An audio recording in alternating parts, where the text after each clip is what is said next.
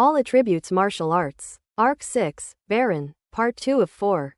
After collecting all the attribute bubbles, Wang Tang strolled back to prepare for the Alchemy Master Assessment. This professional league is really a great place, Wang Tang exclaimed as he browsed through the pill formulas he had just acquired. This was the first time he had ever obtained a master-level pill formula, and it even generated an attribute bubble. In the past, when picking up alchemy attributes, you would also get things like pill recipes, but those were all mixed in with the alchemy technique.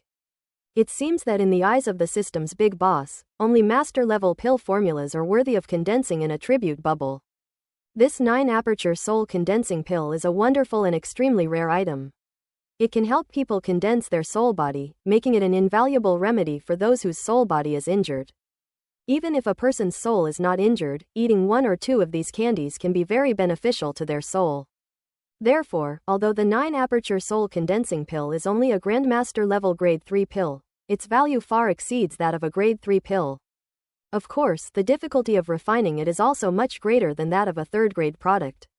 The assessment room. Wang Tang pushed open the door and went inside. Grandmaster Wang Tang, you're finally back. Why were you gone for so long? Grandmaster Hua Yuan greeted him, asking with some confusion. Oh, I went for a big one, Wang Tang said casually, making things up. Quote. 4 Grandmasters. This is an intriguing chat, let's end it immediately. Ahem, Grandmaster Wang Tang, have you decided which kind of pill you want to refine? Grandmaster Hua Yuan asked. I want to refine the 9-aperture soul condensation pill, Wang Tang said directly. 9-aperture soul condensation pill. The 4 Grandmasters were stunned at the same time, and then their faces showed surprise. The 9-aperture soul condensing pill is not easy to refine. This Grandmaster Wang Tang started by talking about such a difficult Grandmaster level grade 3 pill. Is he really that confident? Moreover, even they didn't know the recipe for the 9-aperture concentration pill, yet Wang Tang knew it and could even refine it, which was truly beyond everyone's expectations. Grandmaster Wang Tang, you could actually choose a simpler Grandmaster level pill, Grandmaster Hua Yuan said hesitantly. Wang Tang thought to himself, I wish I could too, but this was the only master level pill formula he knew, and he couldn't reveal it openly, which was quite frustrating. But, your public image can't collapse. If the goal is to create a genius persona of a master of 3 paths, how can one let people see that he only knows one master level pill formula? So he said calmly, no need, the 9-aperture soul condensation pill will do. Alright then, tell me the materials needed for the 9-aperture soul condensation pill, and I'll have someone prepare them right away. Grandmaster Hua Yuan was even more surprised to see Wang Tang's insistence, but he did not try to persuade him further. Wang Tang immediately listed out all the materials needed for the 9-aperture's concentrating spirit pill. You may need to wait. Some of the materials required for the 9-aperture soul condensation pill are rather obscure, so it may take a while. Grandmaster Hua Yuan frowned, explained, and then turned to leave to instruct the Alliance staff to prepare the materials. Master Wang Tang, why did you decide to refine the 9-aperture soul condensation pill? Another alchemy master asked from the side. This alchemy master is a female alchemist of the rabbit person race named Hazel. She is quite beautiful, and apart from her slightly protruding teeth, she has no other flaws. She looks quite young, but her actual age should be quite high.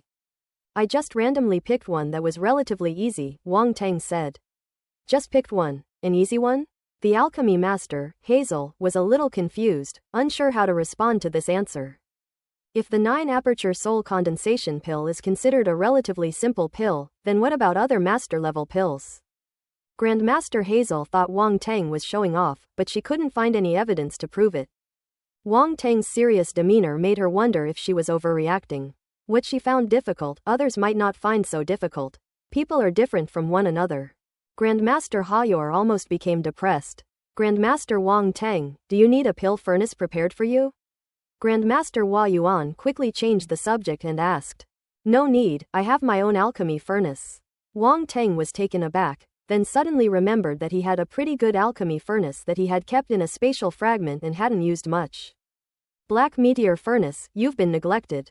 Wang Tang felt guilty. Refining a Grandmaster level pill requires a high-quality alchemy furnace. The furnace should ideally be of high quality, otherwise it will not be able to withstand the high temperatures and will explode. Also, don't forget that after the Grandmaster level pill is completed, it will undergo a tribulation. The furnace will also be within the range of the lightning tribulation. If it is damaged by the lightning tribulation, it will affect the final pill-forming process, Grandmaster Hua Yuan said cryptically. He had previously heard Grandmaster Alfred say that Wang Teng came from a remote planet and probably didn't have a proper alchemy furnace. So he couldn't help but remind him to avoid any problems during alchemy. Is that so? Wang Teng frowned, but then he thought about it again. His black meteor furnace was said to be a legendary furnace that had been used by a Grandmaster-level alchemist, so it should be able to withstand the lightning tribulation. If your alchemy furnace isn't of sufficient quality, we can lend it to you for now. Don't be shy, Grandmaster Hua Yuan said. He just wanted to do Wang Teng a favor and strengthen his friendship with him in advance. The fact that Wang Teng was able to refine the 9-aperture soul condensation pill shows that his alchemy skills are extraordinary. Even if he didn't succeed in the end, he should not be underestimated. At least he would have no problem refining other simpler master-level pills. Most importantly, Wang Teng is young, and being young means having huge potential. Such a prodigy is not to be missed. Grandmaster Hua Yuan, is this alchemy furnace of mine suitable? Wang Teng himself didn't know whether the black meteor furnace was up to the task. So he simply took it out and asked several grandmasters to take a look. Brush! A dark shadow flashed by. An ancient alchemy furnace, jet black in color and wreathed in flame and cloud patterns, appeared before everyone and gently landed on the ground under Wang Teng's mental control. The flames and cloud patterns on the alchemy furnace constantly changed shape, sometimes resembling dragons, sometimes phoenixes, with birds and beasts also changing within them. Appearing extremely mystical. Once the 4 grandmasters saw the alchemy furnace, they couldn't take their eyes off it. This is... Master Hua Yuan jumped up from his chair and leaned closer to examine it closely. The other 3 grandmasters were no better off. They all stood up and gathered around the alchemy furnace, looking like children who had finally found a toy they had long desired. This is a top-grade, master-level alchemy furnace. Master Hua Yuan exclaimed, his eyes shining. That's right, it's a top-grade grandmaster-level alchemy furnace. Listen to the sound, it's so beautiful. A grandmaster even tapped the furnace with his finger and put his ear to it to listen to the echo. For alchemy masters, they are so familiar with the alchemy furnace that they can discern subtle nuances in the sound alone that ordinary people cannot. What a treasure! Grandmaster Hazel said, stroking the flame and cloud patterns on the surface of the alchemy furnace, completely captivated. PFF'd. Cough cough. Wang Teng was drinking tea and almost spat it out. Grandmasters, is my alchemy furnace suitable? Quote. The 4 grandmasters, oh. Great, absolutely great. Compared to your alchemy furnace, my furnace is nothing. I was even thinking of borrowing it, but thankfully I didn't bring it out and embarrass myself, Grandmaster Hua Yuan said with a wry smile. Grandmaster Hua Yuan, you flatter me. Wang Teng's expression was strange, and he had a feeling that the old man had been quite shocked. Although they said they had to wait, the staff quickly brought over the materials needed for the 9-aperture soul-gathering pill. Grandmaster Hua Yuan took the spatial ring containing the alchemy materials, frowned slightly, and said to Wang Teng. Our alliance does not have the formula for the 9-aperture condensing spirit pill, so there are very few people who know how to refine it, and the materials are relatively scarce. The alliance has only managed to gather enough materials for 2 sets of the 9-aperture condensing soul pill. I will send someone outside to see if there are any for the remaining set. No need, 2 portions should be enough. Wang Teng waved his hand and said, if we can't refine 2 portions, a 3rd portion would probably be a waste. Grandmaster Hua Yuan hesitated a bit. He hoped that Wang Teng could pass the alchemy grandmaster assessment, so he wanted to gather 3 sets of materials for him to increase the chances of success. However, seeing Wang Teng say this, he didn't say anything more, but quietly instructed his subordinates to quickly gather another set of materials. Alright, take these 2 sets of materials and use them to refine the 9-aperture soul condensation pill. Grandmaster Hua Yuan handed the spatial ring to Wang Teng. Wang Teng nodded, took the spatial ring, and walked towards the center of the room. The black meteor furnace slowly rose and automatically followed behind him. In the very center of the room is a fire vent, which is connected to the earth fire for refining elixirs. The black meteor furnace landed on the fire vent. Wang Teng took out the alchemy materials and placed them in front of him one by one. He closed his eyes and went through the refining process of the 9-aperture soul condensation pill in his mind again. Master Huayuan and the others sat down in the examiner's seats not far from him. The distance was just right, so as not to interfere with Wang Tang's alchemy, but also to allow them to observe closely. They saw that Wang Tang had closed his eyes to rest and did not immediately begin refining pills. They were not in a hurry and simply waited quietly. A moment later, Wang Tang suddenly opened his eyes, a flash of light appeared, and his spiritual power carried more than a dozen materials. Some of them spiritual flowers and some of them spiritual herbs, into the alchemy furnace at the same time. Pisha. At the same time, a blue flame rose from his hand and landed at the bottom of the black meteor furnace with a flick of his wrist. Wang Tang did not activate the earth fire in the alchemy room, but instead used the azure jade glazed flame. The strange fire of heaven and earth is an excellent aid in alchemy, much better than ordinary flames such as earth fire. Moreover, as the master of the azure jade glazed flame, Wang Tang naturally had a good grasp of it, making it even easier to control than any external flame. When the 4 Grand Masters of Huayuan saw the azure jade glazed flame, they suddenly stood up from their seats, their eyes fixed on the azure flame. A strange fire from heaven and earth. The 4 of them forcibly suppressed their inner shock and did not disturb Wang Tang's alchemy, but their hearts were still churning. This must be a rare and extraordinary fire. Grandmaster Wang Tang actually possesses a rare and extraordinary fire. His luck is simply too incredible. A top-grade Grandmaster level alchemy furnace, a rare and extraordinary fire. Grandmaster Wang Tang has truly a lot of good stuff on him, making one envious and jealous. Ellipsis. The 4 of them started whispering among themselves, their eyes almost turning red. Whether it's a top-grade master-level alchemy furnace or a rare and exotic fire, both are things that are extremely rare and hard to come by at the master level. Yet they are all concentrated in Wang Tang's possession. How can anyone feel at peace with that? Even with the composure of 4 Grand Masters, it was hard to hold back. Wang Tang had no idea what they were thinking and focused intently on purifying the materials. The blue flames passed through the gaps in the alchemy furnace, enveloping the materials inside.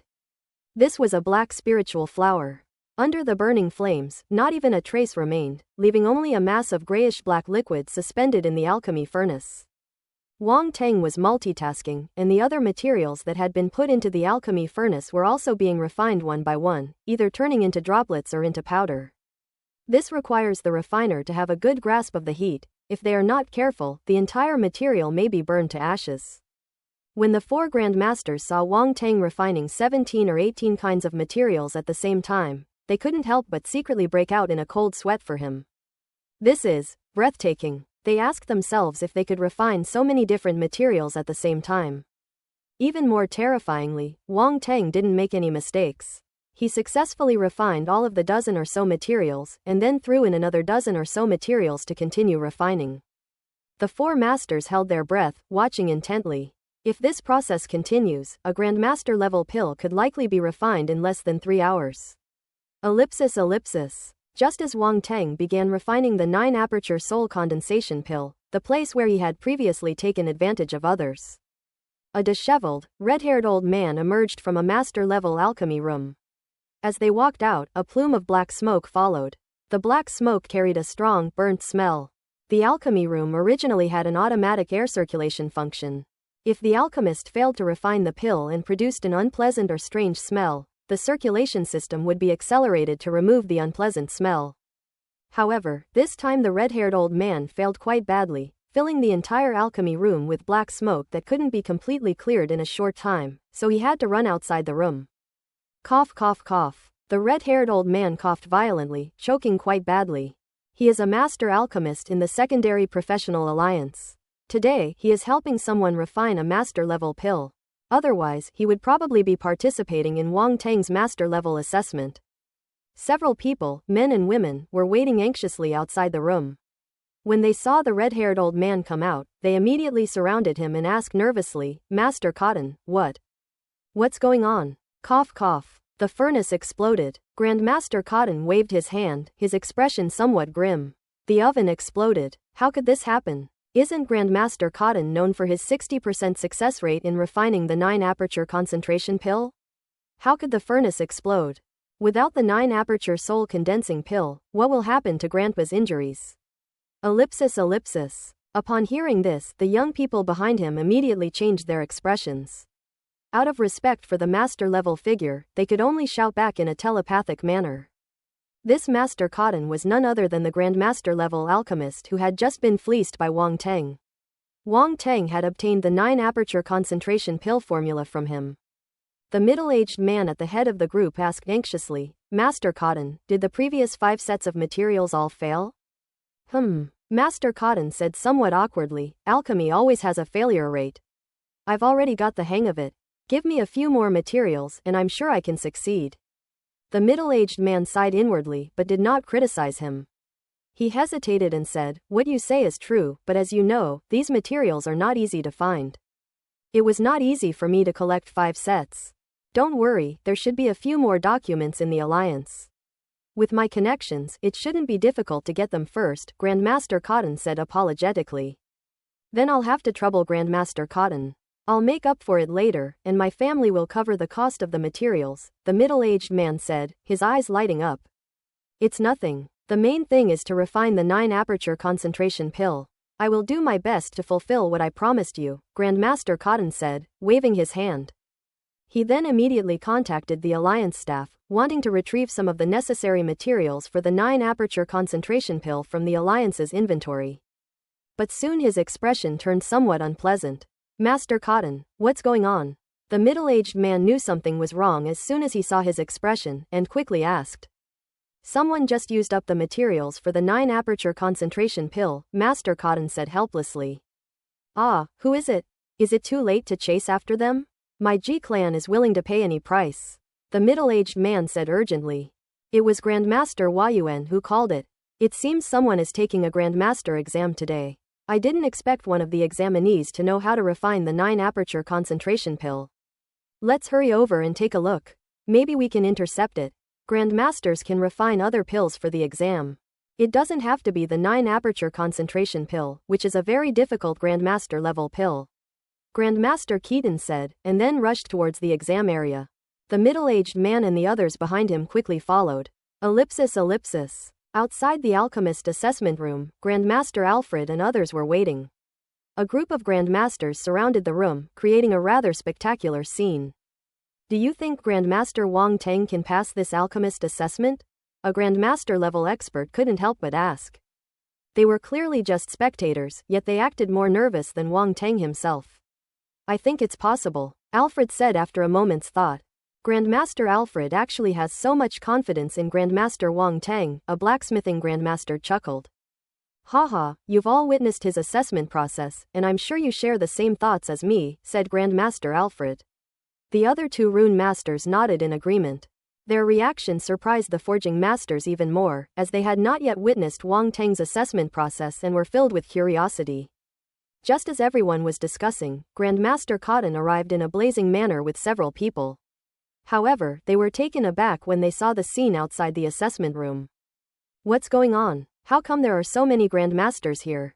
Grandmaster Cotton was extremely surprised. Grandmaster Cotton, what is this? Grandmaster Alfred asked, standing up as he saw the newcomer. Grandmaster Cotton quickly realized his purpose and asked, Grandmaster Alfred, are Grandmaster Huayuan and the others inside assessing new recruits? That's true, you know that too? Alfred asked. Of course I know. Did they just retrieve the materials for the 9-aperture concentration pill? Master Cotton said, trying to rush inside. Wait, Grandmaster Cotton, what are you doing? Grandmaster Alfred's expression changed, and he hurriedly stopped him. Master Cotton, you can't go in. There are people inside taking a master-level assessment. If you barge in, you'll offend them. Yes, this assessment is very important, you can't go in. Ellipsis. The other Grandmasters quickly surrounded him, blocking Grandmaster Cotton outside the door, and said one after another. What are you doing here? Grandmaster Cotton's expression changed, not expecting so many Grandmaster-level figures to step forward and stop him at the same time. He simply couldn't understand who was conducting the assessment inside, that they possessed such great abilities. However, when Grandmaster Cotton thought about the G family's status, he realized that if he could refine the 9-aperture concentration pill, he could gain their favor, which would be of great help to him. So he steeled himself and said, Everyone, I urgently need the materials for the 9-aperture concentration pill. I will explain this to the examiner and apologize to him. No, this examiner is different from the past, we cannot easily offend him, said Grandmaster Alfred. The other Grandmasters nodded in agreement, acknowledging Grandmaster Alfred's decision. Those are 3 Grandmasters and their significance to their alliance is extraordinary. Even if the chances are slim, they cannot take the risk. Grandmaster Cotton hadn't expected that even after he'd said all that, the other Grandmasters would still stop him, and his heart skipped a beat. Could the examiner inside really have such a powerful background that even several Grandmasters had to protect him? Grandmasters, would you do my G-clan a favor? The 9-aperture condensing spirit pill is truly important to me. The middle-aged man behind Grandmaster Keaton stepped forward and clasped his hands in greeting to the Grandmasters. The G-clan. The expressions of the several Grandmasters changed. But it's the Void Princess clan, one of the 8 great non-royal clans. Alfred took a deep breath and asked. Not bad, the middle-aged man said proudly. Alfred exchanged glances with the other Grandmasters, then shook his head and said apologetically, I'm sorry, we still can't let you in. The middle-aged man surnamed G looked slightly unpleasant. He even brought up the G-clan, yet these Grandmasters still refused to give him face. Does this mean they don't respect the G-clan? Grandmaster Alfred, who exactly is the person being tested inside? Grandmaster Cotton asked. Seeing his expression, Alfred couldn't help but explain. The person taking the test inside is very likely a Grandmaster of the 3 paths. Although we don't want to offend the G-clan, a Grandmaster of the 3 paths is too important to us, so we're very sorry. A Grandmaster of the 3 paths. Grandmaster Cotton was greatly surprised. He finally understood why Grandmaster Alfred and the others had been stopping him. If he really offends them, these masters will probably distance themselves from him. A Grandmaster of the 3 paths is extremely important to their alliance, and such a talented person is not someone he is willing to offend. The middle-aged man surnamed G also changed his expression slightly. He naturally knew what a Grandmaster of the 3rd path meant. No wonder these Grandmasters still treated his G-clan this way, which was understandable. Sigh. The middle-aged man surnamed G couldn't help but sigh. He knew that forcing his way in was not an option, and he was unwilling to offend so many Grandmasters at the same time. He shook his head and said, It seems that I can't blame you all. It was my recklessness. Actually, you don't need to be so disappointed. What if the person inside who is being tested succeeds in refining it? Alfred said with a slight smile. That's right, the middle-aged man surnamed G's eyes lit up. It's just an assessment for him, he might not even need the 9-aperture concentration pill. You can just buy it from him later, Alfred said. Haha, that's right. Luckily, Grandmaster Alfred reminded me, the middle-aged man surnamed G laughed. Seeing the man surnamed G so happy, Master Cotton really didn't want to say anything to discourage him. He had refined the 9-aperture concentration pill before, so he naturally knew how difficult it was to refine this pill. And the person taking the test inside might not be able to refine it successfully. Outside the assessment room, a group of people were waiting anxiously. Alfred and several other Grandmasters wanted to see if Wang Teng could pass the Alchemy Grandmaster assessment. What they wanted was a 3rd-level Grandmaster. The G-clan didn't care whether Wang Teng passed the test. For the 3 Grandmasters, they were more concerned about whether Wang Teng could refine the 9-aperture condensing spirit pill. But Grandmaster Cotton wanted to know who was participating in this assessment. 3 Grandmasters of the 3 paths, how rare they are. He was eager to see what kind of amazing person this was, the one who had caused a group of Grandmasters to disregard the G-clan's reputation and try to prevent them from entering the assessment. Grandmaster Alfred, which planet is this examiner from? Grandmaster Cotton knew that the assessment had only started half an hour ago, and there was still plenty of time. So he couldn't help but ask. I don't know either, but I heard it came from a remote planet, Alfred said. A remote planet? Grandmaster Cotton frowned. Could a remote planet produce a Grandmaster of the 3 paths? Don't look down on remote planets. Over countless years, how many outstanding figures have risen from remote planets? Upon hearing this, the middle-aged man surnamed G shook his head and said.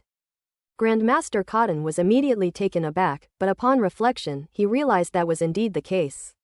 There are truly many prodigies born on remote planets. Moreover, most of them were extraordinary figures, and many of them grew up to become giants in their own right, becoming unparalleled powerhouses renowned throughout the universe. This examinee has already passed the Rune Master assessment and is already a level 1 master. If he passes the Alchemy Master assessment, he will become a Level 2 Master, Alfred said. I have passed the Rune Master assessment. Everyone was taken aback. So, the one inside must be at least a Grandmaster level figure. Most importantly, he's not even 20 years old, Alfred said with a slight smile. Not even 20 years old. This really shocked everyone. A Grandmaster who is not yet 20 years old and a Grandmaster who is over 100 years old are completely different concepts. A Grandmaster who is not yet 20 years old has a high chance of glimpsing a higher realm in the future. When he reaches that realm, even a powerful clan like the G clan will have to treat him with caution. Previously, the middle-aged man surnamed G had been extremely polite to Grandmaster Cotton because they needed his help and hoped to get what they wanted from him. However, if a Grandmaster-level expert offends them, the G clan is not afraid at all. This is why, when Grandmaster Alfred and others tried to stop him from entering the assessment room, he turned hostile without hesitation. This is because of the difference in strength. The G clan is a behemoth, and dealing with several Grandmasters is not too difficult for them. However, if they were to face someone at the Grandmaster level or above, even they wouldn't dare say they could handle them with 100% certainty. Grandmaster level figures already have extensive networks, even reaching the level of Realm Lords and Immortals. However, if these powerful figures were to deal with a powerful clan like the G clan, they would have to think twice. Grandmaster level figures would have to pay a huge price to possibly impress them. No wonder. No wonder. Grandmaster Cotton smiled bitterly and clasped his hands in a fist salute to Alfred, saying, "It's fortunate that you stopped me, otherwise I would have become a sinner of our alliance." Master Cotton, what are you saying? You were just anxious back then, it was all for the sake of the alliance. Let's just talk things out, Alfred said with a smile. Anyone can say polite words. Since the other party has already admitted their mistake, a master-level figure like him would naturally not hold a grudge and offend people for no reason. Master Cotton, no matter what, you have been of great help. Now that this matter is settled, the G clan will offer a small gift as a token of our gratitude, said the middle-aged man surnamed G, clasping his hands in a fist salute. No, I am ashamed to have failed in my duty, Grandmaster Cotton said, waving his hands repeatedly. Ellipsis. While everyone outside waited, Wang Teng was also rapidly refining pills inside the assessment room. That's right, it's very fast. More than an hour later, all 628 ingredients required for the 9 apertures concentrating spirit pill had been refined. There are 120 main ingredients and 608 auxiliary ingredients, each with varying degrees of difficulty in refining. The main ingredients are even more difficult to refine, requiring careful control of the heat. However, in Wang Teng's hands there was no difference, he refined it the same way he always had. Each time, more than a dozen materials are thrown into the alchemy furnace all at once and refined simultaneously, without any difference between them. Hua Yuan, Hai Ruer, and several other Grandmasters watched from the sidelines, and inexplicably felt that alchemy had suddenly become extremely simple. Swish, swish, swish. Hundreds of materials were refined in no time. The 4 masters couldn't help but exchange bewildered glances, unable to hide the shock in their eyes. Suddenly, the 4 Grandmasters were all shocked by Wang Teng's next move. The fusion is about to begin. Their eyes were fixed on the alchemy furnace. Although they couldn't see the inside of the furnace completely, they knew it was time to fuse the materials. Wang Teng used his mental power to control hundreds of refined materials, some as droplets, some as powder, as they rotated within the alchemy furnace. Then, one by one, the materials converged towards the center and fused together. This process naturally needs to follow the recipe, because the order in which each ingredient is blended is important, and even the amount of each ingredient is different. Too little or too much will not work. Elixir formulas are things that can only be truly summarized through the continuous attempts and improvements of alchemists. You can't understand them just by looking at them. This is why Wang Teng didn't pay any attention to the 4 Grandmasters watching from the side, because they couldn't see anything clearly. If he hadn't personally refined the hundreds of materials in the alchemy furnace and marked them with his mind, he probably wouldn't have been able to distinguish which was which. And how could others tell the difference? Therefore, elixir formulas are extremely important, and many alchemists keep their precious formulas to themselves and will not share them. For example, the 9 aperture concentration pill is a very rare pill. Grandmaster Cotton gained great fame because of the 9 aperture concentration pill, and many powerful people sought it out. After all, when martial artists clash, it is inevitable that their souls will be injured. Especially for powerful martial artists, attacks involving the spirit and soul are common. For them, pills like the 9-aperture concentration pill are extremely rare and precious. As the materials were being fused, the 4 masters held their breath, their eyes never leaving the sight. Wang Teng's expression also became serious, and he was even more focused and attentive than when he was refining materials. At this moment, the difficulty of fusing materials has clearly surpassed the difficulty of refining the previous 628 materials. If he is not careful, all the previous efforts will be in vain, so Wang Teng has to be cautious. Pisha. The sounds of droplets touching each other emanated continuously from inside the black meteor furnace, making everyone tense. Fearing that the sound would suddenly change and all their efforts would be in vain. Time slipped away little by little in this atmosphere. How long has it been? Inside the alchemy room, 4 grandmasters were communicating telepathically. Their gazes occasionally drifting to the black alchemy furnace in front of them and the young figure sitting with his eyes closed in front of it. 5 hours have passed, Grandmaster Hazel said, checking the time. This will take longer than we expected, said Grandmaster Hua Yuan. Yes, based on Grandmaster Wang Teng's previous refining speed, we originally thought it could be refined in 3 hours, another Grandmaster said. Could something have gone wrong? It shouldn't be. There were no unexpected issues during the previous fusion of the pill and the final condensation process, so it should have been successful. Let's wait and see. Finally, Master Hua Yuan let out a breath and said. 5 hours had passed since Wang Teng began fusing the various materials, and he had successfully completed the processes of fusing and condensing the pill.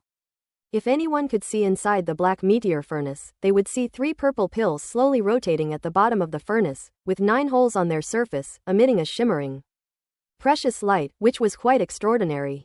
That's right, 3. Wang Teng's refining process went too smoothly. There was no loss of alchemy materials, and he was fully capable of condensing 3 pills. Adhering to the principle that waste is shameful, he resolutely condensed 3 9-aperture concentration pills. In fact, after Wang Teng digested the formula for the 9-aperture concentration pill, he knew that the 9-aperture concentration pill was a very rare pill and its price was a bit expensive. He was short of money at the moment, and the secondary professional alliance was providing him with materials for refining for free, so Wang Teng naturally wanted to make the most of the materials.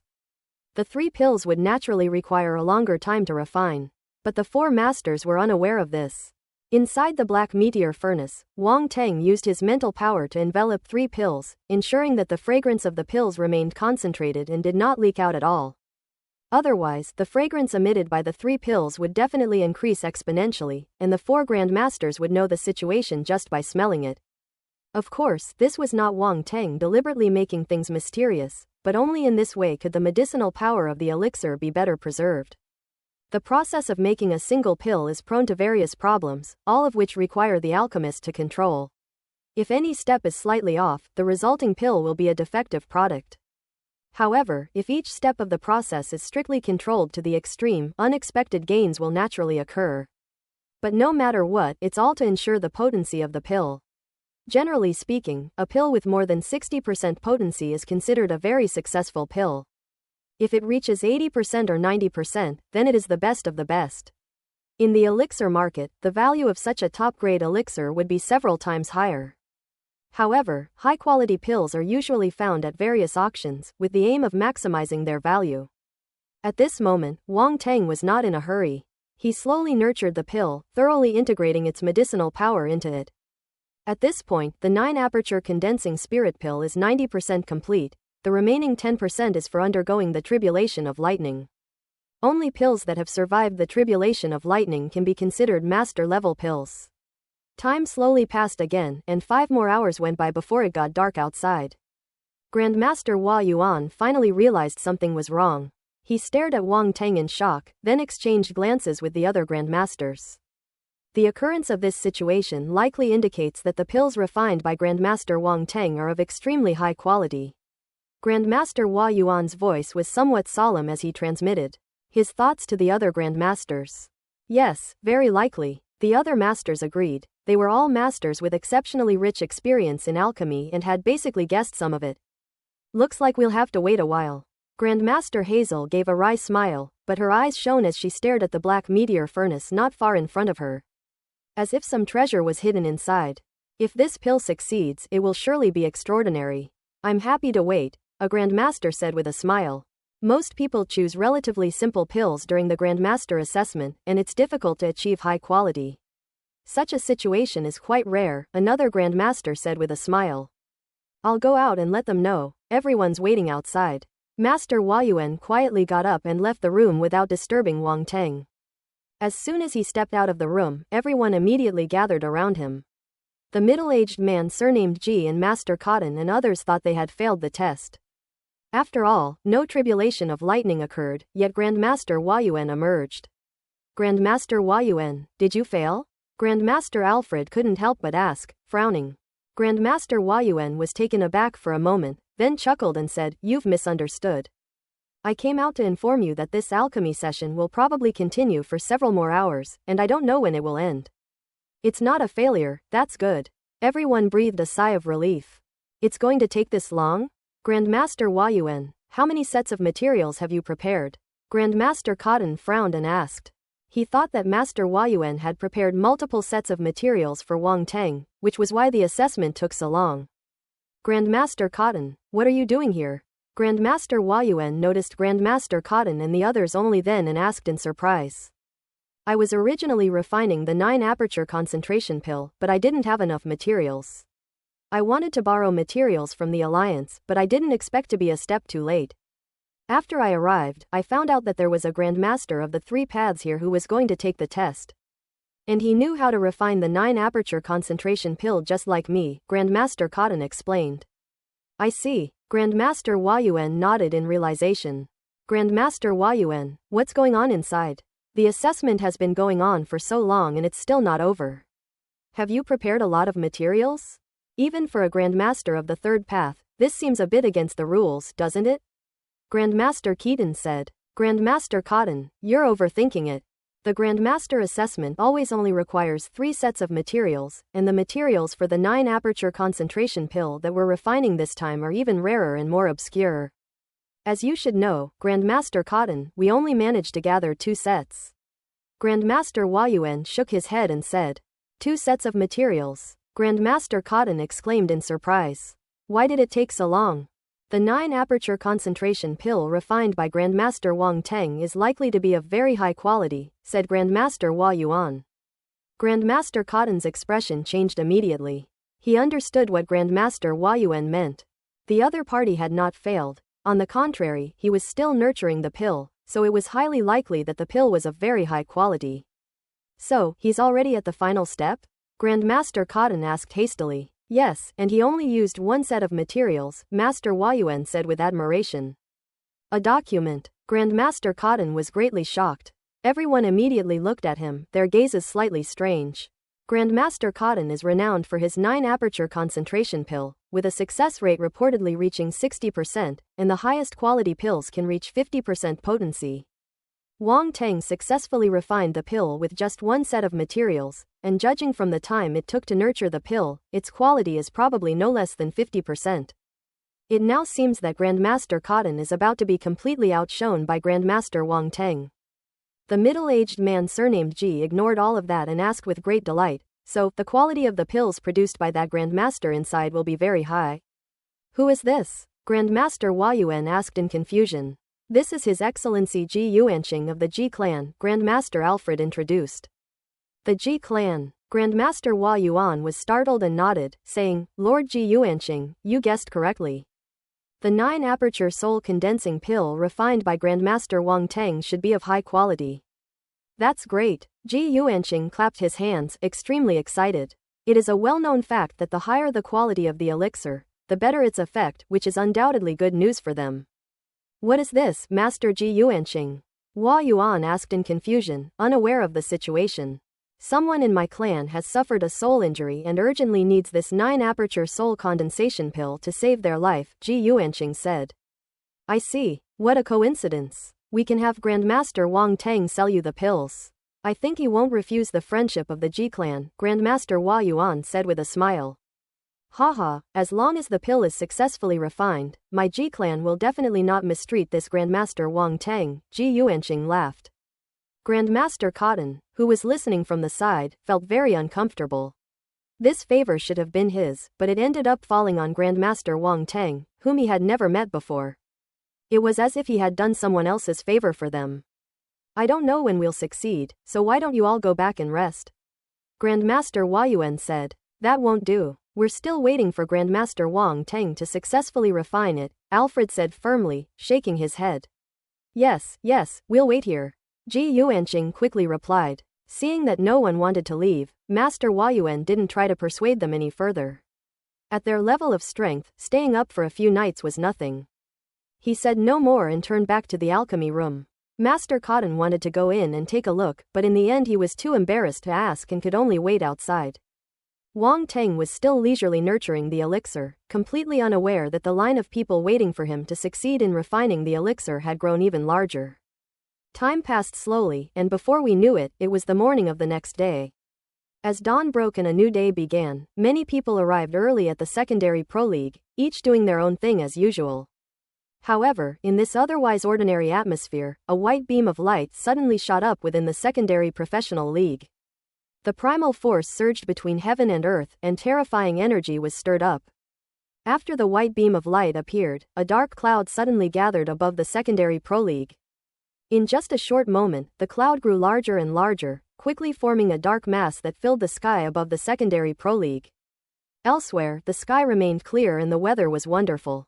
Such a bizarre scene naturally attracted countless eyes. Within the dark clouds, silvery lightning bolts darted and flashed, and a terrifying pressure from heaven and earth descended. This is a tribulation of lightning. Someone immediately recognized the origin of the dark clouds and thunder, and couldn't help but shout in astonishment. Has any Grandmaster refined a Grandmaster-level elixir? Or a Grandmaster-level weapon? It's been so long since we've seen a Grandmaster-level expert make a move. I didn't expect there to be such big news so early in the morning. Get the sunflower seeds and peanuts ready. Everyone sit in a row, don't push. Everyone rushed out of the house to witness the lightning tribulation. Meanwhile, inside the alchemy room, Master Huayuan and the others were overjoyed to see the pillar of light suddenly shooting up from the black cauldron, and they immediately shouted. It's a success. Quick, open the Alliance dome. Actually, he didn't need to say it. The Alliance's dome had already opened on its own when the pillar of light shot up. An even more intense white radiance burst forth from the black meteor furnace, instantly increasing the size of the white beam of light several times over, soaring straight into the sky. Boom! As if provoked, the lightning in the dark clouds suddenly writhed wildly, thunder roared, and boomed throughout the heavens and earth. Wang Tang stood up. At this moment, the dark clouds in the sky had become even darker and heavier, as if they were pressing down directly from above. But he remained completely calm, raising his head to look at the dark clouds that seemed so close at hand.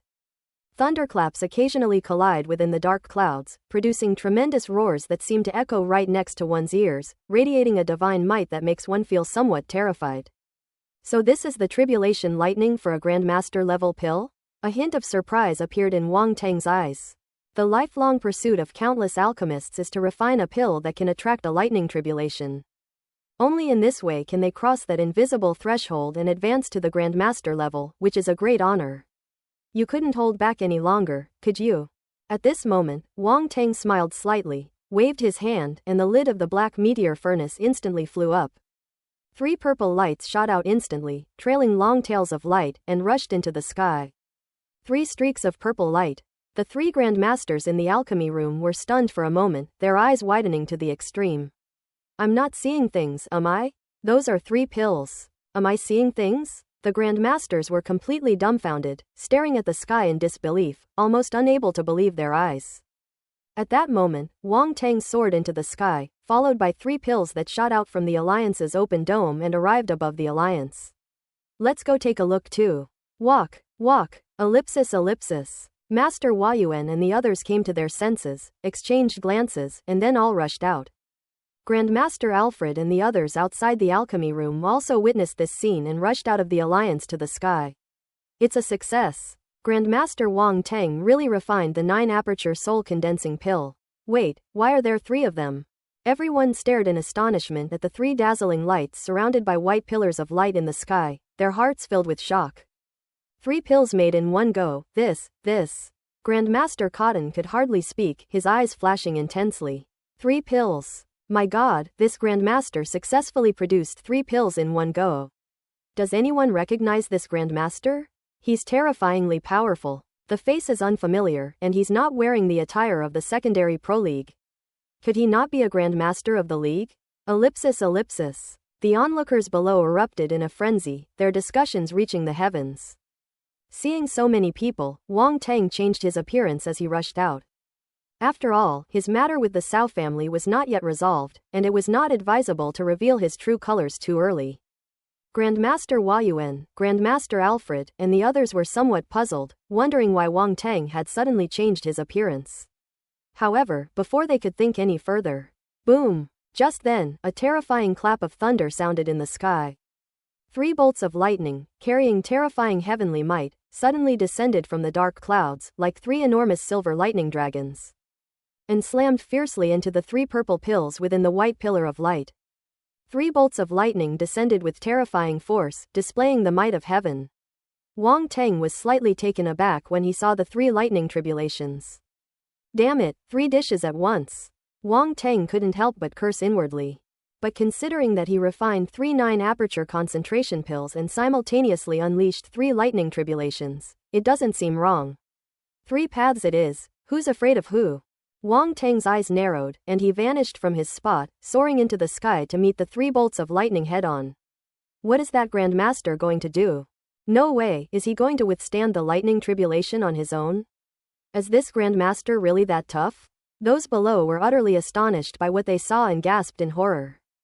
Master Hua Yuan and the others were also taken aback, and then their expressions changed drastically. Grandmaster Wang Tang is too reckless. How could an alchemist rush forward to withstand the tribulation lightning head-on? Grandmaster Hai Ruer was extremely anxious. Quickly, prepare the Alliance's defensive formation. Activate it immediately if anything goes wrong. Grandmaster Hua Yuan shouted hurriedly. The secondary profession alliance already has defensive formations. After all, there are quite a few Grandmasters in the alliance. Sometimes when they refine Grandmaster level pills or forge Grandmaster level weapons, they will always attract lightning tribulations. Without defensive formations, the alliance's buildings cannot withstand the ravages of lightning tribulations. Furthermore, alchemy masters and forging masters are not usually very strong in martial arts. Asking them to withstand the tribulation lightning head-on would be sending them to their deaths. Therefore, we still need to rely on defensive formations. Upon hearing this, the Alliance staff immediately prepared to activate the formation.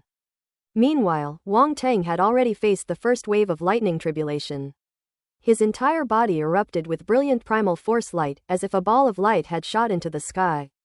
Within the ball of light, he suddenly unleashed a punch towards the sky. The ultimate technique with 40% power. A massive fist imprint collided violently with the 3 lightning tribulations. Boom! Instantly, a terrifying roar resounded between heaven and earth. Thunder exploded at the point of impact, and countless tiny silver sparks of electricity were blasted outwards, densely packed like tiny silver snakes, covering the entire sky and sending chills down one's spine. However, the 3 bolts of lightning did not dissipate. They blasted open the fist imprint and continued their momentum, rushing towards Wang Tang with even greater ferocity. Again, Wang Tang's eyes flashed with a sharp light, showing no fear of the lightning. He threw another punch, unleashing more than a dozen punches in an instant. Boom, boom, boom. A violent burst of force erupted from the fist imprint. The 3 bolts of lightning froze in midair, unable to descend any further. And beneath this fist imprint, they were forcefully blasted apart, transforming into a sky full of lightning. Bathed in the lightning, Wang Tang quietly activated his thunder body technique to absorb the power of the lightning and strengthen his physical body. The scene made him appear like a god of thunder. This scene left everyone below stunned. Is this really a master alchemist? Aren't alchemists supposed to be weaklings? Why is this Grandmaster so powerful? Master Hua Yuan and the others were also dumbfounded, somewhat unable to accept it, as if their worldview had been subjected to a dimensional reduction attack. Grandmaster Hua Yuan? Do we still need to activate the defensive formation? The Alliance staff member asked blankly. Not for now. Grandmaster Hua Yuan snapped out of his daze and waved his hand with a strange expression. What more formation do we need? Judging from the strength that Grandmaster Wang Tang has demonstrated, he can probably handle this tribulation by himself. That's really unexpected. This Grandmaster Wang Tang's martial arts cultivation is probably not weak either. Ji Yuanqing murmured from the side. Grandmaster Cotton's lips twitched involuntarily. To withstand lightning head-on was more than just not weak, it was downright excessively strong. This kind of formidable person? We mustn't offend them. We mustn't offend them. Grandmaster Alfred took a deep breath and glared at Fan Taining behind him, somewhat resentful that he hadn't explained things clearly. If he had told him earlier, he wouldn't have lost his composure so much, given Wang Tang's strong martial arts skills. Fan Taining looked completely innocent. Although he knew Wang Tang was strong, he didn't expect him to be so assertive. That was a lightning tribulation. You just destroyed it like that. Is this something a normal person would do? Boom! The first wave of lightning was detonated, and the dark clouds in the sky surged and churned again, seemingly brewing an even more terrifying tribulation. Sizzle! Suddenly, a tearing sound echoed in the air, as if the dark clouds had been ripped open, and 3 bolts of lightning, more than twice as thick as before, emerged from it, transforming into silver lightning dragons that rushed toward the 3 pills. However, because Wang Tang was blocking the way, they seemed to be heading straight for him. Wang Tang made no unnecessary movements. Even though this lightning was stronger than before, he remained completely calm, his gaze fixed on the sky, his pupils reflecting the silver-white lightning, before throwing another punch. Boom! Boom! Boom! There was no difference, it was still that terrifying fist imprint, pounding against the thunder. 1 punch isn't enough, so I'll throw 2. 2 punches aren't enough, so I'll throw 3. 3 punches aren't enough, so I'll throw 4. Even with the power of heaven and earth, I'll still smash you to pieces.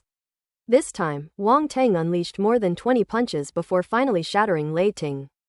But even the same scene is more shocking than ever. That's really tough. An alchemist shattered the lightning tribulation with his fist. This was probably the first time in the long lives of these masters that they had witnessed such a shocking scene, which completely overturned their understanding. So alchemists can do this? Many alchemists who had just entered the field seemed to have received guidance in life, their eyes gleaming with a strange light. Rumble! After Wang Tang shattered 2 waves of lightning tribulations in succession, even the heavens seemed to be enraged.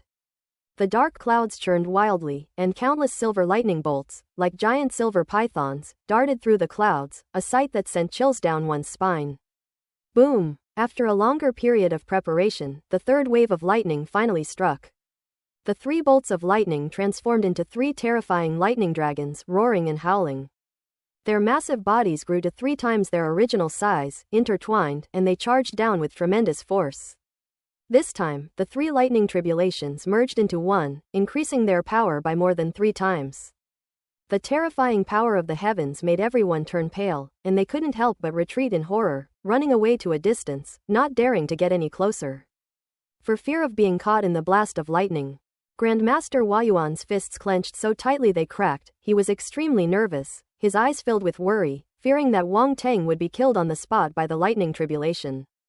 However, since Wang Tang did not speak, he could not presume to speak for him and could only pray that Wang Tang could withstand the 3rd tribulation of lightning. The 9-aperture condensing spirit pill is a Grandmaster level grade 3 pill, so it will undergo 3 lightning tribulations. This is the last one. Once it survives this tribulation, the 9-aperture condensing spirit pill will be considered completely successful. At this moment, Wang Tang's gaze also became somewhat solemn, but he was fearless, and a terrifying aura burst forth from his body. Boom! Ancient divine body! A golden mark appeared between Wang Tang's eyebrows, his blood and qi surged, and a powerful force flowed through his body. Then Wang Tang threw another punch. The ultimate technique with 40% power. The unparalleled fist force, carrying immense primal power, erupted in full. Boom! The fist imprint collided with the thunder dragon, unleashing a deafening roar that transformed into waves of air that surged outwards. Bang!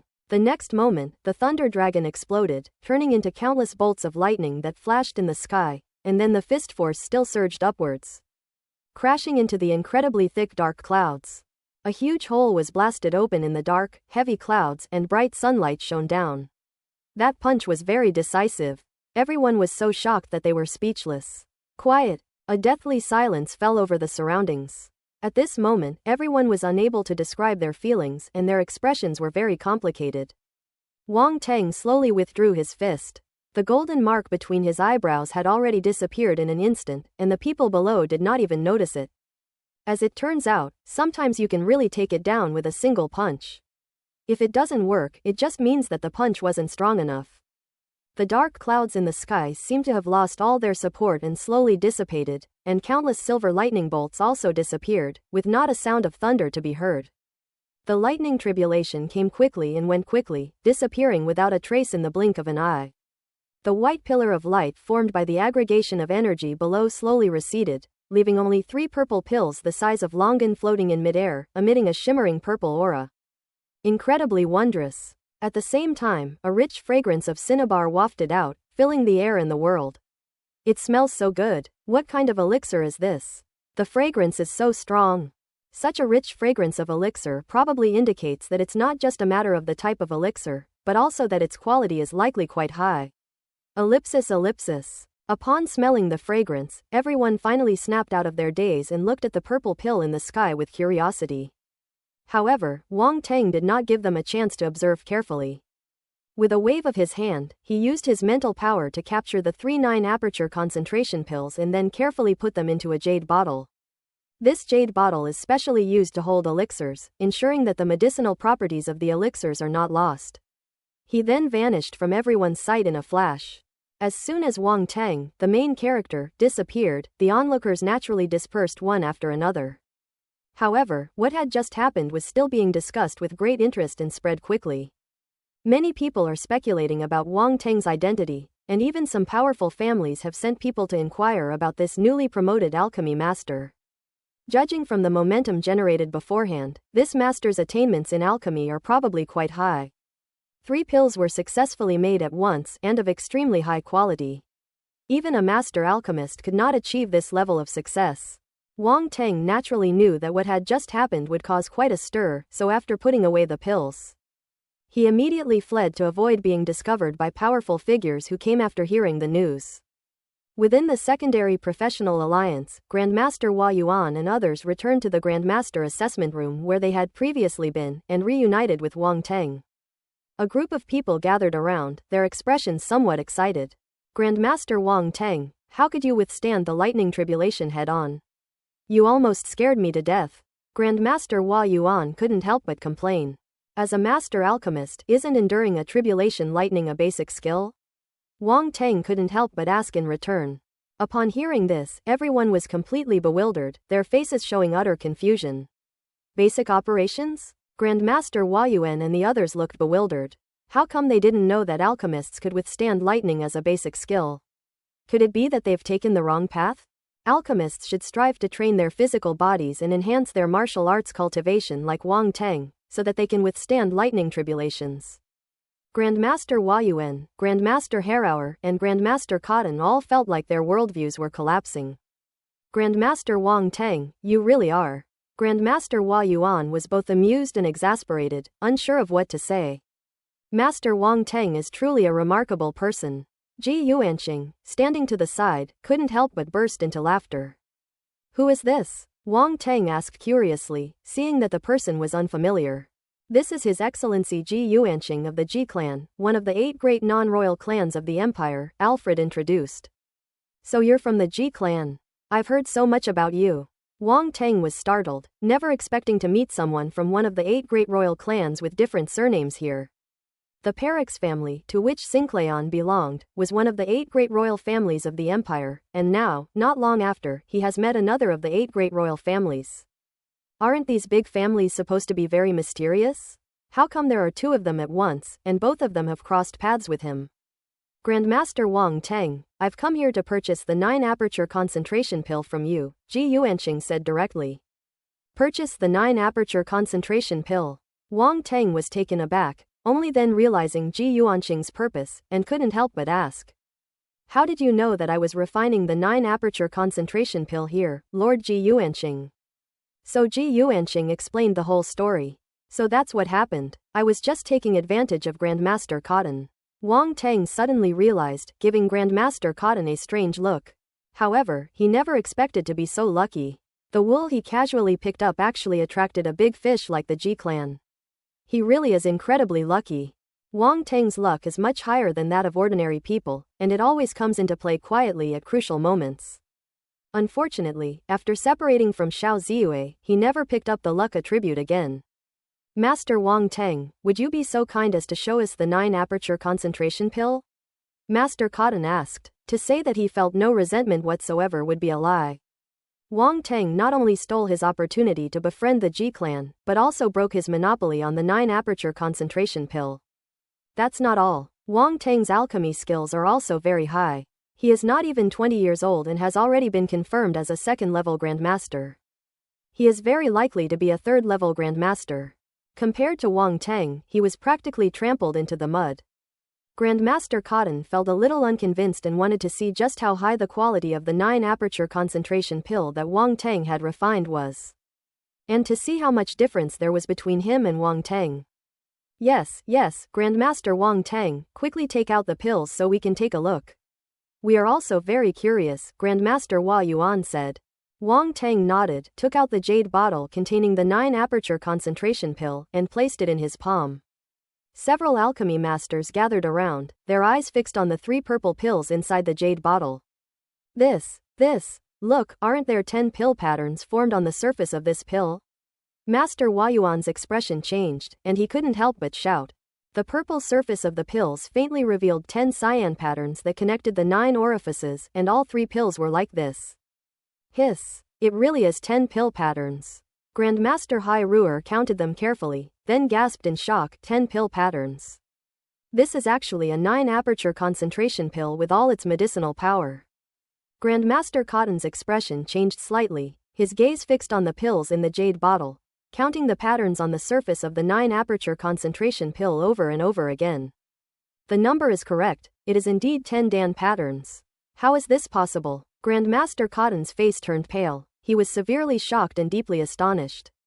A pill with 80 to 90% medicinal power is already very difficult to refine.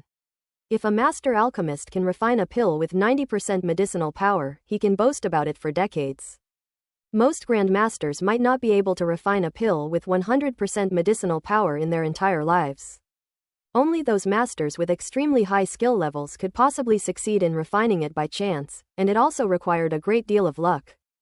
However, this Grandmaster Wang Teng has now actually refined the 9-aperture concentrating spirit pill with 100% medicinal power, and he even refined 3 pills at once. Grandmaster Cotton felt a bit ridiculous, he actually wanted to compare himself to Wang Teng. What the hell is this competition about? Let me take a closer look. Grandmaster Hua Yuan couldn't bear to look away, as if he had seen a priceless treasure. Perhaps for these alchemy masters, a pill with 100% medicinal power is truly extraordinary. Ji Yuanqing was overjoyed. The 9-aperture concentration pill with 100% potency is truly a case of, the flower you want to pick doesn't bloom, but the willow you plant unintentionally thrives.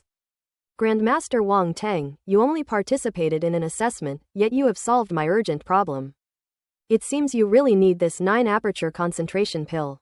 Wang Teng was overjoyed. What a favor delivered to his doorstep. And it was from one of the 8 great royal families of different surnames. If Grandmaster Wang Teng sells it to me, I will buy it at the highest price, and the Ji clan will owe you a favor, Ji Yuanqing said solemnly. Upon hearing this, Master Hua Yuan hesitated, as if he wanted to say something but then stopped himself. He regretted it a little. This was a pill with 100% medicinal power. It was such a waste to have someone eat it right after it was made. However, since the other party was from one of the 8 royal families, he couldn't stop them. Wang Teng was somewhat surprised by Ji Yuanqing's generosity, but considering that the other party was from one of the 8 great royal families, he was sure that he was not short of money. So he nodded and smiled and said, money doesn't matter. The main thing is that we are destined to meet. I always value fate. Otherwise, I really wouldn't be willing to sell this pill with 100% medicinal power. That's pure nonsense. With his expertise in alchemy, it wouldn't be difficult for him to refine another pill with 100% potency. The reason for saying this is simply to increase the dosage of the pills. PFF'd. A burst of laughter suddenly rang out. Wang Teng looked in the direction of the sound and saw that there were many people standing behind Ji Yuanqing. Among them, a bright-eyed and white-toothed girl was covering her mouth and chuckling, seemingly finding it quite amusing. Wang Teng raised an eyebrow. What's so funny about something so serious? This little girl has such a low threshold for laughter. Ji Yuanqing laughed heartily. Grandmaster Wang Tang is right. This matter has gone through a long and winding road, and it just so happens to have come to Grandmaster Wang Tang in the end. Isn't that fate? Wang Tang nodded secretly. Ji Yuanqing knew how to talk. Master Wang Tang, to be honest, my father's injuries cannot be delayed, but I don't have any money on me today. Could you give me a pill first? I will have someone deliver the money to your residence later, Ji Yuanqing said. Of course. Wang Tang laughed. The Ji family is so powerful and wealthy, they wouldn't stoop to cheating me out of the money for a single pill. Ji Yuanqing was pleased with Wang Tang's trust. Wang Tang then took out a 9-aperture concentration pill from the jade bottle, put it into another jade bottle, and handed it to Ji Yuanqing. Thank you. Ji Yuanqing gratefully clasped his hands in a fist salute to Wang Tang, then hurriedly left with his men. Grandmaster Cotton watched as Wang Tang and Ji Yuanqing completed their transaction, and a pang of jealousy welled up inside him. All of this should have been his. Master Hua Yuan and the others were actually a little envious. Favors from the Ji clan were not easy to obtain. Wang Tang did nothing, and they simply handed it over for free. His luck was unparalleled. Grandmaster Wang Tang, I wonder if you could sell me one of these 9-aperture concentration pills? Grandmaster Hua Yuan suddenly said. Grandmaster Hua Yuan, do you also need this 9-aperture concentration pill? Wang Tang asked in surprise, slightly taken aback. We alchemists use our spiritual power all year round, so we are bound to encounter some problems. Now that I have come across a spirit concentration pill with 100% medicinal power, I naturally cannot let it go, Grandmaster Hua Yuan said with a smile. Grandmaster Hai Ruer and the others immediately realized what was happening and hurriedly said, Grandmaster Wang Tang, sell me one too. Master Wang Tang, please sell it to me. I'm willing to pay a high price, said another alchemy master. Master Wang Tang, sell it to me, and I'll not only offer you a high price, but I'll also forge a weapon for you for free, said a master blacksmith.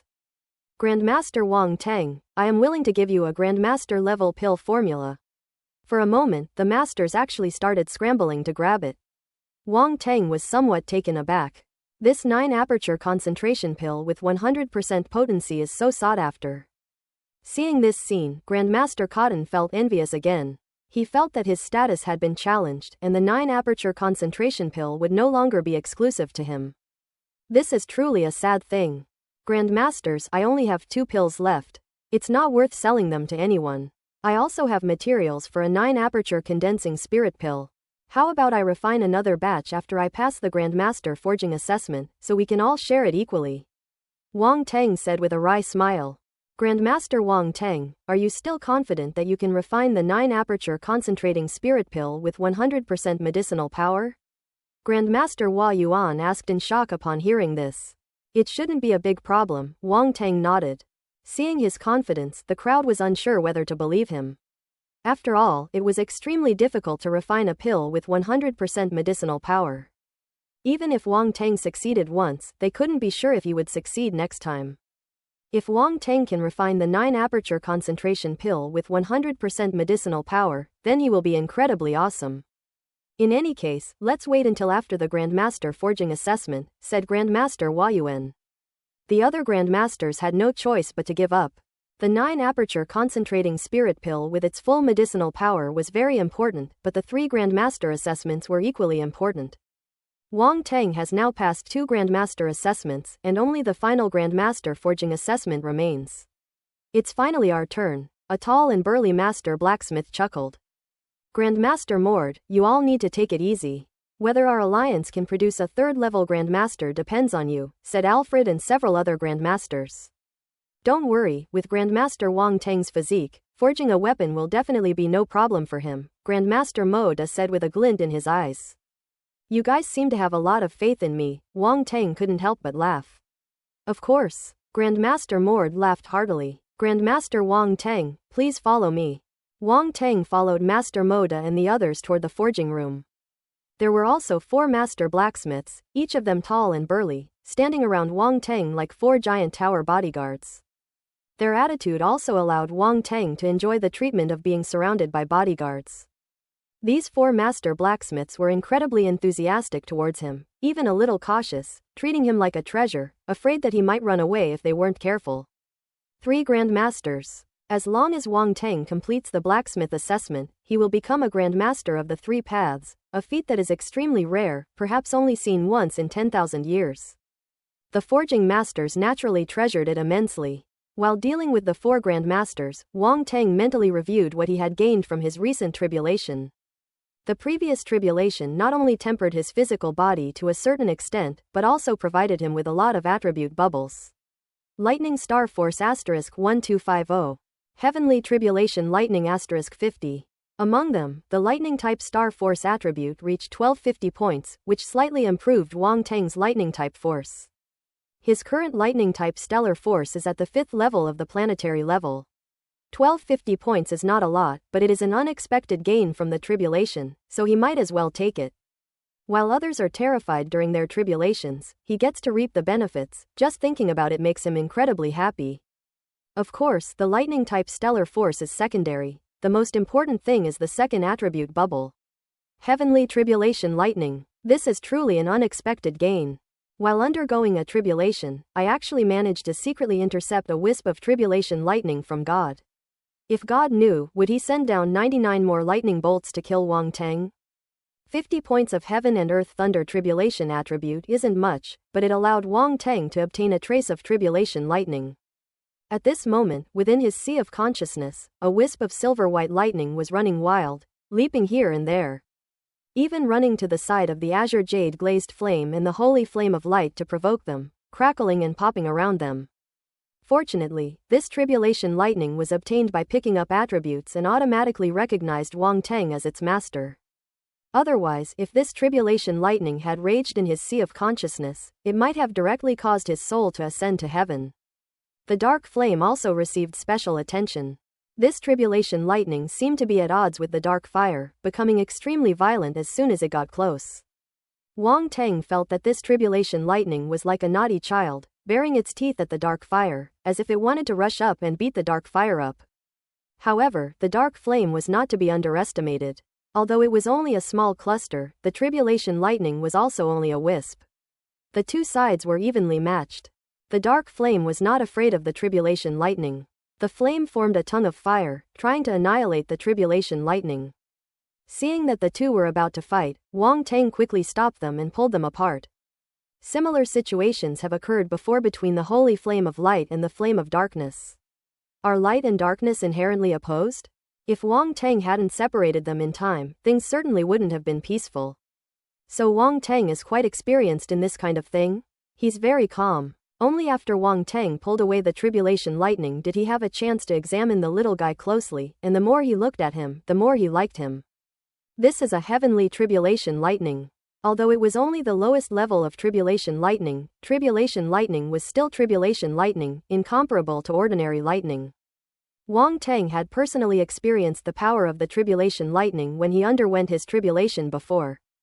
Although I still can't beat him, the fact that he's so powerful and can still cause me trouble indirectly shows that this tribulation lightning is extraordinary. Good darling. Wang Teng was quite pleased. He soothed the wisp of tribulation lightning, having just pulled it away from the dark fire, which had made the little guy a bit unwilling. This bolt of lightning clearly had no life of its own, yet it possessed a faint trace of intelligence. Rare and extraordinary objects like the azure jade glazed flame, the holy flame of light, and tribulation lightning often develop a trace of sentience, which is why they appear so extraordinary. Be a good boy and listen to me. I'll give you lots of tribulation lightning in the future and fatten you up. Wang Teng patted the tribulation lightning with an invisible hand formed from his spiritual power. The lightning bolts crackled and popped, bringing back a sense of joy to Wang Teng. Ha ha ha, Wang Teng couldn't help but laugh. Ellipsis. Grandmaster Wang Teng, we've arrived. Grandmaster Mord's voice drew Wang Teng's attention back. They entered a room that resembled a forging workshop, complete with all sorts of equipment and tools. The forging tools were far more numerous than those used for alchemy and rune inscription. Unlike alchemy, which only required a furnace, or rune inscription, which only required a talisman pen. This forging room is far more advanced than the forging room on his Qian Yuan E63 spaceship. Grandmaster Wang Teng, the Grandmaster level assessment for blacksmiths only requires forging one Grandmaster level item? Do you have any Grandmaster level items you wish to forge? Grandmaster Mord asked, and said, if not, the Alliance can provide you with the blueprints and forging plan for a Grandmaster level item. This is the treatment offered to everyone who participates in the Grandmaster level assessment. Oh, Wang Tang's eyes lit up, and he suddenly realized something. No wonder both the previous Rune Master assessment and Alchemy Master assessment provided him with a lot of things for free. Among them, the 3 Grandmaster level rune formations for the Rune Grandmaster assessment and the alchemy materials for the Alchemy Grandmaster assessment are all extremely precious items with considerable prices. Could you show me what items are included? Wang Tang asked. Of course. Master Mord smiled slightly and gently tapped the right side of the forging table. A light screen appeared in front of Wang Tang, displaying a variety of strangely shaped items, including swords, longbows, giant axes, and so on. This contains descriptions of various Grandmaster level items. You can take a look first, said Grandmaster Mord. Wang Tang nodded, his gaze sweeping across the light screen. He read quickly, glancing over the descriptions of weapons like swords and sabers. These weapons were of high quality, reaching the Grandmaster level, but they didn't have anything particularly outstanding. Therefore, Wang Tang did not pay much attention to it. The light screen can be manually flipped through, which is extremely convenient, reflecting the advanced technology and civilization of the universe. Wang Tang flipped through the pages one by one, and soon reached the last page. Master Mord and the others looked at each other in bewilderment. Could it be that none of these master-level items could satisfy Master Wang Tang? But at that moment, Wang Tang's gaze suddenly stopped and landed on a rather rare item. This is a square seal, entirely purple gold in color, perfectly square, with thunder patterns and thunderbeast designs engraved on the top. Turn the thunder seal over. Below is a series of introductions. A lightning attribute psychic weapon, inscribed with corresponding runes, capable of being enlarged or shrunk, imbued with the power of lightning. Controlled by mental power, it is not only incredibly heavy but also releases lightning with immense power. Note, this weapon is ruthless. It is specifically designed to strike the forehead, and those struck by it die a gruesome death. Use with caution. Use with caution. Wang Tang's expression turned somewhat strange as he read to the end, but for some reason, he felt an inexplicable urge to touch it. When they saw Wang Tang's gaze fall on the thunder seal, Master Moda and the others were taken aback.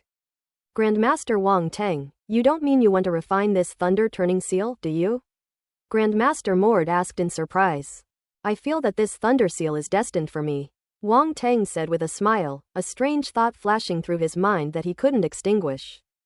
However, to be honest, the forging of this thunder-turning seal is quite difficult, and the materials required are also relatively rare, especially one of the materials called Xuanzhang Yaojin, which is extremely rare. I have only seen it once or twice in all these years. That is why the thunder-turning seal was placed last, Master Mord said helplessly. Yes, Grandmaster Wang Tang, Xuanzhang Yaojin is extremely rare, even our alliance doesn't have it, another blacksmithing grandmaster said. Mysterious heavy radiant gold. Wang Tang's smile deepened. I have it. You have it. The 4 blacksmithing masters were taken aback. So it's true that I'm destined to have this thunder-turning seal. Wang Tang smiled slightly, and a golden brick appeared in his hand. He said, take a look and see if this is Xuanzhang Yaojin, mysterious heavy radiant gold. The 4 master blacksmiths' eyes lit up, and they immediately came closer to examine it carefully. It really is Xuanzhang Yaojin. Grandmaster Mord exclaimed in surprise. With this weight, it's enough to forge the thunder seal. Another grandmaster named Zhao Gaofeng, a human, weighed the brick in his hand and pondered. Ha ha ha, so it seems that the thunder seal and Grandmaster Wang Tang are truly destined to be together.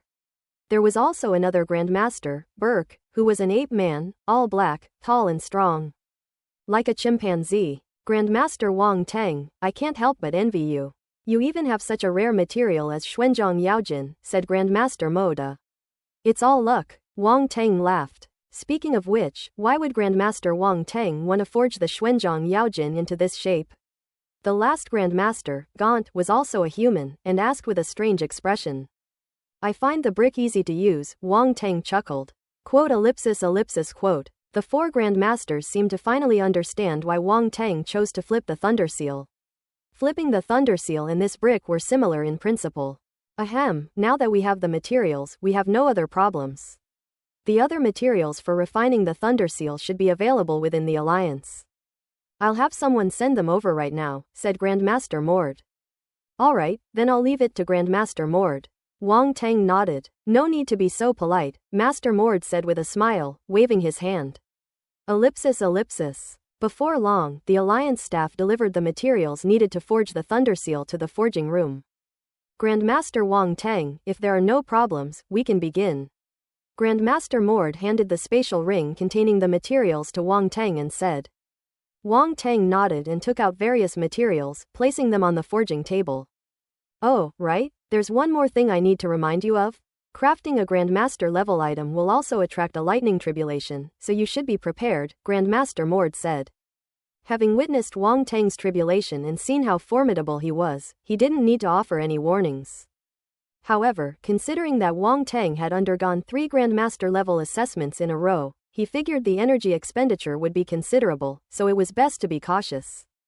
He had previously asked Wang Tang if he needed to rest and recover, but Wang Tang refused. Upon hearing this, Wang Tang's expression shifted slightly. Will forging a master level item also attract lightning tribulation? So, there are more lightning attribute bubbles to collect? His wisp of lightning can also take this opportunity to grow stronger. This is a good thing. It has to be said that this is what distinguishes Wang Tang from others. While others were worried about the tribulation, he was already considering how he could benefit from it.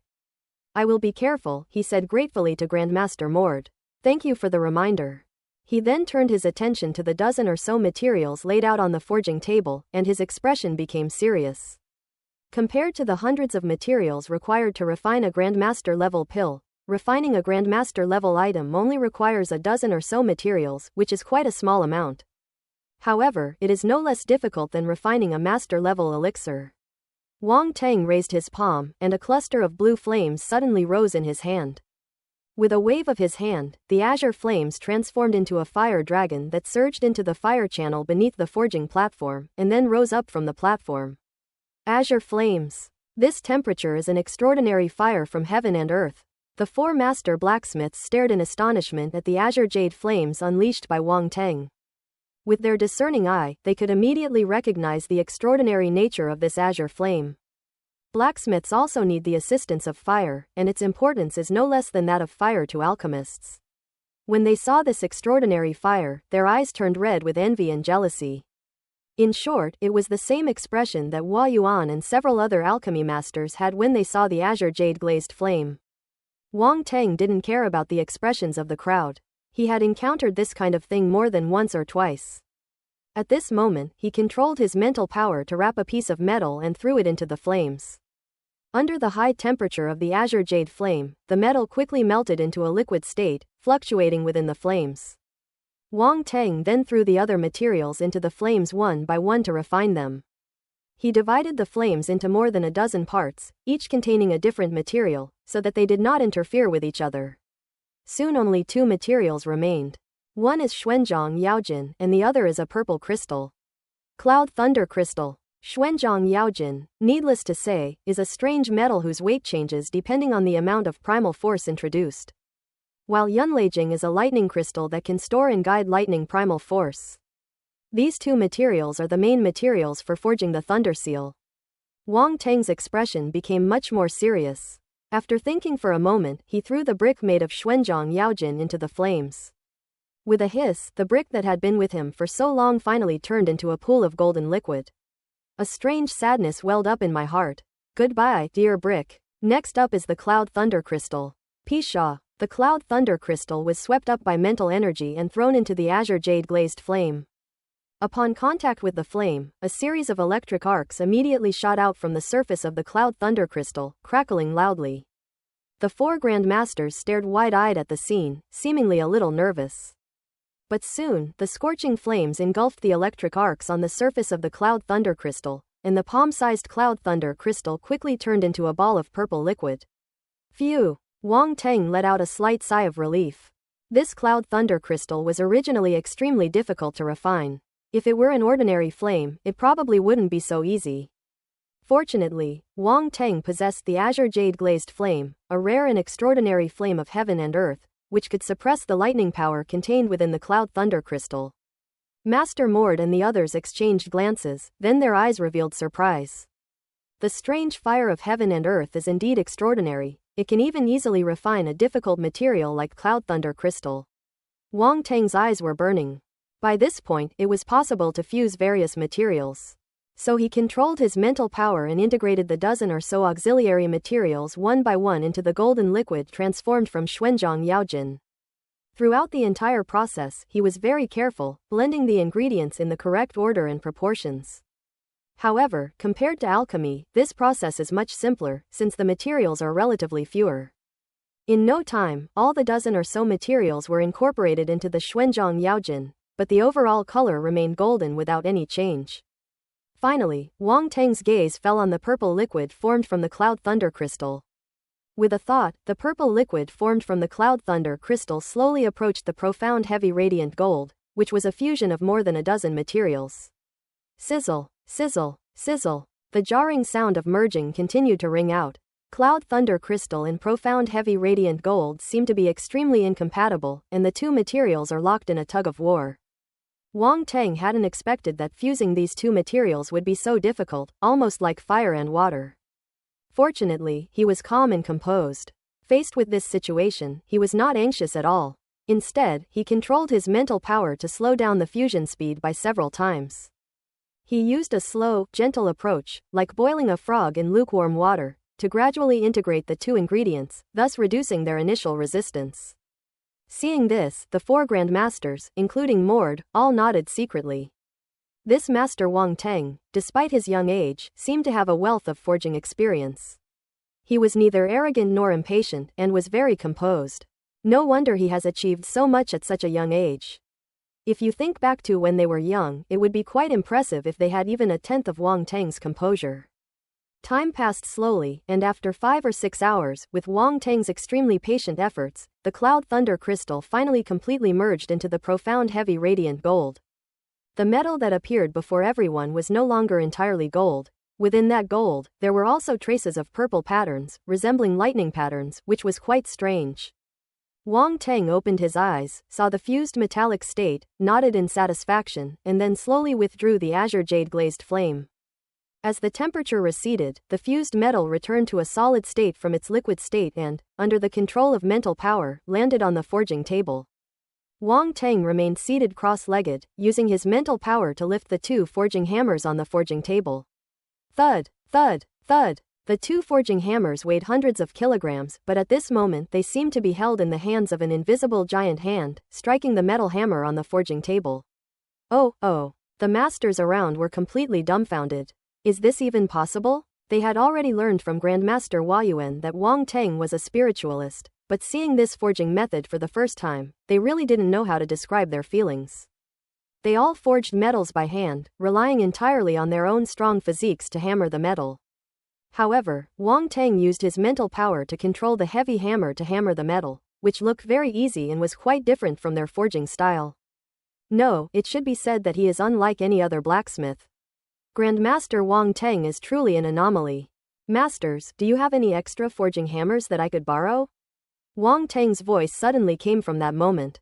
He felt that forging with two forging hammers was too slow, so he wanted to forge several more at once, which would definitely speed things up. The four masters were stunned. Forging with two forging hammers at the same time is still not enough.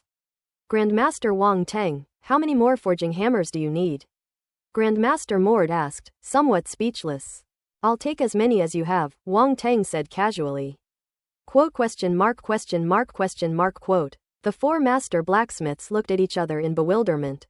With such a boastful tone, Grandmaster Wang Teng, are you serious? Then we'll lend you all our forging hammers? Grandmaster Mord asked hesitantly. Sure, Wang Teng nodded. Grandmaster Mord didn't waste any more words. He gave the other three grandmasters a wink, and then the four of them took out their own forging hammers.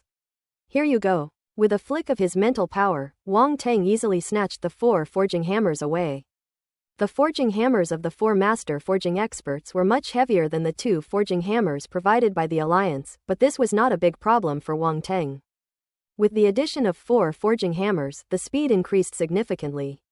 Next, 6 forging hammers pounded wildly around the metal block, leaving only afterimages in the air. Although there are 6 forging hammers, they are used in perfect order. One hammer strikes and another follows immediately, with almost no gap between them, yet they do not interfere with each other. Even the hammering of the 6 forging hammers had a certain rhythm and was not just random hammering. The difficulty of forging lies here, it's not as simple as just hammering and forging. Anything made that way is no different from scrap metal and is completely useless. True forging is achieved by mastering the properties of metals, thoroughly integrating these properties during the hammering process and maximizing their potential. The 4 Grand Masters didn't even blink, they were completely stunned, speechless for a long time after Wang Tang's outrageous move. This bizarre forging method is truly unprecedented and unheard of. They felt that their previous forging skills were nothing more than children playing house, and there was no comparison whatsoever. The 4 Grand Masters were so devastated that they began to question their very existence. Wang Tang was unaware of all this. He was focused on controlling the 6 forging hammers to frantically hammer the fused metal, and the forging room was filled with the clanging sound of hammers. 2 more hours passed, and under Wang Tang's hammering, the metal block continued to shrink. Originally, it was 3 feet long and wide after being fused with more than a dozen materials, but now it was only the size of a palm, square and perfectly regular. This is the original material for the Thunder Seal.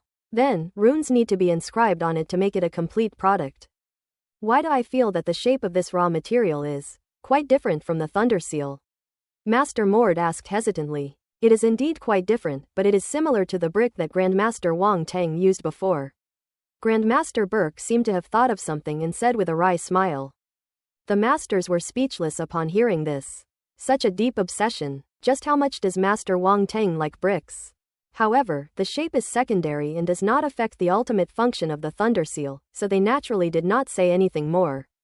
Wang Tang had no idea what the Grand Masters were thinking, but he was quite satisfied with the shape of the metal block. After all, he was used to bricks, and he would feel a little uncomfortable switching to other shapes, so he simply decided not to change them. The next step is to inscribe the runes. Normally, this process requires the assistance of a rune master, but Wang Tang himself is a Grandmaster level rune master, so he naturally doesn't need to rely on others. The azure jade glazed flame reappeared, enveloping the palm-sized thunder-turning seal embryo. This time, however, the flames did not melt it, but merely nurtured it in its final stages. At the same time, Wang Tang controlled his mental power to begin engraving runes on the surface of the Thunder Seal blank. The mental energy silently swept across, and runes appeared, forming strange patterns that covered the surface of the blank. However, just as he was about to inscribe the corresponding lightning rune, a sudden inspiration flashed through his mind. This Thunder Seal is a lightning-based weapon, so what would happen if a trace of tribulation lightning were added? Wang Tang's eyes flickered, and he quickly made a decision. The wisp of tribulation lightning surged from between his brows along with his spiritual power, and he transformed it into runes, engraving them onto the primordial embryo. Although it was just a temporary idea, Wang Tang didn't mind giving it a try.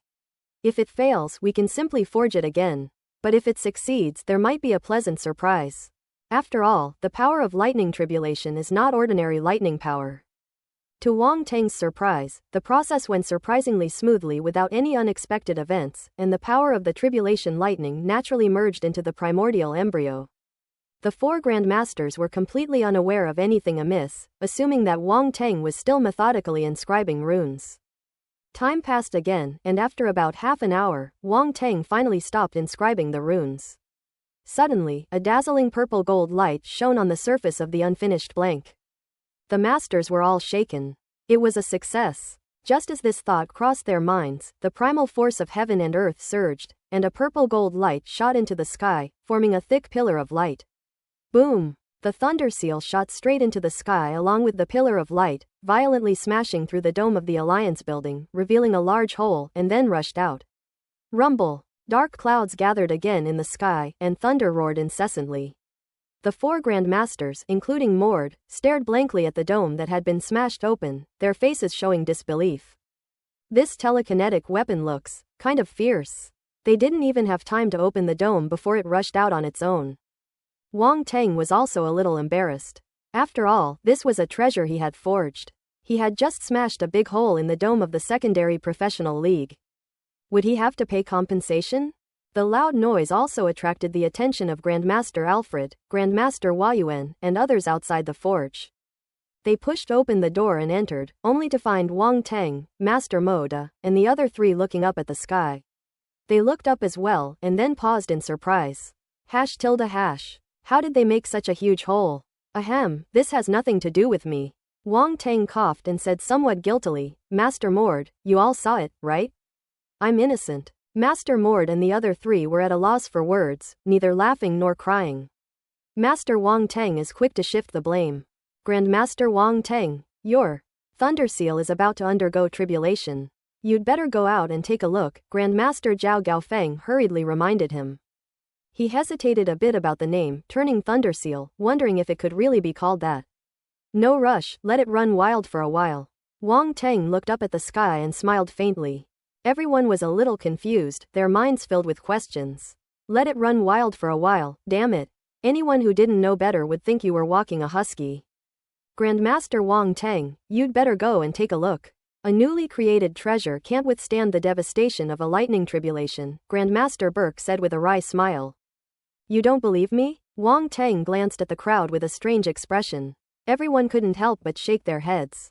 I don't believe you. I've never heard of any newly created master-level weapon being able to withstand a lightning tribulation. Isn't that just nonsense? Grandmaster Wang Teng, stop joking. You've worked so hard to forge this weapon. Go check on it quickly, lest all your efforts be in vain, Grandmaster Alfred reminded him. Let's all go out and take a look. Wang Teng laughed and, without offering any further explanation, took the lead and soared into the sky. Seeing this, the others naturally followed, eager to see what kind of weapon Wang Teng had forged. In an instant, all the Grandmasters rushed out of the dome and came to the outside world. At this moment, those outside had already noticed the unusual activity in the sky. People from the Secondary Professional Alliance stopped and looked up at the sky.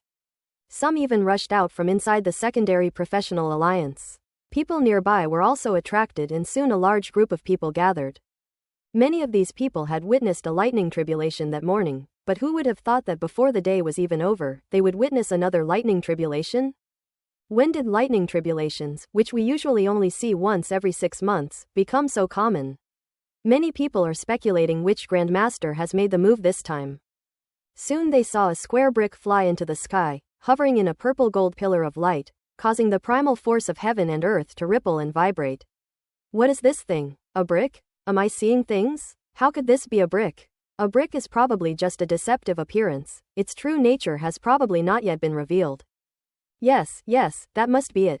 Who would have the time to forge a brick? Ellipsis. The crowd was buzzing with discussion. They were initially a bit confused when they saw the brick, but they quickly imagined all sorts of extraordinary weapons. No one thought it was just a simple brick. At this moment, Wang Teng appeared in the sky, attracting a lot of attention once again. Isn't this the same alchemy master from this morning? How did he end up next to that weapon? No way? Could it be that he also forged this weapon?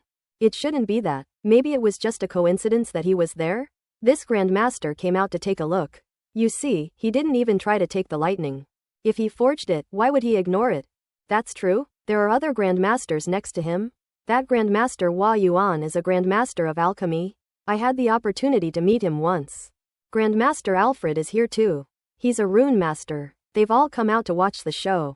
Ellipsis. The crowd below erupted in another uproar, with many recognizing Wang Teng as the alchemy master from that morning and speculating about his appearance.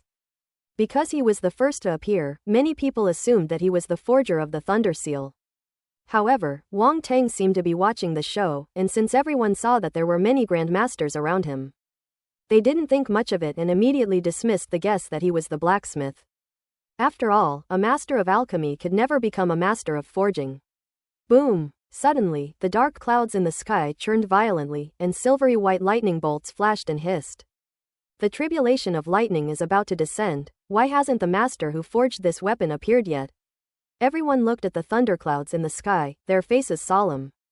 But they were also very puzzled. Boom! Without any warning, a bolt of lightning struck instantly. Since no one stopped it, the lightning, which resembled a silver thunder dragon, landed directly on the Thunderseal.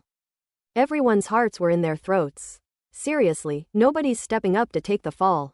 Is this supposed to make the weapons carry themselves? Which blacksmith master is so audacious? Aren't you afraid of breaking this precious thing? Master Mord and the others were terrified, fearing that this lightning tribulation would turn the newly forged thunder seal into scrap metal. They had waited so long for Wang Teng to successfully forge the thunder seal, but who knew they would have to endure this at the very end. At this moment, the lightning struck the thunder turning seal, and countless arcs of electricity crackled and popped as they coiled around it. Streams of lightning, like thin silver snakes, spread outwards, covering the entire sky and looking extremely eerie. The thunder seal was completely swallowed up by the lightning, and only a white light could be seen. Nothing else could be seen. Boom! That wasn't the end of it. The second lightning bolt struck down immediately, crashing onto the thunder seal. The bright white light was so intense that it made people's eyes blurry and they couldn't look directly at it. Countless bolts of lightning surged toward the thunder seal, creating a terrifying impact and destructive force. Ordinary weapons would likely have been destroyed long ago by such a devastating blow. However, when Wang Teng activated the Eye of Origin, he could see that the thunder seal was absorbing the power of the lightning tribulation.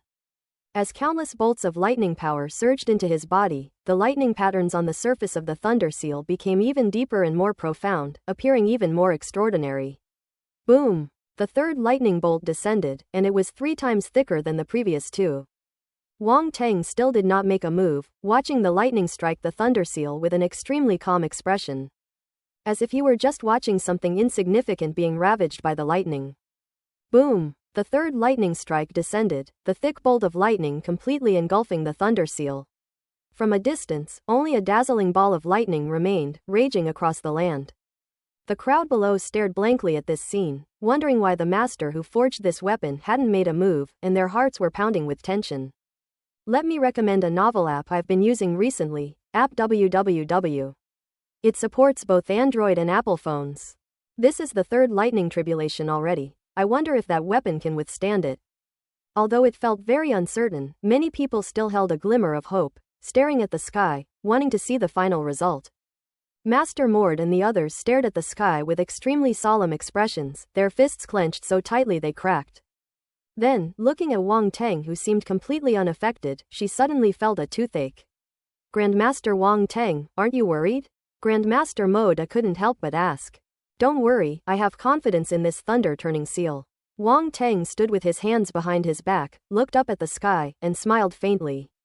Master Mord and the others really wanted to ask him where his confidence came from. After all, it was forged by me, so it must be extraordinary, Wang Teng added immediately. Everyone's lips twitched and they had countless complaints they wanted to vent. What kind of time is this to be showing off? Rat-tailed juice, Master Wang Teng. Look! Suddenly, Grandmaster Hazel's exclamation came from the side. Everyone's spirits lifted, and their gazes followed Grandmaster Hazel's pointing finger to the thunderclouds in the sky. The dark thunderclouds did not dissipate. Instead, they grew even darker and heavier, pressing down as if hanging over everyone's heads. Countless bolts of lightning surged within, like dragons churning in the dark sea, tearing the clouds apart. Something's not right. The thunder seal should be a Grandmaster level grade 3 weapon. How could it have a 4th lightning tribulation? Grandmaster Mord exclaimed in astonishment, somewhat incredulously. No, this is not right. The 3 thunder tribulation and the 4 thunder tribulation are a watershed. Crossing the 3 thunder tribulation is a weapon of another level. It is not something that can be crossed casually. Both the materials and the forging techniques must reach another level. What is going on? Grandmaster Zhao Gaofeng was shocked and couldn't help but mutter to himself. These thunderclouds show no signs of dissipating. The 4th tribulation is about to descend. Master Burke said in a deep voice. The 4th tribulation of lightning? Wang Teng was also somewhat surprised. He hadn't expected that such a small change would cause such a transformation in the thunder seal. Was this an unexpected surprise? Grandmaster Wang Teng, did you do something to the thunder-turning seal? Grandmaster Moda suddenly turned to look at him and asked with a burning gaze. Upon hearing this, the others also turned to look at him. In particular, several rune masters such as Grandmaster Alfred, and several alchemy masters such as Grandmaster Huayuan, all had a deep understanding of Wang Teng's abnormal abilities. Whether it's the terrifying speed of inscribing runes or the unexpected occurrence of 3 pills with full medicinal power in one batch during the refining of elixirs. These are things that ordinary people simply cannot do. In short, everything abnormal may be related to him. This guy doesn't play by the rules. Ahem, everyone, don't look at me like that. Wang Tang coughed lightly, pointed to a tiny gap with his finger, and said, I only made a small change. Quote ellipsis ellipsis quote, what the hell is this tiny change? If it's just a small change, how could it cause such a big change? Anyone who believes you is a fool. The fourth tribulation lightning has arrived. Do you think this is a joke? Everyone suddenly felt exhausted. Being with this Grandmaster Wang Tang was like enduring mental torment every moment, and their hearts couldn't take it. It's purely about messing with people's mentality. Grandmaster Wang Tang, what changes did you make? Grandmaster Mord asked curiously, taking a deep breath. I only added a tiny bit of tribulation lightning, Wang Tang said truthfully, without hiding anything. A tiny bit of tribulation lightning was added. Everyone was stunned again. Could this stuff be added so casually? Wait, tribulation lightning? Did I hear that right? That tribulation lightning? Grandmaster Mord regained his senses and pointed to the raging lightning in the sky. Wang Tang nodded. Oh, an eerie atmosphere immediately filled the room. How did you do that? Master Burke stammered. It's no wonder he lost his composure. The news he heard from Wang Tang was simply too shocking. That's tribulation lightning. While others would be too busy avoiding it, Wang Tang actually dared to target it, and what's worse, he succeeded. This is truly bizarre. Oh, I just happened to take a sliver of it this morning when I was helping the 9-aperture concentrating spirit pill undergo its tribulation, Wang Tang said casually. Everyone was speechless. What a convenient way to do it. Is this even human language? When giving the 9-aperture concentrating spirit pill a tribulation, there was even time to intercept the tribulation lightning. It has to be said that Wang Tang is not only powerful, but also incredibly audacious, daring to even try his hand at catching tribulation lightning without fear of crippling himself. However, they didn't ask any further questions. They had asked enough. As for how to intercept the tribulation lightning, that was a personal secret and they naturally wouldn't pry into it. Everyone suppressed their shock and looked up at the sky. Boom! A deafening roar of thunder resounded as a bolt of lightning, like a pillar of lightning, tore through the dark clouds and pierced straight down from the thick cloud layer. Upon seeing the bolt of lightning, everyone's eyes widened and their faces showed expressions of horror. This fourth lightning tribulation is far too powerful. Wang Tang also sensed the power of this lightning tribulation and judged that the thunder-turning seal could not possibly withstand it. So he immediately disappeared from his spot and directly met the enormous lightning pillar. Ancient divine body. As he charged forward, he instantly activated the ancient god body, and a vast power filled his body. His blood flowed like molten lava, and an extremely profound golden pattern appeared on his forehead. The ultimate technique of 40% power. Wang Tang knew that the power of this lightning pillar was not to be underestimated, so he did not slack off at all and threw 5 or 6 punches in a row. All of which brought out the ultimate meaning of 40% of his power. Several fist imprints overlapped, forming an extremely large fist imprint, which slammed heavily into the lightning pillar. Boom! A deafening roar erupted as both sides exploded apart, sending terrifying primal force waves spreading outwards and shaking the void. However, the lightning bolt did not completely disappear, it was merely reduced in size, leaving less than half of its original length. Wang Tang did not make another move, but instead stepped aside, letting the remaining lightning bolts fall on the thunder seal. The previous lightning still enveloped the thunder seal, and now that the lightning pillar has fallen again, the lightning is even more intense. The crowd below was stunned to see Wang Tang make his move. Why is it that same alchemy master from this morning who's making a move again? Could it be that he also forged this weapon used for tribulation? No way, he's not only a master of alchemy, but also a master of blacksmithing?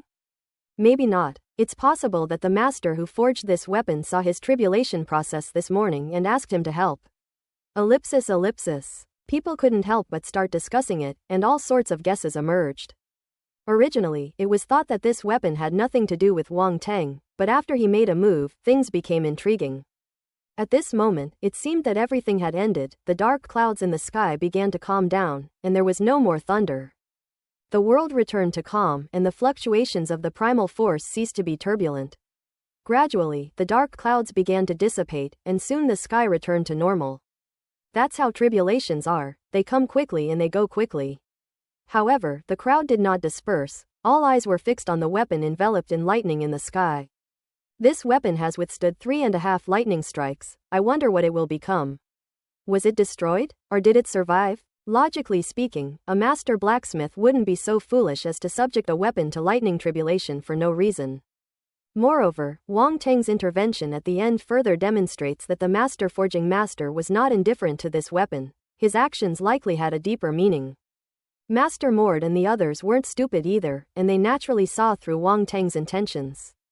He had added a trace of tribulation lightning to the thunder turning seal during its forging, and just now he had the tribulation lightning strike the thunder turning seal.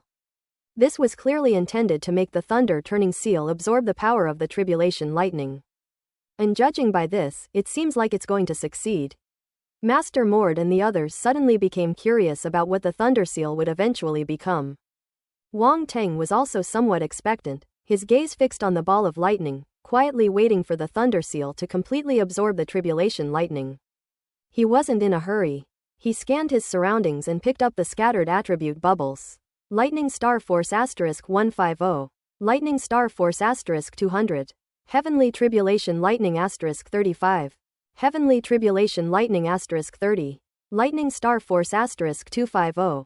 One by one, attribute bubbles merged into Wang Teng's body. In this wave, he gained a total of 800 points of lightning-type Star Force attribute and 65 points of Heaven and Earth Tribulation Lightning attribute. After circulating through his body, the primal force of the lightning star entered the lightning star, increasing his strength. The tribulation lightning transformed back into a wisp of silver lightning and entered his sea of consciousness between his brows, where it quietly lay dormant. The original wisp of tribulation lightning had already merged into the thunder turning seal, but this wisp is now newly generated.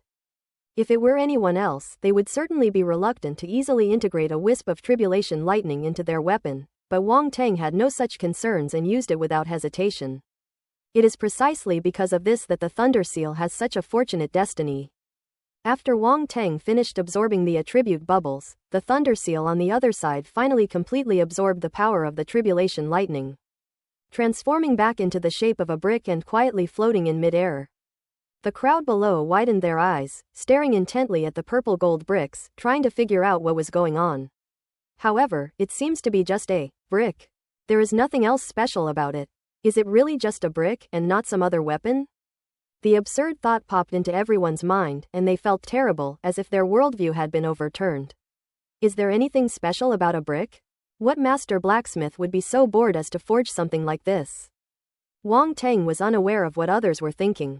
When he saw the thunder seal, his eyes flashed and he immediately reached out and beckoned forward.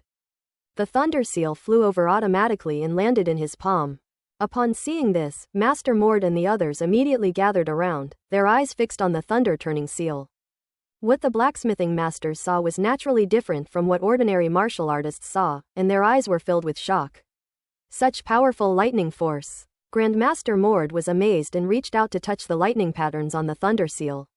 The moment it was touched, a string of lightning bolts immediately shot out from the thunder seal. Crackling sounds. Master Mord's hair and beard were instantly blown up, and he looked completely bewildered, which was quite funny. Those around were stunned, staring at Master Mord with an expression of barely suppressed laughter. For a master like him, controlling his expression is quite easy. Unless I really can't hold it in. PFF'd, ha ha ha. Master Mord's face darkened even more. Master Mord, are you alright? Wang Teng asked guiltily, not expecting this situation to arise. I'm fine. Master Mord waved his hand. Could he possibly blame a brick? However, after this tribulation lightning, this thunder seal seems to have become even more extraordinary. Master Burke exclaimed in admiration. That's true. Just a wisp of lightning that leaked out almost blew me away. Its power was truly considerable. Grandmaster Mord recovered and nodded in agreement. Even he felt a slight tremor from that last bit of power. If it were to fully erupt, it would probably be quite terrifying. Haha, it seems my changes were correct. Wang Teng laughed happily. When this was mentioned, everyone's gaze towards Wang Teng suddenly became somewhat complicated. To be honest, it's not easy to change the forging method of a Grandmaster level item. Don't be fooled by how simple Wang Teng makes it sound. Grandmaster Mord and others can easily imagine the difficulties involved. It's not something that can be explained in just a few words. Most importantly, Wang Teng succeeded. He forcibly upgraded a Grandmaster level rank 3 weapon to Grandmaster level rank 4, and it seems to be more than just an ordinary Grandmaster level rank 4 weapon. Master Mord and others admitted that they could not do this. Grandmaster Wang Teng is just too strong. After witnessing Wang Teng's achievements, all the masters were completely convinced and couldn't help but feel admiration for this master who was much younger than them. Everyone, let's go back to the alliance first. Don't stand outside, Grandmaster Alfred suddenly said. Yes, let's go back first, Grandmaster Huayuan hurriedly replied. Everyone agreed and escorted Wang Teng back to the alliance. The crowd below erupted in uproar. The Grandmaster level weapon we just saw was actually forged by that alchemy Grandmaster from this morning. He was also a master blacksmith. This is incredible. As Wang Teng and the others left, the onlookers below began to disperse, but the discussion about Wang Teng showed no signs of stopping. Many people had been asking about Wang Teng that morning, but since Wang Teng had not yet officially joined the alliance, there was very little information available. So outsiders naturally couldn't find out anything. But now that Wang Teng has also gained the title of a forging master, his fame has grown even greater, so everyone is working even harder to find out about Wang Teng. Before long, the news that a Grandmaster of the Three Paths had joined the Secondary Profession Alliance spread like wildfire. The entire Imperial City was in an uproar. There are always staff members within the Secondary Professional Alliance who come into contact with the assessment of the Three Paths Grandmasters, so if someone really inquires, they can still find out some things. The news spread naturally. However, very few people have actually seen Wang Teng's true face. Apart from a group of assessment masters and Fan Taining and others, no one else knows that he is a Grandmaster of the Three Paths. Wang Teng also specifically instructed the Grandmasters not to reveal his identity for the time being. The masters were naturally happy to grant him such a small request. Therefore, Wang Teng's name and appearance were kept secret by the Secondary Professional League and were not leaked. The Secondary Professional League can guarantee this. However, the appearance of the three Grandmasters inevitably spread, becoming a hot topic throughout the Imperial City, and even giving rise to various different versions. Wang Teng is unaware of these matters at the moment. At this moment, he was completing the registration process for joining the Secondary Profession Alliance with Grandmaster Alfred and others. The process was simple, requiring only the signing of a contract. The contract is very simple, with no mandatory clauses. It only requires occasional contributions to exchange events in various regions, and there are even various rewards and benefits to be received. In response, Wang Teng could only say, "Please give us more opportunities like this." In addition, joining the Secondary Profession Alliance also provides protection from the alliance. Since the combat strength of each secondary profession practitioner is not very strong, they are generally at a disadvantage when fighting against martial artists. Therefore, the Secondary Profession Alliance created such a protection mechanism. Furthermore, the higher the professional level, the greater the value, and the greater the level of protection one receives. With a Grandmaster like Wang Teng, the Alliance naturally values him highly and treats him like a treasure. After successfully completing the Three Paths Grandmaster assessment and joining the Secondary Profession Alliance, Wang Teng finally breathed a sigh of relief. Now he could be considered someone with a powerful backer. From Earth to the universe, from an uneducated native of a backward planet to a Grandmaster of the Third Path in the Secondary Professional Alliance of the Great Qian Empire.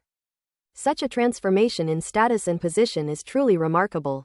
Ordinary people could never reach this level even if they worked hard their whole lives. If the Cao family wants to use their power to suppress him, then we'll see who's afraid of whom. After dealing with various matters, the Grandmasters were quite pleased. Grandmaster Alfred, who knew some things about Wang Teng, couldn't help but say, "Grandmaster Wang Teng, our Secondary Profession Alliance has no other benefits than protecting our own. I heard about your troubles from Fan Taining. Now that you've joined the Secondary Profession Alliance, if there's anything you can't resolve, you can report it directly to the Alliance." Has Grandmaster Wang Teng encountered some trouble? The other Grandmasters, unaware of Wang Teng's situation, all inquired about it. Wang Teng didn't hide anything and briefly explained the situation. Anyway, they already knew his identity, and a little investigation would reveal everything about him. There was no way to hide it from them. After all, the incident of ringing the bells of the Council of Nobles that day caused quite a stir. So that's what it is. Everyone was a little surprised, but then they all realized what was going on. "If you need any help, you can come to me. I still have some connections," Grandmaster Huayuan said immediately. Not bad, not bad. We old guys have been building this up for half our lives, we still have some connections," Master Mord said. Several grandmasters expressed their willingness to help. They all wanted to build a good relationship with Wang Teng, a grandmaster of the third path, so how could they let go of such a good opportunity? As for the Cao family, they were not afraid. As for the Perix family, with so many people working together, although they couldn't match the opponent's large family and powerful influence, they wouldn't be in much danger. Conversely, if the Perix family offended so many grandmasters in the secondary pro league, it would likely cause them considerable trouble. That's why the masters didn't have so many concerns. Wang Teng was somewhat surprised by the reactions of the grandmasters, but he did not refuse. He nodded and smiled, then thank you very much, grandmasters. You're too kind. You're too kind. Haha, Master Wang Teng, you're too kind. Grandmaster Wang Teng, you're too kind. Let's exchange ideas more often in the future. Ellipsis ellipsis. The masters were quite pleased. They wouldn't have been so happy if Wang Teng had refused them. In human relationships, there is a give and take. They helped Wang Teng, and only then would Wang Teng help them in the future. It is better to offer help in times of need than to add flowers to brocade. Wang Teng has amazing potential. He is already a grandmaster of the three paths at a young age, and his skill is so great that even old guys like them who have been immersed in this field for most of their lives have to admire him. They naturally hope to get closer to Wang Teng. Grandmaster Wang Teng, where do you live? Would you like us to prepare a safe place for you? Grandmaster Hua Yuan asked warmly. I'm staying with Master Fantaining for now. It's in the capital city, so there's no danger there, Wang Teng said. The masters glanced at Fan Taining before realizing that he was the one who brought the man. Well done this time, Alfred said with a smile, patting Fan Taining on the shoulder. Haha, Grandmaster Alfred, your disciple has given us a great gift, Grandmaster Huayuan laughed. It's what I should do. When Fan Taining saw that everyone finally remembered him, he was almost moved to tears and quickly said in a fawning manner. He had no choice but to fawn over them. Everyone present was a master-level figure. How could a mere grandmaster like him have the right to speak? The fact that they remembered him was already thanks to Grandmaster Wang Teng. Oh no, Grandmaster Wang Teng. Master Wang Teng, do you need to change your accommodation? Fan Taining's place is a bit too small. Alfred said, revealing his true colors. My place is big enough and more comfortable. We can also exchange ideas more often when we have time. Fan Taining felt as if an arrow had pierced his heart and looked at Grandmaster Alfred with resentment. Teacher, isn't it a bit shameless of you to poach your own student's boyfriend? However, he ultimately dared not say these words, lest he be accused of a treasonous crime and even expelled from the sect. Based on his understanding of Alfred, his teacher was absolutely capable of doing such a thing. Wang Teng was speechless. He found that this old man was quite wicked, actually trying to steal people from his own apprentice, and like Fan Taining, he liked to communicate with people. No, I absolutely cannot go to him. Masters aren't so easily fooled, you'll be driven crazy by their antics. Grandmaster Wang Teng, why don't you come to my place? My house is not only big, but I also have all kinds of alchemy materials. We can exchange alchemy tips together. Grandmaster Hua Yuan, not wanting to be left out, quickly extended an invitation. Grandmaster Wang Teng, why don't you come to my house? My forging room is quite large, and I have some insights into the changes of the Thunder Seal. Why don't we exchange ideas? Grandmaster Moda said. Let's go to my place instead. Get out of here, go to my house. Quote question mark. Quote. Seeing the masters arguing, Wang Teng suddenly felt a headache coming on. Why do all of them like to communicate with people? I'm outta here. Can't afford to mess with them. Masters, I'll stay with Master Fantaining for a few days, so you don't need to worry about me, Wang Teng quickly said. Seeing his words, the others felt helpless but did not insist. Fan Taining was deeply moved. Grandmaster Wang Teng had actually turned down invitations from several other grandmasters for his sake. It was so touching, he cried. Alfred glared fiercely at Fan Taining. You wicked disciple, it's all your fault. Fan Taining, _ Master Blacksmith Hobson and Dr. Leonard, who were standing nearby, felt both envy and pity for him. But it must not be pleasant to have several masters write it down in their little notebooks. By the way, Grandmaster Wang Teng, was the azure flame you used earlier a rare and extraordinary flame? Grandmaster Hua Yuan suddenly asked. The other alchemy masters, as well as Master Moda and others, immediately looked over at Wang Teng. Although they had suspected it for a while, they still couldn't help but ask. Grandmaster Alfred and the others were taken aback. What kind of celestial fire? Master Wang Teng used a blue flame when refining pills, and we guess it should be some kind of rare and exotic fire, said Master Hua Yuan. It was also used during forging, said Master Mord. That's right, that is indeed a rare fire of heaven and earth, called the azure jade glazed flame, Wang Teng nodded. Azure jade glazed flame. The Grand Masters muttered the name of the flame, then exclaimed in realization, so that's the kind of flame. Grandmaster Wang Teng is truly lucky. Just lucky. Wang Teng laughed. Wait, Grandmaster Wang Teng, didn't you already have the flame of light? Fan Taining asked in astonishment. The flame of light? Everyone was stunned again. What's going on? How did another flame of light appear? Oh, I didn't say I only have one kind of flame, Wang Teng said. Quote. Everyone was enveloped in an eerie atmosphere. Grandmaster Wang Teng, do you possess two kinds of heaven and earth flames? Grandmaster Hua Yuan asked quietly. Ah, yes, I accidentally obtained two kinds of flames, Wang Teng nodded. Hee, what a clever accident. Master Hua Yuan and the others felt a pang of heartache and almost shed tears of envy. Two kinds of extraordinary flames. What kind of divine luck is this? Everyone was speechless. They disgraced the Grandmaster level. Ahem, everyone, please don't be like that. It's all just luck, it has nothing to do with me, Wang Teng said with a dry cough. Quote. Quote. These words only made things worse, causing the masters to become even more furious. Well, if there's nothing else, I'll head back with Master Fan Taining now, Wang Teng quickly said. Let's go.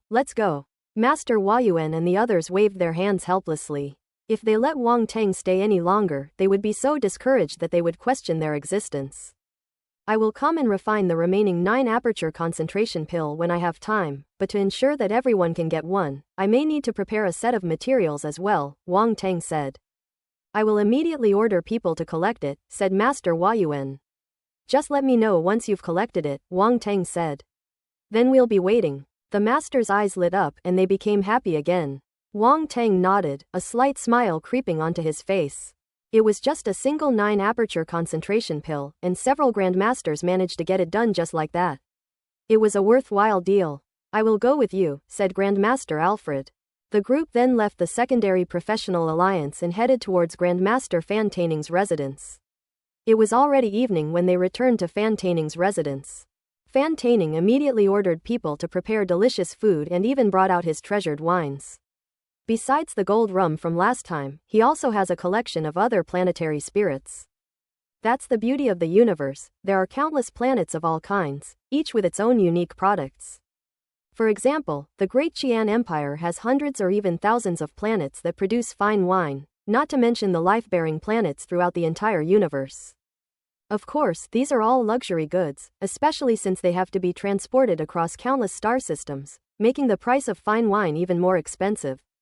With the arrival of Grandmaster Alfred and the knowledge that Wang Teng was a Grandmaster, Fan Taining became even more attentive, treating him as an equal to Alfred, fearing any slight.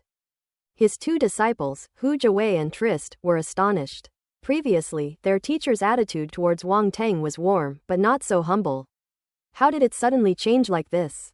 Grandmaster Wang Teng has just passed the Grandmaster level assessment, you must not be negligent, Fan Taining pulled them aside and instructed them. Grandmaster level. Hu Jiwei and Triss were stunned. Wang Teng wasn't just a master, he was a Grandmaster. The two felt it was all so unreal. However, they soon saw that Grandmaster Alfred treated Wang Teng with great enthusiasm and treated him as an equal, and their hesitation disappeared completely. They couldn't help but feel a sense of awe towards Wang Teng. They are not comparable to masters. If they were somewhat unconvinced before, they are now quite apprehensive in front of Wang Teng. The difference in social status creates invisible pressure. Wang Teng was oblivious to all of this. He chatted and laughed with Grandmaster Alfred and Master Fan Taining, and the meal was quite enjoyable for both host and guests. At the end of the dinner, Wang Teng finally spoke up, Grandmaster Alfred, I wonder if you know any Domain Lord level experts? I can refine pills or forge weapons for them, on the condition that they serve as my bodyguard for a period of time. Haha, Grandmaster Wang Teng, you are already famous. Just post your request on the virtual network of the Secondary Profession Alliance, and I think there will be quite a few Domain Lord level experts willing to make this deal. Or you can go on the virtual network and look for yourself. There should be quite a few domain lord level experts there seeking certain pills or weapons. You can just negotiate with them directly, Grandmaster Alfred laughed. I see, Wang Tang said with realization, and thanked him. Thank you for reminding me. It's nothing serious. If there's nothing else, I'll head back now, said Grandmaster Alfred, having finished his meal. Okay, I'll see you off. Wang Tang stood up to see him off. Come visit me sometime, and I'll send you my address via VPN, said Grandmaster Alfred. Okay, Wang Tang said with a smile. Fan Taining? Take good care of Grandmaster Wang Tang. If you neglect him in any way, I'll expel you from the sect, Grandmaster Alfred warned. Fan Taining is extremely miserable. However, he had gotten used to it. Ever since he started learning, he had lived in the shadow of Grandmaster Alfred, who would expel him from the school at the drop of a hat. His mentality had long been as stable as an old dog. After Grandmaster Alfred left, Wang Tang went straight back to his room to rest. He planned to enter the virtual network as Grandmaster Alfred had instructed. Round and Chubby. Wang Tang sat cross-legged on the bed, calling out to Round and Chubby in his heart. Hey, you've finished your assessment? Not long after, the round-faced boy appeared in front of Wang Tang and asked curiously. It's been acting all mysterious these days, and it didn't even show up for Wang Tang's Grandmaster level assessment. It's approved, Wang Tang said. How did the exam go? The round-faced boy asked. I'm already a Grandmaster of the Third Path, Wang Tang said casually. What, a Grandmaster of the Third Path? Roundy's eyes widened in shock. You're not lying to me? Why would I lie to you? If you don't believe me, take a look at this. Wang Tang took out 3 tokens from his spatial ring. The tokens had a rune, a pill cauldron, and a hammer symbol on their surfaces, representing the identities of a rune master, a pill master, and a forging master, respectively. Holy crap, how could you be a Grandmaster of the 3 paths? You never told me this. The round little thing was shocked by the 3 tokens, and it was still somewhat unbelievable. You didn't ask either, Wang Tang said, trying hard to suppress a laugh. Roundy was extremely annoyed, deeply understanding Wang Tang's wicked sense of humor. It took a deep breath and said irritably, since you are a master blacksmith yourself, why did you ask me to forge armor for you in the first place? Oh, I wasn't a Grandmaster back then. I was just deeply inspired after watching your forging, and then I inexplicably broke through to the Grandmaster level. Now I have to thank you for that, Wang Tang said. Although he reached the Grandmaster level by picking up attribute bubbles, there's nothing wrong with saying that, since the attribute bubbles were picked up from Roundy. Roundy choked for a moment, almost unable to catch his breath. That's infuriating. Is this something a human being would say? You broke through so inexplicably? You're just showing off, you shameless bastard. Since you were inspired by me, how will you thank me? Roundy wasn't one to be trifled with, and immediately asked with a sidelong glance. What does my breakthrough have to do with you? Wang Tang said. Your shamelessness makes me feel incredibly proud. The round, chubby boy murmured. Why does that sound like an insult? Wang Tang rolled his eyes in annoyance and said, Alright, enough nonsense, I'm going to enter the virtual universe. Okay, Roundy was about to pull him into the virtual universe. Wait, this time use your real identity, don't use an unregistered person, Wang Tang said. You even figured out your real identity? Roundy asked in surprise. They took care of it for me when I registered with the secondary professional league, Wang Tang said with a smile. There's such a good thing? Roundy asked in surprise. Imperial status is not so easy to obtain. Originally, it was planned that once Wang Tang regained his baronial title, he would naturally gain the Empire's recognition, and his status would no longer be a problem. Unexpectedly, before he could even reclaim the baronial title, Wang Tang had already taken care of it himself. There's nothing strange about it. I'm a Grandmaster of the Third Path. Don't underestimate the weight of a Grandmaster of the Third Path, Wang Tang said. Look at you, so smug. Don't get too cocky. This is the Imperial Star of the Great Qian Empire, a place where dragons and tigers hide. More powerful figures don't appear easily. What's a mere Grandmaster level? Said Roundy. However, it had to admit that Wang Tang was right. The 3 Grandmasters were indeed very influential, no wonder they were able to obtain their status. Wang Tang shrugged. He certainly didn't think he was anything special just because he was a Grandmaster of the 3 paths. Alright, go in. Roundy didn't say anything more and directly pulled him into the virtual universe through Wang Tang's identity account. This identity account is equivalent to an ID number on Earth. Each person has only one, making it unique and official. When Wang Teng logs into the virtual universe using this identity account, the image presented is his real image. He had entered the virtual universe many times and was very familiar with it, so he immediately inquired about the location of the secondary professional alliance and went there directly. If he had a place to live in the virtual universe, he could connect to the secondary profession alliance network through the subsystem of his residence, but he doesn't. So he can only go to the secondary profession alliance, which is quite troublesome. The place where Wang Teng appeared was within the Daqin universe of the virtual universe, and the secondary professional alliance he belonged to was naturally a branch of the Daqin Empire. After arriving at the secondary professional league, Wang Teng went to a room reserved for grandmasters, which was somewhat similar to an office. He clicked on a light screen on the desktop and began searching for the information he needed. As expected, there are quite a few missions issued by domain lords. Wang Teng muttered to himself as he browsed the information. So, who should we contact? His gaze swept across the area, finally settling on a specific task. Forging a domain lord level weapon will yield a reward of 5 billion Great Qian coins with one additional requirement. Note, the difficulty of forging this weapon is far greater than that of a typical Grandmaster level rank 5 weapon, therefore a high level of Grandmaster skill is required. Serious inquiries only. Grandmaster level, 5th rank. Wang Teng stroked his chin. No wonder the other party added a condition, a Grandmaster level grade 5 weapon, and it seems to be a rather difficult one to forge, which cannot be done with 5 billion Daqin coins. Grandmaster level is a classification system in the forging world. In reality, Grandmaster level 1 to 3 are weapons used by the cosmic level, so they are called cosmic level weapons. Level 4 to 6 are used by the domain lord level, so they are called domain lord level weapons. Level 7 to 9 are used by the World Lord level, so they are called World Lord level weapons. However, this also indirectly shows that the Grandmaster level is really profitable. You can earn tens or hundreds of billions just by forging once. Wow, that's awesome. Of course, this is related to the level. If the other party wants to forge a Grandmaster level grade 5 weapon, ordinary Grandmaster level skills are not up to par, so naturally they cannot earn this money. Wang Teng glanced at the blacksmith level on the attribute panel. Blacksmith, 3,200 1,000ths. 3,200 points, which he temporarily obtained from the secondary professional alliance when he participated in the assessment. However, he was not yet skilled enough to forge a 5th grade weapon, or even a 4th grade one. The reason why the Thunder Seal was able to attract the 4th lightning tribulation was simply because it benefited from that wisp of tribulation lightning. Wang Teng's true skill was not yet sufficient to forge a 4th grade weapon.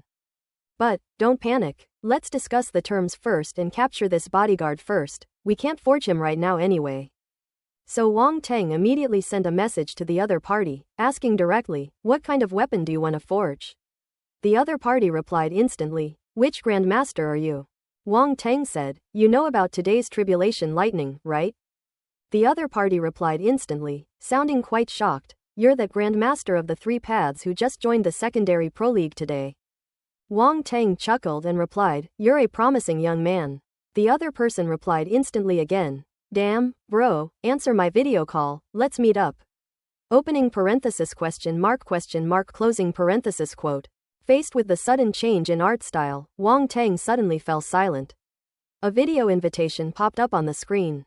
Answer or not answer? The video notification on the screen was flashing wildly. Wang Teng hesitated. There was a feeling that the other party had suddenly become a bit strange. In an instant, the mysterious and majestic aura of a domain lord level powerhouse disappeared, and instead, he seemed a little silly. Is it just an illusion? Or is it a disguise? Wang Teng hesitated for a moment, but ultimately clicked connect. A large head immediately appeared on the screen, almost touching the front of the screen, as if only in this way could Wang Teng's face be seen clearly. But he was disappointed because Wang Teng's face was completely obscured by a beam of light, and his true appearance could not be seen. Wang Teng was quite surprised by the other person's appearance. This domain lord level being is actually a robot. With its mechanical head and blue electronic eyes, it looked nothing like a human. Even as it retreated, Wang Teng could see its entire mechanical skeleton. The machine race, the round-faced boy exclaimed in surprise. They're actually the machine race. Mechanical race. There's such a race? Aren't robots created by humans? Wang Teng asked curiously. No, they're different. The machine race isn't a robot. The machine race is a very strange life form. They have no physical form.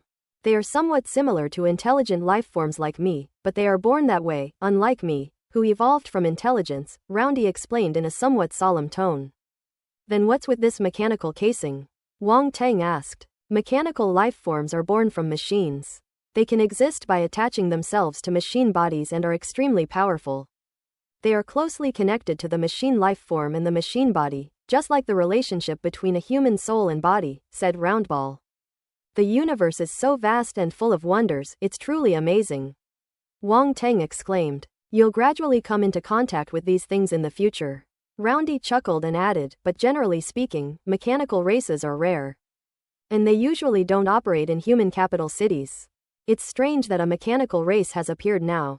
Is there a problem with me doing business with him? Wang Tang asked. No problem. The machine race is a recognized race and there are many strong individuals among them.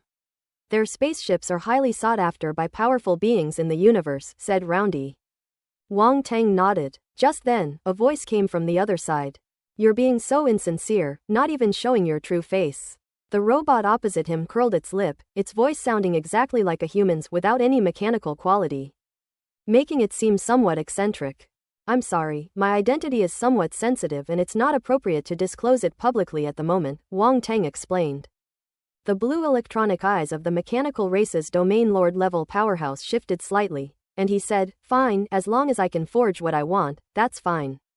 When it came to serious matters, he had put away his previous carefree demeanor and became serious. What do you want to forge? Show me, Wang Tang said. This is it. The mechanical race's domain lord level expert took out a small black box and said. What is this? Wang Tang frowned. This thing is clearly not a conventional weapon, it must be quite difficult to make. This item is called the 1000 Machine Box?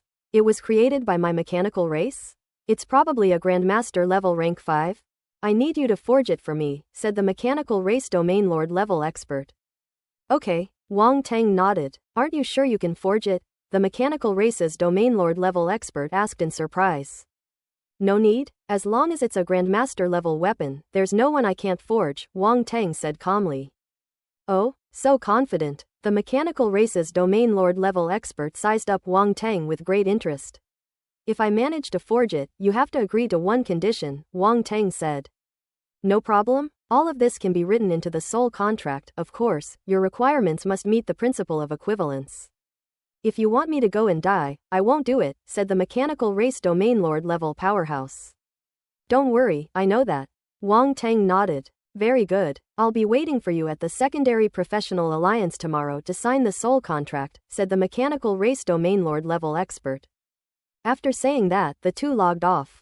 As soon as Wang Tang opened his eyes in reality, a round voice came over. Wang Tang? You have to be careful cooperating with this mechanical race domain lord level being. How should I put it? The existence of the mechanical race is quite mysterious, especially the things they create. Very few of them are circulated outside. I don't know what secrets that black box holds, so you have to be careful. Oh, is that so? Wang Tang frowned and said, looks like this is troublesome. Let's see what the contents of the soul contract you signed tomorrow are like. If everything is clearly stated in the contract, then there shouldn't be any major problems, said Roundy. You mean he'll write in the soul contract that I should keep the black box a secret? Wang Tang asked. Right. Wang Tang nodded, his eyes flickering. After a moment of contemplation, he said nothing more, deciding to wait and see what happened tomorrow. He then took out the thunder-turning seal. He hadn't really examined the weapon since he mastered it, he only felt that it was somewhat different, but he didn't have time to investigate it further. Now that I have some free time, I naturally want to take it out and study it properly. This is a treasure he painstakingly crafted. Huh? Just as the result was taken out, the round little thing, who was about to leave, let out a soft, eh. He was a master blacksmith, and not just any master blacksmith, so his vision was naturally different. He seemed to have seen something from it at first glance. Did you find anything? Wang Tang asked. The round, chubby creature didn't rush to answer, but instead asked, did you forge this? Not bad, my Grandmaster assessment entry, Wang Tang said. I remember you had a brick, did you remeld it? The round-faced man said with a strange expression. Ahem, that's not the point. Wang Tang coughed lightly. Actually, it's a seal, but its appearance is a bit unconventional. Quote ellipsis ellipsis quote, it's kind of unconventional. Do you think I'm blind? Round and Chubby rolled its eyes at Wong Tang and said, did you put something in this brick? I feel like there's a hint of divine power in it. You actually felt it? Wong Tang was somewhat surprised, but he didn't hide anything and said directly, I added a trace of tribulation lightning. And then this thunder seal absorbed a lot of tribulation lightning power during the tribulation. No wonder. Roundy suddenly realized, his face showing surprise, you are too bold. You actually dared to add tribulation lightning to the weapon. Aren't you afraid of being struck by the lightning tribulation? With me here, how could it possibly be damaged by lightning? Wong Tang said calmly. You're really boastful. Wait a minute, where did you get that tribulation lightning from? Roundy suddenly realized and asked. Of course, it was intercepted during the tribulation. Wong Tang started making up nonsense without even blinking. Damn, you're awesome. Roundy was truly impressed by Wong Tang, who actually dared to attack the lightning tribulation.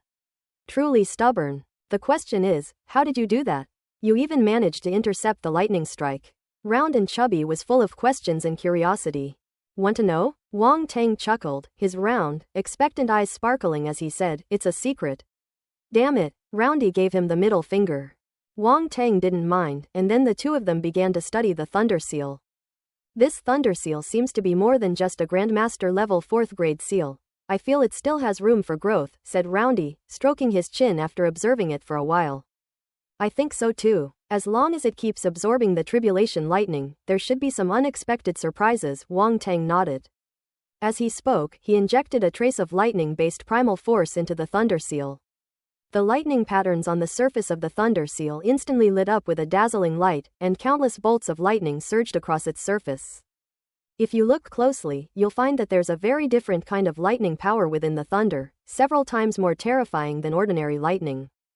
The power of the tribulation lightning is indeed extraordinary. I never expected that your unintentional act would forge such a marvelous weapon, the round-faced man exclaimed in admiration.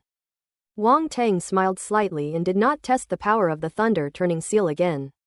After all, he was in Fan Taining's house, and if he threw this thing out, the whole house would collapse. So he put away the thunder-turning seal, closed his eyes, and went back to cultivate in the virtual universe. This time, he entered as an unregistered resident, appeared directly in the wilderness, and began his quiet journey of hunting and collecting attributes.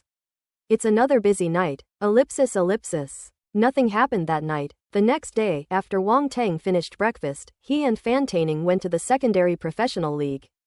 He is now a Grandmaster in the Secondary Professional Alliance and has a private reception room where he can simply wait for the arrival of the mechanical race domain lord level powerhouse. Fan Taining was extremely envious of this, because it was a symbol of a Grandmaster level status. This is very realistic. If you have status and position, it will be recognized everywhere, and everyone will respect you.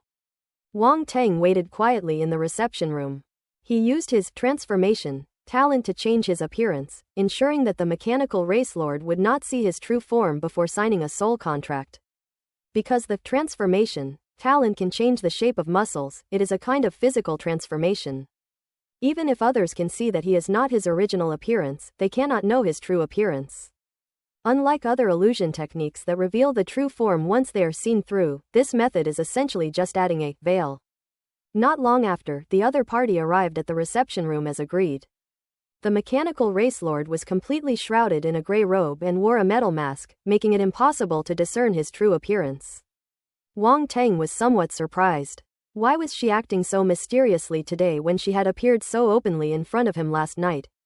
Isn't this unnecessary? The mechanical race lord entered the reception room, removed his hood and metal mask, revealing the mechanical face he had worn the night before, and said, I'm sorry. I did this to avoid some trouble. It seems you are like me, Wong Tang said with a smile, gesturing for him to sit down. Everyone has secrets, right? The mechanical race domain lord winked at Wong Tang. Wong Tang was stunned for a moment, then found it both funny and exasperating. This mechanical race domain lord really didn't have the majesty of a domain lord at all, he was more like a young man. Wong Tang couldn't sense any aura of a powerful figure from this mechanical race domain lord. If he were among ordinary martial artists, he probably wouldn't even be able to discern the other party's strength. This does not include using the spiritual vision. If one uses the spiritual vision, one can fully perceive the immense primal force within its body. Without a doubt, this guy is a true domain lord level expert. May I ask your name? Wang Teng asked, a thought racing through his mind. Lan, said the domain lord of the mechanical race. Lord Lan, let's get back to the main topic. This is a soul contract provided by the secondary pro league. Please take a look. Wang Teng took out a scroll and spread it on the table. The basic terms and contents of this soul contract have been written. Now all that's missing is their conditions and signatures. After reading it, Lan nodded and wrote her conditions and name on the scroll. Wang Teng took a look and found that the other party indeed asked him to keep the structure of the 1000 machine box confidential and not to disclose it to outsiders. With this in mind, Wang Teng felt at ease and signed his name. As the two signed their real names, the soul contract lit up with a light, signifying that their contract was complete. It's a pleasure doing business with you. It's a pleasure doing business with you. The two couldn't help but smile. Lan was happy to have finally found someone who could forge the 1000 machine box for him. He had asked many masters for it, but no one could forge it unless he found a blacksmith of the rank of master or above, but he couldn't afford to hire one. Wang Teng was very confident, saying that he could forge any weapon that was at the master level. Lan was also skeptical, but the other party was a grandmaster of the 3 paths, with exceptional talent, so perhaps he really could forge it. As for Wang Teng, he was naturally happy to have found a domain lord level henchman. Finding a bodyguard at the domain lord level is not easy. Without sufficient benefits, the other party might not be willing to do something so detrimental. Both of them had their own ulterior motives and were up to no good. Now that the soul contract had been signed, Wang Teng naturally wanted to do things well so that the other party would be willing to be his bodyguard for a while. So he immediately said, Lord Lan, why don't you take out the 1000 mechanism box and let me take a look? Upon hearing this, Lan took out the 1000 machine box and placed it on the table. Wang Teng picked up the 1000 mechanism box and examined it, exclaiming in surprise, this is a telekinetic weapon. As expected of a grandmaster of the 3 paths, you recognized the origin of this item at a glance, Lan said with a smile. Let me see the design drawings? Wang Teng said, his eyes flashing. Lan activated her wristwatch, and a screen of light appeared in front of the two of them, displaying the design scheme for the 1000 machine box. Wang Teng glanced at it briefly and frowned. Tisk tisk, Wang Teng, this guy tricked you.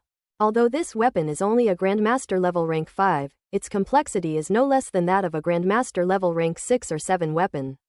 Roundy thought to himself. They actually tricked me. Wang Teng naturally saw the problem and was speechless. Haha, but can you forge this thing? If not, just give it to me, said Roundy. No need, I can handle it. Wang Teng said, it's a good opportunity to practice. I'll make one for myself next time.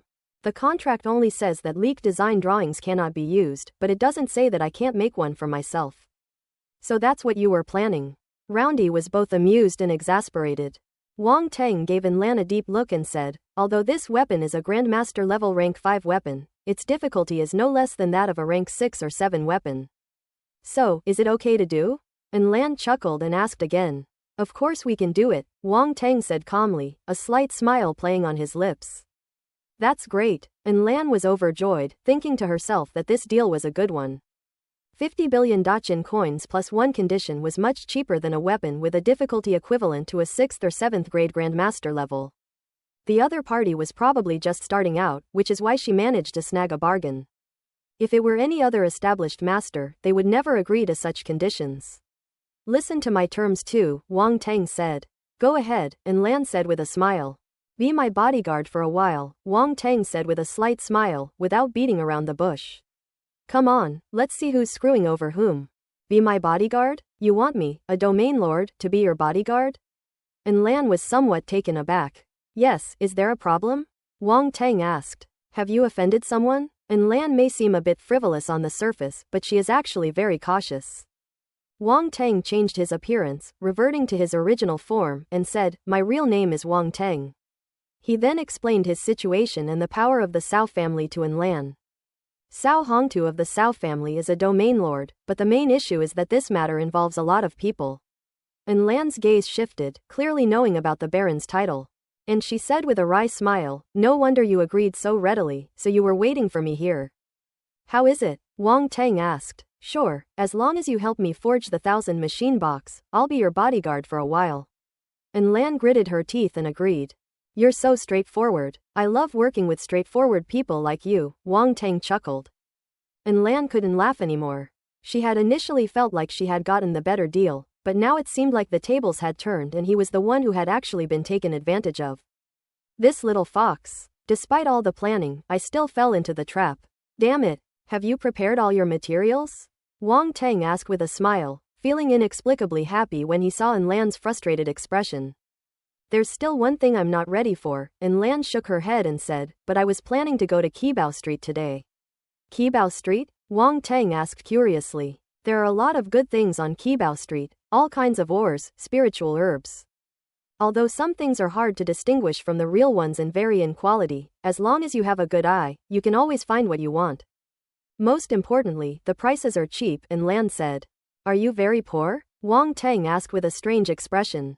Nonsense, and Lan, I'm not poor. It's just that forging the 1,000 machine box has cost a lot. And Lan immediately retorted, looking a bit miserable, and said enviously, you grandmasters have it so good. Making money is just too easy.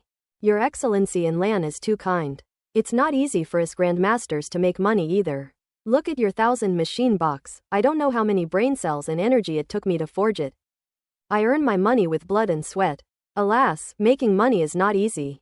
Wang Tang shook his head and sighed. And Lan, this Wang Tang seems even more shameless than him. Your Excellency, and Lan, let me accompany you to Qibao Street. I happen to be somewhat interested in this street, Wang Tang said. That's wonderful. Master Wang Tang, as a master forging expert, you must be very familiar with all kinds of ores. You must help me take a look when the time comes, and Lan said happily. No problem, as long as you pay. Wang Tang said, getting up and walking outside. And Lan, ##. The two then left the secondary professional league and walked to Qibao Street. Qibao Street is actually not far, it's near Kunwu Street, so the two of them didn't take any transportation and walked there in less than 10 minutes. Soon, Qibao Street appeared before Wang Tang's eyes. Wang Tang's first impression of this street was that it was lively, very lively, with people coming and going. It was full of people. Led by Lan, the two followed the flow of people inside. The streets are lined with various shops and stalls, displaying all sorts of items. Ores, medicinal herbs, star cores and bones, and even various weapons. The dazzling array of goods is overwhelming, but the quality varies greatly, and ordinary people can easily be ripped off. Seeing this street, Wang Tang was reminded of the most famous antique street on earth. People come here to hunt for treasures, hoping to make a fortune with a small investment. After all, not every martial artist is rich. There are quite a few poor people like Lan. And Lan had no idea that Wang Tang had labeled her a poor wretch, despite her status as a powerful domain lord. He was in high spirits and walked further in, appearing to be a regular here and very familiar with the place. Wang Tang followed behind him, his eyes scanning the surroundings with curiosity. Suddenly, several attribute bubbles floated on the street and came into his view. Wang Tang raised an eyebrow, somewhat surprised. He hadn't expected to find attribute bubbles to pick up while strolling around town. He immediately used his mental power to collect them. Mineral prospecting skill *50. Mineral prospecting technique *80. Mineral prospecting skill *60. It's actually this attribute. Wang Tang was even more surprised. He had once found this mineral exploration skill attribute on Earth from a trial participant, and he never expected to find it again today. One attribute bubble after another flooded into Wang Tang's mind, transforming into his knowledge and memories. The mining skills that were originally just at the beginner level were instantly upgraded to the elementary level. Mineral Prospector, 221,000th beginner. Wang Tang continued walking forward with Lan without stopping, and soon more attribute bubbles appeared, which he picked up. Mineral Prospecting Skill *100. Mineral Prospecting Technique *80. Mineral Prospecting Skill *120. Ellipsis. It's this attribute again. Wang Tang's expression was a little strange, but he didn't think much of it. Anyway, he would just pick up the attribute bubbles, since it didn't cost him any money. Before long, the two stopped in front of a small stall. Wang Tang's prospector level has been upgraded from beginner to intermediate. Mineral Prospector, 53,000th intermediate.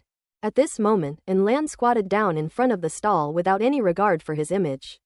He had already put on a hood and a metal mask, so no one could tell what race he was. This kind of attire is common here, as many people are unwilling to reveal their identity casually. The owner of the stall was a fox, with a red tail peeking out from behind him. He was handsome, but his smile was somewhat cunning. Take a look, you two. Let me know if you need anything. And Lan nodded, appearing rather aloof, her gaze lingering on the ores on the stall. This stall sells a type of ore called Crimson Star Mother Copper, which is one of the forging materials for the 1000 machine box, which is why Lan stopped to observe it. However, most of these Red Star Mother Copper pieces only have half a window opened, or even less. At first glance, they may appear to be a whole piece, but in reality, there may only be a small piece inside, or even just a small part. If you don't have a good eye, it's easy to buy a defective product. You're not allowed to use machines to scan items when you buy things here. If you're skilled, you have to rely on your experience and discerning eye to find bargains. Isn't this just gambling on jade? Wang Teng asked with a strange expression. And Lan looked at it for a long time, her brows furrowed, and finally whispered to Wang Teng, well, can you tell which piece is heavier? Wang Teng originally wanted to use the eye of origin to directly examine the internal structure, which would naturally reveal which ores were profitable and which were scams. However, thinking about his newly upgraded mineral prospector attribute, he suddenly felt a bit itchy to use his skills. A prospector's greatest skill is finding mineral veins. They are very knowledgeable about various ores and should not find it difficult to discern the true value of an ore from its surface. Wang Teng then used his knowledge and experience as a prospector to look at the ore on the stall. His eyes flickered slightly before finally settling on a piece of ore twice the size of a football. Judging from the cracks, color, and other appearances above, this piece of ore has the highest probability of yielding Red Star Mother Copper. This one? And Lan noticed Wang Teng's subtle gaze and asked telepathically. Just in case, Wang Teng didn't rush to answer. This time, he finally activated the Eye of Origin and looked at the ore. Boss, how much is this ore? Suddenly, a figure squatted down in front of the stall, patted the ore and asked. Wang Teng and Lan turned to look. Sao Guan. Wang Teng was slightly taken aback. What? Can't afford to buy anything, so you come here to shop online? Sao Guan, who was obviously there for Wang Teng, sneered at him. Quote. Wang Teng's expression was strange. And Lan, Min, too. The atmosphere suddenly became a little strange. And Lan was very unhappy. Isn't Lan very poor? Fart. As a domain lord, how could he be poor? He is not poor. It was this bastard who slandered his innocence and ruined his reputation. His heart is despicable. So he glared fiercely at Sao Guan, not knowing what he was thinking. He showed no awareness of being a domain lord level expert and didn't even exert any pressure. If he truly used his imposing presence to intimidate others, Sao Guan, with his mere stellar level strength, would have been knocked down on the spot long ago. Sao Guan was somewhat puzzled by Lan's gaze. What the heck? He was talking to Wang Teng, but Wang Teng didn't get angry. Instead, this strange gray-robed masked man got angry. Young Master Sao, aren't you here to shop around too? Are you poor too? And are all the people around here poor as well? Wang Teng just smiled faintly at Sao Guan's sarcasm. As soon as he said that, he was met with a lot of hostile stares from all around. This place is a melting pot of all sorts of people and races. Besides, not everyone knows Sao Guan, so naturally they wouldn't necessarily be afraid of a stellar-level martial artist like him. Sao Guan's expression changed, and his scalp tingled. Being watched by so many people, he felt like a weak and pitiful lamb that had fallen into a pack of wolves. You're talking nonsense, I didn't mean that, Sao Guan retorted immediately, sweat beading on his forehead. Then what do you mean? Wang Teng pressed. Quote. Sao Guan. This is never going to end. I should have known better than to argue with this bastard. He's no match for me in verbal sparring. This is the Sao family? And Lan suddenly asked, both amused and exasperated. Sao Hongtu's son. Wang Teng chuckled. I heard that Sao Hongtu has a son and a daughter who have reached the cosmic level. It shouldn't be this idiot, right? And Lan shook her head and said. Oh, and he also has a son and a daughter who have reached the cosmic level, Wang Teng said in surprise. What's so strange about that? As long as you're willing to spend the resources, anyone with a little talent can reach the cosmic level, and Lan said. Then what about Sao Guan? Wang Teng asked speechlessly. So stupid, is there even a need to say more? And Lan retorted. The two communicated calmly, without any regard for Sao Guan's feelings. Stupid. Cao Guan's face grew darker and darker, and the two words kept echoing in his mind. Someone actually used the word stupid to describe him. This is absolutely intolerable. Being the eldest son and being overshadowed by his two younger siblings already made him resentful, but now being mocked and ridiculed like this made him even angrier and tremble with anger. Previously, because of Wang Teng's matter, he was scolded by Cao Hongtu and relieved of his household affairs, and was made to face the wall for trial. He begged for a long time before he was finally able to come out and get some fresh air today. Unexpectedly, he ran into Wang Teng on a narrow road. He originally wanted to take this opportunity to humiliate Wang Teng and avenge the previous grudge, but who would have thought that he would be humiliated instead? However, Wang Teng couldn't be blamed for this. He hadn't expected in Lan to be so sharp-tongued and unforgiving. When Cao Guan called him a poor wretch, he retorted with a stupid and clumsy remark. So even domain lords are this down to earth? Don't get agitated, we're just stating a fact.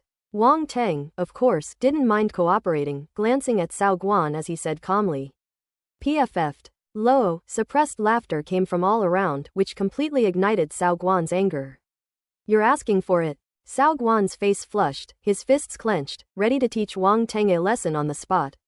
That's infuriating. The aunt could tolerate it, but the uncle could not. Enough. However, at that moment, a jade-like hand landed on Cao Guan's shoulder, and a voice that was both charming and dignified suddenly rang out. Cao Guan froze, looking deflated, and turned to look at the newcomer with a somewhat surprised expression. Wang Teng raised an eyebrow, looked past Cao Guan's figure, and looked at the tall woman who had appeared behind him at some point. The woman was pretty, tall, and curvaceous. She wore a rather form-fitting purple battlesuit and had a long sword slung across her back. The long sword was 2/3 the length of her body, and it had no scabbard. The sharp blade was pressed tightly against her back and buttocks. Wang Teng was a little worried that the long knife would tear her pants, so. Cosmic level. Wang Teng activated his spiritual vision, and immediately discerned the opponent's strength, which surprised him somewhat. Why are you here? Cao Guan asked, frowning. Can't I come? Cao Zhaozhao walked forward gracefully, tilting her head to look at him. No, that's not it, Cao Guan said awkwardly. It's just that when did you get back? I just returned to the capital, Cao Zhaozhao replied, then sneered, you're really something, causing trouble as soon as you were released. You. Cao Guan's expression was not good. He was somewhat embarrassed and angry at being ridiculed by his sister. Cao Zhaozhao ignored Cao Guan and looked at Wang Teng. You, are you that Wang Teng? Don't you know to give your name before asking others? Wang Teng said casually. This handsome young man has quite a temper, Cao Zhaozhao chuckled. You used the word small poorly. How did you get the idea that I'm small? Wang Teng chuckled. Cao Zhaozhao was clearly stunned for a moment, then glanced down at a certain spot with a provocative look in her eyes. Whether it's small or not, you'll only know after you see it. Why don't we find a secluded spot to talk? Wang Teng suggested. Damn it, kid, you're asking for it. Cao Guan's face turned pale, as if a car wheel had rolled over him. No matter how much Cao Zhaozhao and he didn't get along, she was still his sister. For Wang Teng to flirt with Cao Zhaozhao right in front of him was simply outrageous. No man could stand it. Shut up. Cao Zhaozhao's face turned cold, and she said contemptuously, it's none of your business what I do. Quote. Cao Guan. Wang Teng's eyes flickered when he saw this. The relationships within this family seem quite interesting. You seem very confident. Cao Zhaozhao's gaze fell on Wang Teng again, the icy look on her face gone, replaced by a charming smile, as she spoke. We have that much confidence in your Cao family, Wang Teng said with a smile. Laugh. Who can't laugh? Let's have a competition to see who can laugh the best. Cao Guan's face flushed with anger, and he wanted to confront Wang Teng, but when he saw Cao Zhaozhao's expression, the words stuck in his throat. Cao family, Cao Zhaozhao. Cao Zhaozhao gave Wang Teng a meaningful look, then suddenly reached out her hand to him. Wang Teng. Wang Teng was a little surprised, but he still reached out and shook her hand. My father invites you to come over to his house tomorrow evening, Cao Zhaozhao said suddenly, withdrawing her hand. Invite me? Wang Teng was slightly taken aback. Indeed, you are the successor of Baron Nangong, and my father is Baron Nangong's personal disciple. We should be family. You've come from afar, so you don't mind having a meal with us, do you? Cao Zhaozhao said casually. What you said makes a lot of sense. Wang Teng stroked his chin and suddenly laughed, then I'll gladly accept. Then it's settled. Cao Zhaozhao narrowed her eyes, not expecting Wang Teng to agree so readily. This is more than just confidence. Without any confidence, would anyone dare to easily come to the Cao family's doorstep, facing 2 universe-level and 1 domain lord-level powerhouses? She didn't believe that Wang Teng, having been in the capital for so long, wouldn't have failed to find out about the Cao family's situation. Sure, Wang Teng, always come when I say I will. Don't worry, I won't run away, Wang Teng chuckled. Hey everyone, are you buying anything or not? If not, don't block my way. At this point, the Fox clan owner behind the stall became displeased and urged them on. You want to buy this ore? Cao Zhaozhao asked, her gaze falling on the stall. Just browsing, Wang Teng said, his eyes flashing. I'll take this ore. Cao Guan looked at the Fox clan boss and asked, how much? 30 million Great Qian coins. The Fox clan boss's eyes darted around, and he held up 3 fingers as he spoke. 30 million? Why don't you just rob someone? Such a large piece of Crimson Star Mother copper is only a little over 30 million. How dare you sell a piece of rough material for 30 million? Cao Guan glared. He only wanted to seize Wang Teng's opportunity, not to really be a sucker. You can't say that. The fact that both of you have taken a liking to this ore means it has something special about it. Maybe it's not just a simple piece of Crimson Star Mother copper. Isn't gambling on a mine all about betting on this sliver of possibility? The Fox clan boss didn't seem to care. He chuckled and said to Wang Teng, you agree, don't you? You're trying to raise the price on the spot, Cao Guan said angrily. I think the boss is right. Young Master Cao, you're so rich, you certainly don't need 30 million. Wang Teng said with a smile. Cao Guan was speechless, feeling like he had dug a hole for himself and now had no choice but to jump in. With your pig brain, you think you can outsmart people?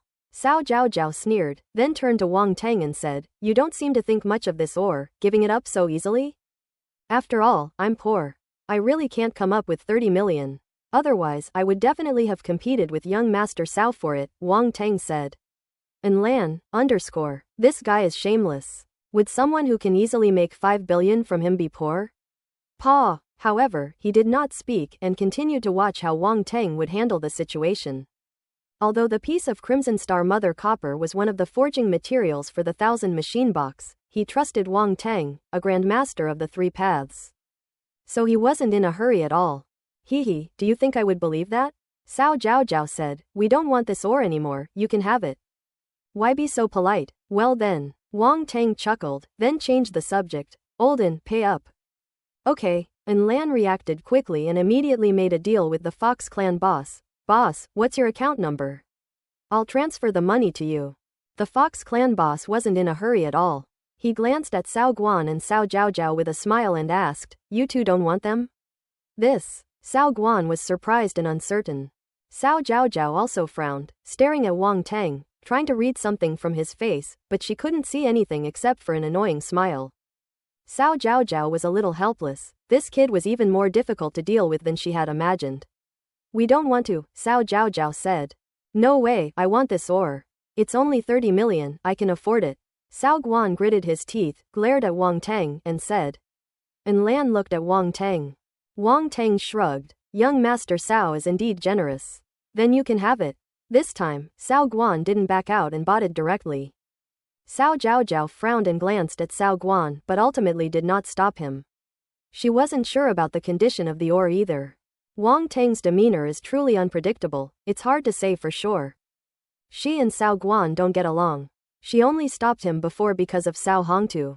Now that Cao Guan is determined to buy, she won't forcibly stop him anymore. The Fox clan boss was somewhat disappointed, as he had thought the 2 sides would compete for the goods by raising the price. He hadn't expected one of them to be so slick, simply saying they didn't want it anymore. However, he still made a profit of 30 million. As mentioned before, even if the entire piece were made of Red Star Mother copper, it would only be worth a little over 30 million. This piece was just a gamble. He bought it for only 5 million and originally planned to sell it for 7 or 8 million, making a profit of 2 million or so. Now, he has made 25 million in one go. He not only made a profit but he made a huge profit. The transaction was completed. Cao Guan had his attendants pick up the ore and gave Wang Teng a provocative look. I'm going to start mining right now. Do you have the guts to come and take a look? Great, I'm also curious to know what's inside this ore. Wang Teng nodded with a smile, seemingly unconcerned that Cao Guan had taken the ore. His appearance made Cao Guan feel frustrated, like he had punched cotton, and he was extremely depressed. We can start mining at that shop up ahead. Let's go there. Cao Guan led the way. Wang Teng whispered a few words to Lan, and then followed Cao Guan and the others toward a mineral shop ahead. Cao Guan paid a processing fee to have the other party help him cut the ore. There are many kinds of minerals in the universe, and the constituent materials are different.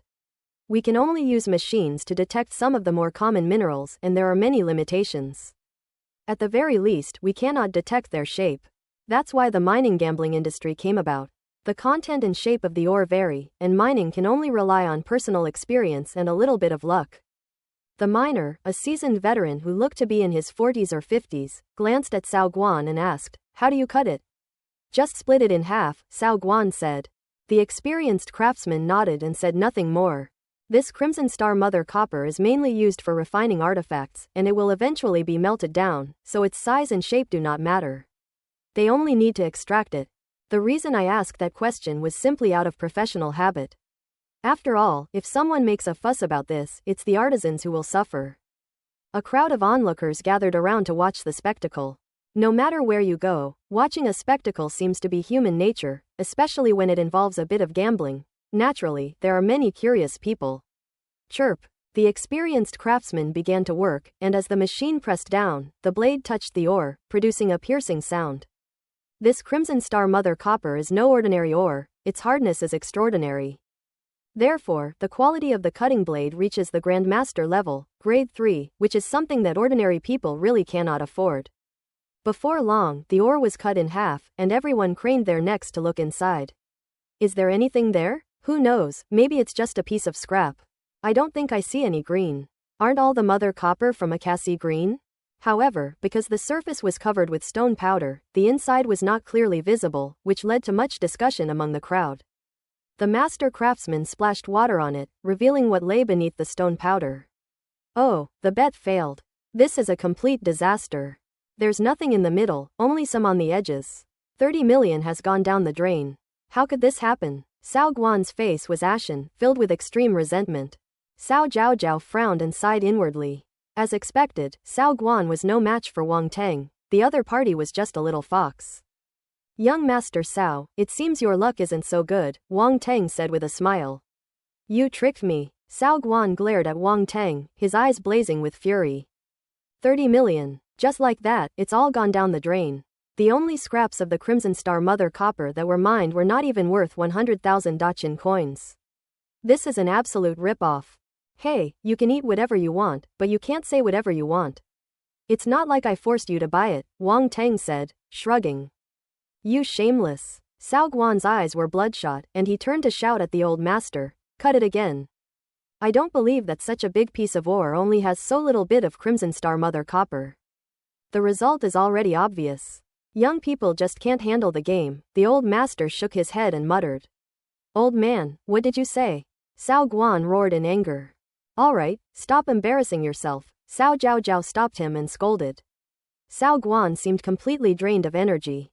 "Are you done cutting? If you're done, it's our turn." At this moment, Lan walked up from behind with a smile, tossed a piece of ore to the master craftsman, and asked him to help cut the stone. "When did you do it?"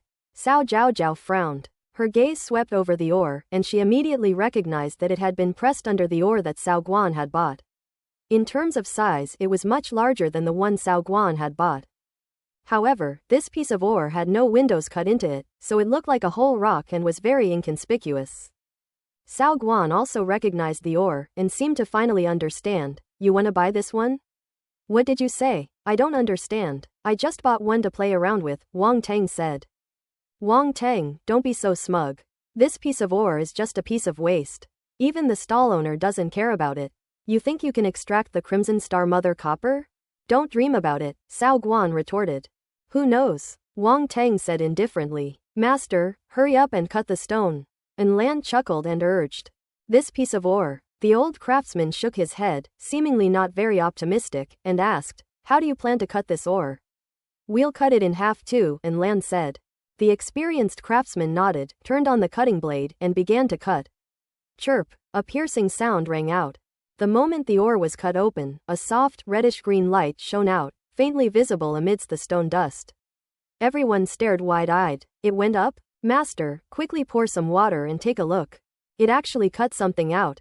The master craftsman was extremely surprised and quickly fetched a large basin of water, which he then poured down.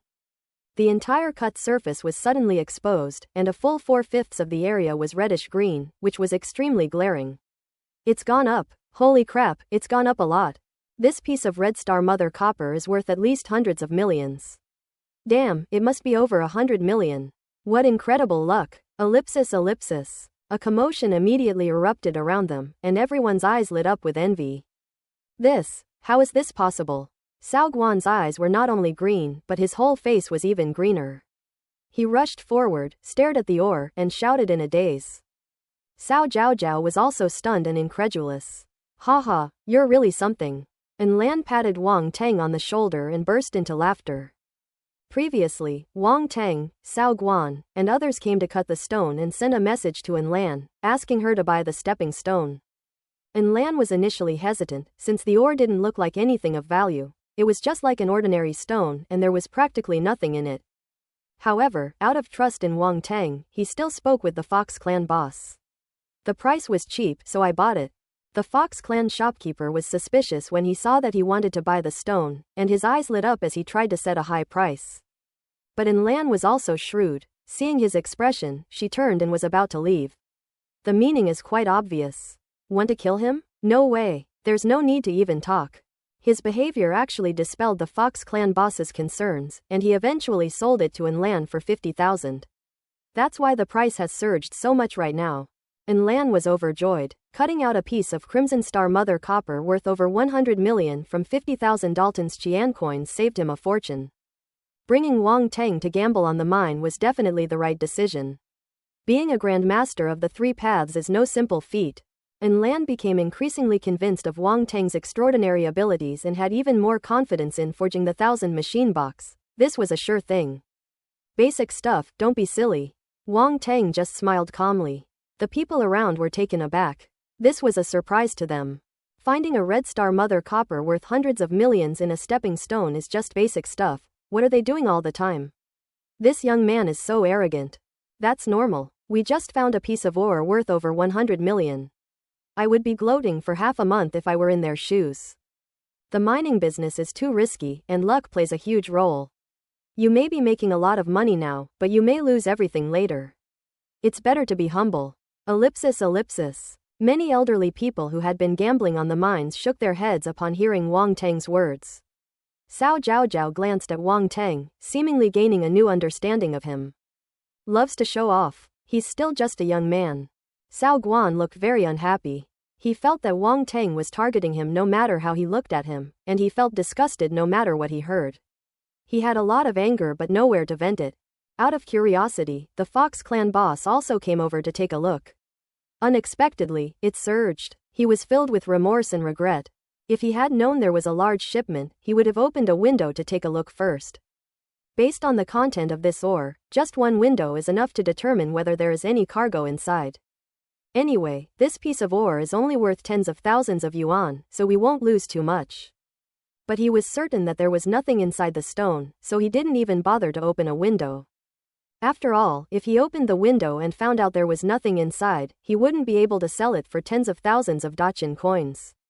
Now look what happened. They opened a red star mother copper worth over 100 million with 50,000 coins, nearly 2,000 times the original value, and it all went to someone else for free. We've lost so much money, we've lost a fortune. He glanced at Wang Tang and seriously doubted whether the other party was the real Fox clan member, otherwise how could he be even more cunning than him? Looking back now, it's clear that the other party had their eye on this stepping stone, but then used the piece on top of that stepping stone to scam others. He was caught in their scheme, thinking they preferred the top piece, but little did they know their true intention was the bottom stepping stone. Just because you found a piece of ore worth hundreds of millions, you're already making such a big boast. Aren't you afraid of biting off more than you can chew? Suddenly, a contemptuous laugh came from the crowd. Everyone turned to look and saw a bald young man in a black robe standing there, surrounded by a group of people, like a star being surrounded by the moon. He had a small flame mark on his forehead. The Perix family. Wang Teng was taken aback, not expecting to encounter this family here. What a small world. The arrival of the Cao family wasn't enough, now the Perix family has arrived. Is the imperial city really that small? Moreover, judging from his appearance, this bald young man in black robes possesses cosmic-level strength and is not a simple spoiled brat. Young Master Address. Cao Guan's face lit up with joy when he saw the man, and he quickly went to greet him. Cao Zhaozhao frowned, seemingly extremely disapproving of Cao Guan's sycophantic manner. Address nodded, his expression rather aloof. His gaze swept past Cao Guan and landed on Cao Zhaozhao, where he smiled and said, "Zhaozhao is here too. So it's young Master Address." Cao Zhaozhao smiled charmingly, like a blooming flower, exceptionally beautiful. Wang Teng couldn't help but glance at her. This woman is something else, she seems to greet everyone with a smile. If you ignore the exaggeratedly long sword behind her and her cosmic-level strength, someone who doesn't know her might mistake her for a pretty but useless socialite. Wang Teng ignored the other party, glanced at them, and then looked away, saying to Lan, "Let's put away the Crimson Star Mother Copper and go explore other places." The Perix family? Lan naturally recognized the identity of the bald young man in black robes at a glance. The Perix family, as one of the 8 noble families of the empire, is quite famous, and with their iconic bald heads and flame markings, almost no one can fail to recognize them. However, as a domain lord-level powerhouse, he naturally wouldn't be afraid of a universe-level expert, but he also didn't intend to provoke the other party. So after hearing Wang Teng's words, he put away the cut Crimson Star Mother Copper and prepared to leave with Wang Teng. Address's expression darkened slightly as he saw that they didn't take him seriously. He sneered, "Weren't you so arrogant just now? Why are you leaving now? Afraid of being humiliated?" Cao Guan sneered. With the young Master Address of the Perix family making a move, how long can Wang Teng keep jumping around? Cao Zhaozhao also looked at Wang Teng, her gaze shifting between the two of them, seemingly quite interested. Lan stopped and looked at Wang Teng. He didn't actually want to get too involved with the Perix family, but he didn't know how Wang Teng would handle it. He had signed a contract with Wang Teng, and he couldn't avoid getting involved in this mess. "Your attempt to provoke me is clumsy." Wang Teng laughed, stopped, and looked at him calmly. "But who do you think you are, trying to interfere in my affairs?" "Hiss." Cao Guan gasped. This kid actually dared to insult young Master Address. However, considering that Wang Teng could even criticize a domain lord like Syncleon without hesitation, it seems that criticizing Address, a cosmic-level being, is not a big deal. He suddenly realized that Address might not be able to control Wang Teng. Cao Zhaozhao was also stunned. Although she had heard of Wang Teng's reckless personality and that he had even confronted Lord Syncleon in the Noble Council, this was the first time she had actually met him. He was indeed living up to his reputation. Lan was starting to have a headache. Cooperating with Wang Teng was proving to be more difficult than he had imagined. "How dare you? How audacious of you to act so wildly in front of young Master Address." Before Address could speak, one of the men behind him stepped forward, pointed at Wang Teng, and shouted, "You dare bark like a dog when your master hasn't spoken." Wang Teng's gaze turned cold, and a palpable killing intent shot from his eyes towards the attendant.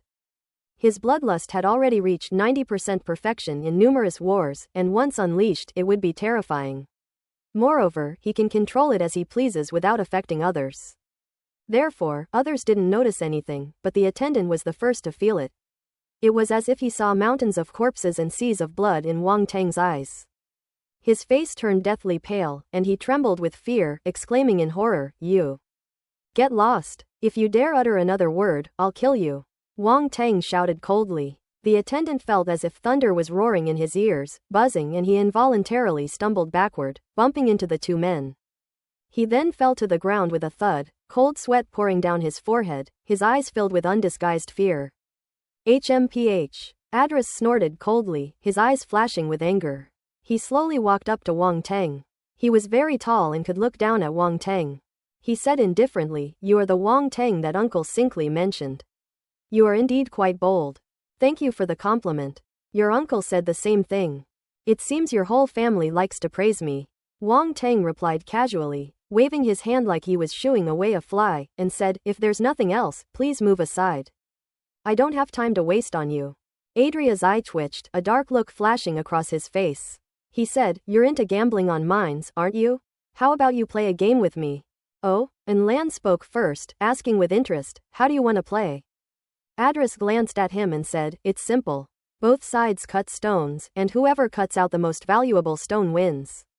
The winner pays the loser whatever value the stone they cut out is worth. Besides, we're not going to gamble here. If we're going to gamble, we'll gamble big. Go to the gambling mine up ahead. That's where the good stuff is.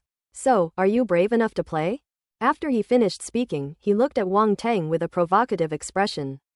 Hiss! Many of the onlookers gasped in surprise after hearing about this game. Playing this big. As expected of the Perix family, they are indeed very wealthy. A single stone gambled at the mining site up ahead would probably cost tens or hundreds of millions. Sometimes the stones cut out are even more valuable, maybe even reaching billions or tens of billions. If you lose, tisk tisk tisk. That's ruthless. This young master of the Perix family is truly ruthless. Ellipsis ellipsis. The murmurs were deafening. These people were all eager to see a good show, marveling at the spectacle while watching with great interest. And Lan hesitated. He didn't have that much money. If he lost, he wouldn't even have the money to pay Wang Tang. If a dignified domain lord had to sell himself to pay off his debts, wouldn't he be laughed at? But Wang Tang should have the capital to play around. He's a Grand Master of the Third Path, and he could easily earn back tens or hundreds of billions of dollars. So he could only look to Wang Tang and wait for Wang Tang to make a decision. Sigh, and Lan isn't really poor, he just isn't that rich. Wang Tang, if you don't dare to play, that's fine. I heard you come from a remote, backward planet, so it's normal that you don't have money. Be careful you don't lose everything. Cao Guan said with some excitement and a mocking sneer. Or should I play along? Wang Tang glanced at him. Don't be afraid, I won't be that cruel. At least I'll leave you your underwear. Cao Guan quickly retreated behind Adris and shouted, if you have the guts, then play with young Master Adris. If you don't, then just say so. Wang Tang was both amused and exasperated. Even Cao Zhaozhao couldn't stand it, it was just too embarrassing. Wang Tang said disdainfully, look at you, you coward. If I were Cao Hongtu, I would have shot you against the wall back then. PFF'd. The people around burst out laughing on the spot. I just couldn't resist. That's so vicious. This young man has a really sharp tongue. And Lan laughed heartily, looking at Cao Guan with a strange expression. You. Cao Guan was stunned for a moment before he reacted, his face flushed red, and he was so angry that he was practically spitting fire. Cao Zhaozhao blushed slightly, and inwardly cursed Wang Tang for being shameless and saying such things. Adris's lips twitched slightly, disgusted by Cao Guan's embarrassment, but he still stepped forward and said coldly, stop talking nonsense, are you going to play or not? Sure, since you want to lose money, I'll play with you then, Wang Tang said calmly, nodding. You're dreaming if you think I'll lose money. Adris pointed to an old man beside him and sneered, this man next to me is a senior prospector. With him here, do you think I'll lose? Senior mineral prospector. And Lan was taken aback, and then her expression turned somewhat unpleasant. It's not fair that you asked a senior prospector for help. What's unfair about it? When it comes to mining, everyone hires prospectors to assess the mines. If you're so capable, you can hire prospectors yourselves. I won't stop you, Adris said. Exactly, if you're so capable, you can hire a prospector too. Cao Guan was secretly delighted, as if he could already see Wang Tang losing everything. He hated Wang Tang to the extreme, having been humiliated repeatedly and unable to save face, so he could only rely on Adris. Cao Zhaozhao shook her head, glancing at the unassuming old man with surprise. I never expected that he would be a senior prospector. With a senior prospector involved, Wang Tang has virtually no chance of winning. Are you going to play or not? If you are, lead the way. If not, I'm leaving. Wang Tang said impatiently without even glancing at the senior prospector. The young man is very confident, the senior prospector chuckled. All right, follow me. Afraid that Wang Tang would run away, Adris stopped talking and led the way. Wang Tang still didn't look directly at the senior prospector and followed Adris forward. And Lan immediately caught up and asked via telepathy, Wang Tang, that's a senior prospector. Are you confident? If not, we can just retreat without losing face. What, are you scared? Wang Tang smiled faintly. What am I afraid of? I'm afraid you'll lose so badly you'll have to pawn your pants, and Lan said speechlessly. Don't worry, he's just a senior prospector. We'll show him what it means to be outmatched. Wang Tang said calmly. And Lan looked at him suspiciously. Did Wang Tang have some other trump card up his sleeve? Wang Tang, do you also know the art of mineral exploration? A round voice suddenly rang in Wang Tang's mind. It had seen Wang Tang do this too many times, always doing the most unexpected things in the most unlikely circumstances. Which made it wonder if Wang Tang had mastered the art of mineral exploration. It's a secret, Wang Tang said. TCH, fine, don't tell me then. Roundy stopped talking. Basically, every time it said this, it meant that Wang Tang was confident enough that it didn't need to worry about anything. The group soon arrived at the gambling mine, which was home to many large and powerful gambling mines, not just one, but dozens. The profits involved in mining gambling are unimaginable. Without a certain level of power and background, who would dare to open one? They could easily be wiped out. And it is precisely because these gambling mines are backed by powerful forces that even those who come to gamble on the mines, even if they are strong, still follow the rules. You can choose any of these gambling mines, so you won't say I'm bullying you, the newcomer, Adris said, pausing and gesturing around. Wang Tang looked around, but he didn't recognize any of the stores. Let's choose this Jusai Mining Casino. It's a branch of a powerful force that controls numerous mines in the universe, located in the Imperial City. I doubt they'd dare cause trouble, Lan said telepathically, gesturing with her eyes. Gathering wealth? Wang Tang's lips twitched involuntarily when he saw the rustic-sounding name. He transmitted his voice, is this a branch of a major cosmic power? Not some small gambling den? Are you serious? Ahem, gathering wealth, that's all. People open gambling mines to make money. Although it's simple and rustic, the meaning is straightforward and there's nothing wrong with it, Lan said with a dry cough. Why not call him Wenke? Wang Tang said quietly. Quote. And Lan was speechless. Do you think this is a dog? How about we open a business together and name it Wenke, meaning prosperous fortune? Wang Tang said, stroking his chin. You're a real genius. And Lan didn't say these words aloud, she just thought about them to herself. Let's focus on wealth, Wang Tang said to Adris. Good. Adris led the way into the fortune gambling mine. These gambling mines look like just shops from the outside, but in reality, they all have a large courtyard behind them, where large quantities of ore are piled up. Please wait a moment, we need proof of identity to enter the backyard, a shop assistant said with a smile, stopping the group. These gambling mines are strictly controlled.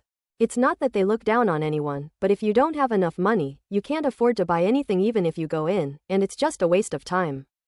Adris, familiar with the process, immediately revealed his identity. Upon seeing that he was a member of the Perix family, the shop assistant didn't need any proof of financial resources and let him through immediately. When it came to Wang Tang's side, Wang Tang glanced at Lan, only to find that Lan was also looking at him. Why are you looking at me? Prove it to him, Wang Tang said. Me? Lan pointed to her nose, seemingly surprised. Wang Tang, a grandmaster of the three paths, was so rich, did he need her to prove it? I have no money, of course you came, Wang Tang said matter-of-factly. The shop assistant remained smiling and waited quietly. Adris and Cao Guan looked at him with disdain. You dare to gamble with me if you have no money? Don't worry, I won't be the one who loses in the end anyway, so why would I need the money? Wang Tang said. Quote. Adris and the others were all furious, and were infuriated by Wang Tang's casual and indifferent words. Then I'll wait and see how you beat me, but you'd better figure out how to get in first, Adris sneered. You don't need to worry about that. Whether we can get in or not is our business, Wang Tang said. Left with no other option, Lan had to pay a deposit of 200 million yuan before she was allowed to enter. The so-called proof of funds is just a deposit that will be refunded when you get out. 100 million each, Wang Tang's money came from Lan. Please come in, guests. The shop assistant gestured for them to enter, no longer stopping them. Cao Zhaozhao, Cao Guan, and others also paid a deposit before the group went into the backyard.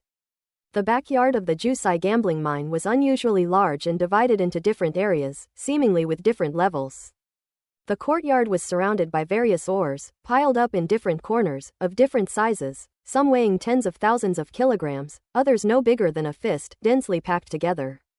We don't need to look at the others. Let's go straight to the A-level area. There are at least hundreds of millions of ores there, Adris said. Whatever. Wang Tang nodded. Inside the courtyard, there are beautiful female shop assistants to greet and explain, as well as mining experts to help with mining. There are even prospectors who are stationed here and have very high status. They rarely go out. Most of the guests here are people of high status or those with great power and wealth. Wang Teng's gaze swept across the area and he immediately saw many universe-level and domain lord-level powerhouses, as well as several unfathomable beings who seemed to be world lord-level. It's unbelievable that so many experts could be found in the backyard of a mere gambling mine. No wonder the gambling mine has to set up a threshold. If any ordinary person could come in and offend these powerful people, it would be the gambling mine that would lose face. It's clear that this Jusai gambling mine is targeting the high-end market. These powerful individuals are often accompanied by prospectors, who they consult from time to time before making any purchases. As for how Wang Teng discovered it, it was because attribute bubbles were falling out around them. Wang Teng picked them up one by one without any hesitation. Mineral Prospecting Skill *300. Mineral Prospecting Skill *500. Mineral Prospecting Skill *450. *. The prospectors here are clearly much higher level than those outside, and they drop more attribute bubbles, Wang Teng muttered to himself. In a short time, he gained thousands of points of the mineral prospecting attribute, and his mineral prospecting level also rose rapidly, from intermediate to advanced in just a moment. Even after reaching the advanced level, as he collected more and more attribute bubbles, Wang Teng actually broke through to the master level. Countless pieces of knowledge, experience and insights about mineral exploration flooded his mind, merging into his memory and becoming completely integrated. In just a short while, Wang Teng truly became a master of mineral exploration. Mineral Prospector, 201,000th Master. It doesn't seem too difficult, Wang Teng thought to himself. However, the upper limit of the prospector level is indeed quite high. It takes 10,000 points to reach the master level. If one reaches the Grandmaster level, wouldn't it take tens of thousands of points? Fortunately, the mining prospector attribute is easier to obtain than the alchemist or blacksmith attribute, and it doesn't take much effort, so Wang Teng didn't pay much attention to it. After becoming a master prospector, Wang Teng was itching to show off his skills again. He had already seen that the stepping stone contained the Crimson Star Mother Copper when he was still an intermediate prospector. Now that he has reached the master level, what kind of expertise and abilities will he possess? Address, that prospector, isn't he supposed to be a high-level one? He was acting incredibly arrogant just now. It's time to teach him a lesson. Before long, Address and his group, guided by the senior prospector, had selected a piece of ore weighing over 10,000 kilograms and came over. We've already made our selections. What, haven't you started yet? The ore here isn't so easy to choose. If you can't tell, just admit defeat. I'll cut this piece out, and whatever its value is, you'll compensate me accordingly, Address said calmly. Address's words were infuriating, as if he was already convinced that he would win and Wang Teng was bound to lose. So he might as well just admit defeat and pay up instead of even bothering with ore selection. Wang Teng, I think you should just admit defeat, lest you lose everything and have to pay out more money, which would be an even bigger loss, Cao Guan chimed in, mocking Wang Teng. Master Chen Shu is a senior mineral prospector. His ability to find mineral veins is far beyond your reach. You're just a rat's tail juice. Upon hearing this, the senior prospector revealed a reserved yet arrogant expression and said calmly, "Young man, it's okay for young people to suffer a little loss. You always have to pay your tuition. But remember to learn from your mistakes and grow wiser. You guys seem so sure you'll win?" And Lan said, glancing sideways, unable to bear it any longer. Of course, see this piece of ore? It weighs over 10,000 kilograms. Master Chen Shu said that the content of this ore is astonishing, and the ore extracted from it will be extremely valuable. Do you think you can find another piece that can compare to it? Cao Guan sneered, and Lan frowned, glanced at the senior prospector, and then looked at Wang Teng. He didn't believe that this senior prospector was a fraud. The ore in the Jusai gambling mine was all high quality. Even if it was a rough stone, such a large piece would be very valuable. How could the Perix family just randomly hire a prospector to take a look? It meant that the prospector had real skills. Wang Teng glanced at the ore weighing tens of thousands of kilograms, a hint of surprise flashing in his eyes. This advanced prospector is indeed quite skilled. He managed to select such a large and valuable piece of ore. Such a huge ore is not something an ordinary person would dare to handle casually. However, he smiled faintly and chuckled, since when do senior prospectors dare to call themselves masters? A hint of embarrassment and annoyance flashed in Chen Shu's eyes as he searched for minerals. A senior prospector is certainly not a master. But these are all informal terms of address. For example, a deputy director might be addressed as director by subordinates as a form of flattery. As long as it's not used in a formal setting, there's no problem with it. When Wang Teng made those words clear, it was a bit of a slap in the face. Since you're not satisfied, then let's select the ore, Chen Shu, the prospector, sneered. He didn't dwell on the form of address. Making a big fuss about it wouldn't do him any good and would only bring him shame. Wang Teng smiled calmly, not bothering to argue, and glanced around before casually pointing to a piece of ore that weighed about 1,000 pounds. This one will do. And Lan, pay. And Lan looked at Wang Teng with a resentful gaze. So casual. Are you serious? PFF'd, ha ha ha, are you just throwing caution to the wind? You dare to compare yourself to young Master Adris with some random 1,000-pound ore? Cao Guan laughed heartily. Young man, you're just being ridiculous. Do you think you can just pick any spot and then have an excuse to say you didn't choose carefully? Chen Shu, the prospector, shook his head, both amused and exasperated. Cao Zhaozhao glanced at Wang Teng with suspicion. Would this cunning little fox admit defeat so easily? Grandpa, I'm calling you Grandpa, can we be serious? They have tens of thousands of kilograms of ore. If we lose, we'll be left with nothing, not even our pants. And Lan was extremely frustrated and quickly transmitted her voice to Wang Teng. Do you mechanical race people still wear pants? Wang Teng gave him a strange look. And Lan was about to vomit blood. How is it that my mechanical race is not wearing pants? This is discrimination. I am wearing pants. No, are we talking about whether or not we are wearing pants? I am talking about losing money, brother. Don't rush, stay calm. You're supposed to be a domain lord level expert, and you're still a nobody, Wang Teng said calmly. So what if I'm a domain lord? Does that mean my money isn't money? And Lan retorted. Alright, you can't lose. If you trust me, just buy that ore. I guarantee you'll make a fortune. Wang Teng said confidently, by the way, you have to share the profits with me. I don't just help you out casually, I charge a lot. Are you really confident? And Lan asked suspiciously. Believe it or not, it's up to you, Wang Teng said casually. Fine, I'll trust you one more time. If we win, we'll split it evenly. No, 70/30ths, you get 70% and I get 30%, and Lan said through gritted teeth. Very good, you've got the awareness. Wang Teng nodded in satisfaction. Have you two made up your minds? If you're going to buy it, hurry up, Adris said impatiently, frowning. And Lan didn't say anything, but went straight up and bought the piece of ore that Wang Teng had chosen. Wang Teng, you're really confident, aren't you? You're not teaming up with that Adris to kill this stupid domain lord of the mechanical race, are you? A round, strange voice echoed in Wang Teng's mind. I've heard that people of the mechanical race are all a bit stubborn, but today I've seen it for myself. Am I that kind of person? Wang Teng rolled his eyes in annoyance. No matter what, I would never associate with the Perix family. They are our rivals. Ahem, I was just saying. Roundy knew that Wang Teng couldn't possibly be in cahoots with the other party. But Wang Teng's ore beneficiation methods are really unreliable.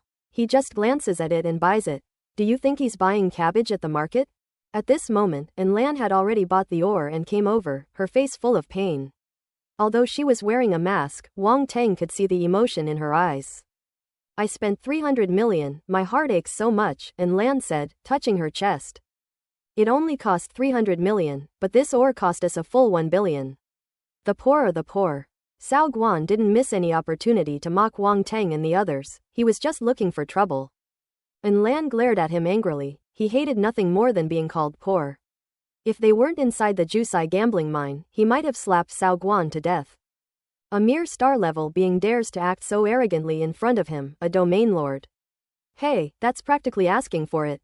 Wang Teng couldn't help but shake his head, feeling that Lan, a domain lord, was really having a tough time.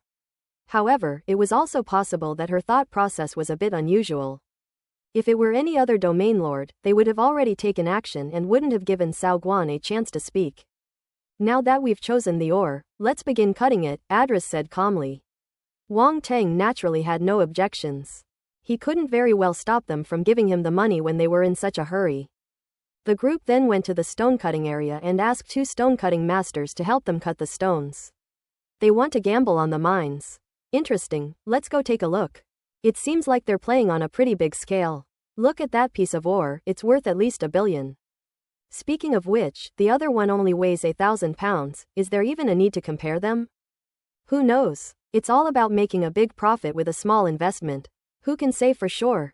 Ellipsis. Many people noticed what was happening and gathered around with great curiosity, whispering among themselves.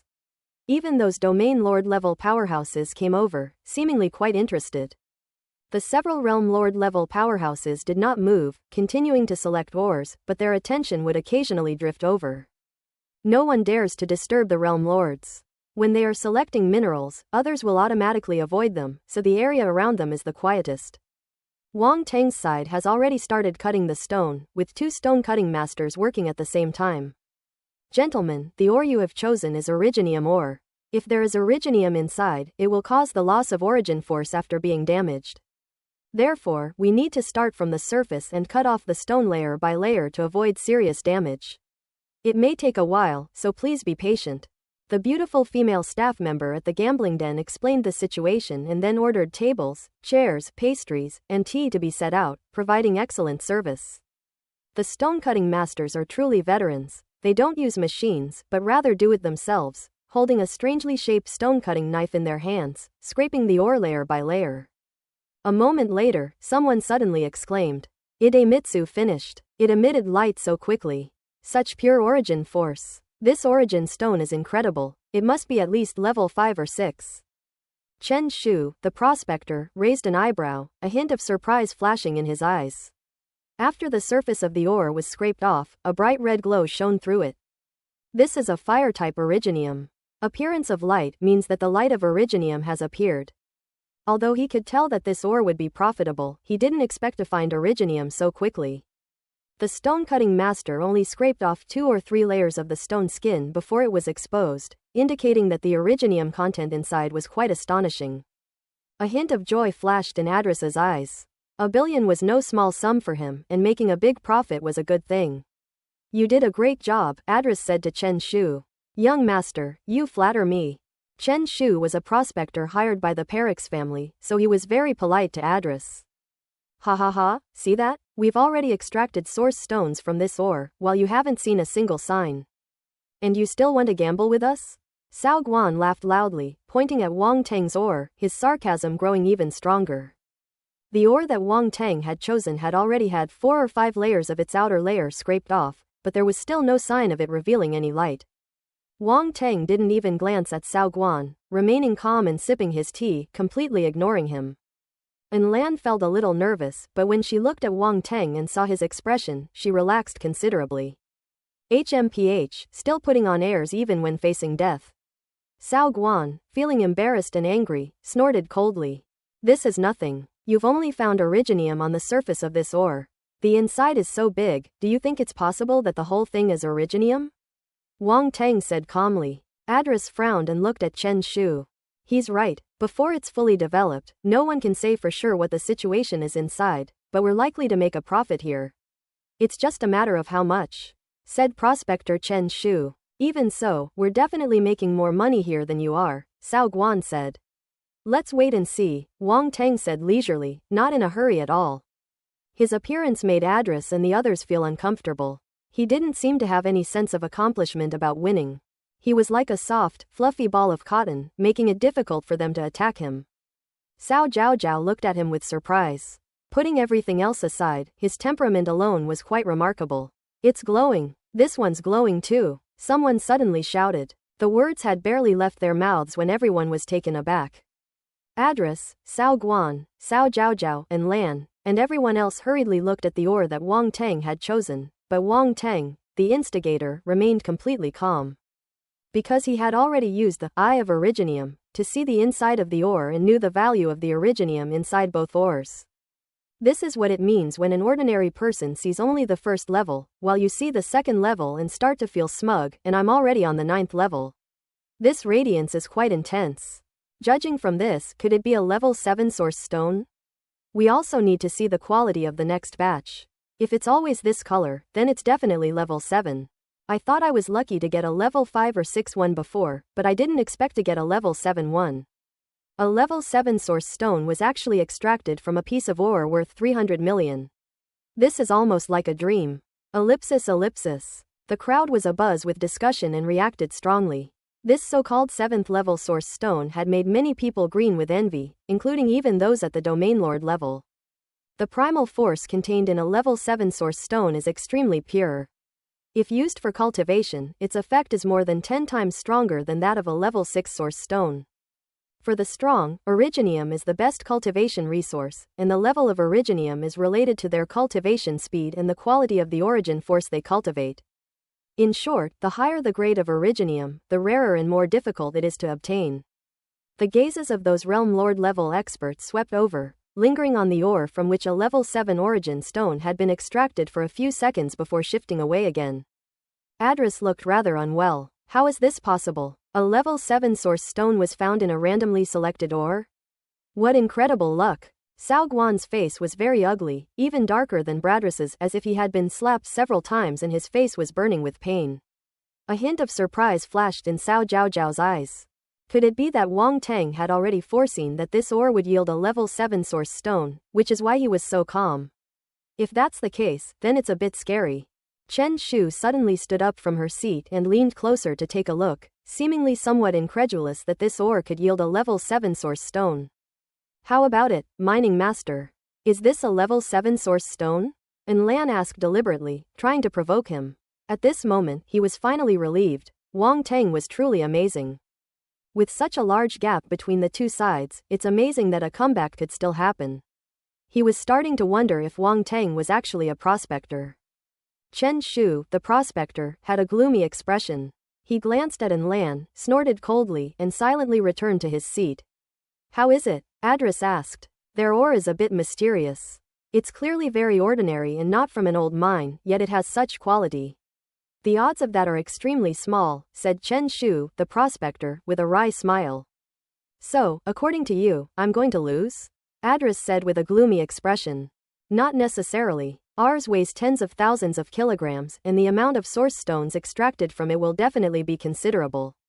Its value may not be inferior to theirs.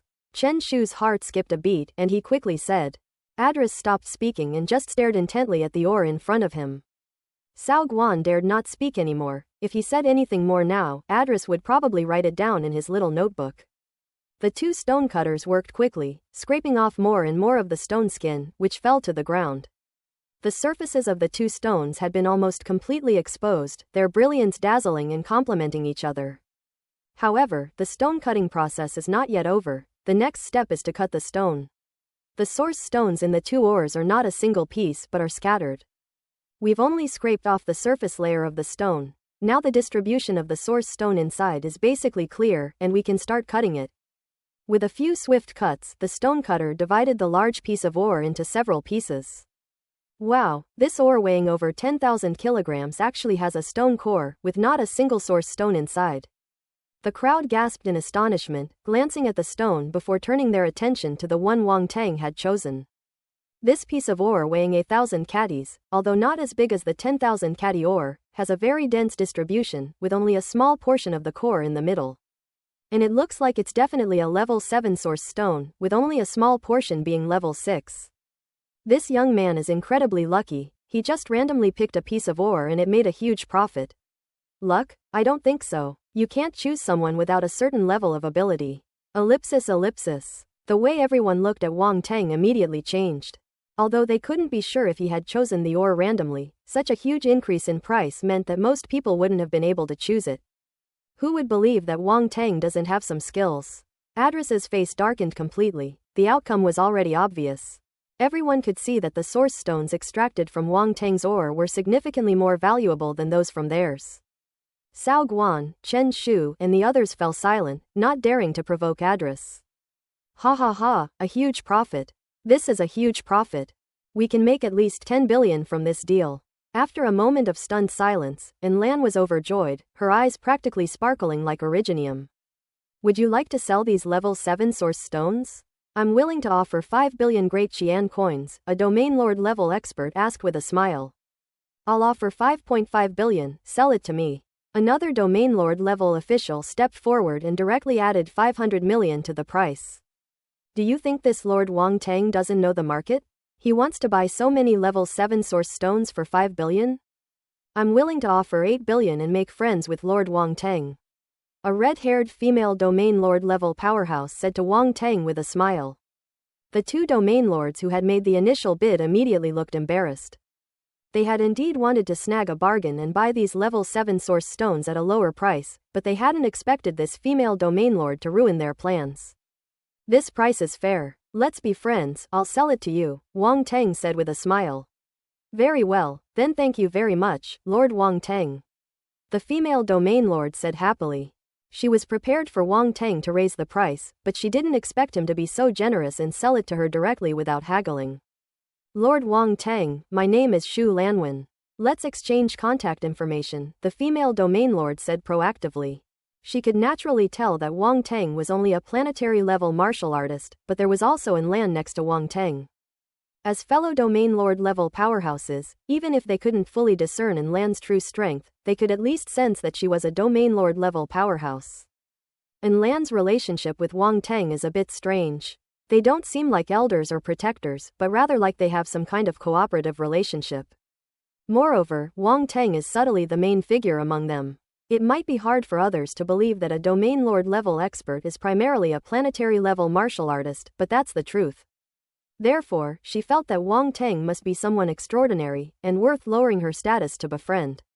This is why the other domain lord level powerhouses were quite polite to Wang Tang. Wang Tang, of course, did not refuse and nodded as they exchanged contact information. Then the other party paid 8 billion Dachin coins and took away the level 7 source stone. Gentlemen, a bet is a bet. 8 billion, pay up. Wang Tang watched Xu Lanwen leave before turning to Adris and the others, speaking calmly. 8 billion, 8 billion. And Lan felt emboldened when she saw that 8 billion of the level 7 source stones had been purchased, and she happily repeated the number. Adris glared at Wang Tang and Lan, and said coldly, give me your account number, and I'll transfer the money to you.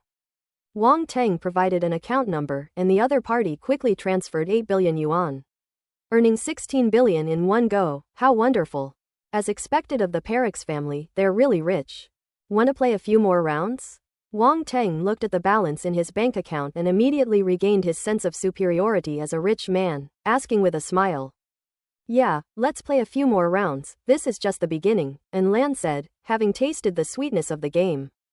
Adris was filled with rage and wished he could kill Wang Tang and Lan on the spot. You're just lucky, what's there to be so smug about? Chen Shu, the prospector, stared intently at Wang Tang and said through gritted teeth. So what if it is, so what if it isn't? I've won anyway, Wang Tang said calmly. You, Chen Shu exclaimed, her face full of resentment. Sorry, I really won by default, Wang Tang said calmly. You guys have no chance. You're too arrogant. You only beat me once by luck, Adris said angrily. Then let's play a few more rounds. I'm giving you a chance, Wang Tang said, revealing his true colors. Chen Shu, go and choose another one. Adris gave Chen Shu, the prospector, a cold look and said in a chilling voice. Chen Shu, the prospector, shuddered. He understood Adris's meaning. If he lost again this time, he was finished. For the Perix family, a senior prospector is nothing special. The Perix family has ways to make a high-level prospector disappear without a trace. A hint of resentment flashed in Chen Shu's eyes. He gritted his teeth, turned around, and searched for ore. He secretly vowed that this time he would definitely crush Wang Tang. Wang Tang was not in a hurry at all and continued to sit in his seat and drink tea. Wang Tang, which one should we choose? And Lan asked hurriedly. No rush, let them choose first, we can just pick one randomly, Wang Tang said calmly. Just pick whatever you want again, and Lan said helplessly. Otherwise, how do we choose? Wang Tang countered. It's okay, choose whichever you like, as long as we win, and Lan said with a smile. This time, a full half-hour passed before Chen Shu, the prospector, returned with a hint of joy on his face. He then whispered something to Adris in a mysterious tone. Really? Adris was overjoyed. I've seen that kind of ore once before, there's absolutely no mistake, Chen Shu assured him confidently.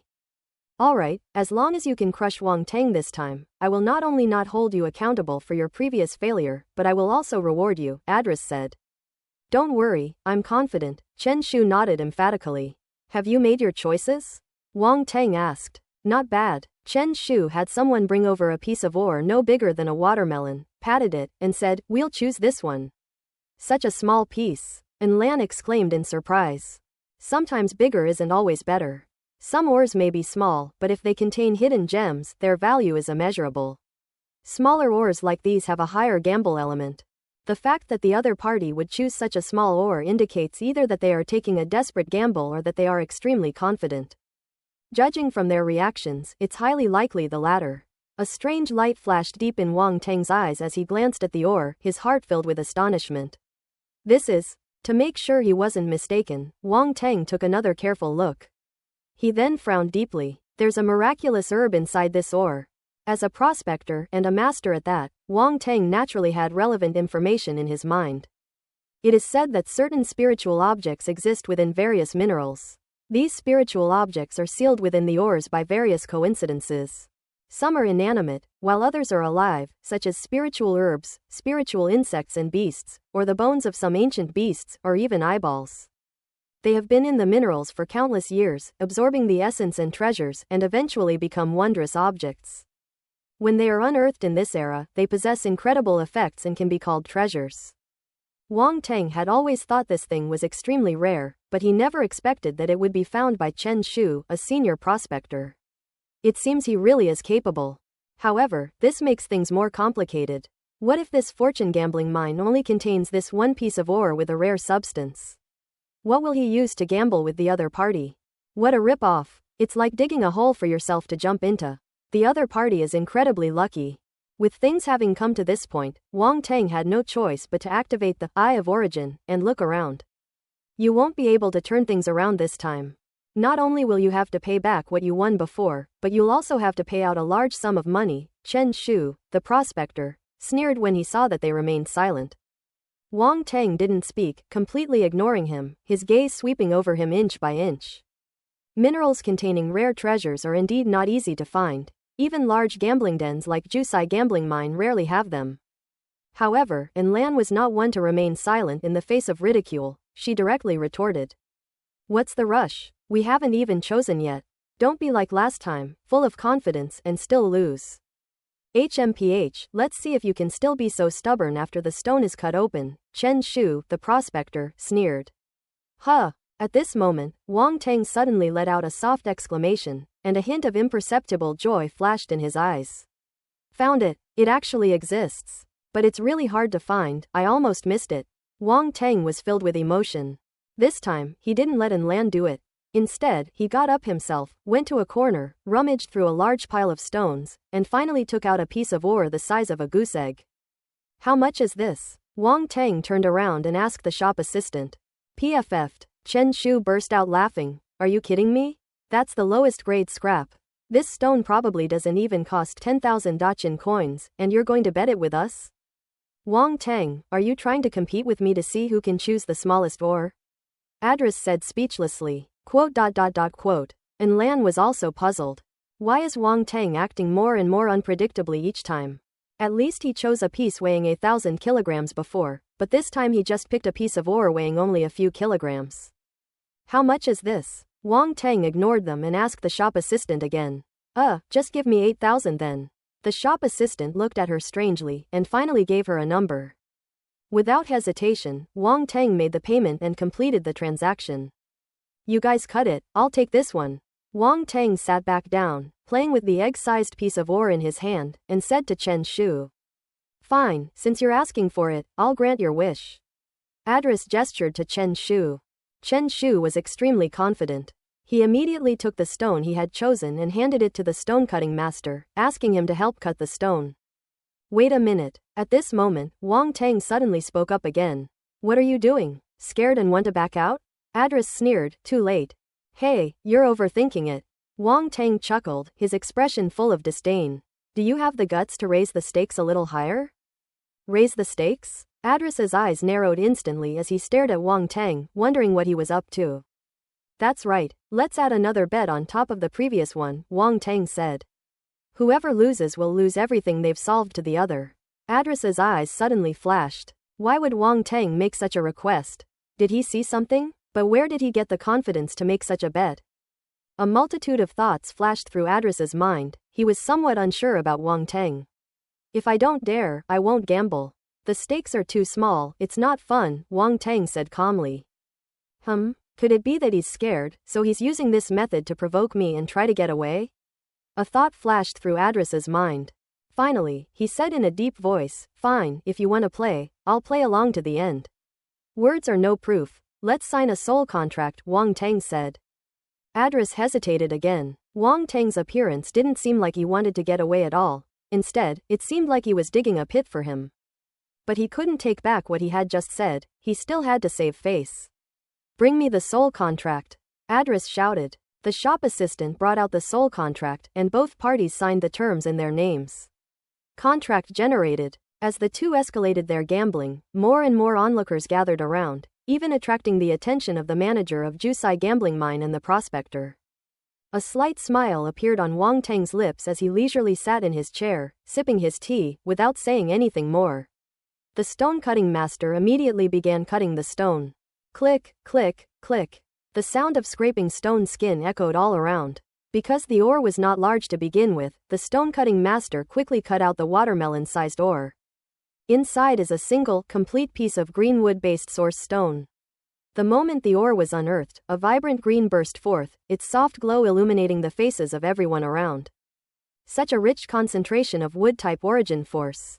It must be at least a level 8 originium. It's a pity it's a bit small. Even so, it's still quite valuable, no wonder they chose this piece of ore. It's over, Wang Teng, we're going to lose, and Lan cried. Hearing the murmurs of the crowd, Chen Shu smirked and said, the real value lies not in the level 8 source stone itself, but in what's inside it. The things inside. Everyone was stunned. Hiss, am I seeing things? There seems to be a medicinal herb inside. My god, there really is a miraculous herb. This is a treasure. Quickly, let's see what kind of miraculous medicine it is. The commotion finally caught the attention of the several Realm Lord level experts, who then approached. This is Donji grass. An elderly, white-haired, Realm Lord level expert spoke up. It has formed 3 blood-red cinnabar mushrooms, and it is at least 30,000 years old. Indeed, it is this very thing. Another Ape Clan World Lord level powerhouse, tall with scarlet eyes and covered in hair, said. A 30,000-year-old Ganoderma lucidum. Everyone was shocked and their hearts were filled with unease. They never expected that such a strange object could be found in a piece of ore the size of a watermelon. I really can't imagine it. Everyone was incredibly envious. How come they hadn't discovered this ore? If they had bought it earlier, they would have been rich. What a pity. What a pity. The person in charge of the gambling mine was a fat man, and he was now filled with remorse and heartbroken so much that he couldn't breathe. Upon seeing the 2 World Lord level powerhouses appear, Adris and the others all stood up and bowed. No need to be polite. The white-haired elder waved his hand and said, are you selling this Donji grass? I am willing to offer 400 billion to buy it. I'll offer 420 billion, the ape clan lord immediately said. I didn't expect that you, Mad Ape Realm Lord, would also be interested in this Donji grass, said the white-haired old Realm Lord. Hee, this is a good thing, said the ape clan lord. In that case, I will offer 450 billion, said the white-haired elder, the Realm Master. 4,800 billion, said the ape clan lord. 500 billion, any higher and I'll give it to you, said the white-haired elder, the Realm Lord. 5,200 billion. The ape clan lord hesitated for a moment but finally quoted another price. The white-haired elder, the Realm Lord, frowned, shook his head, and chose to give up. The price was too high. Upon hearing the enormous sum of 520 billion, Adris was overjoyed and almost lost control of his emotions. He was about to agree when he suddenly remembered something and said helplessly, my lords, I am very sorry, but my ancestor's birthday is approaching, and I have come today for his gift. I'm afraid I cannot give up this Donji grass. The 2 realm lords were somewhat annoyed upon hearing this. Adris brought up the patriarch of the Perix family. What could they possibly say? Transactions should be based on mutual consent. You can't force someone to buy or sell. As one of the 8 royal families with different surnames, the Perix family has such a profound foundation that even world lord level powerhouses are unwilling to offend them. Well, it seems I'm not destined for this Donji grass, the ape clan lord shook his head and said. The white-haired elder, the realm master, looked at Wang Teng and said with great interest, young friend, aren't you going to unravel that piece of ore in your hand? Why don't you let us see it? Oh, the ape clan lord was somewhat surprised to hear him say that, and his gaze fell on the goose egg-sized piece of ore. Could there be some rare treasure inside this ore? Wang Tang, the realm lord, has spoken. Why aren't you cutting the stone? Adris said. Since you two are interested, then I'll make a fool of myself. Wang Tang tossed the ore in his hand to the stone-cutting master and said, Master, just peel off the 2 outer layers of stone. The stonecutter looked surprised, but he didn't stop the customer from doing whatever he wanted. Click, click. The 2 layers of stone quickly fell off. A purple source stone appeared before everyone, its dazzling light suddenly shining out, almost blindingly so. It's actually a rare lightning-type originium. Look at the light. This is a source stone of level 9 or higher. Wait, how come there's a bug inside the originium? Holy crap, there really is a bug. Ellipsis ellipsis. Exclamations rose and fell, and everyone stared wide-eyed at the purple source stone the size of a goose egg, their faces filled with shock. The gasps of surprise from all around grew louder and louder, and everyone was stunned by the source stone that Wang Tang had extracted from the ore. And Lan was incredibly excited, her heart was racing like a roller coaster. She had initially thought they were doomed to lose, since Adris's ore had yielded Donji grass, worth over 500 billion, which was incomparable to ordinary ores. As it turned out, Wang Tang gave us a big surprise. The ore he chose contained a rare treasure, and it was even an insect. Generally speaking, living organisms are more precious and valuable than plants. Historically, among the unusual items unearthed from stone cuttings, plants account for the largest proportion, followed by animals, while other special items are the least common. Therefore, in terms of value, this little insect is very likely to be more valuable than the Donji grass. Moreover, this is a creature inside a lightning-type source stone, and the creature inside must be lightning-type. Lightning-type source stones are rare to begin with, so creatures of the same type are naturally even rarer. Adris and the others looked quite grim. The dramatic reversal of the situation nearly drove them to a mental breakdown. This is an ancient source stone. The person in charge of the gambling mine was so distraught that he was pounding his head and stamping his feet, and his lips were trembling as he spoke. Wang Tang smiled slightly, stood up and walked forward, picked up the lightning-type source stone and placed it in his palm. After the source stone was cut open, it was only about half the size of a palm. After wiping away the stone powder on the surface, the purple luster was dazzling. There was a tiny purple worm inside, which could be easily missed if you didn't look closely. This purple worm is plump and looks like a silkworm. Its body is segmented and very fat, which makes it look somewhat comical. Everyone's eyes were fixed on the source stone in Wang Tang's palm, unable to look away. Thunder source worm. A prospector from a gambling den, his eyes gleaming, said in a deep voice. Indeed, it is a thunder source worm, extremely rare. I never expected to see it here, it's truly unbelievable, the white-haired elder, the realm master, said, his words filled with amazement. It is said that thunder source worms grow by consuming the pure primal force in thunder-type source stones, and it has to be the purest kind. They won't eat anything but ancient source stones, they are very picky eaters, said the Mad Ape Realm Lord. That's why thunder source worms are so rare. They consume so much pure primal force that they are themselves a great essence, which can be used in medicine to refine many top-grade divine pills, the white-haired elder, the realm master, said with burning eyes. Even a world lord level expert like him considers this thunder source insect a peerless treasure, which shows it is extraordinary. Although Wang Tang knew that this thunder source worm was extraordinary, he did not expect it to be so valuable, making several world lord level powerhouses extremely envious. His eyes lit up, and he immediately sent a message to Master Huayuan and others, telling them about the thunder source worm. This matter seems to have escalated a bit, and Lan alone probably can't control the situation. Master Huayuan and the others were alchemy masters, so they were certainly familiar with the thunder source worm, a rare creature that could be used in medicine and alchemy. Upon hearing about this, they couldn't sit still and rushed over here in a hurry. Even masters from other fields, such as Alfred and Mord, rushed over after hearing about this. Wang Tang, hurry up and call for reinforcements. These thunder source worms are incredibly valuable. I'm not confident we can handle a world lord level expert, Lan said urgently via telepathy. Unaware that Wang Tang had already called for help. They called, Wang Tang said. That's good, that's good. Lan breathed a slight sigh of relief, feeling her heart pounding. How is this possible? At this moment, Chen Shu, the prospector, heard the discussions of the crowd and looked at the thunder source stone. He was deeply shocked, his face turned pale, and he slumped into a chair as if all his strength had been drained. He's finished. The thunder source worm that Wang Tang obtained was far more valuable than the donji grass he obtained. They lost again this time, and lost even more badly. Adris will definitely not let him get away with this. Adris sat in his seat, his face ashen, his complexion as black as a rag, exuding an aura that kept strangers at bay. He's on the verge of exploding, he could explode at any moment.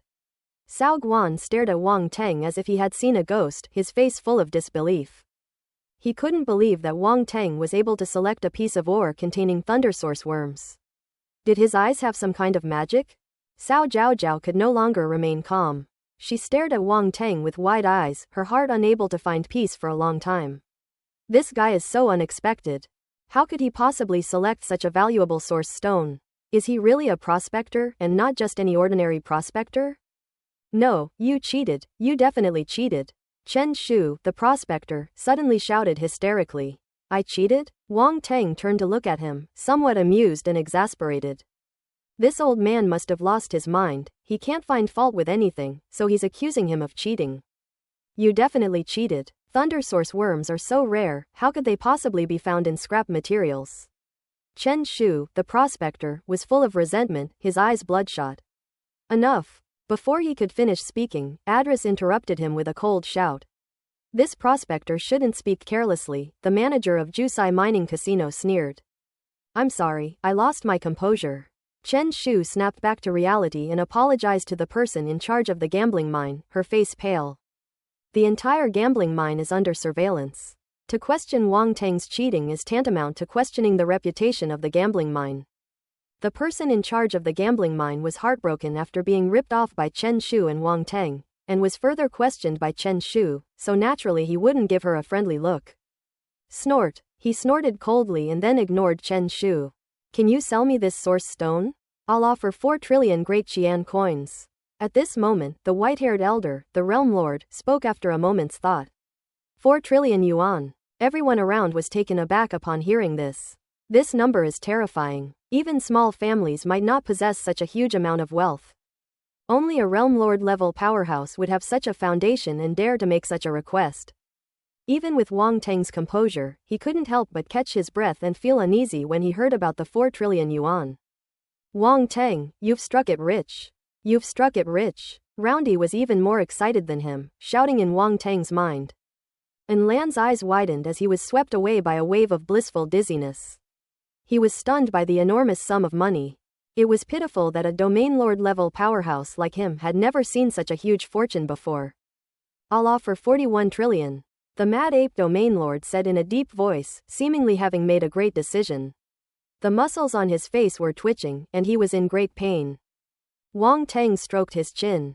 To be honest, the price was very tempting, but he also wanted to keep it for himself, since thunder source worms were extremely rare. The person in charge of Jusai gambling mine seemed to have contacted the higher-ups.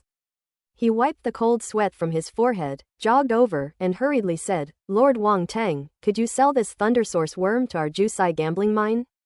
We are willing to pay 3 trillion Dachin coins to buy it, and we will also give you a VIP black card from our Jusai gambling mine. In the future, you will receive a 10% discount on all your purchases at our Jusai gambling mine. This. Wang Tang hesitated even more. The price offered by Jusai gambling mine is not low, 3 trillion plus a 10% discount VIP black card, which is not much lower than 4 trillion. It's important to know that the expenses at a gambling mine are in the hundreds of millions, so a 10% discount is already a huge sum of money. Most importantly, there is no time limit. For martial artists with their long lifespans and countless years of consumption, the savings would certainly exceed 1 trillion. Moreover, the VIP black card of Jusai gambling mine is not easy to obtain. Without a certain status and position, one is not qualified to possess it. From this perspective, Jusai gambling mine is truly sincere. However, the more this was the case, the less he wanted to sell the thunder source worm. This thing is so rare, if I sell it now, I might not find it again next time. Thinking of this, Wang Tang had a sudden inspiration and said, Everyone, please hear me out. Please speak, the person in charge of Jusai gambling mine said politely. Everyone else was watching him, especially the 2 realm lord level experts, which increased the pressure on him. I don't intend to sell this Thunder Source worm, Wang Tang said, taking a deep breath. You're not planning to sell? The two Realm Lord level powerhouses frowned deeply, their gazes fixed on Wang Tang with profound meaning. Young man, it's very dangerous for you to have this on you, the Mad Ape Realm Lord said bluntly in a deep voice. Young friend, the Mad Ape Realm Lord is right. The attraction of the Thunder Source worm is more terrifying than 4 trillion, said the white-haired old Realm Lord. The two Realm Lords are right, Lord Wang Tang, you should sell this Thunder Source worm, said the person in charge of Jusai Gambling Mine. Wang Tang's heart sank slightly. They're right, the allure of the Thunder Source worm is indeed greater than money alone, and it would be very dangerous for him to possess it. What bothered him, however, was the condescending tone and subtle threat that they inadvertently revealed in their words. Young friend, I'm offering 4.2 trillion, plus another 10 billion. That's already a very generous offer. If you sell me the Thunder Source worm, you'll also gain my friendship, said the white-haired elder, a realm master. Wang Tang, why don't you sell it? If you get targeted by a Realm Lord level expert, it won't do you any good, Roundy said in Wang Tang's mind. Wang Tang. And Lan hesitated, but her meaning was clear, she also hoped he would sell it. Damn it, Wang Tang cursed inwardly, feeling extremely frustrated and helpless. When the value is within a certain range, others may make concessions or even befriend him because of his potential and talent. But if the value reaches a level that excites them, these powerful people will turn their backs on him in a heartbeat. The world of the strong is this cruel, this blatantly brutal. Wang Tang felt a sense of powerlessness. Even though he was constantly striving to improve himself, he was still no match for these strong individuals and would inevitably face this situation in the end. Just then, Wang Tang saw Master Huayuan and others walk in from outside the door, and his spirits immediately lifted. Suddenly, a flash of inspiration struck him. Without much hesitation, Wang Tang transmitted his voice to Master Huayuan and the others. Let's pretend we don't know each other. And then buy the Thunder Source worm in the name of the Secondary Professional Alliance? Huayuan and the others were stunned when they heard Wang Tang's voice transmission. However, as masters, none of them were dull-witted, and they understood Wang Tang's intention almost instantly. Wang Tang is now one of their own, and a Grand Master of the 3 paths with unlimited potential, so they are naturally happy to help. Compared to the Thunder Source worm, they valued Wang Tang more. A group of Grand Masters walked in. Grandmaster Huayuan laughed and said, "It's better to arrive at the right time than to arrive early. We actually encountered such a rare thing as the Thunder Source worm. Young friend, why don't you sell it to our Secondary Profession Alliance? We are willing to offer 4 trillion, and we will also give you the favor of the Grand Masters of our Secondary Profession Alliance." Upon seeing someone suddenly intervene, the expressions of the 2 Realm Lord level experts and the person in charge of the Jusai Gambling Mine both darkened. But when they saw who it was, they had to suppress their displeasure. A group of Grand Masters, more than a dozen in total. These masters were all permanent members of the Imperial Secondary Profession Alliance, so they were not unfamiliar with each other. If it were just 1 or 2 Grand Masters, they wouldn't be so wary, but now there are more than a dozen, which is terrifying. Moreover, these dozen or so Grand Masters were accompanied by 3 beings with immense auras. World Lord level, 3 beings at the Realm Lord level. Not only did Grandmaster Huayuan and his group come themselves, but they also specially invited 3 Realm Lord level beings to oversee the situation. Even if the 2 Realm Lords and the head of the Jusai Gambling Mine were blind, they wouldn't go head to head with them. Seeing their disgusted expressions, Wang Tang sneered inwardly. Then, pretending not to recognize Master Huayuan and the others, he asked, "Who are you?" "Oh, I was so excited to see such a rare creature as the Thunder Source worm that I haven't even introduced myself yet. We are all Grand Masters from the Secondary Profession Alliance." Grandmaster Huayuan said cooperatively, "I am a Grand Master of Alchemy, Huayuan." Then the other Grand Masters also announced their names, more than a dozen Grand Masters, not one was left out. The sight left Address, Sao Guan, Sao Zhaozhao and the others speechless with shock. However, they probably never imagined that Wang Tang would be putting on an acting show with a group of masters. It was all just a performance for them. "I've heard so much about you, my apologies for not being so respectful." Wang Tang looked flattered and greeted the dozen or so masters. And Lan, he had absolutely no idea what was going on. Logically speaking, Wang Tang is a 3rd-level Grand Master in the Secondary Professional League, so he should be very familiar with these Grand Masters. So what's going on here? Do the Grandmasters also want this Thunder Source worm? Wang Teng asked. Of course, these Thunder Source worms are excellent alchemy materials, they are extremely useful to us. Our secondary profession alliance also needs such good things as the alliance's treasure. Grandmaster Hua Yuan's words were not entirely false. The secondary profession alliance did indeed need such a rare item, and Wang Teng, as a third-level Grandmaster of the secondary profession alliance, helping him protect the Thunder Source worm was equivalent to helping the secondary profession alliance protect the Thunder Source worm. Are you all serious about the favors you just mentioned? Wang Teng asked, looking interested. Of course it is true.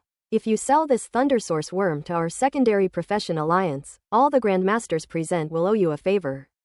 In the future, if you want to forge weapons or refine pills, you can come to us, said Grandmaster Hua Yuan. That's right, all the Grandmasters in our secondary pro league will make things easier for you, Grandmaster Alfred said seriously. I must say, these old guys are pretty good actors, they all put on quite a convincing act. Those around couldn't help but feel envious upon hearing this. This is a favor from more than a dozen Grandmasters. If it were them, they would be tempted too. Grandmasters, this is rather unethical of you. We were having a good discussion, and you suddenly interfered. It's not fair, said the Mad Ape Realm Master. So it's the Mad Ape Realm Lord. You can't say that. Treasures are meant to be obtained by those who are destined to find them. It just so happens that you Grandmasters have come across this, and you haven't completed the transaction yet. Which means that this Thunder Source worm is indeed destined for you Grandmasters.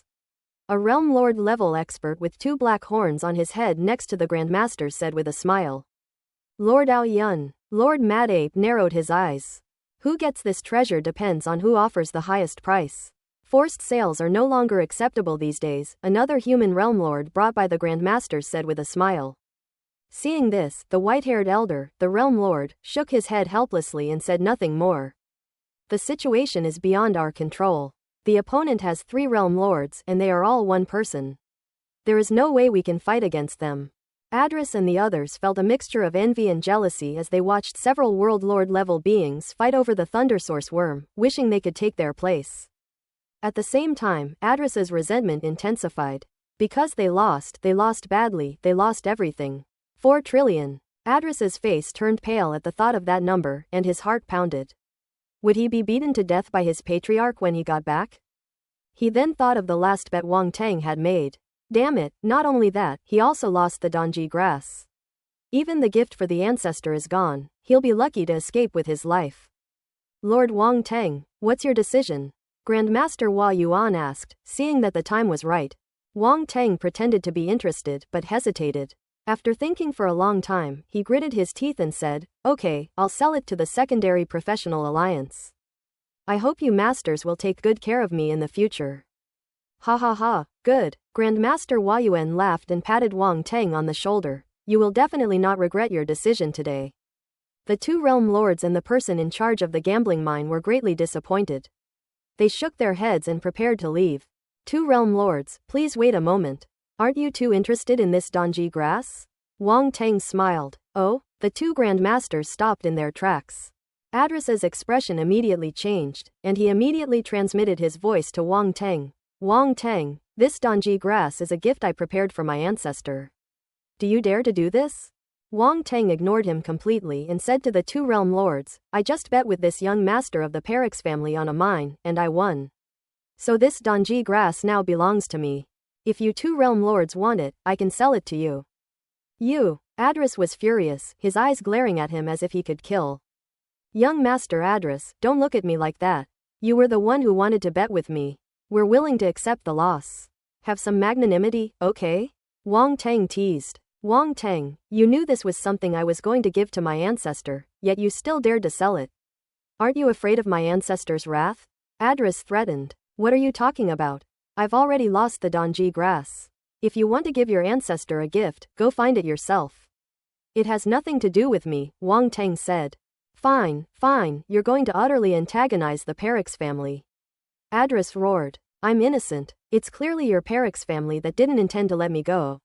Wang Teng looked completely innocent, as if he had suffered a great injustice. It's obvious to anyone with eyes that this is indeed the case.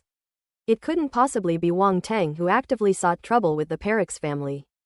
Therefore, everyone couldn't help but feel sorry for Wang Teng. Having offended the Perix family, Wang Teng's future was not going to be easy. Under Wang Teng's influence, the Perix family suddenly became a bully of the week. Adris was speechless, his eyes almost spitting fire, and he hated Wang Teng to the extreme. The two realm lords simply watched with smiles, as if they were adults watching two children playing around. As for the Donji grass, even if they bought it, the Perix family would have no chance of finding out about it. A realm lord level powerhouse is not so easy to offend.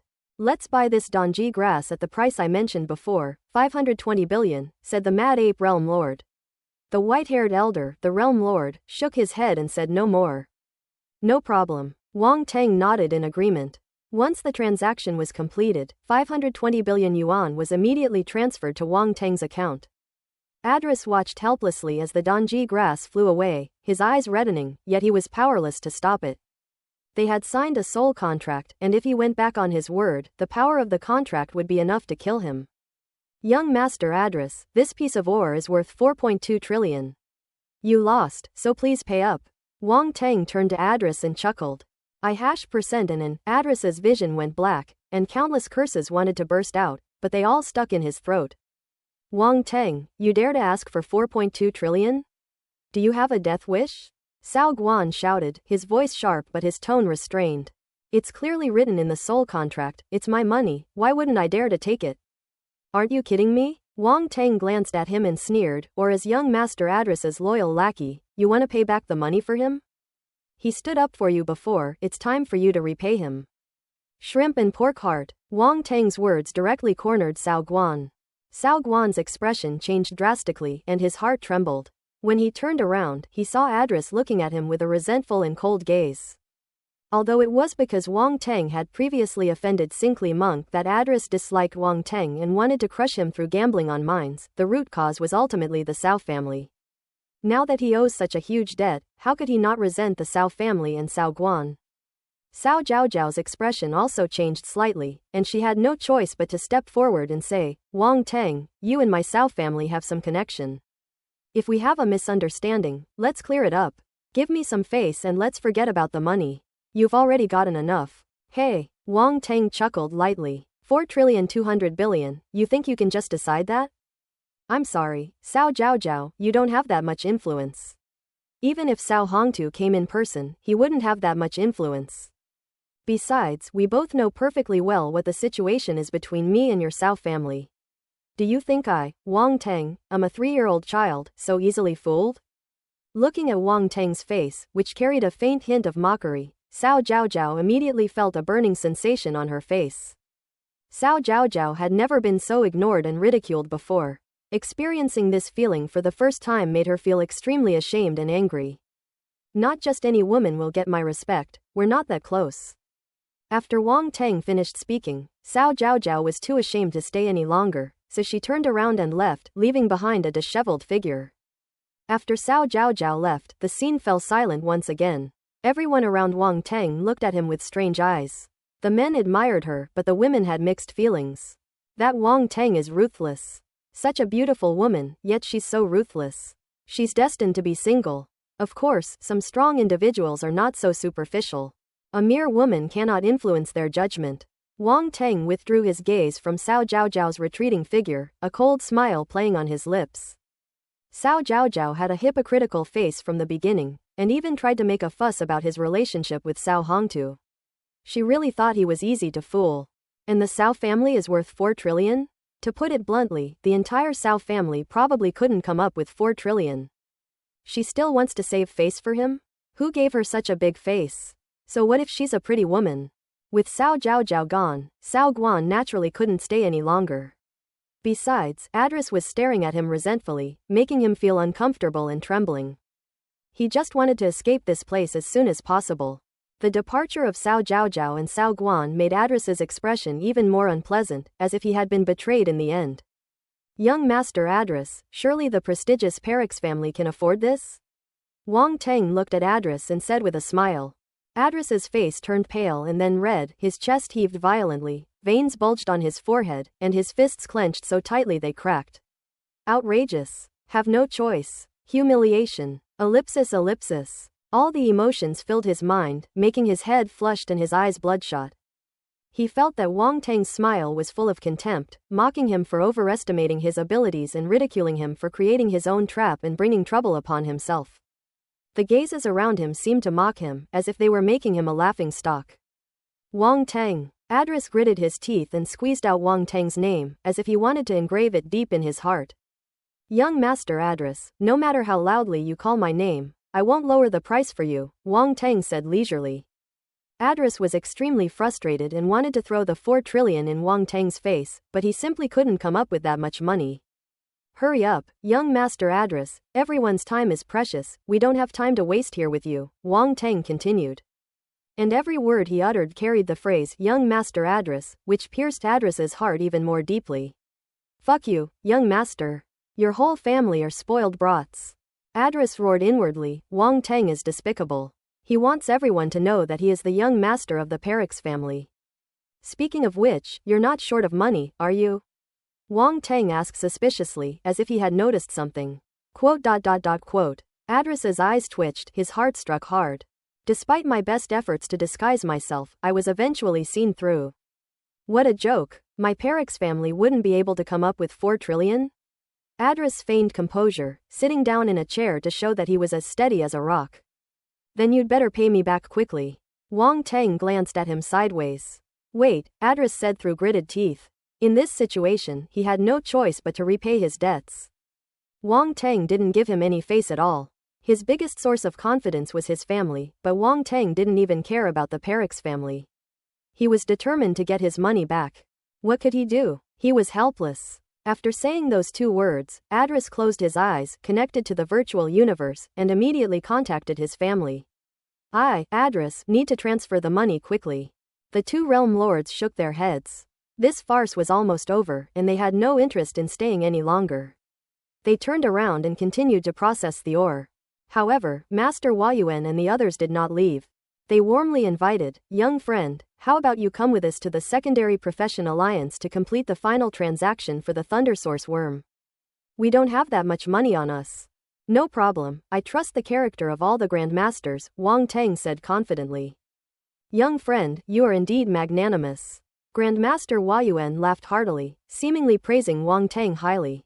And Lan, Pack, keep pretending. He had already realized that Wang Tang was simply putting on an act with these masters from the Secondary Professional League. They were all in cahoots.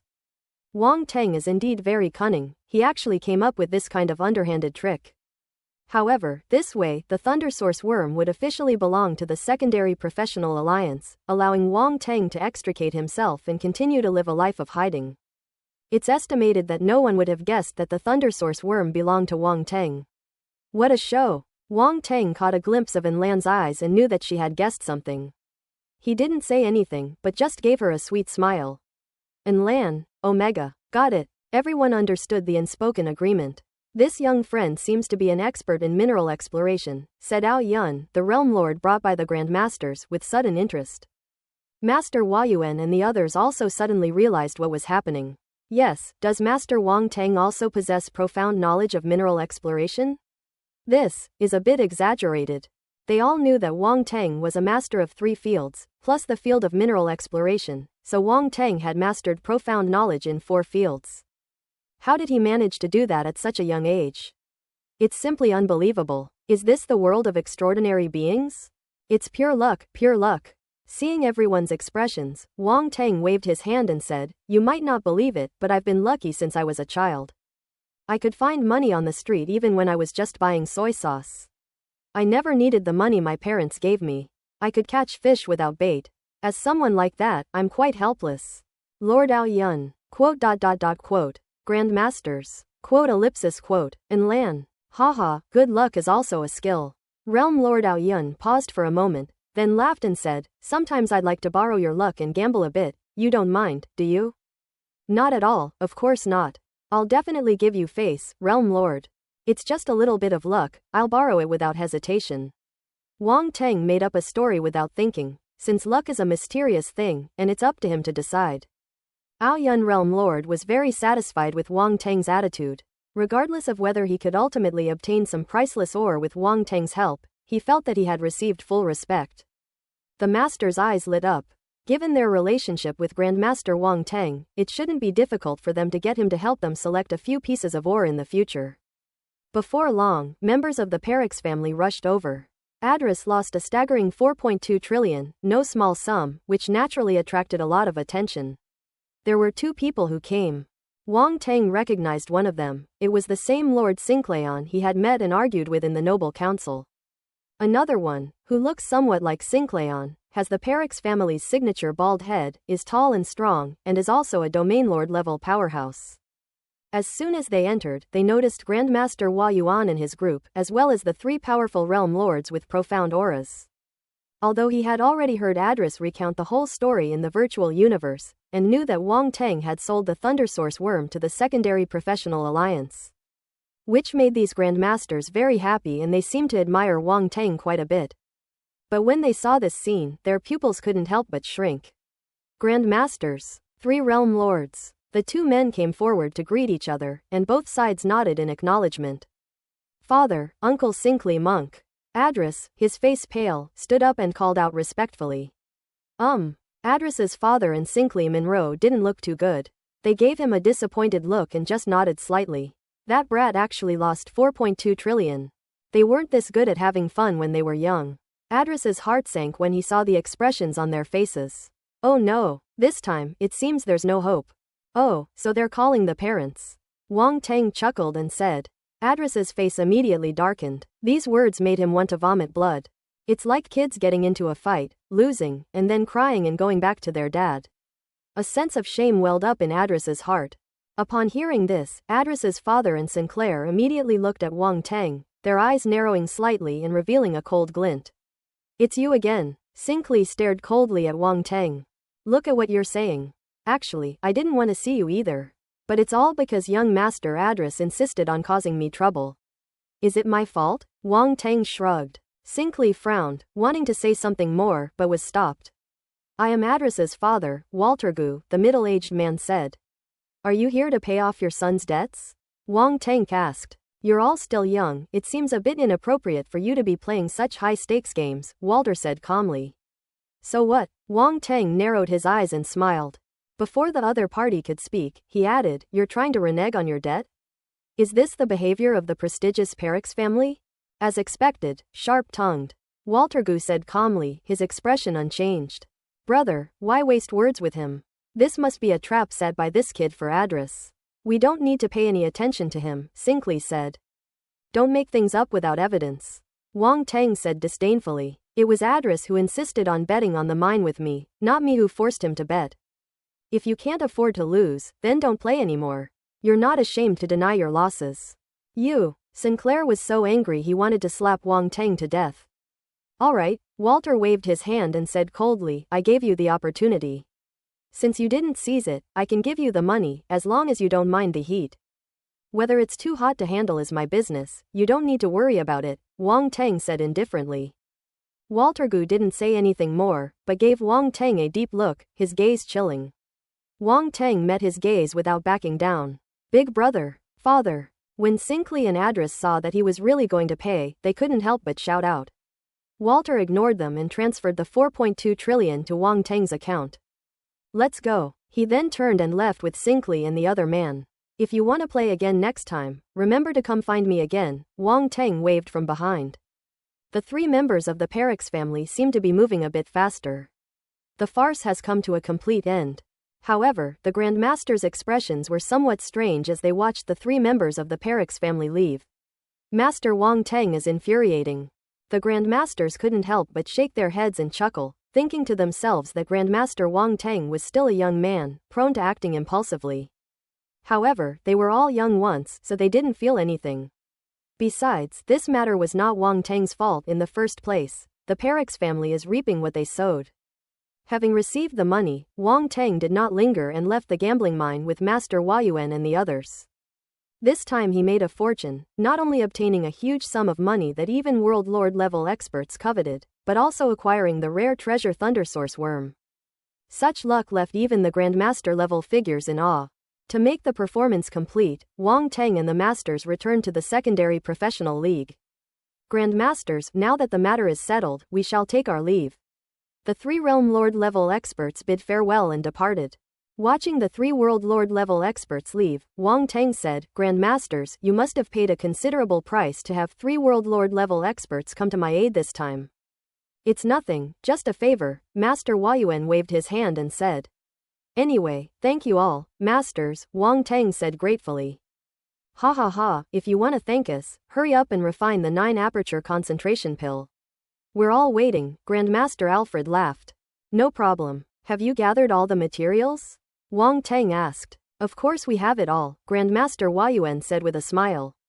"Don't underestimate the channels and efficiency of our secondary profession alliance. There's no time like the present, so I'll refine the 9 aperture concentration pill today," Wang Tang said immediately. "Don't you need to rest? You must have exhausted yourself today trying to gamble on the mine," Master Huayuan said with concern. "The work of a prospector is also mentally demanding. Every detail of the ore can be crucial, and a wrong judgment can result in a terrifying amount of loss." "Haha, rest assured, masters. I didn't rest during the previous 3 master assessments, let alone this mining assessment," Wang Tang laughed. "That's true." Grandmaster Huayuan couldn't help but smile. The other grandmasters couldn't help but laugh. Wang Tang's mental strength was indeed astonishing, as he was able to withstand such a high level of exertion. This also demonstrates his immense potential, which is truly unprecedented. Their current efforts are nothing compared to the greater returns they will make in the future. "Besides, all of you masters have helped me so much, I would feel really bad if I didn't do something in return," Wang Tang said with a wry smile. "Don't worry about it, we're all from the secondary pro league. If we don't help you, who will?" Grandmaster Huayuan said. Wang Tang didn't say anything more, but silently kept this favor in his heart. Regardless of whether these masters valued his talent or something else, it was already very difficult for them to help to this extent. Ordinary friends would never do that. He then went to the alchemy room prepared by Master Huayuan and others, where the materials for the 9 apertures condensing spirit pill had already been moved over. With the original portion and the 2 additional portions collected later, making a total of 3 portions. Wang Tang no longer needed to worry about not having enough 9 aperture concentration pills to distribute. He asked Lan to wait outside while he went into the alchemy room and began refining pills behind closed doors. Time passed, and several hours later, dark clouds gathered outside, and thunder roared. The tribulation of lightning is coming. This time, Wang Tang spent less time refining pills than last time. Firstly, because he had already refined them before, he was already familiar with the process and there were no difficulties. Secondly, he was rather bold and directly refined all 3 sets of materials at once, so he didn't need to refine them 3 times. It seems the refining was successful. Master Huayuan and the others couldn't help but smile when they saw this scene outside the door. They thought Wang Tang was the first person to successfully refine the material. Grandmaster Wang Tang's understanding of the 9 aperture concentration pill must be extremely profound. "There's no possibility of failure," Grandmaster Hai Ruer exclaimed in amazement. Rumble. Thunder descended, intending to destroy the elixir. Wang Tang naturally couldn't let the fragile pills take the brunt of the lightning, so he had to do it himself. "Just like the first time I took the lightning strike, I smashed it with my fist and then absorbed the attribute bubbles." This was the first time Lan had ever seen Wang Tang take the blame, and her eyes almost popped out of their sockets. She thought to herself that this guy really didn't play by the rules. There are even alchemists who use their physical bodies to withstand lightning strikes. "I've learned something new." A dozen minutes later, Wang Tang survived the lightning tribulation, a slight smile on his face, and returned to the secondary professional league as if nothing had happened. However, seeing Wang Tang walk directly out of the alchemy room, Master Huayuan and the others were somewhat puzzled. "Grandmasters, I have successfully completed the refining of your 9 aperture concentration pills," Wang Tang said. "They've all been refined?" The masters even doubted whether they had misheard. "Grandmaster Wang Tang, those are 3 sets of materials. Did the staff deliver 2 sets less than expected?" Grandmaster Huayuan asked hesitantly. "No, it's just 3 sets of materials," Wang Tang said casually. "You've refined all 3 sets of materials?"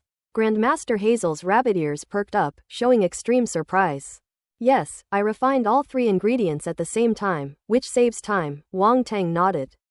"Saves time." The masters were speechless. This is a very good and powerful reason. The question is, isn't Wang Tang afraid of failure? If we fail, all 3 sets of materials will be wasted. The masters were filled with emotion, thinking that without a strong heart, who would dare to do such a thing? It's not impossible to refine 3 ingredients at the same time, but it would definitely be more difficult. Since the amount of ingredients increases and the difficulty of control also increases exponentially. Alchemists have tried this before, but the failure rate was over 80%, and ordinary alchemists simply couldn't afford such losses. Many of the ingredients for refining high-grade pills are very precious and expensive. More importantly, some of these ingredients are very hard to find. Once they're gone forever, and it may take many years to find another one. Therefore, no alchemist dared to be so reckless afterward. Now that Wang Teng has actually refined 3 sets of the difficult-to-refine 9-aperture concentration pills at the same time, and succeeded. It's no wonder that the Grandmasters are all surprised. When they saw the 3 bottles of 9-aperture concentrating spirit pills that Wang Teng took out, their words were stuck in their throats and they were speechless. That's enough, it's already a success, what else is there to say? Grandmaster Wang Teng, you're really scaring us to death, Grandmaster Hua Yuan said with a wry smile. It's alright, I'm very confident in refining the 9 apertures concentration pill. Wang Teng chuckled. After distributing the 9 aperture concentration pill to the masters present, Wang Teng had 1 left over. He kept it for himself and then bid them farewell. Grandmasters, if there's nothing else, I'll head back to cultivate now. The masters readily agreed, escorting Wang Teng to the door and watching him and Enlan depart, each with a sigh on their face.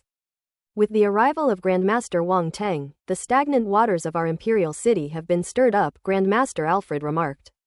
I'm afraid the Pikelas family won't let Grandmaster Wang Teng off easily.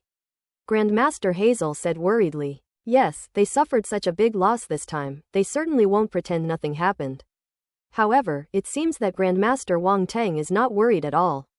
Master Wang Teng is young and fearless, so it's normal that he doesn't have much respect for the Perix family. However, his foundation is far inferior to that of the Perix family. Ellipsis. The masters were all discussing it animatedly. Alright, if he needs our help then, we old folks will just have to do him a favor and take the blame for him. I have high hopes for his future, Alfred said. Look at this 9-aperture concentration pill, it's another top-grade one. Grandmaster Hua Yuan looked at the pill the size of a longan in the jade bottle in his hand and smiled. Anyway, I have high hopes for it. The masters exchanged glances and smiled knowingly. Wang Teng and Enlan returned to Fan Taining's home, but Fan Taining was not home, nor were his 2 disciples. Wang Teng and Enlan then took stock of their gains in the living room. Wang Teng really hit the jackpot this time. He gambled with Adris twice. He 16 billion won in the first gamble, but the second gamble was even more terrifying. He bet 520 billion on Donjikao and won another 4.2 trillion from Adris, for a total of 4.736 trillion. Such a huge sum of money is something that many cosmic-level martial artists, or even domain lord-level martial artists, could never obtain in their entire lives. Wang Teng, you can keep the remaining 472 billion for yourself. The first 16 billion can be divided 70/30ths, Enlan said. What, 472 billion, aren't you tempted? Wang Teng laughed. I'm tempted, how could I not be tempted? But this amount of money is too much, I can't take it, and it shouldn't be my responsibility. Enlan shook her head with a pained expression, and said, besides, I didn't do anything. This time, I won the money entirely because of you. 16 billion 70/30ths, I can get 4.8 billion, which is already a huge profit. If you don't want it, then forget it. I was actually thinking of giving you a little more since you were willing to be my bodyguard, Wang Teng said regretfully, shaking his head. Is it too late to back out now? Enlan's body stiffened, and she said with a bitter expression. Aren't you afraid of offending the Perix family if you become my bodyguard? Wang Teng asked. Sigh, there's nothing we can do about it. We signed a contract, and you're the only one who can forge the 1,000 machine box for me, Enlan said helplessly. But you really know how to cause trouble. I'm not afraid of the Cao family, but the Perix family is a behemoth. You've really offended them today, they won't let you off the hook. I always feel like it's dangerous to be near you. Enlan kept talking non-stop, complaining without any restraint about Wang Teng causing trouble. Even if I don't offend them, they won't let me off the hook. The Perix family is openly siding with the Cao family, and they don't want me to inherit the Baron's title, Wang Teng said. I see. Enlan frowned, somewhat helplessly. Speaking of which, for a planetary-level martial artist like you to dare to fight against them, your audacity is truly unparalleled in my life. I'll take that as a compliment. Wang Teng smiled and said, by the way, Cao Hongtu asked Cao Zhaozhao to tell me that he wants me to meet him at his house tonight. You'll have to come with me tonight. Seriously? This is clearly a trap, and you just walked right into it. And Lan said speechlessly. That's called knowing yourself and your enemy, and you will never be defeated. Wang Teng sneered, I want to see what he's up to. Alright, I'll go with you. Cao Hongtu is also a domain lord level. As long as someone is a domain lord level, I have nothing to fear, and Lan said. Seeing in Lan's confidence, Wang Teng felt much more confident himself. Cao Hongtu is now his biggest enemy. As for the Perix family, at least on the surface, they won't make a move. Once he wrested the baronial title from Cao Hongtu, it would be even more difficult for the Perix family to deal with him. As the thought flashed through his mind, Wang Teng's gaze suddenly became deep and unfathomable. He then transferred Lan's share of the money to him, not 4.8 billion, but rounded it up to 6 billion. Although it was just a drop in the ocean compared to 4.7 trillion, Lan was still quite happy. This made Wang Teng feel that his status as a domain lord seemed a bit low. But that's fine too, since they're easy to fool. Lan took the money and went out again. I don't know if it's a blessing or a curse. At the doorway, Lan glanced back, sighed, and then hurriedly left. He still hadn't bought all the materials for the 1,000 machine box. Now that he had enough money, he could just go and buy them directly instead of going to Qibao Street to search for treasures. This way, it would be faster and he wouldn't have to take any risks. It was soon evening. Wang Teng explained his whereabouts to Fan Taining and then went directly with Lan to the former residence of Baron Nangong. Nangong Mansion. As a baron's residence, its architectural specifications were naturally built according to imperial standards. Although it was only the lowest rank of nobility, it was still far superior to the residences of ordinary martial artists. The building in front of us has the futuristic feel of interstellar architecture, as well as the profound and weighty heritage of ancient architecture. It is extraordinary at first glance. At the main gate, there were more than a dozen planetary-level warriors guarding the entrance, standing in 2 rows. They exuded an aura of iron-bloodedness, had a sharp temperament, and stood ramrod straight, clearly having killed many people. They were not ordinary planetary-level warriors, but peak martial artists at the 9th level of the planetary level. Wang Teng and Lan walked towards the door. Wait a moment, you who come here. A planetary-level martial artist blocked their path and said in a deep voice. What, Cao Hongtu is pulling this trick on me again. Aren't you ashamed? Wang Teng glanced at the 2 rows of martial artists, a cold smile appearing on his lips. Do you think you can intimidate him by using a dozen or so level 9 planetary-level martial artists? This Cao Hongtu must be out of his mind. He had killed many stellar-level martial artists, so what was a planetary-level 9th level martial artist? This shows that Cao Hongtu's background is not very impressive. The Baron's residence is off-limits to unauthorized personnel, the 9th level planetary rank martial artist said coldly, his eyes fixed straight ahead. Tell Cao Hongtu that I, Wang Teng, have arrived. Wang Teng chuckled. I'll give him 10 seconds. If he doesn't come out, let him play by himself. I'm not going to keep him company. The 9th level planetary level martial artist's expression immediately changed. And Lan couldn't help but shake her head, scoffing at Cao Hongtu's actions. That's too low end. This is completely out of character for a domain lord level powerhouse. He certainly wouldn't do this. Moreover, their opponent was a cunning fox like Wang Teng. To use such childish tricks was tantamount to inviting humiliation. Those 9th level planetary warriors were merely following orders and lacked independent judgment, so they were at a loss as to how to handle the situation. Ha ha ha. Fortunately, a laugh rang out at that moment. Hearing that familiar laughter, these 9th level planetary warriors breathed a sigh of relief. Wang Teng stood at the door and looked inside, only to see a figure suddenly appear 10 meters in front of him. This was a middle-aged man, burly in build, with slightly curly brown hair. His face was somewhat dignified, yet also carried a hint of sinister intent. His triangular eyes seemed to gleam with a cold light, making people afraid to look directly at him. His aura was extremely powerful, and his body contained terrifying energy. He was a true domain lord level expert. This person is none other than Cao Hongtu. Should I call you junior brother? Cao Hongtu strode over, his voice booming. I am merely an inheritor. I have not formally become an apprentice, Wang Teng said calmly. Cao Hongtu's expression froze for a moment, but it was only fleeting before he immediately smiled and said, "The same? You are all disciples of Master. It's not an exaggeration to call you junior brother. Then I won't stand on ceremony, senior brother Cao." Wang Teng said this, but his face showed an ambiguous expression. "I'm so sorry about that. Did the people below not know any better and stop you from coming in? Please come in." Cao Hongtu showed no anger at all, gesturing for you to come in with a very warm attitude. Wang Teng didn't dwell on the matter, nodded and went inside. "And who is this?" Cao Hongtu noticed An Lan, who was wrapped in a grey robe, following behind Wang Teng. His eyes flashed and he asked, "This is my bodyguard." Wang Teng said meaningfully, "I'm a very timid person, and a lot of people want to kill me. I don't feel at ease without a bodyguard." Beneath the mask, An Lan looked utterly dejected.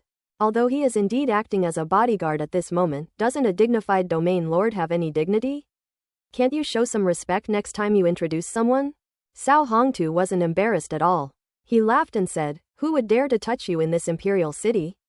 You're overthinking it. That's not necessarily true. After all, even a cornered dog will bite. It's better to be cautious, right, senior brother Cao?" Wang Teng said with a smile. Quote ellipsis ellipsis quote. Even with Cao Hongtu's composure, he couldn't help but twitch his lips at this moment. That kid has a really sharp tongue. They actually made a veiled insult, calling him a dog? He, a domain lord level powerhouse, was insulted like a dog and couldn't even refute it. He was so frustrated he almost wanted to vomit blood. "Senior brother Cao, what's wrong? Are you feeling unwell?" Wang Teng asked knowingly. "What's wrong with me? Don't you know what's wrong with me?" Cao Hongtu wanted to curse in his heart, but he could only put on a calm and collected expression. "I'm fine. It's good that you're alright. I thought you weren't feeling well. As people get older, they need to take care of themselves. Don't be shy just because you're a domain lord level expert. It's only human nature," Wang Teng said. "Fuck you." Cao Hongtu had countless MMPs stuck in his throat, wanting to vomit but unable to. An Lan was struggling to suppress her laughter. Wang Teng is such a jerk. That makes it sound like Cao Hongtu is sick. Cao Hongtu quickly changed the subject. If Wang Teng continued like this, who knew what else he might say? "Your bodyguard seems to be quite something." He glanced at An Lan, his gaze sharpening slightly. "It's alright, I just picked someone randomly, so, Wang Teng said. Quote ellipsis quote. An Lan. Cao Hongtu didn't know if Wang Teng was just putting on an act to fool him, or if he was genuinely confident. The bodyguard was very well concealed. Even he couldn't tell the other party's strength, which made him somewhat unsure. There are many treasures in the universe that can conceal their presence. The bodyguard in front of me might have used such a treasure. So, is the other party at the cosmic level? Or at the domain lord level? According to his investigation, Wang Teng was just a martial artist from some remote planet with no background, so how could he possibly find a domain lord level expert as a bodyguard?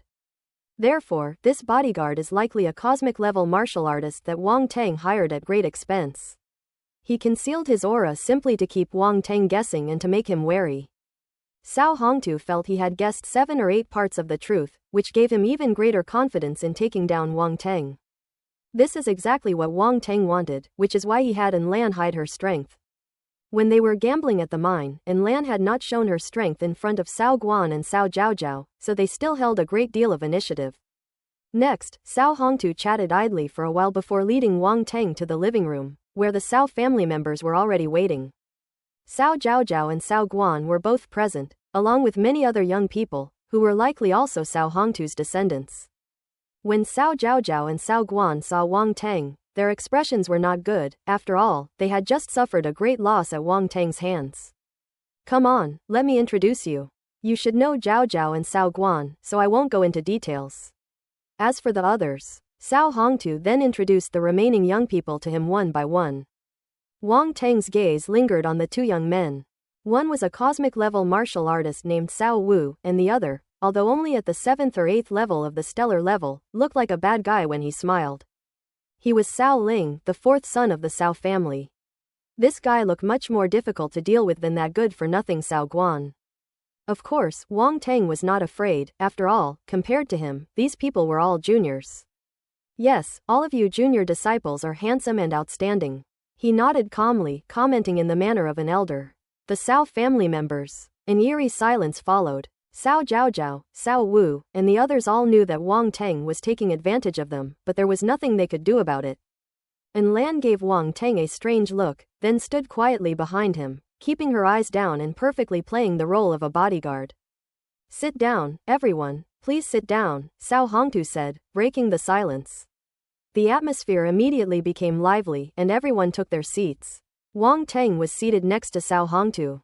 Please sit down as well, Cao Hongtu said, looking at Lan, who had been standing behind Wang Teng. No need, Lan said coldly in a hoarse voice, uttering only 2 words before closing her eyes and falling silent. Cao Hongtu, realizing he had made a fool of himself, flashed a hint of anger in his eyes, but he concealed it well, nodding with a smile. Then I won't force you. Serve the food. Soon, one pretty girl after another came in carrying food. These girls were of different races, some were beastmen and some were human, but without exception, they were all 17 or 18 years old and beautiful. Wang Teng thought to himself that Cao Hongtu really knew how to enjoy life, having bought so many beautiful female servants to serve him at home. Soon, the delicious food and wine were served, and Cao Hongtu invited Wang Teng to start eating. At the dinner table, Cao Hongtu kept trying to find topics to talk about, changing the subject as if he wanted to find out more about Wang Teng. Wang Teng accepted everything without question, but it was all nonsense, not a single word of truth. This was his forte, and it was effortless for him. I heard about what happened yesterday. What Zhao Zhao and Cao Guan did was indeed wrong, Cao Hongtu suddenly said. It's alright, he's just a kid, he doesn't know any better, I understand, Wang Teng said nonchalantly. Anyway, they couldn't do anything to him, so what did it matter? Here we go again. The Cao family fell silent once again. Cao Guan's face flushed red, feeling that his other brothers and sisters were all looking at him mockingly. Cao Zhaozhao gritted her teeth, wishing she could tear Wang Teng to pieces. This bastard actually treated her like a child, it was an insult. I'll definitely teach them a lesson, Cao Hongtu said, his teeth aching. Yes, children do need to be disciplined for their lack of manners, otherwise they might cause serious trouble later, and it will be too late to discipline them then, Wang Teng nodded in agreement. Holy shit, Cao Guan was filled with impotent rage. Ahem, even so, junior brother, you offended the Parix family too much yesterday. It's not good for you. Cao Hongtu coughed lightly, changing the subject with an expression that said, I'm doing this for your own good. It's alright, I took over 4 trillion from them, so I'm set for life. I can eat, drink, and enjoy myself. I'll stay in the capital and not go anywhere until I die of old age, Wang Teng said nonchalantly. Cao Hongtu was utterly stunned by Wang Teng's outrageous actions and was speechless for a moment. He picked up his glass, took a silent sip, suppressing his frustration and resentment, and then a smile returned to his face. You may not have much, but you should at least consider your parents and your home planet. The atmosphere at the dinner table suddenly froze. The true colors are revealed. The atmosphere at the dinner table suddenly froze, and all eyes were on Wang Teng. Cao Hongtu looked at him with a smile, as if he had just said something very ordinary. Cao Wu, Cao Guan, and the others also looked over, like a pack of hungry wolves eyeing a weak lamb, waiting to devour him. Wang Teng narrowed his eyes slightly, glanced around expressionlessly, and then turned to look at Cao Hongtu. Cao Hongtu met his gaze, and the atmosphere became even more subtle. No one else spoke. I heard that you, junior brother, come from a remote planet in the Orient Federation. Is that true? Cao Hongtu asked casually. Senior brother Cao, you're quite well informed. Wang Teng's heart tightened, but he didn't show it on his face and chuckled. After all, we're brothers, so I naturally have to care, Cao Hongtu said with a smile. Then I really thank you, senior brother, Wang Teng said. By the way, I also heard that you have some issues with the Orland Alliance. I've already sent someone to deliver a message to them to help you resolve this matter. I suppose my influence still holds up. Cao Hongtu looked at Wang Teng meaningfully and said. Wang Teng's heart sank immediately. He didn't believe Cao Hongtu would be so kind as to help him. It seems Cao Hongtu's real intention is to use someone else to do his dirty work, and to get the Orient Alliance to attack Earth. Damn, that old guy is cunning. Unable to deal with him, they decided to attack Earth. The only saving grace is that Wang Teng set up a great teleportation array before leaving Earth. In the worst-case scenario, they should be able to teleport away using the array. Moreover, traveling from the Orland Federation to Earth via the conventional route takes 2.5 months. It would take Cao Hongtu 3 or 4 months to send a message from the Great Qian Empire back and forth. Based on the shortest route that Wang Teng knows, it would only take a little over a month, which would allow him to capitalize on the time difference. The situation is not yet at its worst. These thoughts flashed through Wang Teng's mind quickly, and he felt relieved for the time being. He looked at Cao Hongtu and smiled, giving him a good guy card. Senior brother Cao, you are such a good person. Cao Hongtu was stunned. He felt that Wang Teng was cursing him, but he couldn't find any evidence. Moreover, he was somewhat suspicious, wondering why Wang Teng wasn't worried at all. Or was Wang Teng just putting on a brave face? Junior brother, it must have been tough for you to leave your hometown. Do you need me to pass on a message to your family? Cao Hongtu asked, turning his head. Let's talk about it when you can find them, Wang Teng said with a light laugh. Cao Hongtu couldn't help but frown. What's the meaning? Could it be that Wang Teng hid his parents beforehand? Based on what he learned from his investigation of Wang Teng was very likely to do so. Cao Hongtu's expression immediately darkened, as if he felt that things had taken him somewhat unexpectedly. My parents and family are on a remote planet, hard to find, unlike you, whose relatives are all around you, you can see them every day. How lucky you are, Wang Teng said, glancing at him. His voice was flat and his smile was exceptionally warm, but his eyes were completely devoid of emotion, as if he were talking about a dead person. Silence fell once more. All eyes of the Cao family members fell on Wang Teng. Their expressions were not very good. Threaten. Wang Teng actually dared to threaten their family. Everyone in the Cao family found it unbelievable. They were initially gloating because Cao Hongtu had grasped Wang Teng's weakness and could manipulate him at will. To everyone's surprise, Wang Teng refused to listen and even threatened them instead. They had to admit that Wang Teng was incredibly bold. However, most people didn't take this threat seriously. Not just anyone can threaten the Cao family. In their eyes, Wang Teng was just a planetary-level martial artist. So what if he was strong? He was still just a planetary-level martial artist. It's a joke that a planetary-level martial artist would dare to threaten them. If it weren't for his status, they could easily crush him with a few simple tricks. The Cao family members looked on with mockery, seemingly laughing at Wang Teng for overestimating his abilities. Don't look at me like that, everyone. I really didn't mean anything by it. Please don't misunderstand. Wang Teng didn't take the ridicule seriously. He waved his hand and asked with a smile, by the way, senior brother Cao, you've lived in the Imperial City for so long. Are you familiar with the prices here? Do you know how much it costs to offer a bounty for the head of a domain lord? Upon hearing this, the expressions of the Cao family members immediately changed. Wang Teng is ruthless. They actually wanted to offer a reward for Cao Hongtu's life. 4 trillion? Let alone Cao Hongtu, even a bounty on the entire Cao family would be more than enough. The Cao family member's mood suddenly turned very unpleasant. Cao Hongtu's brow twitched. Was he seething with rage? If the situation didn't prevent it, he would have loved to slap Wang Teng to death. This little beast is clearly talking about him. Senior brother, why does your face look a little dark? Wang Teng asked in surprise. Don't overthink it. I just have a lot of money to burn lately, so I want to find something exciting to do. The Cao family members. They have so much money they don't know what to do with it. If you really have nowhere to spend your money, we'll help you spend it. The Cao family was utterly speechless. Making money isn't easy, so you'd better be more frugal. After all, you're not always so lucky to earn over 4 trillion. That's enough for you to advance to the cosmic level, or even the domain lord level. You should make the most of it, Cao Hongtu said. Brother Cao is right, I will use the money wisely, Wang Teng suddenly laughed and said. Ha ha ha. Cao Hongtu also laughed and said, I'm just reminding you, you young people all love to spend money recklessly. Come on, junior brother, let me toast you. Senior brother, I should be the one toasting you. The two exchanged words and drinks, never mentioning the previous incident, and their heated debate came to an end. More than an hour later, Wang Teng bid farewell to the Cao family and left. Cao Hongtu and the others escorted him to the door. As the Cao family watched his departing figure, their expressions suddenly turned gloomy. Tonight's dinner was a trap set by Cao Hongtu, who was trying to use the Earth Star to threaten Wang Teng, forcing him to submit and give up his baronial title. As a result, not only did they fail to achieve their goal, but they were also subtly threatened by Wang Teng. This made them very unhappy. Even Cao Hongtu was wary of the 4 trillion yuan bounty.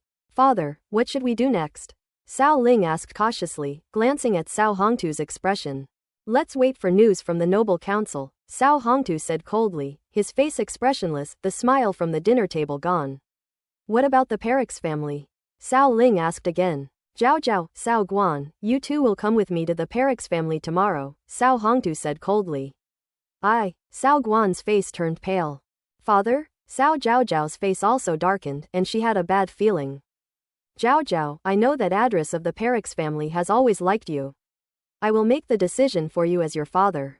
Tomorrow I will discuss this matter with Lord Walter. Be prepared. Cao Hongtu paused for a moment before speaking. Cao Zhao's expression changed drastically. In the darkness of the night, her pretty face turned extremely pale. Cao Hongtu didn't give her a chance to speak and disappeared from the spot.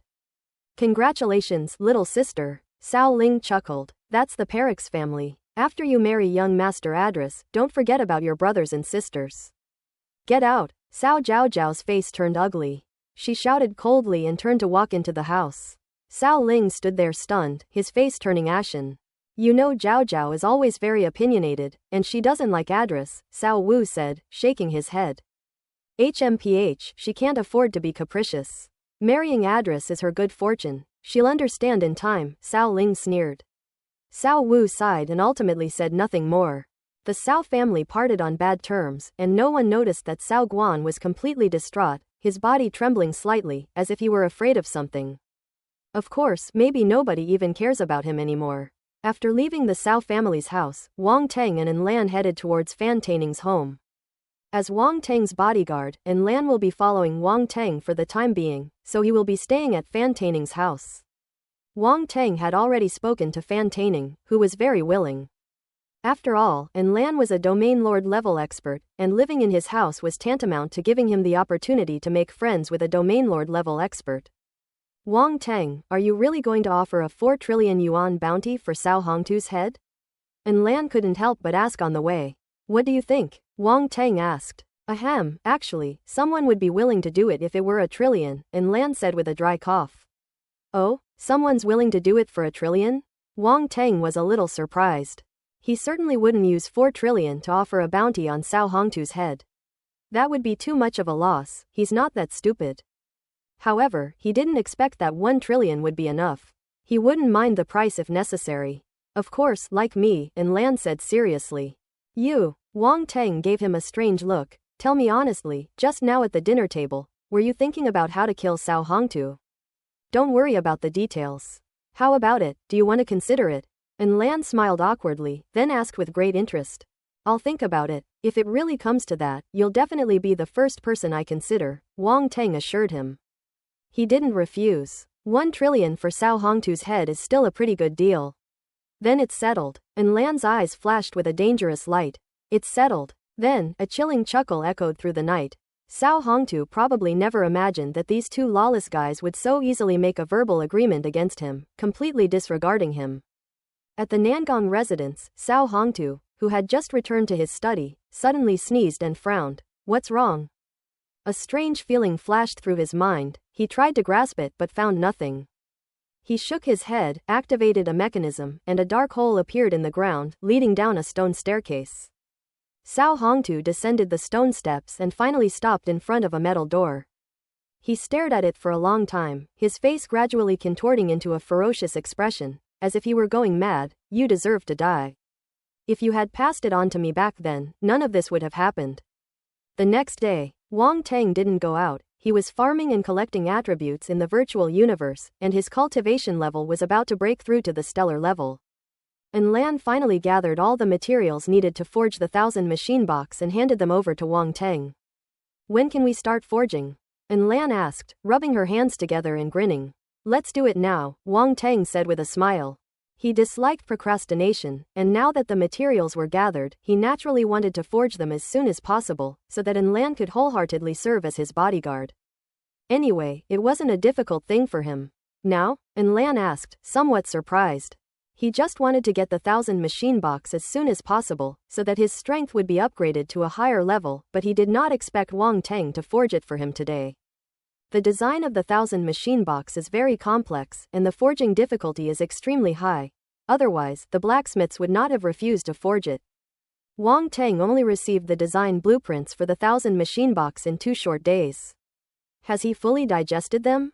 Wang Teng didn't explain anything and got up to head to the secondary professional league.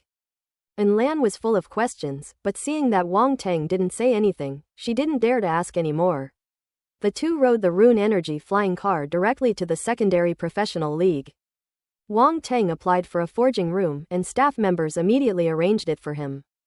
In less than 5 minutes, a forging room specifically for Grandmasters was cleared out. The staff member said solicitously, "Grandmaster, forging room 036 is ready, and access has been sent to your account. You can use it directly after you arrive. If you have any further instructions, please contact me." Wang Teng nodded. Using the forging chamber requires alliance contribution points. Contribution points can be obtained by accepting tasks within the secondary profession alliance. Previously, Fan Taining and others recommended Wang Teng to join the alliance and rewarded him with a lot of contribution points.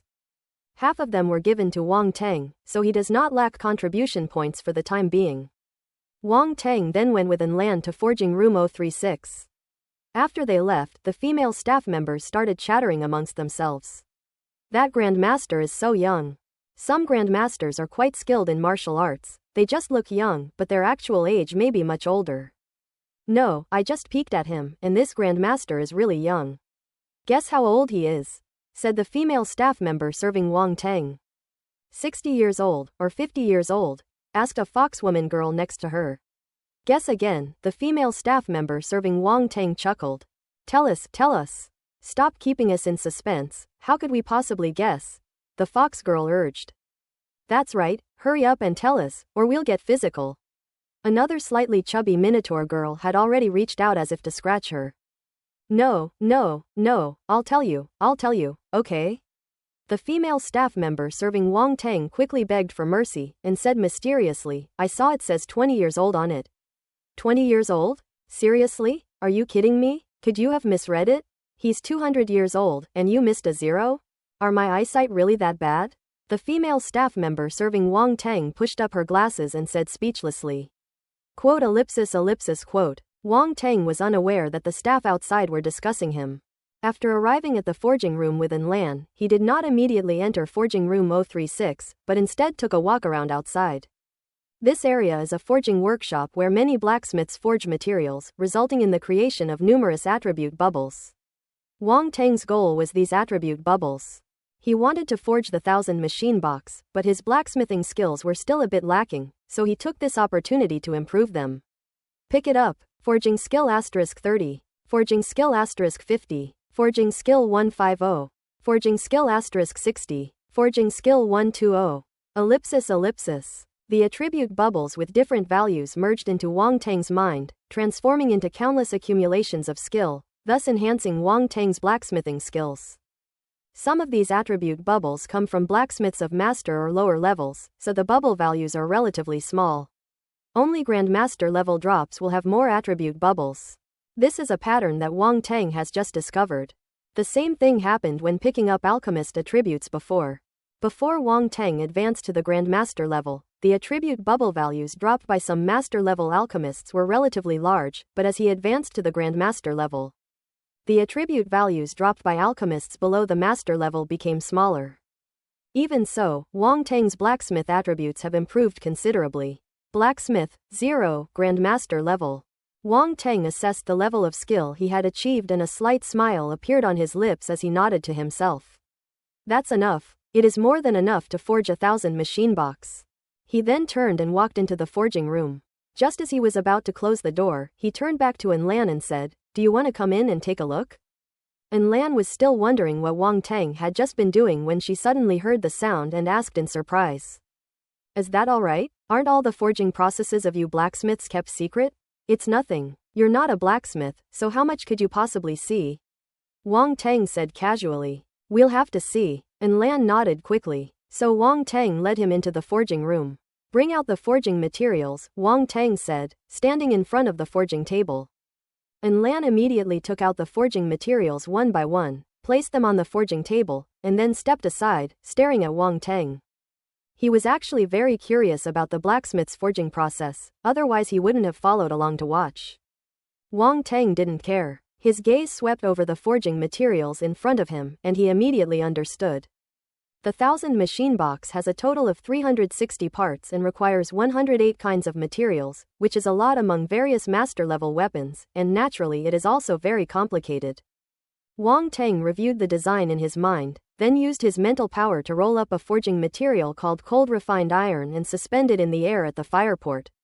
Boom! A blue flame then surged forth, and the raging flames immediately enveloped the cold refined iron. Cold refined iron is a metal with the attribute of ice, which is extremely difficult to refine. However, under the high temperature of the azure jade glazed flame, it quickly turned into a pool of molten iron that emitted waves of coldness. And Lan's pupils contracted slightly upon seeing this. A strange fire from heaven and earth. He couldn't help but take a deep breath, his heart trembling, unable to remain calm, his eyes fixed on Wang Teng as if trying to see through him. How could a planetary-level martial artist possess such a rare item? What is this guy's background? Once Wang Teng started forging, he stopped paying attention to anything else, and he put each material into the azure jade glazed flame to refine it. Due to the large number of materials, the refining process takes up to 5 hours. However, for a domain lord level powerhouse like Lan, 5 hours was actually just a blink of an eye. He even felt it was too fast. If it were any other blacksmith, they would definitely not have been able to complete the refining in such a short time. After all the materials were refined, Wang Teng fused them together. However, this fusion will not be a fusion of all materials, but rather a fusion of 360 different materials.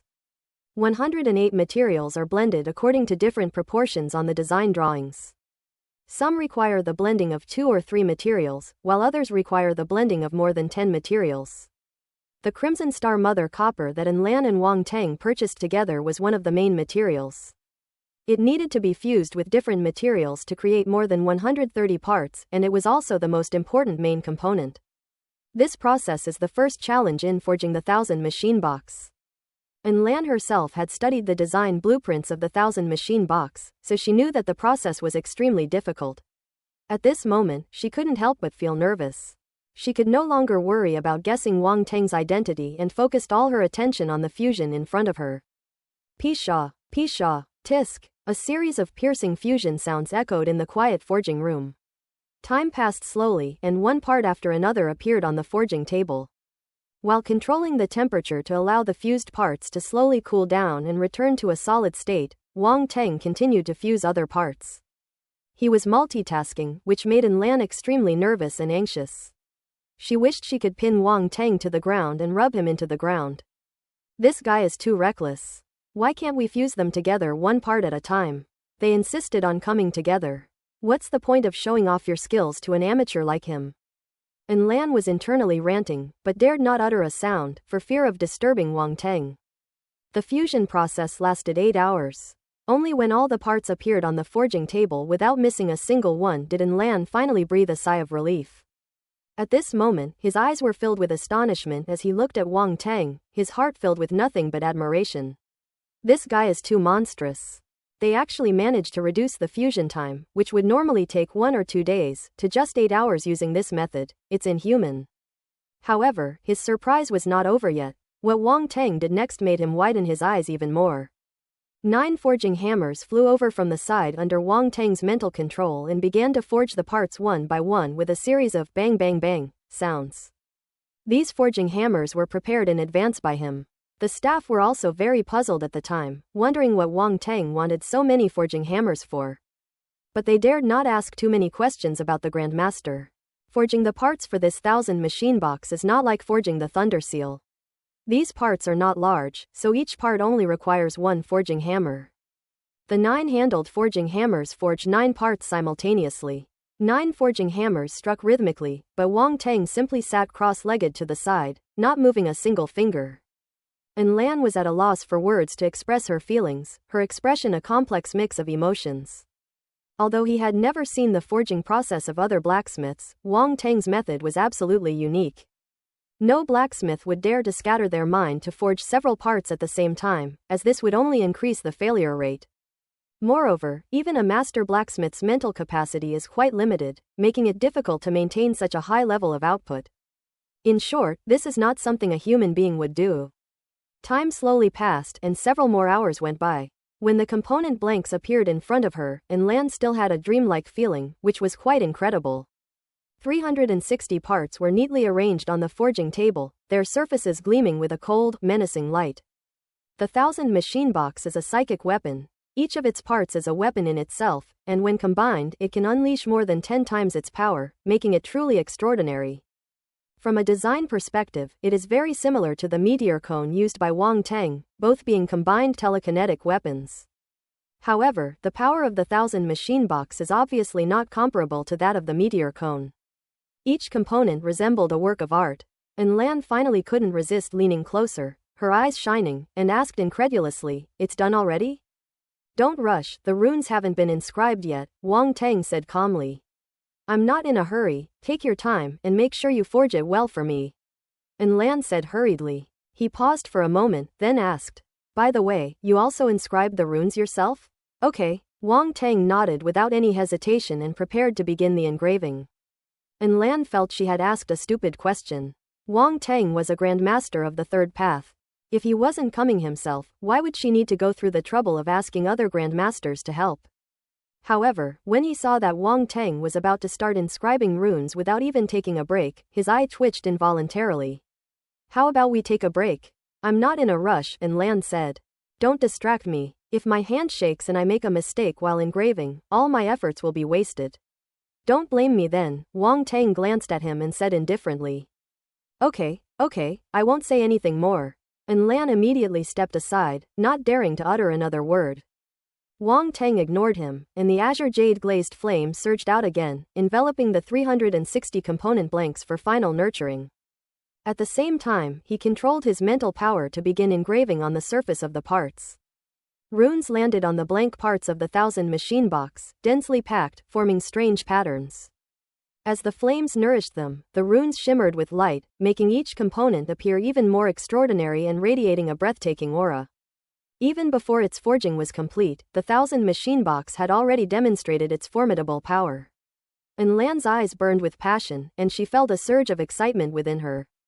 1000 machine box. 1000 machine box. He had been thinking about this weapon for a long time and had been preparing for it for a long time. Now he was finally going to succeed.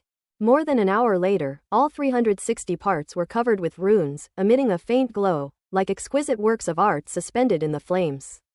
These parts come in all shapes and sizes. Some resemble daggers, some longswords, and others look like tiny throwing knives. But they're just similar, they're actually just individual components. At this moment, the surrounding primal forces seemed to be drawn together and began to surge. "Condense!" Wang Teng's eyes flashed, and he suddenly shouted. As soon as the words were spoken, all the parts suddenly started moving, turning into streams of light that converged towards the center. For a moment, the black light shone brightly, making it impossible to see what was happening at the center. Boom! As the force surged, the black light transformed into a pillar of light that shot into the sky. The dome of the forging room slowly opened, and from within the black beam of light, a blurry object rose into the sky. "It's a success!" Lan looked up, overjoyed. Rumble! Just then, dark clouds gathered in the sky, and a terrifying thunderclap resounded, echoing between heaven and earth. One by one, pedestrians stopped in their tracks and looked up at the sky. The secondary professional league has been causing quite a few disasters lately. Inside the forging room, Wang Teng withdrew his mental power in the azure jade glazed flame, then turned to Lan and said, "What are you waiting for? Hurry up and carry the grenade." "Oh, okay." Lan finally realized what was happening. Her expression changed, and she immediately took a step forward, transforming into a streak of light as she rushed into the sky, as if afraid that if she was even a step too late, her 1000 machine box would be destroyed by the lightning tribulation. "Finally, I don't have to take the blame myself." Wang Teng shook his head, thinking to himself with schadenfreude. "I wonder if Lan can withstand the lightning tribulation?" Wang Teng looked at the increasingly dark clouds in the sky, with countless bolts of lightning flashing.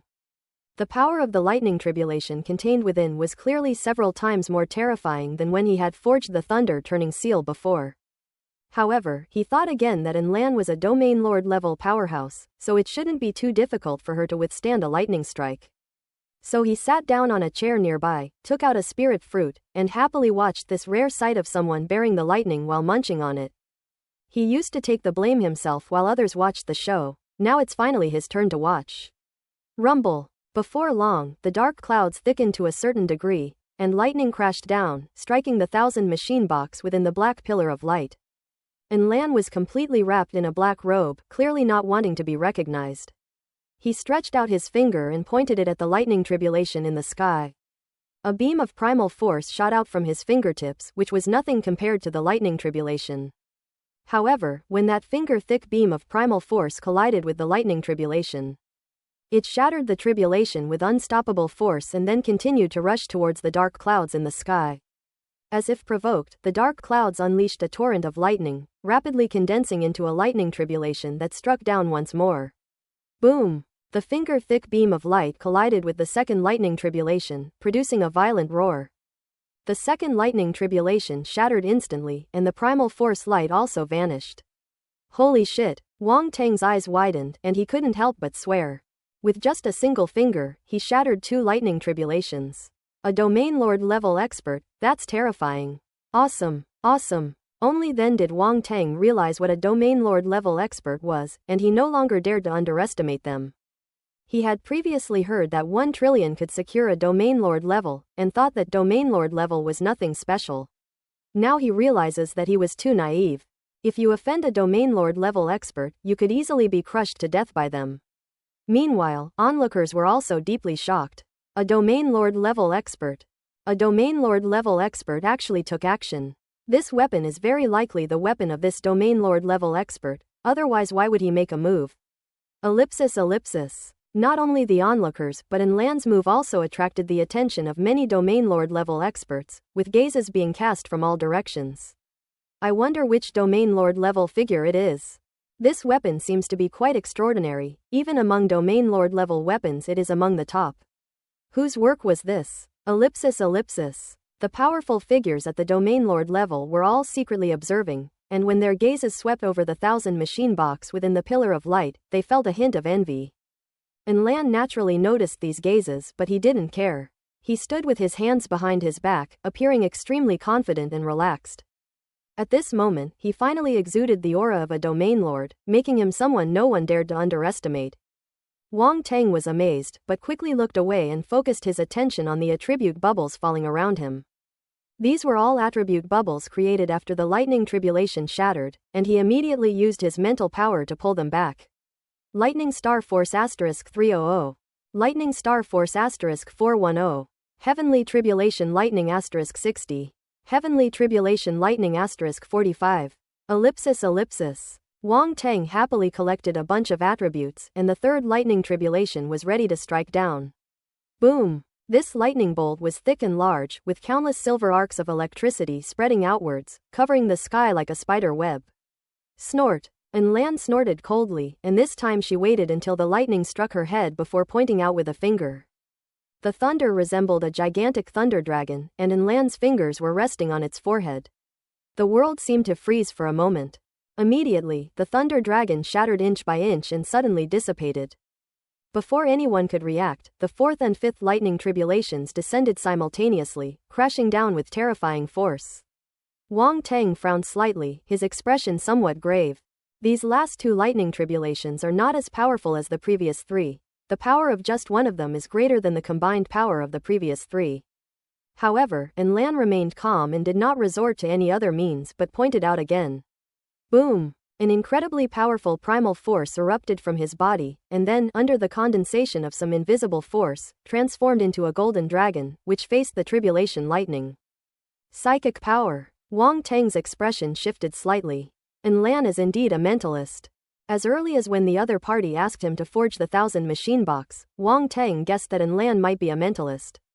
This has now been confirmed. Rumble. The golden dragon of primal force that Lan had condensed collided with the lightning tribulation, producing a deafening roar that shook the heavens. Unexpectedly, the stalemate lasted only a moment before the lightning tribulation could not withstand the bombardment of the golden primal force dragon and shattered, turning into countless tiny lightning bolts that formed a sea of lightning. Then the golden primal dragon crossed the sea of lightning and plunged directly into the dark clouds.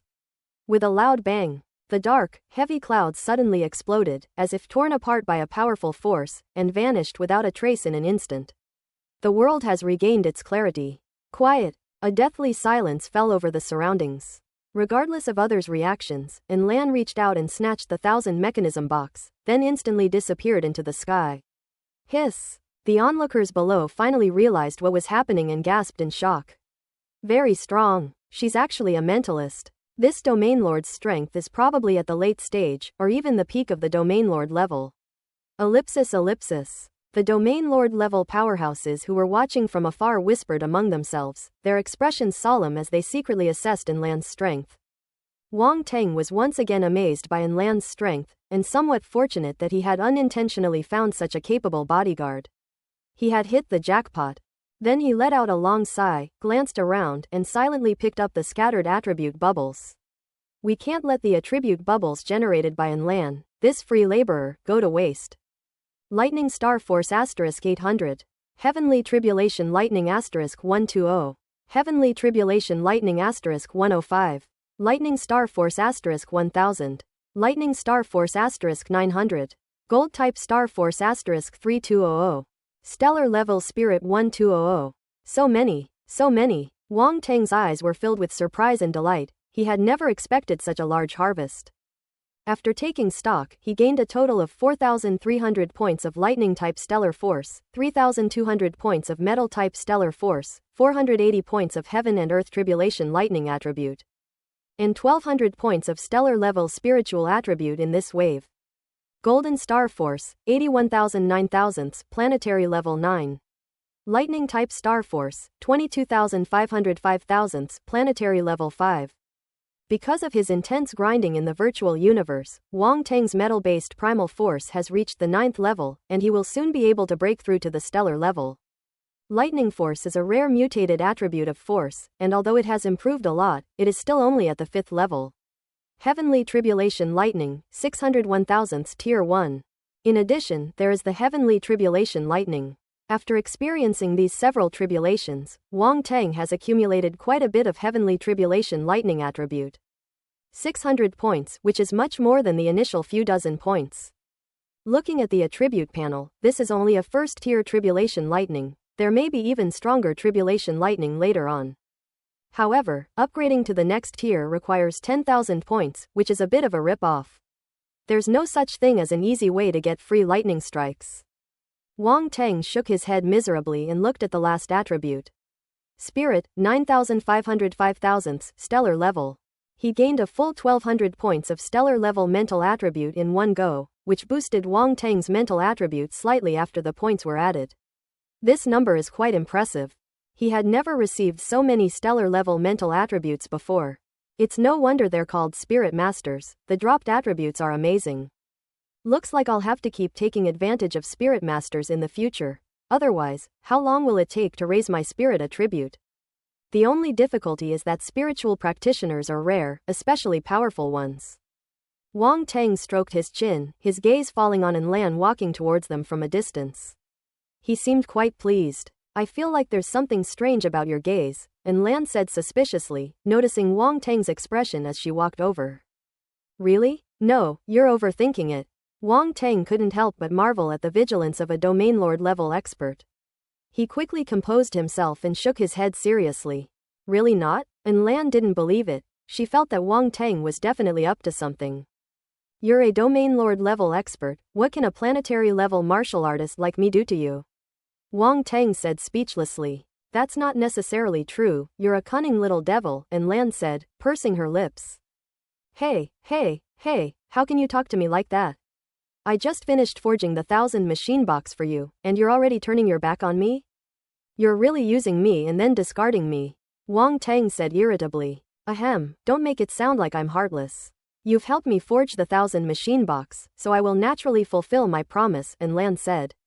Ha, ruthless, Wang Teng sneered.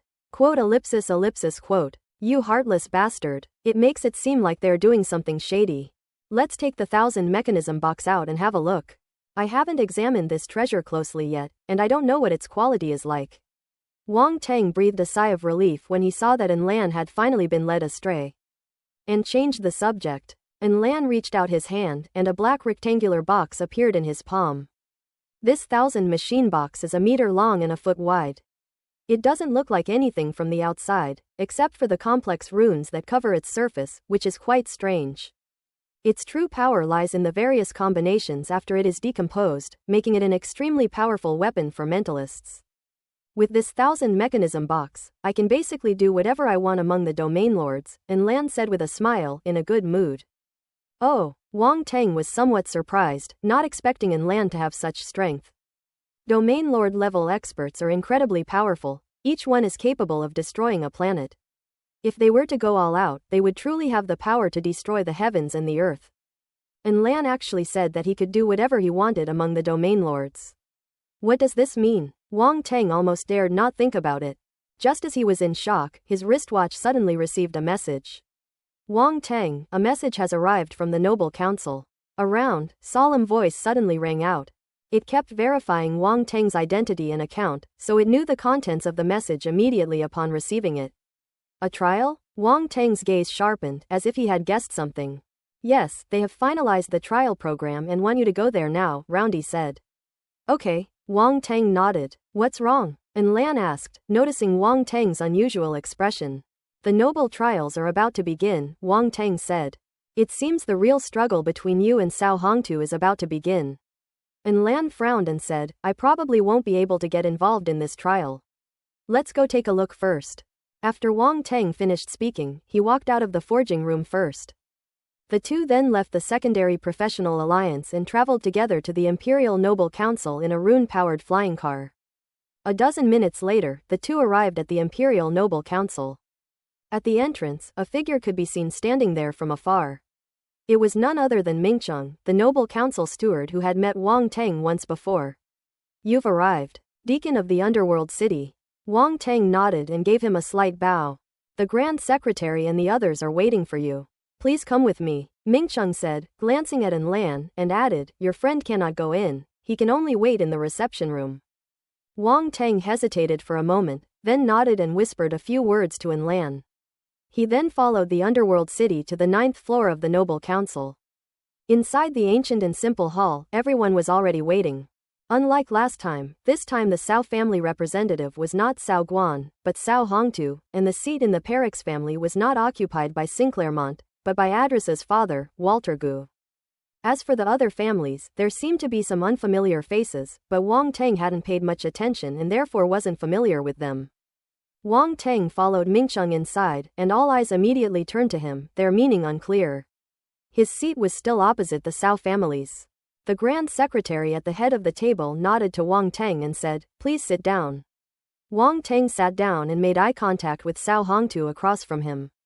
Cao Hongtu even gave him a smile. Wang Teng, the council has decided that this trial will be divided into 2 phases. The elder's voice came from the head of the table, getting straight to the point. Wang Teng's expression shifted slightly as he looked at the Grand Secretary and listened attentively.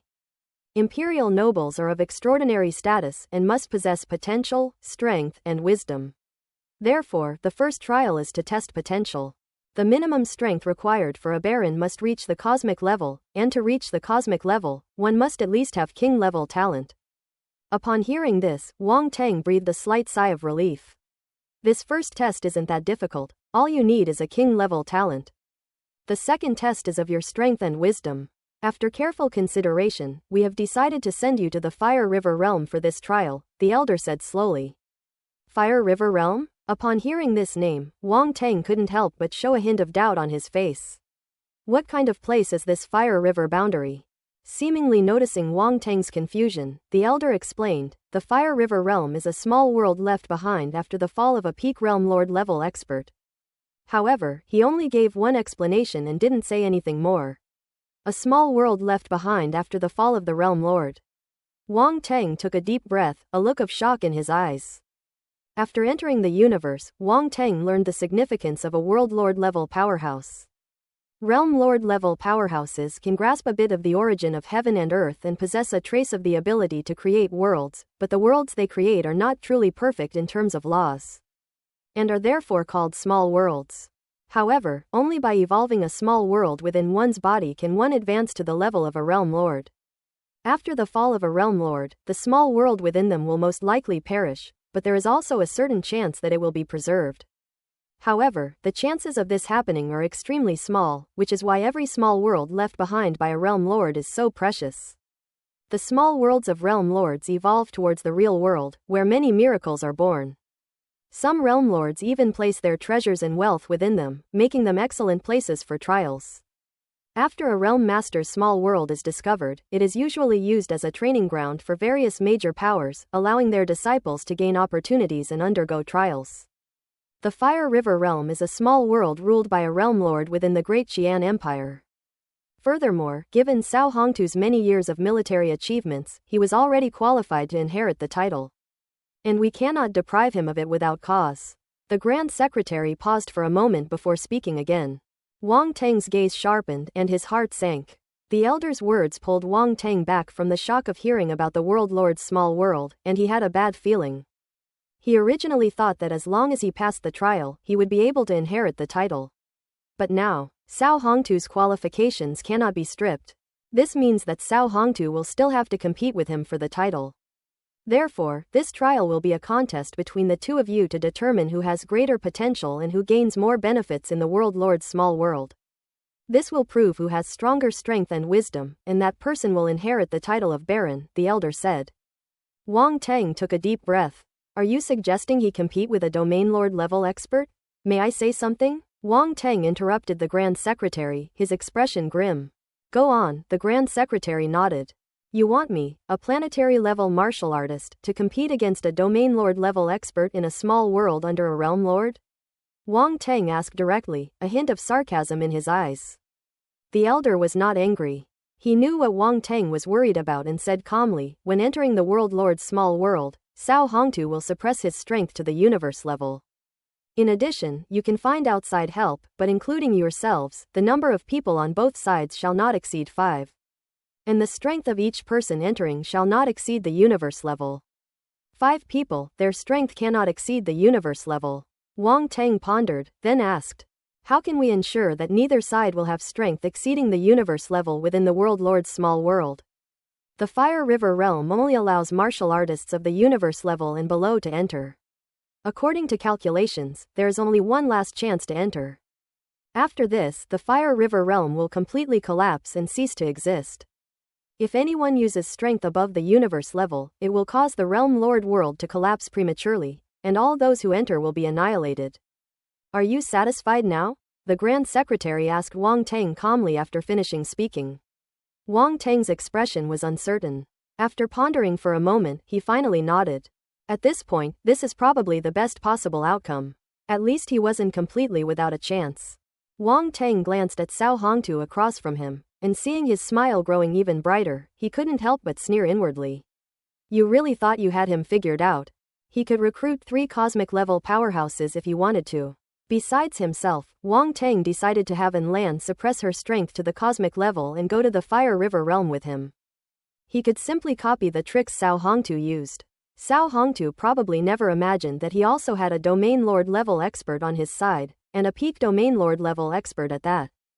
As for the talent test, he was even less afraid. At worst, I'll reveal my Saint-level wind-type talent and dazzle them. However, he wouldn't do that unless absolutely necessary. A Saint-level talent means he's very likely to reach the immortal level, which would make many people wary and would probably be detrimental to him. Now we need to play it safe and develop cautiously. When will the trial take place? Wang Teng asked. We'll conduct the talent test today, and then give you 2 days to prepare. You'll head to the Fire River Realm 2 days later, the elder said. After saying this, he stood up and walked out of the main hall. Come with me. Everyone stood up and followed the Grand Secretary out of the main hall. Regardless of their motives, these people are all eager to know who will emerge victorious in the upcoming talent test. Many of them actually look down on Wang Teng, a martial artist from a remote planet. Are they legitimate nobles? Of high status? And now some mud monkey wants to infiltrate? To become one of them? It's a joke. Rather than wanting to see who would prevail, they were more interested in seeing how Wang Teng would fail and be slinked out. They did not believe that Wang Teng could be compared to Cao Hongtu. Between a planetary-level martial artist and a domain lord-level powerhouse, everyone knows which one has more potential. It's questionable whether Wang Teng can even reach the cosmic level, let alone the domain lord level. Cao Hongtu is already a powerful figure, a domain lord level expert worthy of respect. Moreover, he has repeatedly achieved military exploits on the battlefield. Even if someone is at odds with him, they would not look down on him. Ultimately, the universe is a place where strength matters. In their eyes, Wang Teng's strength was ultimately too low. Once everyone else left, only Wang Teng and Cao Hongtu remained in the main hall. Junior brother? It's not too late for you to admit defeat now. Once we reach the Fire River realm, there will be bloodshed, which is not what I want to see. Cao Hongtu stood up, shook his magnificent purple robe, and chuckled softly. You don't need to worry about that, senior brother Cao. You should think about the talent test later. Don't lose to me, a planetary-level martial artist. Wang Teng wasn't angry at all and said with a smile. After saying that, he turned and walked out of the main hall without waiting for Cao Hongtu to say anything more. Cao Hongtu frowned and followed. Led by the Grand Elder, the group arrived at the 5th floor of the council, where a special place for testing talent was located. When Wang Teng walked in, he saw a huge room with a sealed space in the center. The space was completely transparent, and people could see inside from the outside. This is a talent testing device. Go inside, absorb the primal force within with all your might, and maintain this state for 10 minutes. The device will then be able to accurately measure your talents. Which of you two will go first? The Grand Secretary looked at Wang Teng and Cao Hongtu and asked. Senior brother Cao, please go first, Wang Teng said. The reason he let the other party go first was simply because he didn't want to make too much of a show of himself. He only needed to surpass Cao Hongtu's talent level. Then I won't stand on ceremony. Cao Hongtu didn't hesitate, nodded, and stepped into the instrument. As the instrument was completely sealed, the enclosed space was immediately filled with earth elemental force. Cao Hongtu is an earth elemental force martial artist. He stood in the center of the instrument, and all the force surged into his body at an extremely fast rate, instantly forming a vortex of force around him. Cao Hongtu's earth elemental talent should have reached the king level. A king-level earth-type talent, barely acceptable. However, the fact that he was able to break through to the domain lord level with his king-level talent shows that Cao Hongtu is a person with great perseverance and great opportunities. Ellipsis. The noble representatives around them watched this scene and whispered their comments. A king-level talent. Upon hearing the surrounding discussions, Wang Teng couldn't help but smile slightly. His minimum talent level is king level, so defeating Cao Hongtu would be a piece of cake. Advanced king-level earth-type talent. A moment later, the talent testing device announced Cao Hongtu's talent level, which was indeed the king-level talent as everyone had guessed, without any suspense. However, he possesses a high-level king-level talent. Each talent level is divided into low, medium, and high grades.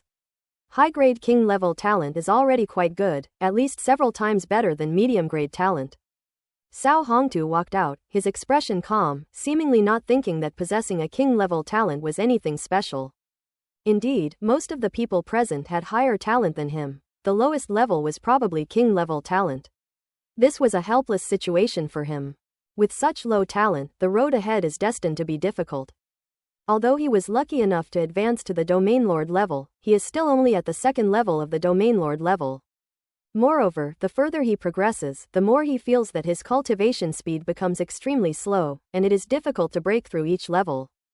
However, talent is innate, and apart from some extraordinary divine objects, there is basically nothing that can change one's own talent. Even with all his ambitions, Cao Hongtu's path will only become narrower and narrower, and it's even questionable whether he can break through to the 5th level of the domain lord. A domain lord is not immortal. If one cannot break through to the realm lord level before the end of their lifespan, they will perish completely. This is why he would stop at nothing to obtain the title of Baron. Only by obtaining the title could he acquire more cultivation resources. If you lack talent, make up for it with resources. They all need to be stacked up to the level of a world lord. Within the Great Qian Empire, only by breaking through to the realm lord level can he have a place and not be driven around like a dog. There's no need to humble yourself and sell your children just because you've offended a powerful family. No one knows what turbulent emotions, resentment, and frustration are hidden beneath Cao Hongtu's calm face. Everyone else understood this, so they looked at Cao Hongtu with some sympathy. His talent was ultimately a little lacking. As the various noble families secretly felt sorry for Cao Hongtu, the Grand Secretary's voice rang out. Wang Teng, it's your turn. Everyone's attention immediately shifted from Cao Hongtu to Wang Teng. Cao Hongtu possesses a high-level king-level talent, so what about Wang Teng? It's common for a martial artist from a backward planet to have a low level of skill and experience. On remote planets, it's considered quite good if even one planetary-level martial artist emerges, because their development is limited by their natural talents. The talents of beings nurtured on a life-bearing planet are generally limited. If the race is too low level, it is difficult for any true geniuses to emerge. Race and bloodline are predetermined things, and although they are unavoidable, they are the most realistic reality. King-level Earth-type talent *250. King-level Earth-type talent *300.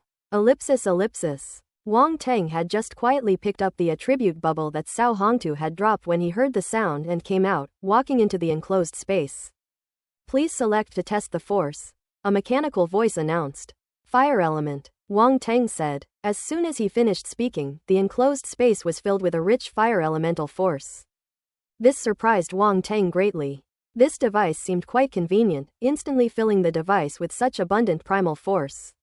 Would it be very effective for cultivation? His gaze fell on the ground, where he saw small holes from which fire elemental energy was continuously emerging. I see. Wang Teng glanced at it with the eye of origin, and understood the principle behind the generation of origin force. It's actually a source-gathering rune array. You can activate the array of the attribute that you want the primal force to be. Without further hesitation, he immediately activated his talent and began absorbing the fire elemental force. Phew! The surrounding fire elemental forces seemed to be drawn towards Wang Teng, forming a fiery red vortex of force in the blink of an eye. This situation is similar to when Cao Hongtu absorbed the primal force earlier. It's actually a king-level talent. He seems to be on par with Cao Hongtu. That's strange. This kid from a backward planet actually has such talent. Hee, what's so strange about that? If he didn't have some talent, how could he have been chosen by Baron Nangong as his successor? The crowd began to whisper among themselves, quite surprised that Wang Teng actually possessed a king-level talent. Cao Hongtu's eyes flickered slightly, but his face did not show much expression. Even if someone has a king-level talent, they are only on par with him, while he is already a domain lord-level powerhouse. No one understands better than Wang Teng how difficult it is to reach the domain lord level with his king-level talent. In short, one of them has already reached the finish line, while the other is still at the starting line. What does Wang Teng have to compare with him? Advanced king-level fire elemental talent. Sure enough, the talent testing device reported Wang Teng's talent, which was indeed a king-level talent. And like Cao Hongtu, he also possesses a high-level king-level talent. They had the same talent, but everyone shook their heads, clearly not optimistic about Wang Teng. Not all king-level talents can reach the domain lord level. Wang Teng is only a planetary-level martial artist, and the gap between him and Cao Hongtu is too great. The test is over? There was no suspense, and everyone lost interest and was about to leave. Wait a moment, but just then, Wang Teng's voice rang out. The Grand Secretary stopped and looked at Wang Teng, who was still in the enclosed space, and asked, "Is there anything else?" "My test isn't over yet." Wang Teng glanced at the slightly impatient crowd and said calmly, "I still need to test my Earth elemental force." "We also need to test Earth elemental force." Everyone was taken aback. Cao Hongtu also frowned, his eyes fixed on Wang Teng. "Are you a dual-element martial artist?" the elder asked, somewhat surprised. "I am a 3-element martial artist." Wang Teng thought for a moment and felt that 2 elements seemed a bit too few, so he decided to add one more. 3 systems. This surprised everyone. 3-element martial artists are rare. If Wang Teng truly possesses 3 elemental forces, and the talent in each element reaches the king level, then he can be considered a minor genius. Cao Hongtu's expression darkened slightly, and his gaze became deep and unfathomable. "I thought Wang Teng's talent wouldn't be too high, or even if it was on par with mine, it wouldn't be a big deal. But if he's a 3-element martial artist, then his talent is considerably higher than mine. That means he's going to lose in the first round. What are your other 2 elemental forces?" the elder asked. "Earth and metal." Wang Teng casually mentioned 2 talents. "Okay, let's continue testing." The Grand Secretary nodded. The crowd's interest was piqued, and they stayed to wait for the test results. They wanted to see if Wang Teng truly possessed the high-level king-level talent in all 3 elemental forces. Begin the Earth and Metal elemental talent tests. Mechanical sounds echoed in the enclosed space. Was the previous fire elemental force being drawn away? A large amount of earth elemental force and metal elemental force surged out at the same time. Wang Teng also activated 2 talents simultaneously and absorbed 2 kinds of primal forces at the same time. Whoosh whoosh whoosh. A series of gusts of wind seemed to sweep through the enclosed space, and earth and metal elemental energies surged wildly into Wang Teng's body. A bizarre scene suddenly unfolded around Wang Teng. The earth and metal elemental forces were surprisingly distinct, one on the left and the other on the right. Centered on Wang Teng, they formed 2 closed loops that did not interfere with each other. This is a very strong ability to control. To be able to absorb 2 kinds of primal forces at the same time without them interfering with each other, Wang Teng's talent is probably at the top level of the king level. Hee, this is starting to look interesting. Everyone was greatly surprised, their faces showing interest, and some even looked at Cao Hongtu with schadenfreude. Wang Teng's talent is clearly much higher than his. What was supposed to be a one-sided victory turned out to be a surprise defeat for Wang Teng, who turned out to be a martial artist with 3 different talents, and all 3 were quite strong. Cao Hongtu was the one who got crushed instead. Seeing this, Cao Hongtu knew that his talent was definitely inferior to Wang Teng's. He stood there expressionless, and no one knew what he was thinking. Advanced King level Earth type talent. Advanced King level Gold type talent. Soon, the talent testing device announced Wang Teng's talent. Although all 3 talents are high-level king-level talents, everyone can see that Wang Teng's 3 talents have almost all reached the top level of king-level talents. This is extremely rare. With such talent, he can go much further. Wang Teng stepped out of the talent testing device. Your talent is quite good. The Grand Secretary nodded at Wang Teng, offering a rare compliment. Thank you for your praise, Your Excellency. Wang Teng bowed slightly in thanks, his expression calm and his heart unmoved. It's just 3 king-level talents, nothing to be proud of. He can get higher-level talents by picking up attributes, and king-level talents will soon be a thing of the past. That would have crushed Cao Hongtu. Is there anything else worth comparing? He didn't even get serious. I'll give you 2 days to prepare. Gather here in 2 days and we'll head to the Fire River realm. After giving his instructions, the elder left. The other members of the council also left one after another, without exchanging any words with Wang Teng during this time. Walter Gu of the Perix family glanced at Wang Teng without any change in expression, then turned and left. Junior brother, you really surprise me, Cao Hongtu said with a sigh. Basic stuff, don't get carried away, Wang Teng said calmly. Quote. Cao Hongtu seemed surprised by Wang Teng's answer and was stunned for a moment. Senior brother Cao, I'll be going now if there's nothing else. I still need to prepare for the Fire River Realm trial in 2 days. Wang Teng waved his hand and turned to leave. Don't you want to reconsider? The Fire River Realm isn't that safe. Every time someone enters for trials, quite a few never come out again, Cao Hongtu said quietly. If my senior brother isn't afraid, why should I be? Wang Teng glanced back at him, smiled, and left without lingering. Cao Hongtu stood there, watching Wang Teng leave, his gaze becoming extremely deep, a hint of ferocious killing intent flashing across it. After Wang Teng met up with Lan, he told her about the trial and shared his plans. You want me to suppress my strength and then go to the Fire River Realm with you? Lan asked in surprise. Yes, since Cao Hongtu is doing this, then I'll learn from him, Wang Teng sneered. That's possible. Just leave Cao Hongtu to me. He's only at the 2nd level of the Domain Lord level, so dealing with him won't be difficult, Lan said confidently. It would be best to deal with him in the Fire River Realm. A ruthless glint flashed in Wang Teng's eyes. Lan was somewhat surprised by Wang Teng's decisiveness and ruthlessness. After a moment of silence, she asked, then who are the other 3 universe-level beings you plan to find? I'll try looking for it on the Secondary Professional League's quest list, Wang Teng said helplessly. If you don't mind, I can introduce you to 3, Lan said with a dry cough. Oh? Wang Teng looked at him. As long as the money is there, it's fine. Lan rubbed her fingers together and chuckled. It's rather comical and funny that a machine race would make such a move. Damn, you're obsessed with money, Wang Teng said with a laugh. How is it? Lan asked expectantly, seemingly unconcerned.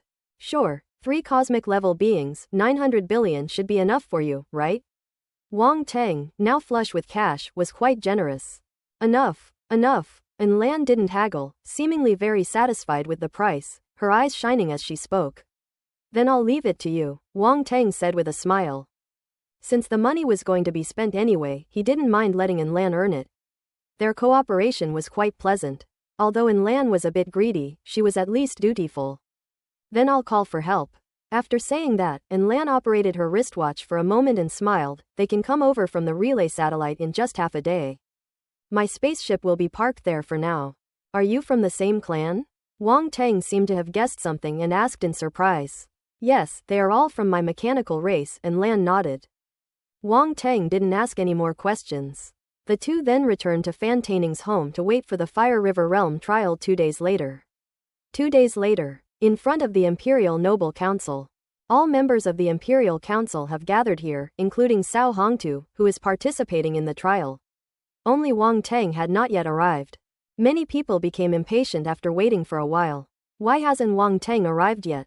Making so many of us wait here, that's quite a show of respect. They wouldn't give up at the last minute because they can't gather 5 universe-level martial artists, would they? That's hard to say. Without any foundation, it's not easy to gather 5 universe-level beings. Ellipsis. Of course, only a few people were complaining in hushed tones. Most people were keeping their eyes closed and resting. These members of the Council of Nobles generally do not hold noble titles, they are merely representatives sent by their respective families.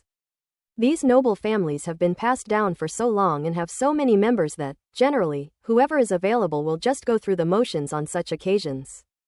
Among them are many young and powerful individuals, who naturally speak their minds without much regard for others. Moreover, they don't like things that are unprofitable and a waste of time, so they're bound to be unhappy. Hearing the surrounding chatter, Cao Hongtu's lips curled into a slight smile. He lost the first game, but he's sure he won't lose this one. Wang Tang has no resources or foundation. What can he use to fight against him? Even if he managed to gather 5 team members, they wouldn't pose any threat to him at all. As a Domain Lord level powerhouse, Cao Hongtu could still easily deal with several universe level martial artists even if he suppressed his strength to the universe level. A few minutes later, when everyone was getting even more impatient, Wang Tang finally arrived. Sorry I'm late, Wang Tang said with a hint of helplessness. He had originally set off much earlier, but before he left, an unexpected person came to his door and brought him some news about the Fire River Realm, which caused him to be delayed for quite some time. Of course, he couldn't explain these things so clearly to everyone here. The crowd looked displeased and wanted to make a few sarcastic remarks, but the Grand Secretary calmly said, "Now that everyone is here, let's set off." The Grand Elder and other members of the Council of Review will serve as judges, so they will travel together to Fenglong Star, where the Fire River Realm is located. Seeing that the Grand Secretary had spoken, the others naturally didn't say anything more and all shut their mouths in embarrassment. Cao Hongtu glanced at Wang Tang, then his gaze fell on the 4 figures behind him, all shrouded in grey robes, and his brows furrowed slightly. 4 cosmic level ones? A hint of doubt flashed through his mind. He wondered where Wang Tang had found this person. The Grand Secretary also glanced at the 4 grey-robed men, a strange glint flashing deep in his eyes. The group then boarded a railcar to the satellite docking port and boarded a spaceship to Fenglong Star. This spaceship is a Lord-class spaceship used by the Imperial military. It is enormous, a true behemoth. More importantly, its manufacturing materials are incredibly hard, capable of withstanding attacks from World Lord-level beings. This single Lord-level spaceship is worth as much as hundreds of Qian Yuan E-63 spaceships. The spaceship took off from the docking port, traversed the void, and headed towards Fenglong Star. Inside the World Lord-class spaceship, everyone sat in their respective positions. Those noble families knew how to enjoy themselves. Fine wines and spiritual fruits had already been laid out, and beautiful exotic women were serving them. That's so corrupt. Wang Tang inwardly scorned them. Then, he secretly stroked his chin, wondering if he should get some pretty alien ladies and young women for his spaceship after returning from this trial. They could discuss life and philosophy when they have time, adding some fun to their lives. He has so much money he doesn't know what to do with it. Wang Tang, Cao Hongtu. The Grand Secretary's voice suddenly rang out. Grand Secretary. Wang Tang and Cao Hongtu quickly responded. Before Feng Langxing arrives, let me tell you about the contents of the trial. In this trial, after you enter the Fire River realm, you will have to complete a total of 3 tasks, the elder said slowly. 3 tasks. Wang Teng's attention was instantly drawn, and he listened attentively. The first task is to obtain 50,000 caddies of Fire River crystals. The one who obtains the most wins. No sooner had the Grand Secretary finished speaking than a murmur of discussion arose from the surroundings. They actually want to obtain 50,000 caddies of Fire River crystals. It's not that easy. Fire River crystals grow beneath the lava swamps of the Fire River realm. And those lava swamps were created by the Fire River Realm Lord using his primordial power, a death zone. Ordinary cosmic level beings can't even stay beneath the lava swamps for half an hour. Moreover, after so many years of development, the Fire River crystals inside have become increasingly rare. Obtaining 50,000 caddies is no easy task. Ellipsis. These tasks were devised by the Grand Elder and other powerful beings at the Realm Lord level, so they were unaware of them beforehand. The sounds around him, and Cao Hongtu's deeply furrowed brows, made Wang Teng's eyes widen in surprise. This first task seems pretty difficult. Roundball, do you know what Fire River crystal is? Wang Teng asked in his mind. Fire River crystal is a specialty of the Fire River realm. It is a crystal that was accidentally created by the Fire River Realm Lord when he fused high-grade source stones with the power of the fire source. It has great benefits for fire-type star beasts, said Roundy. Isn't this Fire River crystal perfect for little white and ironclad flame scorpion? Wang Teng said, stroking his chin. That's right, it's really useful for your 2 spirit pets. Roundy shook his head and said, but you have to be able to acquire them first. Are Fire River crystals difficult to obtain? Wang Teng asked. You heard what they just said. There are probably very few Fire River crystals left in the Fire River realm now, Roundball said. Wang Teng seemed to be thinking about something, but didn't ask any more questions. The second task is to hunt down 500 fire toads of stellar level or above, with at least 1/10 being cosmic level fire toads. Again, the more the better, the elder said, announcing the second task. Everyone was startled again. Before Wang Teng could ask any questions, Yuan Gungun explained again. The fire toad is also a unique star beast in the Fire River realm, and it is the most troublesome of all the star beasts. They usually hide deep within the fire rivers of the Fire River realm. This fire river is one of the 5 most dangerous places in the Fire River realm, and there are many of them, almost all of them are spread throughout the Fire River realm. Hence the name Fire River realm. To hunt the fire toad, one must venture deep into the fire river, which is said to contain strange flames, making it extremely dangerous. However, apart from the high temperature, no one has ever discovered any strange flames in that river of fire. Many trial warriors died without a complete body after venturing into the river of fire, and no one knows the specifics. Strange flames, they can't possibly be some kind of celestial fire, Wang Teng chuckled to himself, unconcerned. Different kinds of fire from heaven and earth are not so common. On the other side, Cao Hongtu, upon hearing about the mission to hunt the fire toad, clearly understood the difficulty involved, and his expression darkened slightly. He is an earth-type martial artist, and he doesn't actually have much of an advantage in the Fire River realm, which is full of fire-type dangers. The Fire River is also known as one of the 5 most dangerous places in the Fire River realm, and even he is somewhat wary of it. Seeing this, Wang Teng couldn't help but laugh unscrupulously. The third task is the most difficult, and it's the one that no one has been able to complete so far, the elder continued. The most difficult task to complete, could it be that one? Many people seemed to know something, and a look of shock appeared in their eyes. Father, could it be? Cao Wu's expression changed, and he couldn't help but ask. Both he and Cao Zhaozhao are cosmic-level martial artists, and they will also participate in the trial this time. Cao Hongtu's expression darkened slightly, and he slowly nodded, clearly having the same thought as them. Seeing the expressions on everyone's faces, Wang Teng also felt a sense of suspicion. Is this a task that no one has completed yet? It must be that one, the round, chubby voice said solemnly in Wang Teng's mind. You know? Wang Teng asked in surprise. There are many legacies left by the Fire River Realm Lord within the Fire River Realm. That Fire River Realm Lord was quite an oddball, actually leaving behind a total of 53 legacies. 52 of them have already been discovered and taken away, leaving only the last one, said Roundy. 53 inheritances. Wang Teng exclaimed in astonishment, then realized what was happening and said, so, the last task the elder mentioned could be this last inheritance. Most likely, said Roundy. Your third task is to inherit the last legacy of the Fire River realm. At this moment, the elder revealed the final mystery. Your Excellency, this inheritance has never been obtained by anyone before.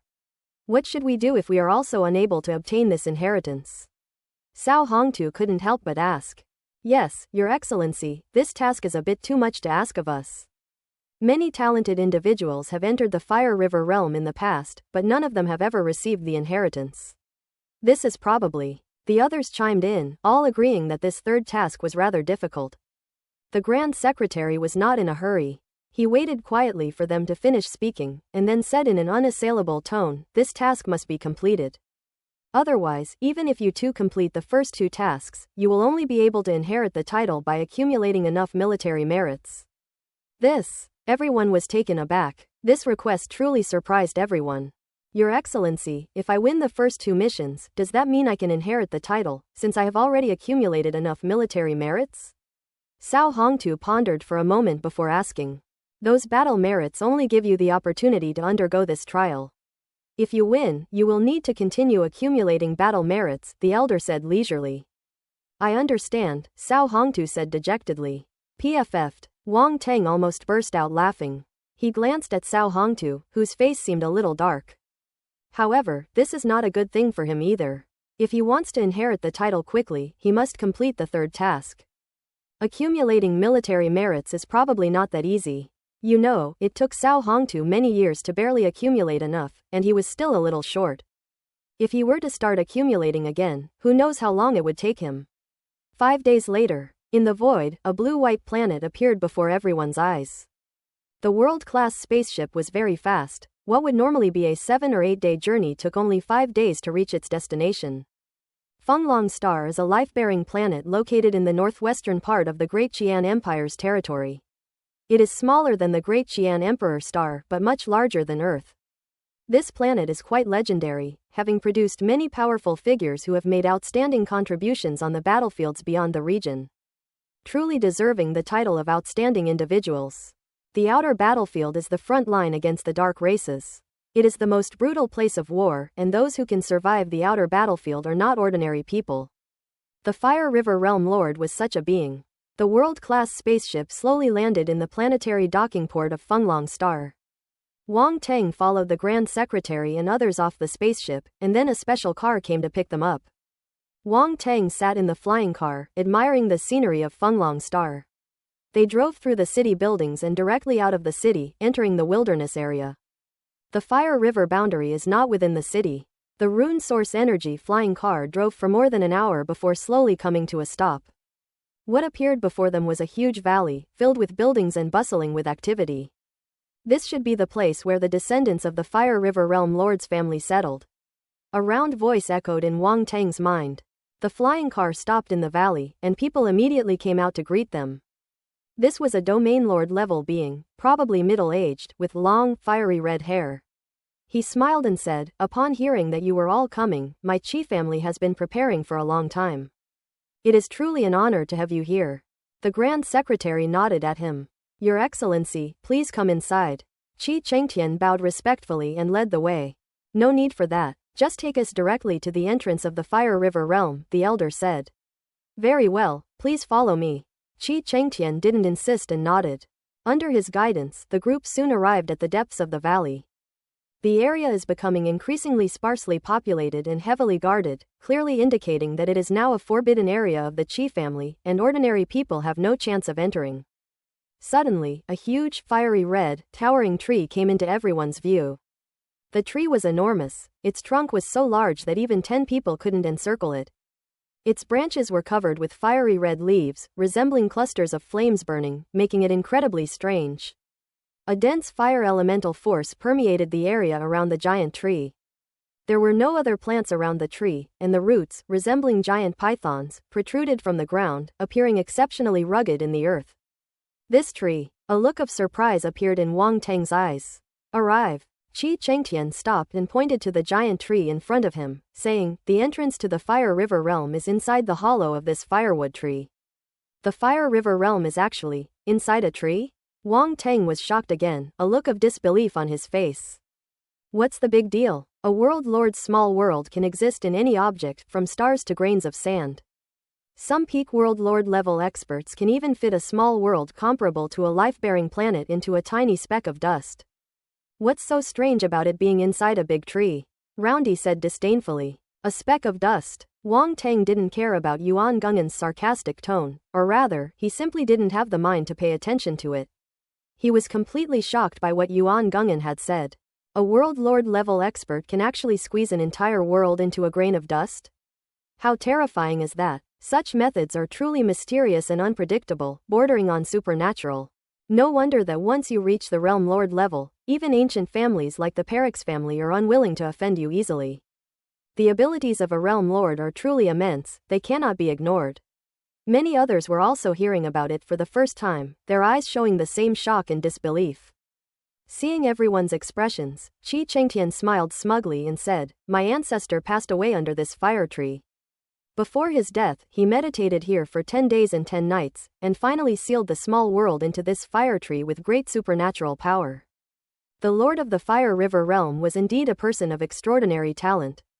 I never expected that he would ultimately fail to cross that hurdle and enter a higher level." The elder shook his head and sighed.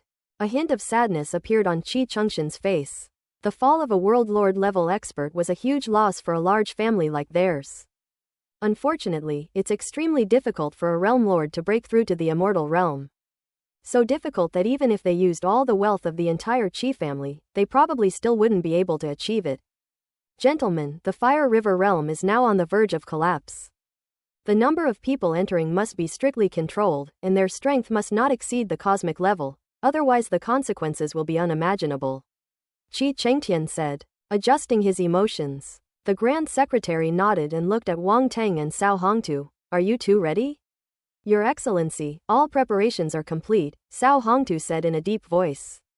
I have no problem either, Wang Tang said. Then go ahead. The elder waved his hand, and then said to Qi Chengtian, Patriarch Qi, please activate the Fire River realm.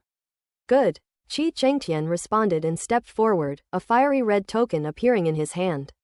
He then swayed in front of the large tree. A red light shot out from the token and crashed into the hollow of the tree. Boom! Everyone seemed to hear a loud rumbling sound coming from the tree hole, followed by a blinding red light and a wave of heat rushing towards them. You two only have 15 days. If you haven't come out by then, you may very well disappear completely along with the Fire River realm, Qi Chengtian said solemnly. Thank you for the reminder, Patriarch Qi, Cao Hongtu said, clasping his hands in a fist salute. Thank you. Wang Tang also cupped his hands in thanks to the other party. There are no other people left in the Fire River realm now. The star beasts inside seem to know that this world is about to be destroyed, and they have become even more frenzied and crazy, and may riot at any time, Qi Chengtian added. Well, it seems the difficulty has increased quite a bit, Wang Tang thought to himself with a wry smile. I've said everything I needed to say. Here are the tokens. When you return, just follow the instructions on the tokens. Please, you two, proceed. Qi Chengtian flicked his hand, and two beams of red light flew towards Wang Tang and Cao Hongtu respectively. Wang Tang and Cao Hongtu took the tokens, examined them for a moment, and then put them away. They looked at the Grand Secretary, and when he nodded, they each led their men out. 5 people on each side. On Cao Hongtu's side, besides himself, Cao Zhaozhao and Cao Wu, the other 2 were also cosmic-level martial artists. One of them was even wrapped in a black robe, and his origins were unknown. As for Wang Tang, it was much simpler. He stood in front, and the 4 people behind him were all covered by grey robes, so their appearances could not be seen.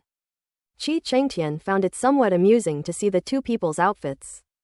Cao Hongtu led his men towards the tree hollow. His aura was originally at the domain lord level, but as he approached the tree hollow, his aura gradually weakened, dropping from the 2nd level of the domain lord level to the 1st level. And then from the 1st level of the domain lord level to the 9th level of the universe level before slowly calming down. He had already reached the entrance of the tree hole, and without the slightest hesitation, he stepped inside. A flash of red light and the person vanished completely. Cao Zhaozhao, Cao Wu, and the others followed closely behind, disappearing from everyone's sight. Upon seeing this, Wang Tang's eyes flashed, and without further hesitation, he led An Lan and the others toward the tree hole. As Lan approached the tree hole, her aura began to change, rapidly dropping from the peak of the Domain Lord level to the 9th level of the universe level. Wang Teng and the others held each other's hands and stepped into the tree hole one by one. That was the aura of a Domain Lord? Cao Hongtu displaying the strength of a Domain Lord was nothing unusual, since everyone knew that, but when it came to Lan, everyone was dumbfounded. The silent gray-robed man following behind Wang Teng was actually a Domain Lord level expert. Phew, this is going to be interesting. Cao Hongtu probably never imagined that Wang Teng actually had a Domain Lord level expert hidden away. But how exactly did he do it? How could a planetary level martial artist possibly get a Domain Lord to take action? Ellipsis. Everyone breathed a sigh of relief, recovering from their shock, and began to discuss the matter with varying expressions. Walter Gu of the Perix family looked rather grim, his gaze fixed on the hollow of the firewood tree. It was as if they desperately wanted to rush in, but it was all too late. The entrance had disappeared by then, and no one could enter. Moreover, even if he wanted to, the Grand Secretary would not allow it. Qi Chengtian was stunned, never expecting that both sides entering the Fire River realm would have a Domain Lord level expert. What exactly happened? Isn't this just a simple trial? Why would a Domain Lord level expert enter it? No matter how wondrous the Fire River realm may be, its benefits to Domain Lord level powerhouses are very limited. What would they do inside? Wait, could it be for the final inheritance? Qi Chengtian's expression was uncertain, but he didn't ask any further questions. This trial was decided by the powerful realm lords from the empire. Even though the Qi family was quite powerful, they couldn't stop it and could only cooperate obediently. Moreover, the Qi family is already showing signs of decline, and no realm lord level expert has emerged in this generation. If this continues, the future of the Qi family will be very worrying. Alas, why didn't our ancestor simply leave that legacy to the family back then? Otherwise, my Qi family would be in this state. Qi Chengtian couldn't help but shake his head and sigh inwardly. Ellipsis. The world spun around. Just moments ago, they were in the Qi family's valley, but in the blink of an eye, a river formed by rolling lava flowed before them. Wang Teng and his 4 companions were suspended in mid-air. Caught off guard, the 5 people fell into the lava. Thud, thud, thud. They had no time to react and were all plunged into the lava in the next moment. Wang Teng's expression changed, and he immediately wrapped himself in the azure jade-glazed flame to insulate himself from the high temperature outside his body. And then rushed out of the lava river. Boom, boom, boom. The 5 people transformed into streaks of light and rushed out of the lava river, landing on the riverbank. Lan and Wang Teng were unharmed, but the other 3 mechanical beings were emitting bursts of heat. Their gray robes had been completely burned away, revealing their mechanical bodies underneath, which were tinged with red, like steel that had been scorched by high temperatures. 5 people emerged from the lava river and stood on the bank. Waves of heat still swept over them, and the ground was scorching hot. If they were martial artists below the planetary level, they probably wouldn't even be able to stand. Are you all alright? Wang Teng asked, looking at Lan and the others. I'm fine. Lan shook her head and asked the other 3 cosmic-level warriors from the machine race, and Feng, and Yuan, and Tong, what about you? Aside from being a little hot, there's nothing wrong with it. However, if we hadn't reacted quickly enough, things might have turned out differently, said Weng, a mechanical warrior. This lava river is indeed quite something. Even our mechanical race bodies can hardly withstand it, said another mechanical race warrior. Be careful, everyone. If you turn into a pool of molten iron, I'll have to pay to rebuild your bodies, which is a real hassle, Lan said. Quote ellipsis quote. Wang Teng felt that something was off about what he was hearing. So it doesn't matter if the mechanical race's body breaks down, right? They can just replace it with whatever they have the money for. Very nice. I'm inexplicably a little envious. Understood, boss. The mechanical warrior named Feng scratched his mechanical head and said in a deep voice. Bang! Lan angrily tapped Feng on the head, making a loud noise, and said irritably, I told you not to call me boss, it makes us sound like interstellar bandits. Oh, Feng nodded quickly, looking like a wronged child. The other 2 mechanical warriors shrank back, seemingly somewhat intimidated by Lan. Wang Teng glanced sideways at Lan, thinking that these mechanical beings really did look like interstellar bandits, and maybe they really were. This reminded him of Jin Yuan and Haddock, whom he had met on Earth. Their styles of doing things were somewhat similar, both being very slick. Unfortunately, when he, Bila, Augustus and the others entered the ruins left by Nangong Yu, they escaped. There are attribute bubbles here. Wang Teng suddenly exclaimed softly, a look of surprise in his eyes. Not far ahead of him, several attribute bubbles emerged from the lava river. Pick it up. Fire-type Star Force *20. Fire-type Star Force *30. Fire-type Star Force *5. *. The two attribute bubbles yielded a total of 55 points of Fire Star Force. Although it wasn't much, Wang Teng felt a sense of anticipation. Does this Fire River realm generate attribute bubbles at any time? If so, he'll make a fortune. Where should we go now? And Lan asked, looking around. Wang Teng snapped out of his thoughts, tapped on his smartwatch, and a map appeared. This is a map that someone gave him before he set off. And the person who gave it to him was none other than Diki. It's just unknown whether Diki had entered this Fire River realm before, or whether he collected it from someone else. Regardless, he did Wang Teng a huge favor. Otherwise, Wang Teng would only be able to search aimlessly in this Fire River realm, wasting even more time. Keep in mind that they only have 15 days. Let's go this way. Wang Teng pointed in a direction. Let's go to the lava swamp first, it's not far from there. Good. And Lan naturally puts Wang Teng first in everything. Walk. Having chosen their direction, the group of 5 set off immediately. As they flew, they surveyed their surroundings. Only then did they have a chance to observe the peculiar environment of the Fire River realm. This place is very different from the outside world. 3 enormous fireballs hung high in the sky, turning the entire sky a fiery red, much like the sun.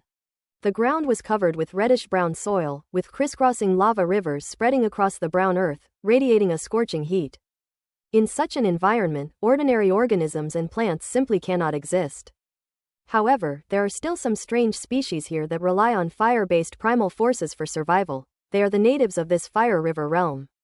So many attribute bubbles. Wang Teng's eyes lit up. As he flew along, he noticed that there were fiery red attribute bubbles all around him, especially near the lava river, where there were even more attribute bubbles, which would occasionally emerge from the lava. He immediately unleashed his mental power and frantically collected the items. Fire-type Star Force *10. Fire-type Star Force *8. Fire-type Star Force *15. *. One by one, attribute bubbles converged towards Wang Teng. They were all Fire-type Star Force attributes. Although the attribute values were not very high, there were many bubbles. With so many attribute bubbles, he instantly gained thousands of attribute points, all of which transformed into fire elemental star power that circulated within his body and converged into the 9 fire elemental stars within the Sea of Nothingness. It seems that this time I might be able to break through to the stellar level with the fire elemental force. Wang Teng pondered to himself as he sensed the changes in the fire elemental stars. After flying for about half an hour, the group gradually approached the lava swamp, where the lava rivers became more concentrated, seemingly flowing out of the swamp. Similarly, there were more attribute bubbles, which made Wang Teng overjoyed. Pisha! Suddenly, a tongue of fire shot out from a river of lava beneath their feet, engulfing one of the mechanical warriors. The expressions on everyone's faces changed slightly. The flames are moving too fast. Before the mechanical warrior could react, one of his legs was entangled, and then a tremendous force surged forth, dragging him toward the lava river below. However, they were ultimately cosmic-level warriors, and they did not panic in the face of this situation. The arm of the mechanical warrior who was swept away writhed like liquid and suddenly transformed into a battle blade. Force condensed on it, turning into a sharp blade of light. "You're asking for it," the mechanical warrior roared and slashed down at the tongue of fire. The blade's edge struck the flames directly, severing them. Quack! A strange scream came from the lava river below. All the people saw was a dark shadow flash by and disappear, and then they could not find any trace of it. By the way, the reading app I've been using recently has a huge selection of books. It's a fire toad. Be careful, everyone. Wang Teng and Lan spoke at the same time, their faces wary as they looked down at the lava river. No one expected to encounter the fire toad here. These fire toads are one of their tasks, but they are most abundant in the Fire River, and there may be 1 or 2 occasionally in the lava rivers nearby. They were quite lucky to run into one. This fire toad seems quite cunning. It hid underneath after failing to strike once and wouldn't come out, and Lan remarked. Now that we've run into each other, how can we let this opportunity pass us by so easily? A smile appeared on Wang Tang's lips. Even the smallest mosquito is still meat. No matter how cunning the fire toad is, how could it possibly escape from his grasp? This magma will hinder our mental focus. If the fire toad keeps hiding and doesn't come out, we'll probably have a hard time finding it, and Lan said, frowning. That's not necessarily true, Wang Tang chuckled. In an instant, the azure jade flame surged forth from his body, transforming into strands of azure chains that rushed toward the lava river below. Sizzle, sizzle, sizzle. The chains formed from the azure jade glazed flame plunged into the magma, but the magma did not cause any harm to them, only making a series of sounds when they touched it. The cyan chains resembled fiery pythons rapidly swimming in the lava river. Wang Tang attached his mental energy to them, sensing the situation beneath the lava. Found it. A moment later, his eyes lit up, and he controlled the fiery chains to speed towards a place at the bottom of the lava river. Quack! The strange sound from before rang out again, this time even louder, as if carrying a hint of panic. Boom! With a loud bang, lava exploded and splashed everywhere. A huge black shadow burst out from beneath the lava river. It was a massive toad, entirely crimson and covered in bumps on its back. The fire toad leapt out of the river and tried to escape in another direction, but several chains shot out from beneath it and gave chase. Still trying to run, Wang Tang said calmly, as his azure jade flame transformed into a large net that enveloped them. Quack! The fire toad, not expecting an ambush, crashed headlong into the large net formed by the azure jade and glazed flames. Quack quack! It struggled frantically, and the bumps on its back burst open, spewing out bursts of scorching magma, which blasted several large holes in the net formed by the azure jade glazed flame. It swung its claws, tearing through the large net, trying to escape. Little darling, don't run away.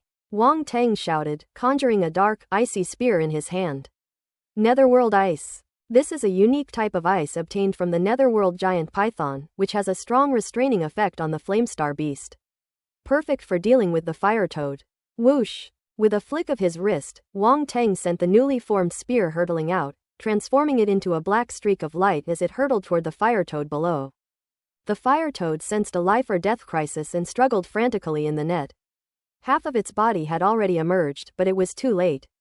The spear, formed from condensed netherworld ice, arrived on the fire toad's head in an instant, and then pierced through its body. PFF'd. Fiery red blood blossoms bloomed, and the fire toad let out a mournful cry. Quack! Then its massive body was sent flying by the immense force of the spear. A loud bang. The fire toad was then pinned to the ground some distance away. However, it was not completely dead. Its body was still struggling, its 4 legs pushing against the ground, trying to pull up the spear. Click click click. However, waves of icy coldness emanated from the spear, spreading throughout the fire toad's body, freezing both its primal force and its blood. I highly recommend this app. It's really good and worth installing, especially since it allows you to cache books for offline reading and read aloud. At the same time, a layer of black ice condensed on its body surface. The fire toad gradually stopped struggling, its body stiffened, frozen in place, and devoid of life. This ice. And Lan's eyes narrowed slightly as she saw the netherworld ice, seemingly very surprised. He landed in front of the fire toad, touched the ice, and felt a bone-chilling cold emanating from it, even causing a layer of frost to condense on its mechanical body. What powerful ice! Exclaimed a mechanical warrior nearby. Wang Tang, I didn't expect you to be an ice-type martial artist, and this ice is probably not ordinary ice, is it? And Lan looked at Wang Tang deeply and asked tentatively. It's alright, nothing serious. Wang Tang waved his hand casually and walked over to examine the fire toad in front of him. Quote. And Lan was speechless. For someone who has ingrained pretentiousness into their very being, this normal person finds it impossible to communicate. This should be a fire toad at the 5th level of the stellar realm, and Lan said, taking a deep breath. Wang Tang nodded and quietly picked up the attribute bubbles dropped by the dead fire toad. Fire type Star Force *3500. Flame 1. Blank attribute *4500. Huh, what use is this flame to me? Wang Tang couldn't help but show a hint of disgust on his face. Although it's a special skill, we can't let him use his tongue as a weapon like the fire toad. Just thinking about it is exciting. Cough cough, it sounds disgusting. However, after picking it up, he discovered that this was not the case. These flames can actually be condensed directly from flames, making them very flexible and versatile, and excellent for surprise attacks. Besides this special skill, there are also 3,500 points of fire-type star force and 4,500 points of blank attributes, which is quite a considerable gain. Wang Teng then stored the fire toad's corpse in his spatial ring. The second task was completed at 1/500th. Let's go. The group then set off again, heading towards the lava swamp. After flying for about 10 more minutes, they finally reached their destination, where a vast swamp appeared before them. This swamp is different from ordinary swamps. It is made of molten lava and is extremely hot. There are bubbling sounds all around. The lava is boiling, and bubbles are produced and burst, splashing extremely hot magma everywhere. Wang Teng glanced at the surface of the swamp and saw a large number of attribute bubbles floating on it. Pick it up. Fire-type Star Force *30. Fire-type Star Force *25. Fire-type Star Force *35. In a short while, Wang Teng gained more than 2,000 points of Fire-type Star Force attribute. We've finally arrived. And Lan looked around, a hint of surprise in her eyes. I've heard that this lava swamp is constantly expanding, is that true? I think so. Look, the rocks around us are slowly melting away. After picking up the attribute bubbles, Wang Teng looked at his feet, squatted down, and gently touched a rock in front of him. With a crack, the rock immediately shattered and fell into the lava. When a mechanical warrior dipped a finger into the molten lava and pulled it out, his finger had already melted. Hiss. It's so hot, the mechanical warrior said expressionlessly. Bang! And Lan slapped him on the head and said irritably, don't be stupid and waste energy, don't you know that? Oh! The blue light in the eyes of the mechanical warrior flashed, and his fingers moved back to their original state as if they were liquid. Are these 3 guys you found for me out of their minds? Wang Teng whispered to Lan. Don't worry, there's absolutely no problem getting them to do things, Lan said with an embarrassed smile, patting her chest as she assured them. I hope so. Wang Teng glanced at him helplessly. Then, with a quick glance, he released the ironclad flame scorpion and Little White from the spatial fragment. After absorbing the essence of the stars, they fell into a period of slumber. They just woke up a few days ago and all advanced to the king level, which is equivalent to a human planetary level martial artist. Among them, the ironclad flame scorpion is at the 3rd level of the king rank, while Little White is at the 5th level of the king rank, which has actually surpassed the ironclad flame scorpion. Ironclad flame scorpion was naturally very frustrated by this, as it used to be much stronger than Little White, but now it had been overtaken. The ironclad flame scorpion had repeatedly grumbled in its heart that Wang Teng was definitely biased and was secretly giving Xiao Bai special treatment. Otherwise, why was it worse than Xiao Bai? However, Master, what do you need me for? The ironclad flame scorpion found itself suddenly transported from a spatial fragment to a place with extremely dense fire elemental energy. It immediately scurried up to Wang Teng and asked in a fawning voice. Gaga. Little White still couldn't speak, but it quacked as it landed in front of Wang Teng and rubbed its head against his palm. This is a small world ruled by a realm master, called the Fire River Realm. The lava swamp in front of us is a dangerous place.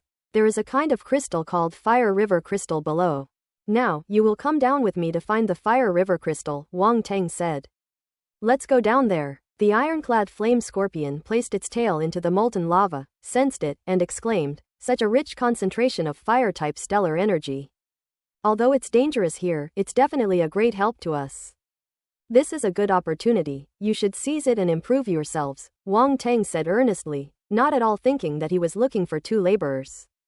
Don't worry, Master, we will do our best, the ironclad flame scorpion said righteously. Okay, you and Xiao Bai will travel together, and don't stray too far from me. If there's any danger, I can still get there in time, Wang Teng said. Are these 2 your spirit pets? And Lan walked over and asked in surprise. Good, let An Yuan, and Dong and An Feng go with them. Wang Teng nodded and pondered for a moment before speaking. Okay, and Lan naturally had no objections and turned to give a few instructions to the 3 mechanical beings. But soon, he turned to Wang Teng and said, the temperature down here is very high. If we go down, we probably won't last long before we have to come back to the surface, which would be a waste of time. Wang Teng pondered for a moment, then took out 3 sets of armor. This armor was obtained from those alien trial participants. It was a standard issue suit of armor and was already unclaimed, so it could be worn directly. Put on this armor first, Wang Teng said. And Lan and the others were full of questions, but they still put on the armor as instructed. One advantage of the standard armor is that it can be adjusted to the wearer's height and build. Once they put them on, they fit their bodies perfectly. Wang Tang stepped forward, conjuring up netherworld ice in his hand and covering the surface of his armor with a layer of ice. And Lan's eyes lit up, and she finally understood Wang Tang's intention. "How are you feeling?" Wang Tang asked. "Haha, this is a good method. The cold has a very limited effect on us through the armor," and Lan laughed. "That's good. Wearing this should help you hold out a little longer. If you feel like you can't hold on any longer, come close to me and I'll recondense ice for you." And Lan nodded. After giving his instructions, Wang Tang didn't hesitate any longer and shouted, "Let's go." As soon as the words were spoken, everyone jumped into the lava swamp in front of them. Thump, thump, thump. Large amounts of molten lava splashed up, quickly engulfing Wang Tang and the others, who steered themselves downwards. Lava swamp. As far as the eye can see, there is scorching molten lava, steaming and bubbling, making the air seem distorted. There is no life to be seen here, it is desolate and barren. Such an environment is not suitable for the survival of ordinary creatures. I wonder why the Lord of the Fire River realm created such a small world back then. Shouldn't we create a vibrant, pleasant paradise? It should be noted that even world lords can enter this small world. Therefore, many powerful beings at the realm lord level would build various luxurious buildings, plant all kinds of exotic flowers and fruits, and buy some beautiful women from other races to serve them in their small worlds, enjoying themselves immensely and living a blissful life. However, the Fire River Realm Lord's small world was clearly not a place for enjoyment. Living in such an environment is simply torture. Therefore, Wang Tang couldn't understand what the Fire River Realm Lord's purpose was in creating such a small world for him. Absolutely not constructive. Could it be that the Lord of the Fire River Realm is a person who practices asceticism? Beneath the swamp, Wang Tang silently grumbled to himself as he and Lan used their formidable strength to break through the lava and traverse it. The only thing that made Wang Tang feel gratified was that there were more attribute bubbles beneath the swamp than outside. Bubbles are scattered all around, making them quite eye-catching. Pick it up. Fire-type Star Force *50. Fire-type Star Force *40. Fire-type Star Force *60. Ellipsis. Another wave of Fire-type Star Force attributes came into his account, and Wang Tang couldn't help but smile. Due to the unique environment of the swamp, even though Wang Tang and his group were quite strong, they did not let their guard down and remained extremely cautious. They wore armor covered in netherworld ice which could temporarily protect them from the surrounding lava. However, the netherworld ice would slowly melt when it came into contact with the lava and could not last long. In other words, the netherworld ice is extremely special. Otherwise, ordinary ice condensed from ice-type primal force would probably not be able to withstand the scorching heat of this molten lava. As for Wang Tang, he was different from the others. He directly enveloped himself with the azure jade glazed flame, and the surrounding lava could not harm him at all, allowing him to move freely in the swamp. And Lan couldn't help but cast an envious glance at her. Possessing a unique fire from heaven and earth is just that awesome. You're basically fearless against ordinary flames. Everyone, spread out and search, don't go too far apart. When they sank to a certain depth, Wang Tang transmitted his voice to Lan and the others. Upon hearing this, everyone immediately dispersed according to the previous division, with the 5 people and their spirit pets forming 2 teams. Wang Tang and Lan are on the same team. Xiao Bai, ironclad flame scorpion, was traveling with 3 other mechanical warriors. Using the azure jade glazed flame as a medium, Wang Tang concealed his spiritual power within the flame, forming tendrils that spread outwards in all directions. He walked forward while surveying his surroundings. Let's go this way. Suddenly, his eyes lit up as if he had sensed something. He immediately changed direction and rushed to his left. Found it? And Lan quickly followed and asked telepathically. I sensed a rather strong fire-type stellar force? It could be a fire river crystal, Wang Tang said. And Lan nodded and didn't ask any more questions. He knew that Wang Tang's perception was stronger than his own in this molten lava, so he listened to Wang Tang in everything. He had no objections to this.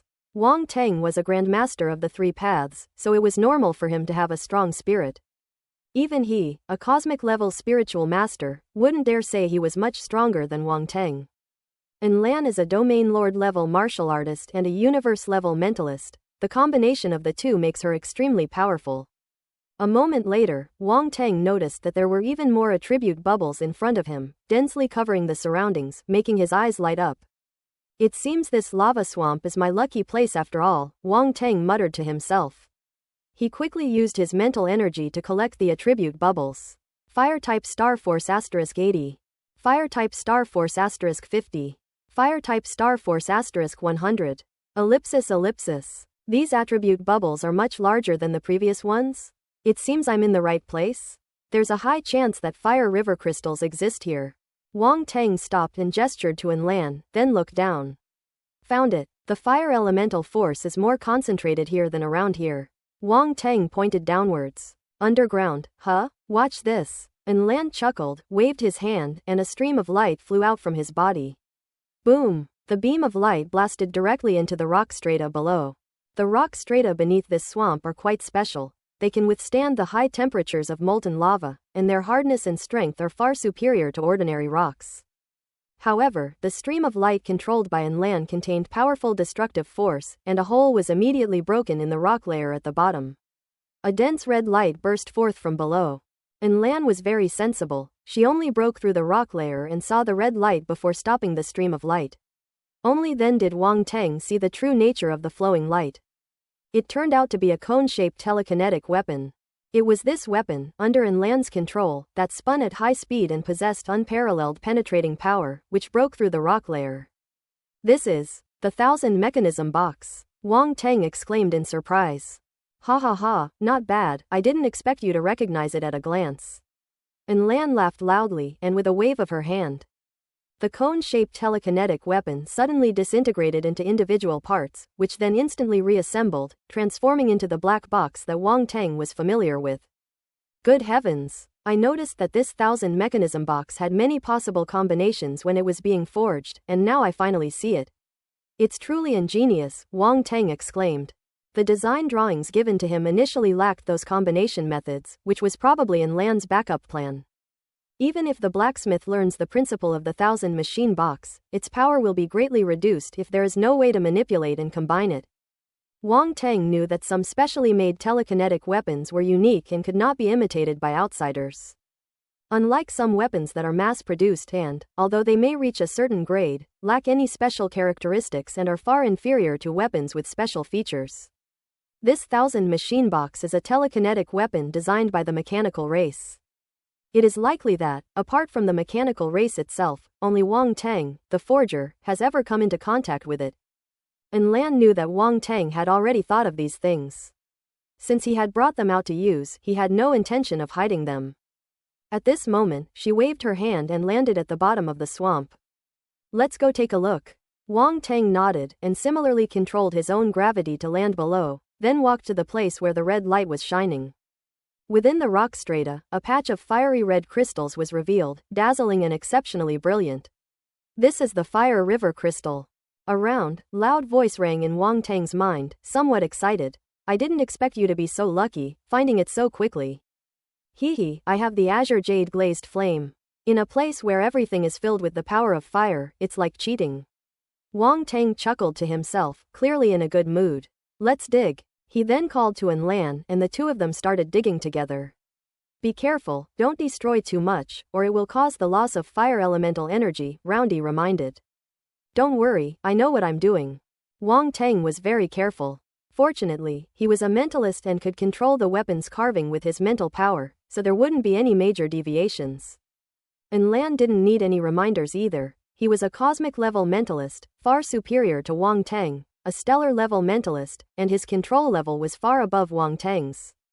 The fire crystals here are not in large patches, but scattered, which increases the difficulty of excavation.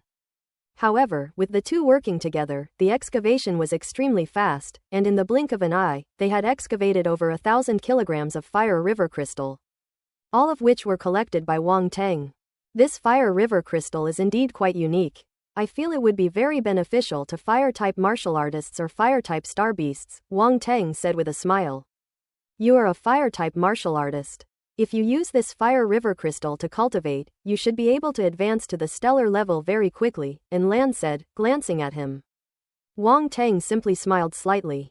Even without using the fire river crystal for cultivation, he could immediately advance to the stellar level. There are probably many attribute bubbles in this fire river realm. He can not only advance to the stellar level, but he might even be able to improve significantly on that basis. And Lan had no idea what he was thinking and assumed that he was extremely confident in himself, which was why he disdained to use the fire river crystal. Breaking through one's own limitations is naturally better than using external forces.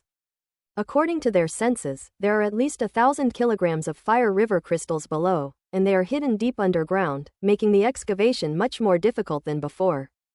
Just as Wang Teng was preparing to carve out the remaining fire river crystals in one go and then move on to the next location, a red light shot out from the rock cave they had carved out and bit towards Wang Teng's wrist.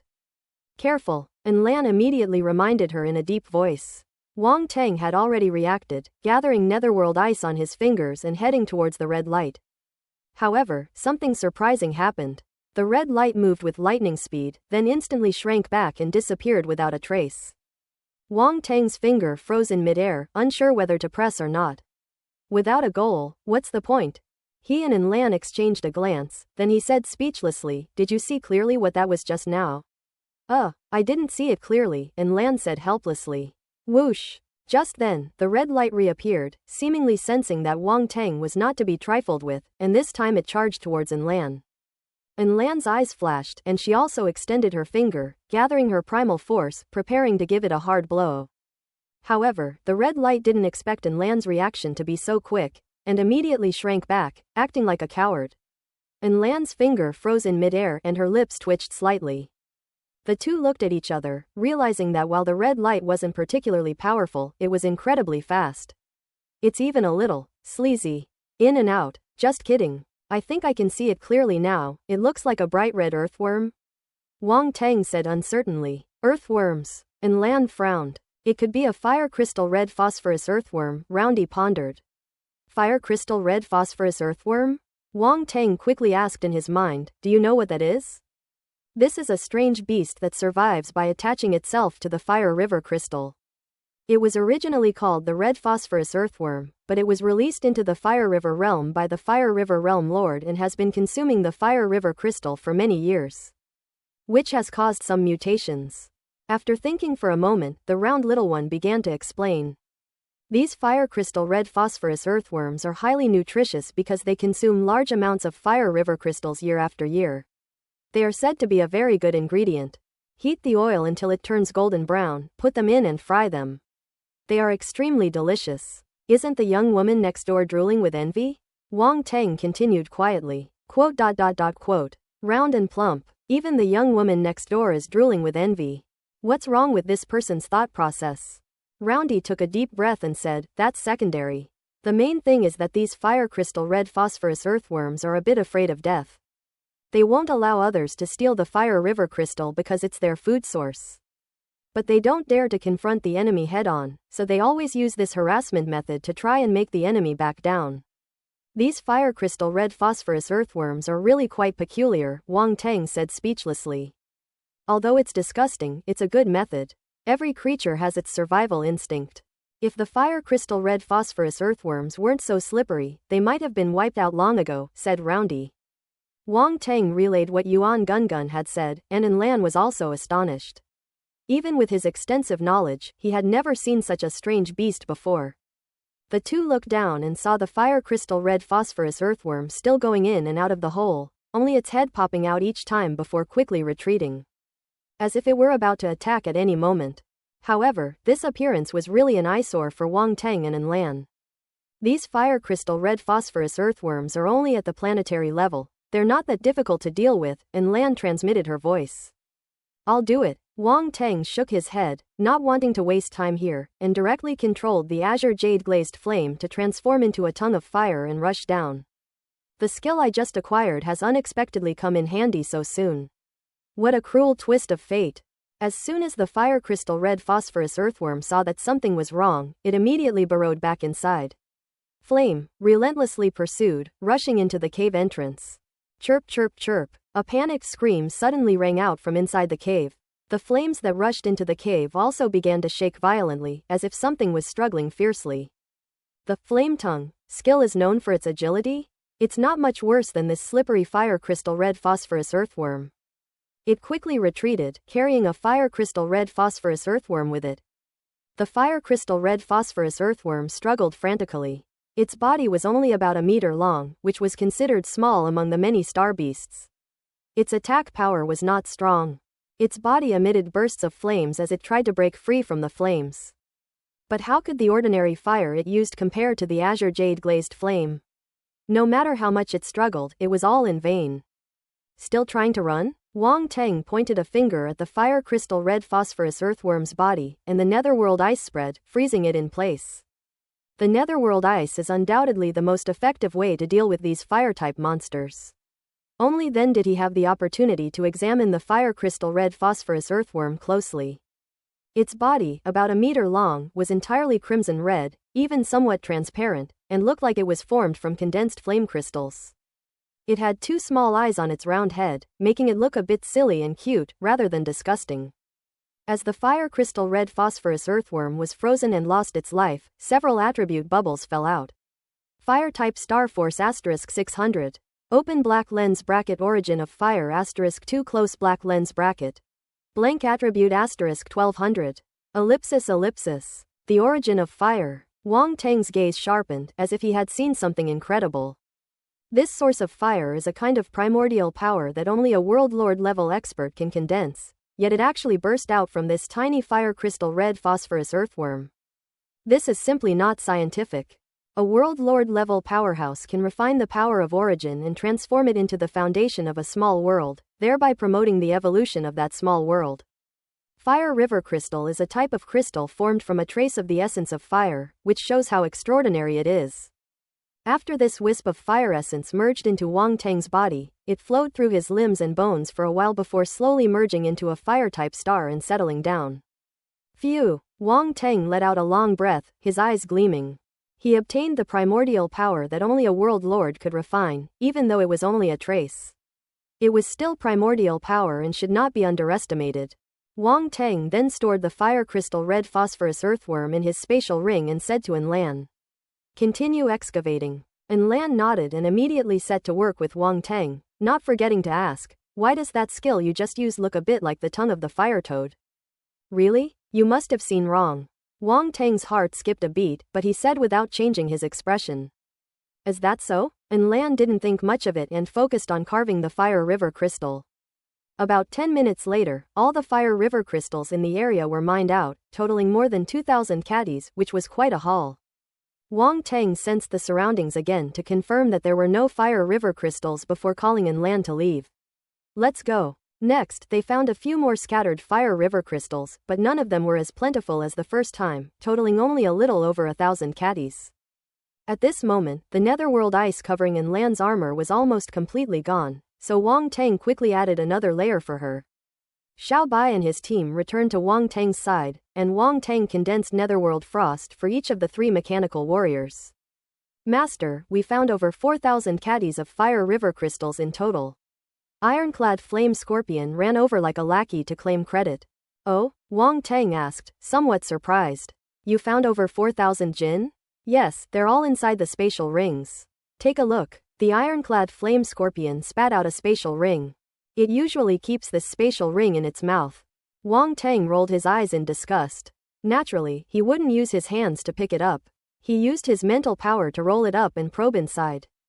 Sure enough, he saw a small pile of fire river crystals. "Well done." Wang Teng was delighted and patted the armored scorpion's shell. After advancing to the king-level star beast, this guy became even larger, with an exceptionally hard shell that produced a dull thud when slapped. "Gaga," Little White chirped, not to be outdone. Although Xiao Bai is an avian star beast, it is more of a fire-type star beast.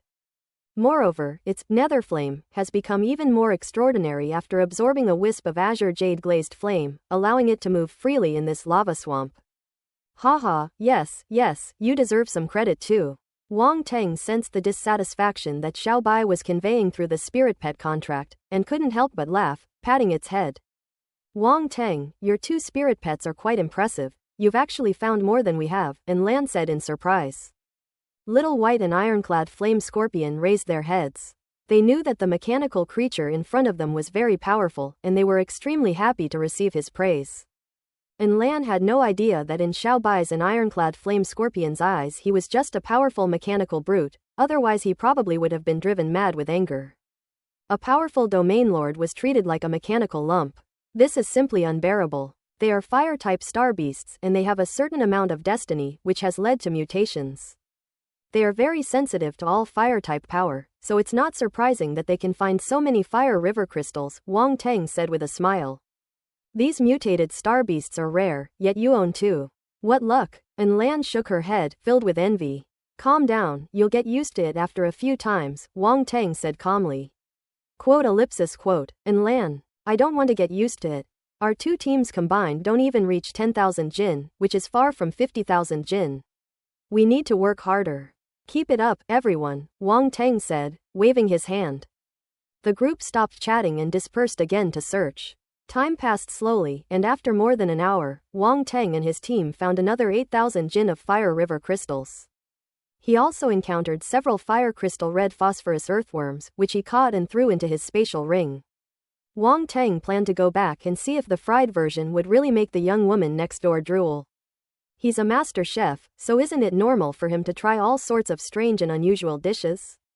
Xiao Bai and ironclad flame scorpion, under Wang Teng's instructions, also captured fire crystal red phosphorus earthworms. These two guys seemed to be quite skilled at hunting. They caught several fire crystal red phosphorus earthworms without Wang Teng even having to teach them. However, these were secondary. What truly pleased Wang Teng was that he obtained several attribute bubbles containing the origin of fire from these fire crystal red phosphorus earthworms, which greatly strengthened the origin of fire within his body. There are probably no more fire river crystals left in this area. Wang Teng and Lan and the others gathered together, discussed the matter, and prepared to move. They've practically turned this area upside down, practically plowed the ground, so there's no way they can find any more fire river crystals. They had now returned to the surface from beneath the lava swamp. Wang Teng opened the map, searching for their next point of entry.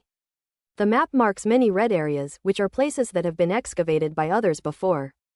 The lava swamp is vast, but over the years, trial seekers have come and gone, and most areas have already been excavated. What they were looking for was a place that hadn't been dug up. Let's head north. This area is relatively larger, Wang Teng said, pointing to a region in the northern part of the map. I'll listen to you, I have no objection, and Lan shrugged. Let's go then. Wang Teng checked the direction, put away the map, and led the group, transforming into streaks of light, speeding off in that direction. Ellipsis. About half an hour later, Wang Teng and the others arrived at their destination and plunged into the molten lava. With a few thuds, the lava swamp returned to calm, as if nothing had happened. About 10 minutes after Wang Teng and the others entered the swamp to search for the fire river crystal. Two streaks of light sped over from a distance and finally stopped in the air above the area above their heads. One of them was Cao Zhaozhao from the Cao family, and the other was wrapped in a black robe. This is the place. There should be unmined fire river crystals here, Cao Zhaozhao said, glancing at the map. The man in black robes nodded. The two then plunged headfirst into the molten lava without taking any precautions. A strange scene unfolded. After they entered the swamp, a layer of light appeared on their bodies, blocking out the surrounding lava. Their bodies sank rapidly to the bottom of the swamp. The two seemed to sense each other from their spot before transforming into streaks of light and leaving, moving swiftly through the molten lava as if walking on flat ground. A moment later, they stopped again. The surrounding lava was pushed aside, and in front of them was a deep, freshly dug pit. The two fell silent. They were just here, Cao Zhaozhao whispered through gritted teeth. Chase! A cold glint flashed in the black-robed man's eyes as he rushed forward. Cao Zhaozhao's eyes flickered. Not daring to linger, she followed. Wang Teng, there must be at least 15,000 jin of fire river crystals collected in this area, right? And Lan and Wang Teng rushed out of a deep pit? And Lan asked with a smile. More or less, maybe a little more. Wang Teng's lips curled into a smile, and he seemed quite pleased. However, his expression suddenly changed, and his gaze turned gloomy. What's wrong? And Lan asked quickly. As soon as he asked the question, his expression changed, clearly indicating that he had also received the message in some unknown way. They were ambushed. Upon receiving the message from Xiao Bai and Ironclad Flame Scorpion via their spirit pet contract, Wang Teng immediately rushed towards their location without any hesitation. Damn it, it's a domain lord level expert. They've probably run into Cao Hongtu. The information in Lan received was clearer. The mechanical race could communicate with each other through special means and could communicate directly within a certain distance. It was those 3 mechanical warriors who had just passed on the specific information to him. But don't worry, Cao Hongtu can't unleash his domain lord level strength here, and Feng and the other 2 can hold him off for a while. Seeing that Wang Teng remained silent, and Lan offered some words of comfort. Despite this, the 2 continued to speed up, wanting to get there as quickly as possible. Boom! A deafening roar erupted from beneath the lava swamp, sending countless streams of molten lava exploding. And Feng and 2 other mechanical race cosmic-level warriors were engaged in battle with a black-robed figure, generating a terrifying force explosion. The black-robed figure threw a punch straight at the 3 mechanical warriors. Boom! Boom! Boom! 3 mechanical warriors of the cosmic level formed a triangle, their arms wriggling as they transformed into combat blades, unleashing blade beams several meters long. They condensed their sword intent into the sword light, so the sword light wasn't very long. In fact, it appeared somewhat miniature. However, its power was considerable. The 3 blade beams converged from 3 directions and slammed into the blue fist imprint, annihilating it. Bang! With a deafening roar, countless molten lava flows were pushed aside, and a vacuum area was even formed all around. Interesting, Wang Teng actually found 3 cosmic-level machine race members. The figure in black robes said in a hoarse voice, "I've heard that mechanical races are very useful as slaves, so I'll just capture the 3 of you and take you back." The 3 mechanical race cosmic-level warriors were enraged. Arrogant. And Tong let out a cold shout, and his arm transformed into a heavy hammer. A dazzling yellow light condensed, turning into a huge hammer shadow, which he blasted out.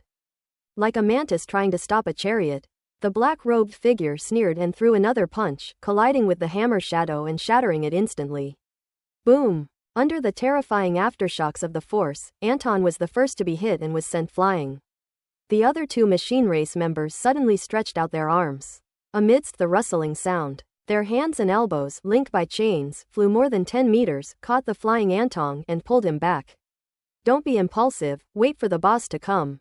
And Feng and Yuan pulled him back and said in a deep voice, "You're too naive to think you can wait for someone to come." The black-robed figure flashed and suddenly rushed towards the 3 mechanical warriors. And Feng and the other 2 exchanged a glance and nodded. Their arms transformed again, becoming the shape of a cannon, with dense primal force light condensing within them, rapidly gathering energy. The figure in black robes sensed a threat, paused, and then suddenly retreated. Boom! Boom! Boom! However, the 3 mechanical races cosmic-level warriors had already gathered their energy, and 3 dazzling beams of primal force shot out. Snort! The black-robed figure snorted coldly, and a huge battle-axe appeared in his hand. As he swung it, blue flames surged out wildly, transforming into an enormous blue battle-axe phantom. Boom! He swung his axe down, colliding with the 3 beams of primal force. Thump thump thump! Explosions were deafening, and the surrounding molten lava was blasted apart, turning into sparks as red as blood. The 3 beams of primal force were ultimately no match for the blue battle-axe and were directly cleaved in 2. The blue battle-axe continued its momentum and struck the 3 mechanical warriors. Their bodies were torn apart, almost cut in half.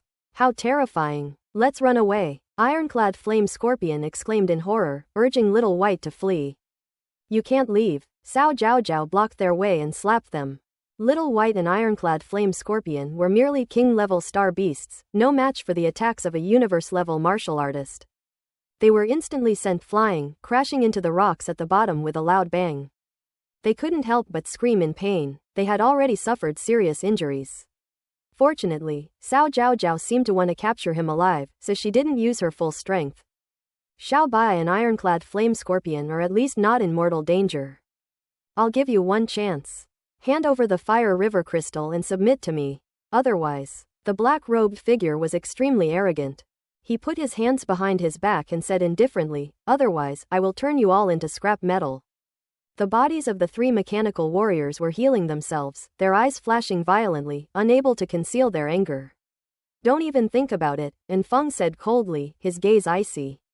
It seems you're courting death. A cold glint flashed in the black-robed figure's eyes. However, before he could finish speaking, a loud shout came from afar.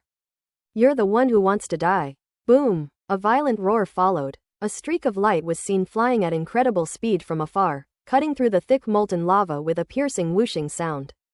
Not only that, the surrounding lava even began to churn, as if some force was stirring it, which was extremely terrifying. The black-robed figure's expression changed. Without thinking, he swung his battle axe to its limit, unleashing a monstrous blue flame. Boom! The two collided violently in front of each other, producing a huge roar. The force exploded, surging outwards and sweeping away the nearby molten lava. The figure in black robes was forced back more than 10 meters by the aftershocks of the force before finally coming to a stop, his hand holding the battle axe trembling slightly. Wang Teng and Lan arrived nearby, with the weapon formed from the 1,000 machine box hovering in front of Lan, waiting for its chance to strike. Domain Lord level, you are not Cao Hongtu. Lan stared coldly at the black-robed figure. HMPH. The black-robed figure snorted coldly, not answering, and looked at Wang Teng, saying, I didn't expect you to be able to find a domain lord. We all underestimated you. Sink Raymond, Wang Teng said coldly. Oh? The figure in black robes seemed somewhat surprised. He removed his hood, revealing his signature bald head, and asked, how did you figure that out? Your flames have already exposed your identity. Wang Teng sneered, you really think highly of me. 2 domain lords have been reduced to this state. You've lost all face. Hey, you're wrong. You have Cao Hongtu to deal with. I didn't come here for you. But, Sink Li chuckled, making no attempt to hide his disdain, but then a greedy glint appeared in his eyes as he stared intently at the azure flames on Wang Teng's body. But nothing else matters now. You actually possess a rare and extraordinary fire. It's truly unbelievable. For a planetary-level martial artist to possess such a fire is a stroke of luck, an incredible stroke of luck. Now it's mine. You're dreaming, Wang Teng said. What did you say? Sink Li's expression froze, and an uncontrollable rage welled up inside him. Even if you were given a celestial fire, you couldn't subdue it. You're dreaming, Wang Teng said disdainfully. Sink Li's face was grim. He had to admit that Wang Teng was right. Even if the extraordinary fire of heaven and earth were placed in front of him, he might not be able to subdue it. This is quite frustrating. The thought of this made him a little jealous. Why could Wang Teng, a planetary-level martial artist, subdue the strange fire of heaven and earth, while he couldn't? HMPH? You don't need to worry about that. Once I obtain the heavenly flame, I'll have plenty of ways to subdue it, Sink Li sneered. Idiot, Wang Teng said with a mocking expression, then turned to Lan and said, he's in your hands now. No problem? Dares to hurt my people? And wants to make my mechanical race a slave? I'll see how big his nose is. If I don't kill this man, I'm not Lan. Lan was furious to the extreme. Her eyes were filled with killing intent as she stared at Sinclayon. The weapons formed by the 1,000 machine box flashed rapidly around her, ready to attack at any moment. I've never killed a domain lord of the machine race before, so today is a good day to test my skills, Syncramon grinned maliciously. Lan narrowed his eyes, and without any visible movement, the weapon formed by the 1,000 machine box had vanished from its original spot. He himself was not idle either, and instantly rushed out, a battle blade appearing in his hand, his primal force erupting as he charged forward. Sinclaion's expression was serious as he swung his battle axe. Blue flames surged from his body, clinging to the axe's surface and coalescing into a powerful attack. Boom, boom, boom. The two sides clashed fiercely, rising continuously until they burst out of the swamp and fought in the sky. Cao Zhaozhao, keep an eye on Wang Teng and don't let him get away.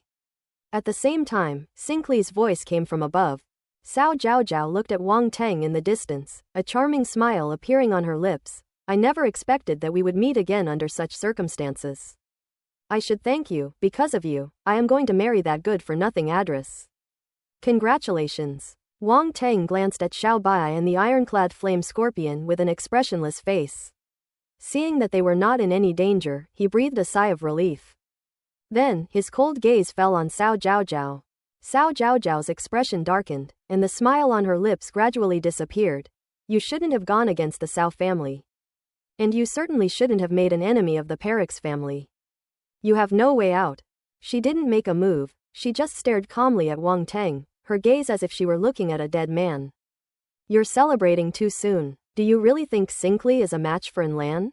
Wang Tang sneered. Lan is not only a cosmic-level mentalist, but also a peak domain lord-level martial artist. How could such a powerful person with dual identities be no match for Sinclair? Cao Zhao's expression changed slightly, wondering where Wang Tang's confidence came from.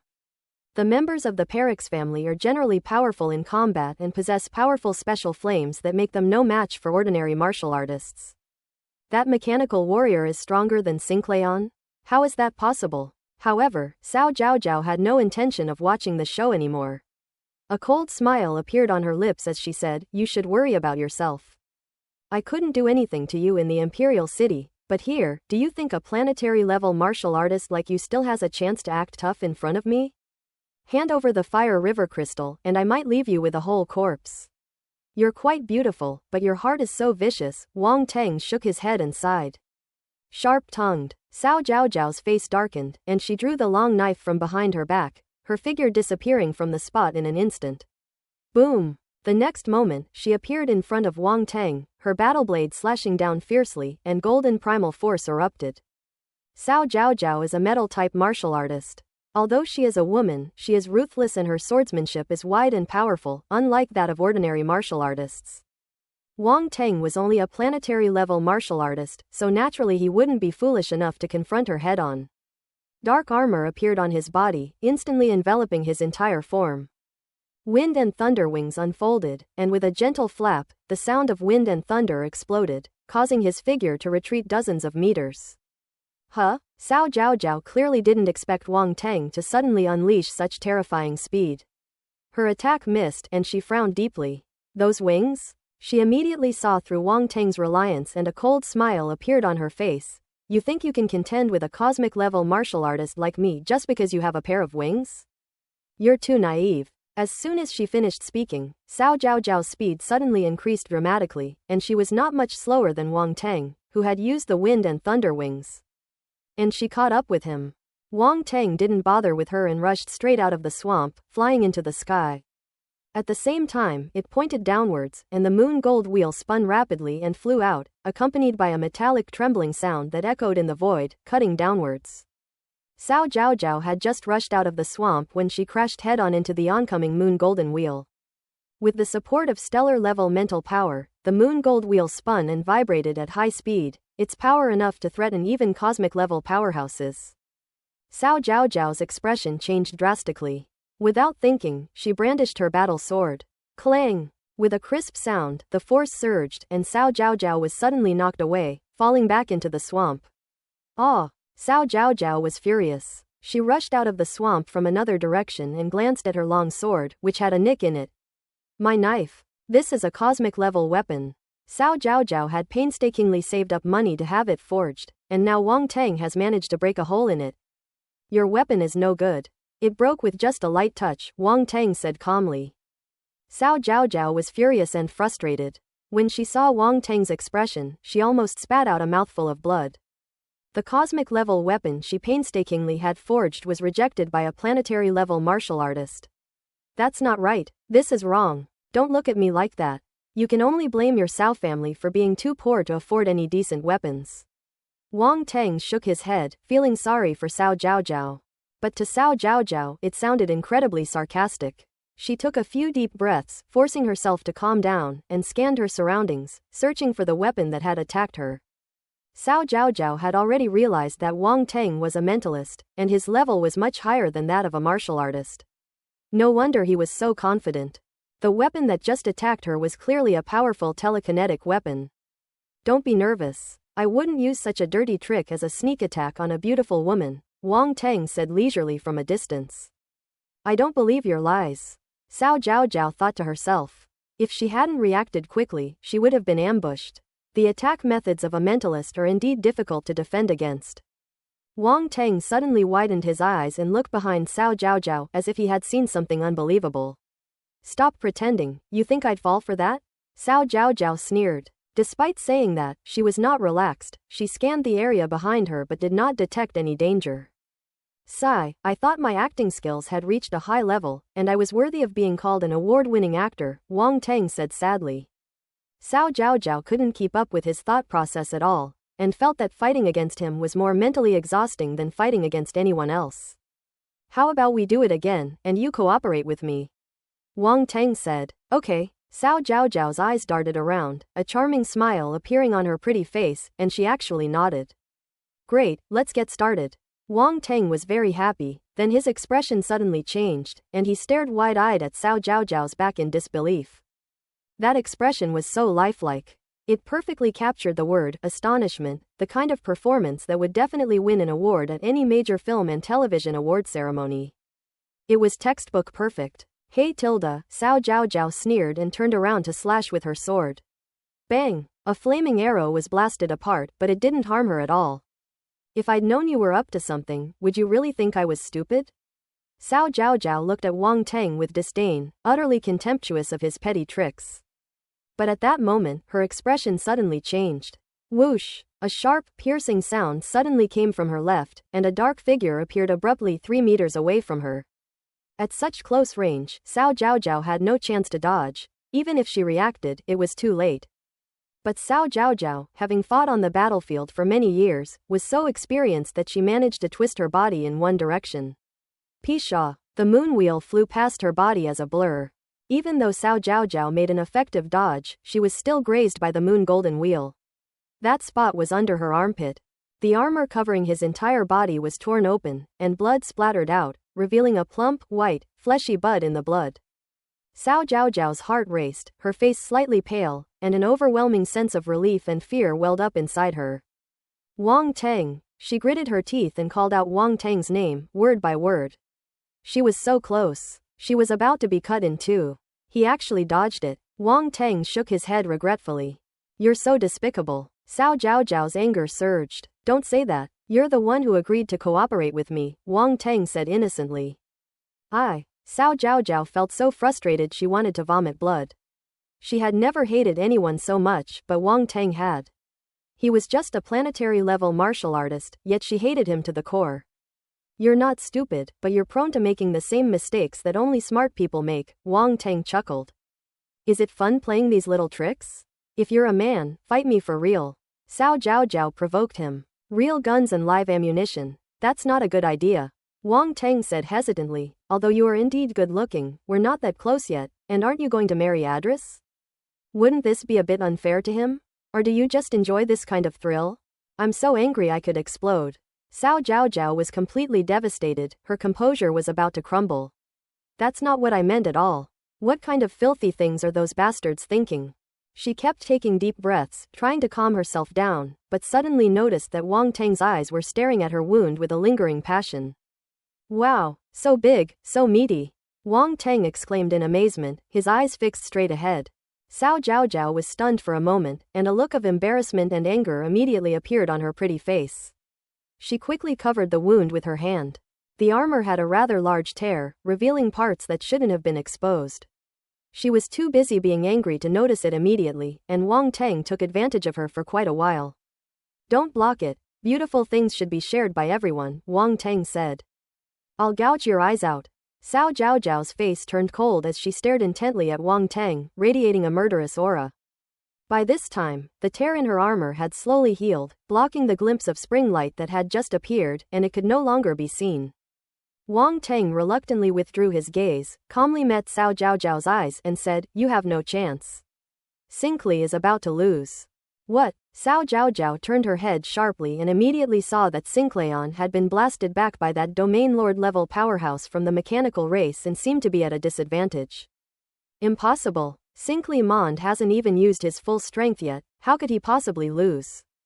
Before he could finish speaking, Sinclair suddenly turned and fled into the distance without looking back, his speed astonishing. Cao Zhao. At this moment, probably no one can understand Cao Zhao's feelings. This is absolutely insane. She thought she had the game in the bag, but then a sudden reversal occurred, and she almost broke her back. Sinclair actually ran away. He ran away without any scruples. Didn't he want the heavenly flame? Didn't he want to capture mechanical slaves? Why did he run away? Cao Zhao was completely baffled and couldn't understand it. Her mind was full of questions. She was so confused. Sinclairmont fled, and Lan, naturally, would not let him go so easily, immediately giving chase. Wang Teng hadn't expected Sinclairmont to be so cowardly, running away so decisively. He was momentarily stunned, then chuckled, looks like he's just a figurehead. The Perix family is nothing more than a powerful clan in name only. Cao Zhaozhao was completely unable to refute Sinclairmont's actions, which overturned her understanding of the Perix family. The Perix family, which has always been powerful and domineering, is actually afraid of death. At this point, she was already considering retreating. Since Sinclairmont had already run away, if she stayed here and that mechanical race domain lord level powerhouse returned, she would have no chance to escape again. You think you can run away? Wang Teng suddenly said, having sensed something. So what if I am? You can't stop me. Cao Zhaozhao's eyes flashed, and she stopped wasting words with Wang Teng, turning around and speeding off in another direction. Unfortunately, she hadn't run far when three figures suddenly flew out from under the swamp, blocking her path. It was those three mechanical race cosmic level warriors. They are a mechanical race and their bodies can regenerate. Although they were seriously injured before, they have almost recovered by now. Cao Zhaozhao's expression finally changed drastically. Without any intention of fighting, she turned in another direction and tried to escape at maximum speed. Whoosh! Wang Teng controlled the moon golden wheel, disappeared into space, and then reappeared from that direction, forcing Cao Zhaozhao to retreat. Cao Zhaozhao swung her sword, trying to repel Yu Jinlin, but under the control of her mental power, Yu Jinlin returned as soon as it was knocked away, sticking to her like a leech. Three mechanical race cosmic level warriors also caught up and surrounded Cao Zhaozhao from three directions. They had just been severely injured by Sinclairmont and were seething with anger, so they showed no mercy to Cao Zhaozhao. The mechanical race are truly straight men, showing absolutely no tenderness or compassion for women.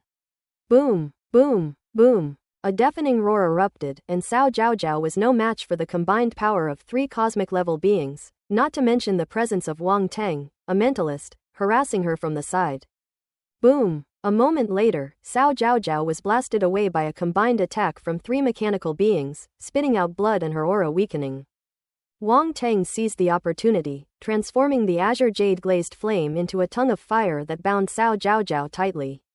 Cao Zhaozhao's face was pale. She struggled violently, but the flames were formed from condensed jade-green flames, and were a special skill dropped by the fire toad. They were very solid and elastic. If Cao Zhaozhao were at her peak, she might have been able to break free, but now that she is seriously injured, she naturally has the will but not the strength. A look of despair crept onto her face. She never imagined it would end like this. Cao Zhaozhao, you didn't expect this, did you? Wang Teng walked over and looked her up and down with a mocking expression. Because the bindings were a bit tight, Cao Zhaozhao's curves were all on full display. Cao Zhaozhao was filled with shame and indignation, and glared angrily at Wang Teng. At this moment, Lan returned, but Sinclair was nowhere to be seen. Didn't catch them? Wang Teng asked, frowning. He got away? That guy has a lot of ways to save himself. Lan said with a bad expression and some helplessness. After all, they come from a prominent family. It's normal for them to have some self-preservation skills. It's just a pity that they missed such a good opportunity.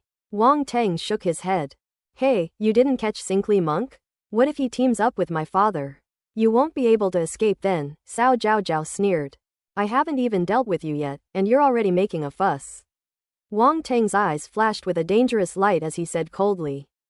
Not a loss at all, at least we caught one. This must be Cao Hongtu's daughter, Lan said. Don't kill her yet. We'll see if Cao Hongtu wants his daughter later, Wang Teng said. But she just injured my spirit pet, so we have to settle that score. What do you want to do? Cao Zhaozhao shouted, her voice a mix of bravado and restraint, when she heard him say that.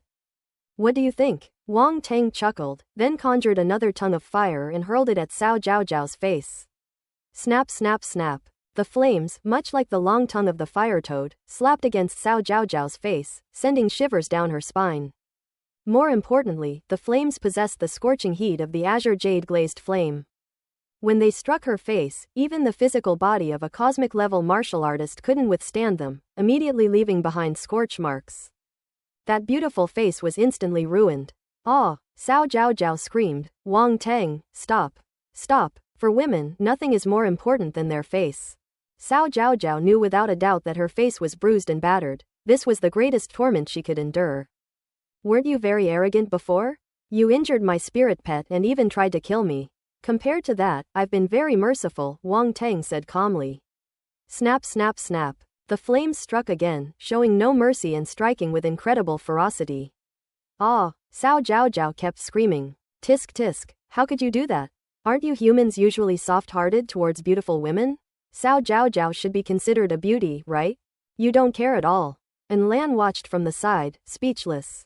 You don't understand, women are just creatures that need to be taught a lesson, Wang Tang said.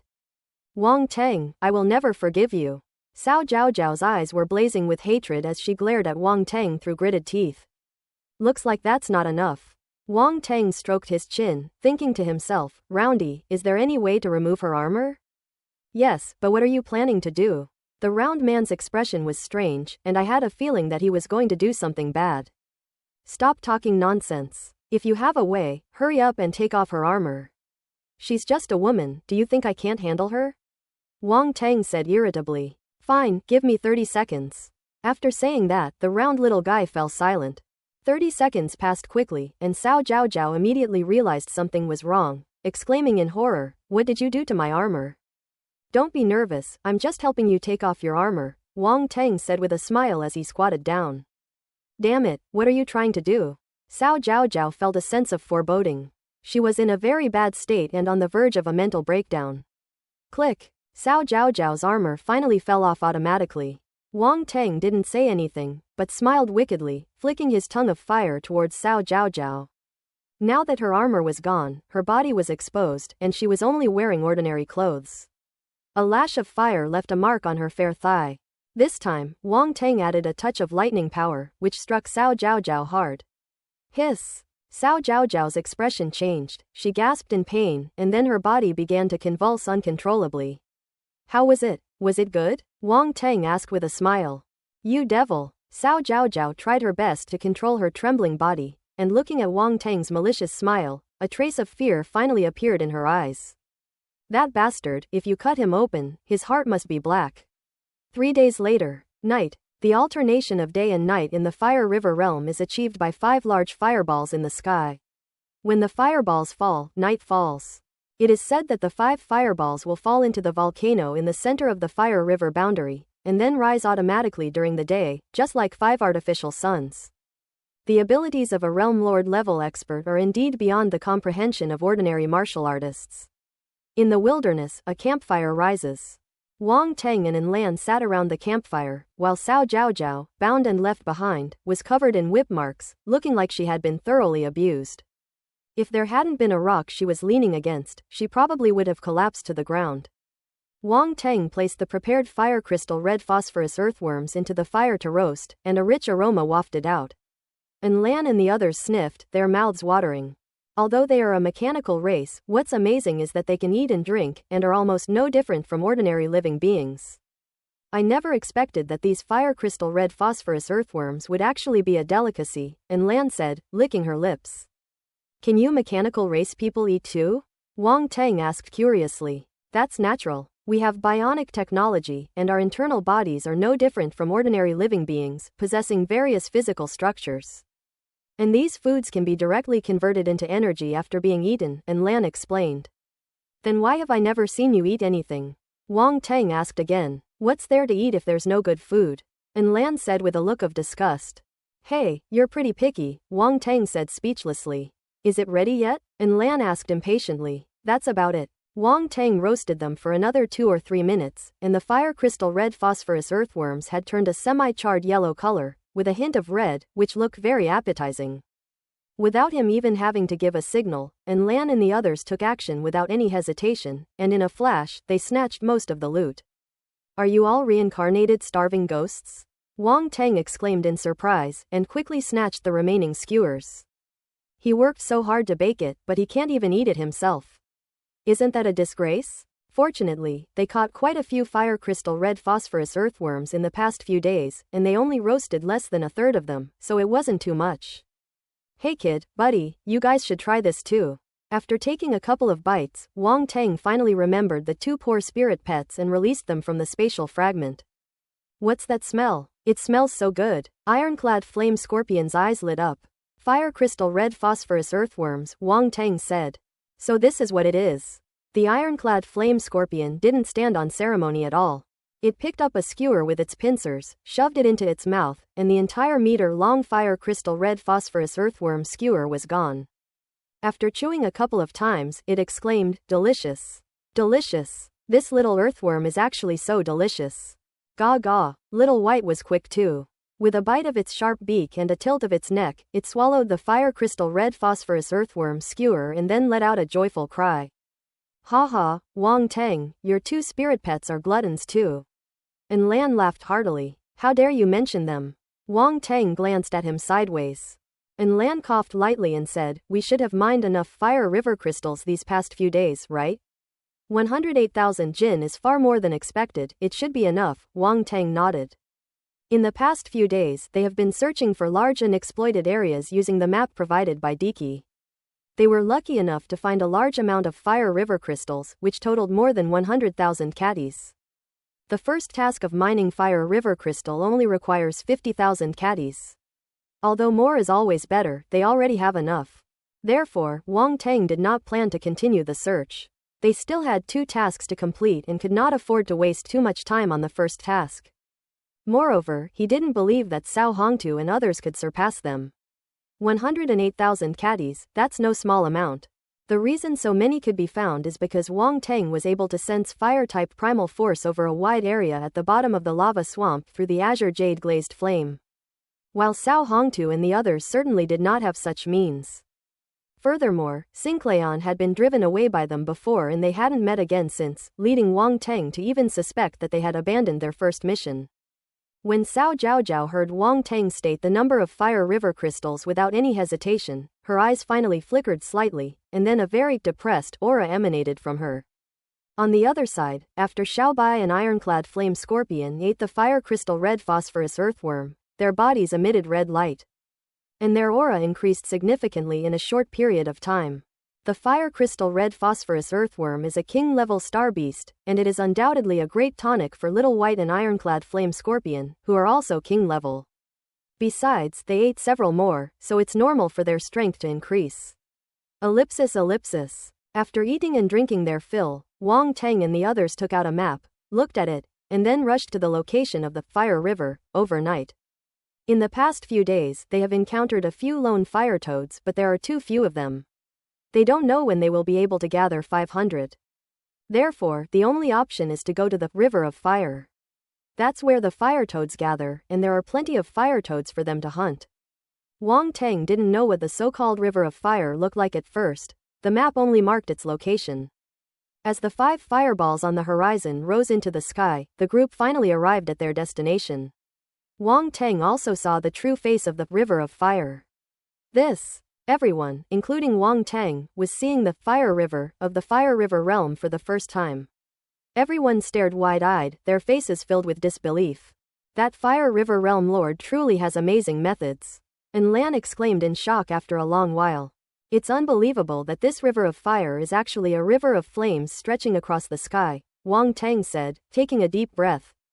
At this moment, Wang Tang and the others were suspended in the air 1,000 meters above the ground. Not far in front of them, a river of flames, tens of meters wide, was flowing and rushing into the distance. The source is nowhere in sight, nor is the end. It is said that this river of fire flows out from the edge of this small world and eventually returns to the edge of the world, cycling endlessly, which is very mysterious. It's hard to imagine how such a river of fire could function. What shocked him even more was that countless fiery red attribute bubbles floated above the river of fire, far more than he had seen in the lava swamp. Pick it up. Wang Tang's eyes flashed, and he quickly unleashed his mental power, sweeping across the sky above the river of fire. In an instant, one attribute bubble after another seemed to return to its nest, all pouring into Wang Tang's body. This scene was extremely spectacular. Unfortunately, no one can see it. Fire-type Star Force *15. Fire-type Star Force *20. Fire-type Star Force *10. Fire-type Star Force *50. Fire-type Star Force *30. Fire-type Star Force *80. Ellipsis. There were so many attribute bubbles that the entire pickup process took more than a minute. It should be noted that Wang Teng picks up attribute bubbles extremely quickly, often in just a moment. But it took him more than a minute to collect all those attribute bubbles, which was unbelievable. Rumble. All the attribute bubbles were fire-type stellar primal force, and they all transformed into fire-type stellar primal force and circulated within Wang Teng's body. In an instant, it gathered together like a mighty river, flowing through the limbs and bones, making a tremendous sound. After circulating the spark technique at the stellar level for one cycle, all the primal force surged wildly into the sea of nothingness. Boom! The entire void sea resounded with a roar, the 9 fire elemental stars trembled violently, and countless fire elemental forces surged into them. They flew out from the ranks of stars, hovering and spinning rapidly above the sea of nothingness. At one moment, the 9 force stars suddenly paused and crashed into the center. Boom! A terrifying roar erupted, and a massive surge of primal force swept outwards. The explosion of the 9 stars formed a huge crimson vortex, adorned with countless fiery red crystals resembling flame crystals, like thousands of stars twinkling in the vast void of the universe. Incomparably magnificent, the vortex rotated at high speed, constantly contracting and collapsing inward, converging at a single point. The transformation is happening quietly. Ellipsis. Time passed slowly, and no one knew how much time had gone by. The crimson vortex had disappeared, and it had transformed into a fiery red sphere. This sphere was several times larger than the previous force star, and its entire body resembled a fiery red crystal condensed into a star. Stellar class. At this moment, Wang Teng suddenly advanced to the stellar level. Before he could even feel happy, a rich life force surged from the star and merged into his body. Under the influence of this life force, Wang Teng's physical body began to transform, evolving from a planetary level body to a stellar level body. Whether it's bones, blood, muscles, or even deeper cells, all are undergoing a leap in life. This process, though seemingly slow, is actually incredibly fast, completed in just a few breaths. Wang Teng slowly exhaled a breath of stale air, a dazzling red light flashing in his eyes. A powerful surge of primal force emanated from his body. This aura was fleeting and quickly concealed by Wang Teng. However, Lan, as a domain lord level powerhouse, was extremely perceptive and sensed something. You broke through?" he asked in astonishment. Fortunately, Wang Teng didn't try to hide it and nodded naturally, as if he had done something extremely simple. Stellar level? Lan pressed. It's no wonder he lost his composure. Wang Teng's breakthrough was just too sudden, without any warning, and he seemed to be doing it with incredible ease. While others make breakthroughs with great difficulty and utmost care, Wang Teng does it as easily as eating and drinking. It would seem like a dream to anyone. Well, I just saw this river of fire and felt a slight connection, so I naturally broke through, Wang Teng said casually. Lan was at a loss for how to play along with this act of showing off. After a long while, she said quietly, "From now on, in the world of showing off, I will call you the strongest." Thanks. Wang Teng took Lan's words as a compliment and thanked her earnestly. You're welcome. Lan was speechless. At this moment, he regained his composure. For a domain lord level expert, a stellar level warrior was not worth mentioning. It was just a bit too sudden.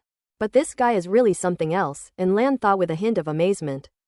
At the same time, Cao Zhaozhao also witnessed Wang Teng's promotion, and a look of shock appeared in her eyes, her heart unable to calm down. This guy actually broke through at this moment. Moreover, the breakthrough was so easy that it was truly unbelievable. Cao Zhaozhao already knew from Cao Hongtu that Wang Teng possessed a high-level king-rank fire-type talent, but why is it so easy? Even a royal-level talent couldn't do it this easily, right? This is not martial arts. Within the life crystal, there was a virtual castle, lying round and plump on its rooftop. It couldn't help but scoff, making a fuss over nothing. It's just breaking through to the stellar level. If Wang Teng were to reveal all his trump cards, they would be terrified. However, it also had to admit that Wang Teng was a bit of a cheat. He couldn't be considered a normal person at all. Ellipsis. Wang Teng sensed his own condition and found that the fire elemental force within his body had gradually calmed down. While the fire elemental star was quietly rotating above the sea of nothingness. However, it no longer aligns itself with the other force stars, giving off a sense of independence and making people feel inexplicably a little arrogant. A slight smile appeared on Wang Teng's lips. In any case, he finally broke through to the stellar level. He then glanced at the attribute panel. Fire-type stellar force, 28 1/1000, level 1 stellar. Wang Teng couldn't help but let out a soft, This isn't right. At the planetary level, the upper limit for the first layer is 10,000 points. How come the upper limit is still 10,000 points at the stellar level?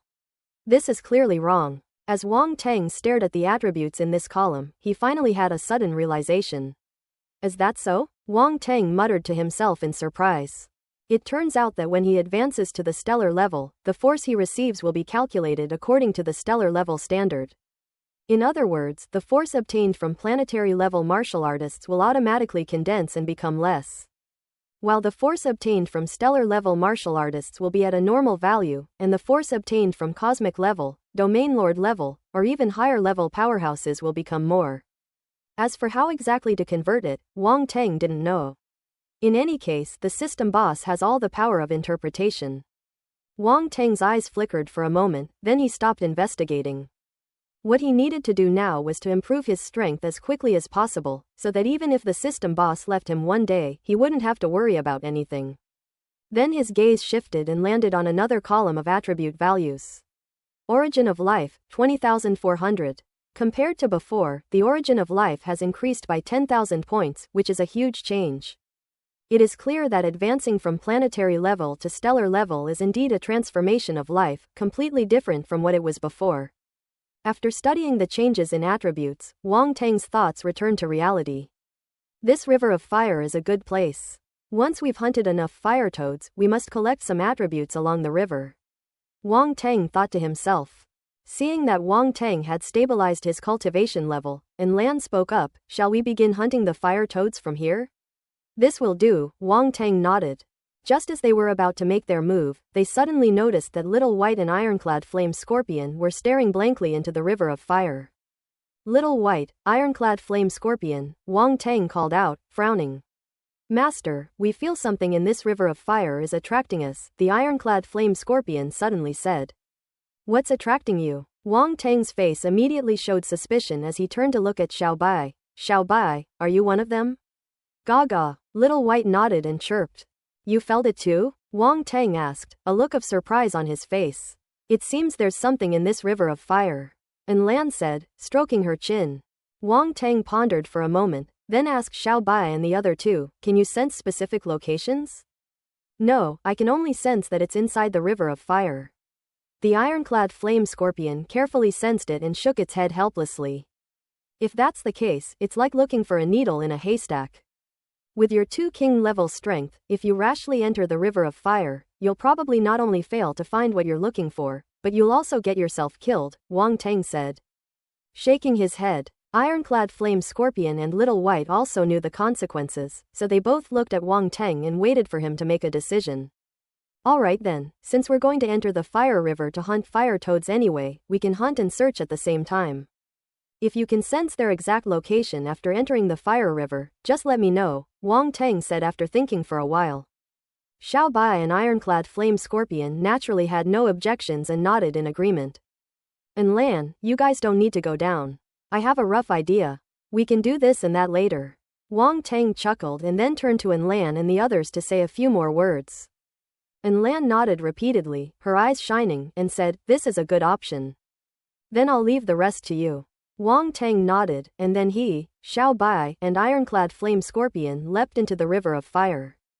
The 3 figures were instantly engulfed by the endless flames and disappeared without a trace.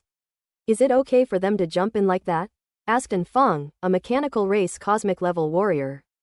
"That kid possesses a rare and extraordinary fire, so ordinary flames can't harm him at all. As for the fire toad below, with his abilities, he shouldn't have any problems," Lan said. "That's true." Anfeng nodded and said, "Speaking of which, I've never seen you think so highly of someone before, boss." "This person is different," Lan said. Anfeng and the other two looked at him in surprise, then nodded thoughtfully. "The breakthrough method just now is something that ordinary martial artists cannot do." "That's not all," Lan said meaningfully. Within the river of fire, Wang Teng felt that he was surrounded by endless flames, and the scorching temperature swept over him, as if it would burn all the creatures that had entered to death. What a terrifying temperature. Wang Teng was somewhat horrified. If it weren't for the protective cloak, formed by the azure jade glazed flame on his body, he would almost certainly have died in such an environment. Even if it were to advance to the stellar level, it wouldn't be able to withstand it. He quickly looked at Xiao Bai and Ironclad Flame Scorpion, but suddenly froze. You guys, seem to be alright? Wang Teng asked with some surprise. Yes, Master, we feel that the temperature in this river of fire doesn't seem that high, said the Ironclad Flame Scorpion. It's not that high, how is that possible? Wang Teng looked at Ironclad Flame Scorpion with suspicion, wondering if he was being teased. He could clearly sense the temperature around him, and it was telling him that it wasn't very high. Was he hallucinating? Gaga, Little White chirped. It soared through the flames, seemingly unaffected, and even enjoying it. What's going on? Wang Teng frowned. He didn't think it was a hallucination, nor did he think there was something wrong with his perception. Then there is only one possibility. Let's go. Wang Teng suppressed the thought in his heart and called out to Xiao Bai and Ironclad Flame Scorpion.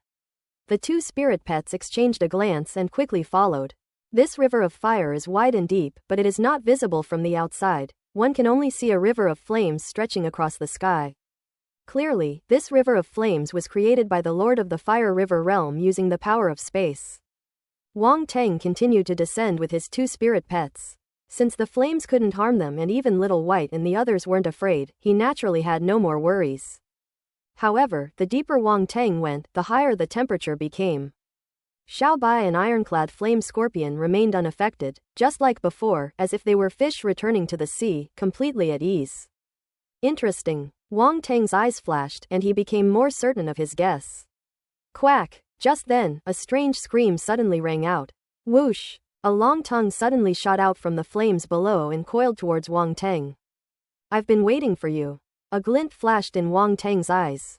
He pointed forward, and the moon golden wheel shot out, slicing the long tongue in two. The moon gold wheel was made of extraordinary materials, capable of withstanding such high temperatures from flames, which is why Wang Teng dared to use it. Quack! Another strange cry came from below, but this time it carried a hint of pain. How could one not suffer when their tongue is cut off? Quack, quack, quack. The next moment, a large number of strange cries suddenly rang out, and then streaks of reddish-yellow light suddenly shone from the flames below. So densely packed that they could easily trigger trypophobia in anyone who saw them. Holy crap! Wang Teng immediately swore. This wasn't some kind of radiance, it was clearly the gaze of the fire toad. Whoosh! Whoosh! Whoosh! Before Wang Teng could react, a series of ear-piercing whistling sounds rang out, hurtling towards him from below. Go! Wang Teng's expression changed slightly. He let out a soft shout, and the moon golden wheel shot out again, severing a large number of long tongues. Clang! However, the moon golden wheel soon struck a tongue of fire as hard as iron, producing a metallic tremor, and flew back. A mid-level emperor rank fire crow toad. Wang Teng's eyes flashed, and he shouted at Xiao Bai and Ironclad Flame Scorpion, go! One person and two star beasts immediately rushed upwards. Boom! Boom! Boom! Below, a series of enormous figures emerged, seemingly enraged, and all chased after Wang Teng. They spewed pillars of fire from their mouths, relentlessly bombarding Wang Teng. Wang Teng hadn't expected the fire toad to have another way of attacking. His expression turned serious and his speed increased dramatically. He moved quickly between the pillars of fire, dodging and rushing upwards. He did not collect Little White and Ironclad Flame Scorpion into the spatial fragment. These two have not fought much since they advanced to the king level. They need to experience life or death battles to grow quickly. Even if it's just escaping, it's still a form of practical experience. Wang Teng will not intervene, he will only help them when their lives are in danger. Soon, they reached the top of the river of fire. Wang Teng's face lit up with joy, and he charged forward in one go, shouting, "Enlan, attack!" Thud! Thud! Thud! Wang Teng and his two spirit pets were the first to rush out of the river of fire. Behind them, a group of fire toads also rushed out. Most of them were king-level and lower-level emperor-level fire toads, and a few were mid-level emperor-level, which is also known as universe-level. Boom! Such a large group of fire toads rushing out of the fire river was a truly magnificent and spectacular sight. Enlan was ready to make a move when she heard Wang Teng's voice, but when she saw this scene, even with her composure, she was still stunned for a moment. Damn, there are so many. And Lan's eyes widened, and she mentally gave Wang Teng a series of friendly greetings before shouting, "Let's do it." 3 mechanical race cosmic level warriors immediately charged forward.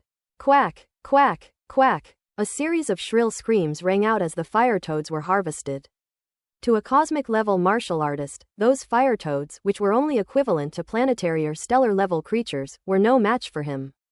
Moreover, there was also in Lan, a domain lord level powerhouse, who controlled the 1,000 machine box to transform into streaks of light, reaping the fire toads among the swarm. Wang Teng had seen the combined form of the 1,000 machine box before, but now he was seeing its attack method after it was disassembled. It is indeed a powerful weapon. Even those few mid-level emperor-level fire toads had no chance of survival in Lan's hands. Wang Teng commanded Xiao Bai, an ironclad flame scorpion, to charge forward, while he stood by and cheered, picking up some attribute bubbles along the way. Fire-type Star Force *80. Blank attribute *300. Fire-type Star Force *500. Blank attribute *800. Flame Tongue 50. Fire-type Star Force *700. Blank attribute *1000. Fire-type Star Force *1200. Flame Tongue 75. A large number of attribute bubbles merged into Wang Teng's body, causing his fire-type stellar primal force to surge once again. Just as he had guessed, the number of attribute bubbles generated by king-level star beasts had decreased, with only lower-level emperor level and above star beasts generating the normal number. But that's alright, as long as we hunt enough star beasts, everything will be fine. With Lan and 3 cosmic-level mechanical warriors by his side, he could now collect attribute bubbles while lying down. It's so good to be rich. Having money means you can hire strong people to do your hard labor. It couldn't be more awesome. A moment later, all the fire toads that Wang Teng had lured out were killed. A rough count showed at least 45 of them, including 5 mid-level royal rank fire toads. Continue. Wang Teng beckoned Xiao Bai, an ironclad flame scorpion, to re-enter the river of fire. "This guy really treats me like a laborer," Lan said, both amused and exasperated.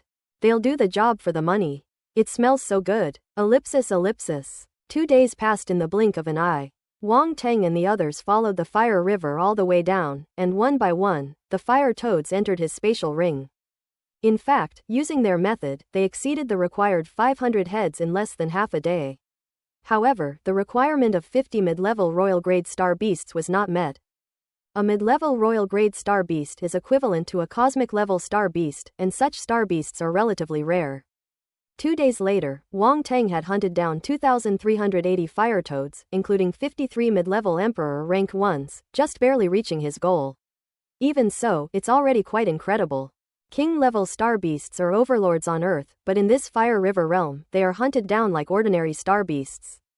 In the past, Wang Teng would not have believed it. But in the universe, this kind of thing is actually nothing special. King-level and lower-level emperor-level star beasts are relatively common, just like planetary-level and stellar-level warriors. Especially in certain special regions, there are countless king-level star beasts. The Fire River realm is undoubtedly such a place. The sheer number of fire toads in the River of Fire surprised him and Lan. 2 days later, Wang Teng and the others temporarily stopped hunting. After 2 days of killing, they were all bored. However, there were also benefits. Wang Teng's fire-type star force increased dramatically, and his blank attribute also increased significantly. Fire-type star force, 5,603 thousandths, stellar level 3. Blank attribute, 576,000. His fire elemental force level has been raised to the 3rd level. Keep in mind that he had just advanced to the star level, but now he has directly advanced to the 3rd level. Such speed is probably unmatched by any prodigy. The blank attribute reached 576,000 points, more than ever before. Wang Teng hadn't figured out how to use the blank attribute yet, so he decided to leave it for now and figure it out properly after this trial was over. In addition, another skill has also been greatly improved. Flame, 1000, perfect. This was truly unexpected. Not only did it improve significantly, it went straight to perfection. Wang Teng's application of the flames has reached an extremely high level. For example, it is more flexible and versatile, and when used, it is both hard and flexible. His mastery of the technique may even surpass that of countless fire toads. For a moment, Wang Teng didn't know what to think, and many inappropriate images involuntarily popped into his mind. "I am ashamed. I am ashamed. Ahem. Stop. Should we continue hunting? And Lan asked at this moment. Let's hunt for 2 more days and see. I have a feeling that the existence of this river of fire has some deeper meaning, Wang Teng said after a moment of contemplation. Oh, how so? And Lan asked curiously. Didn't you notice how many fire toads there are here? Wang Teng asked. There are quite a lot, but it's not a big deal. After all, they've been free range for so many years, and no other star beasts have hunted them, so naturally there will be more and more of them, and Lan said. But I've also discovered a problem. Wang Teng frowned, seemingly considering something. What's the problem? And Lan asked curiously. I brought 2 spirit pets into the river of fire before, and found that they were not greatly affected. This river of fire seems to be very friendly to star beasts, Wang Teng said. Is that so? That does seem a bit strange. And Lan stroked her chin, her eyes gleaming as if she were also pondering the question. After a while, she asked again, so, do you have any clues? I have a guess, but I don't know if it's right. I want to verify it, but unfortunately I haven't been able to find what I'm looking for these past few days, Wang Teng said helplessly, shaking his head. Then let's search for 2 more days. We spent 3 days mining the fire river crystal and 2 days hunting the fire toad. It's okay if you spend 2 more days searching. Use the remaining half of your time to seize the final inheritance. That inheritance hasn't been taken by anyone for so many years, so it's not easy. Don't have too high hopes. If it works, it works. If it doesn't, it doesn't. Just make sure you win the first 2 missions. I think Cao Hongtu and the others probably have the same plan, and Lan said. You actually possess such wisdom, Wang Teng said in surprise. Are you looking down on me? And Lan glared angrily. No, you know I've always admired strong people like you, Wang Teng said, his innocent eyes wide. Round and plump. Get lost, Tilda, and Lan said irritably. Within the river of fire. Wang Teng, Xiao Bai, and the ironclad flame scorpion once again infiltrated the area. They dived to the deepest part of the river of fire. If there was anything fishy about this river of fire, it would definitely be in its deepest part. This is beyond doubt. The depth of the river of fire is not limitless. Although it was created using spatial means, it is at most only a few hundred meters deep. The bottom of the river of fire is not rock, nor sand, nor simply flames. This place resembles underground magma, emitting a darker reddish color, flowing slowly, and exuding intense heat. Wang Teng tried it out, throwing things into it, and found that the temperature of the molten lava was higher than the flames in the river of fire, and it would burn upon contact. He had also sensed that the magma was only about half a meter deep, with limited depth, so nothing could be hidden there. Whoosh! A fire-type serpentine star beast had been crouching in the flames for a long time before suddenly attacking Wang Teng, opening its huge mouth to try to swallow him whole. In this river of fire, there are not only fire crows but also other star beasts. However, the fire crow is the master of the river of fire, and the other star beasts have to step aside. Gaga Tilda! Master, be careful! Little White and Ironclad Flame Scorpion cried out almost simultaneously. HMPH. Wang Teng snorted coldly. As the moon golden wheel swept past, the fire python suddenly froze. Then, its entire body split open from the top of its head, spraying out a large amount of blood. It was immediately evaporated by the flames with a hiss, and nothing was left. A lower-level royal star beast dares to ambush me? It's really asking for trouble. Wang Teng shook his head speechlessly. Have these star beasts become stupid from living in such a comfortable environment for too long? At this moment, the giant python's corpse suddenly burst into flames from the inside out. What is this? Wang Teng's pupils contracted. These star beasts were perfectly fine when they were alive, but after they died, they spontaneously combusted. Previously, they had lured the fire toads away from the fire river and collected their carcasses, so they hadn't discovered this situation. At this moment, his attention was completely drawn to it, his eyes fixed on the python's spontaneously combusting body. In no time, the entire python almost disappeared from Wang Teng's sight, leaving only its head. Phew! Wang Teng let out a long breath, his mind racing, and he vaguely grasped something. Suddenly, a phantom image of a python leapt out from the giant python's head, attempting to flee into the distance. Lower-level royal-level star beasts can already allow their souls to leave their bodies and exist temporarily. Just now, the giant python's soul body actually managed to escape Wang Teng's attack and did not die. But as his physical body was burned by the flames, his soul had no choice but to escape, or he would face certain death. Huh! Wang Teng naturally wouldn't let it go. Just as he was about to make a move, he couldn't help but let out a soft exclamation after seeing what happened next. Pshaw! The phantom also ignited from the inside out, instantly turning into a wisp of green smoke and disappearing without a trace, as if it had never existed. I understand. A flash of inspiration struck Wang Teng, and a dazzling light burst forth in his eyes. However, to verify his thoughts, he patiently captured several more star beasts and killed them on the spot, but left their souls intact.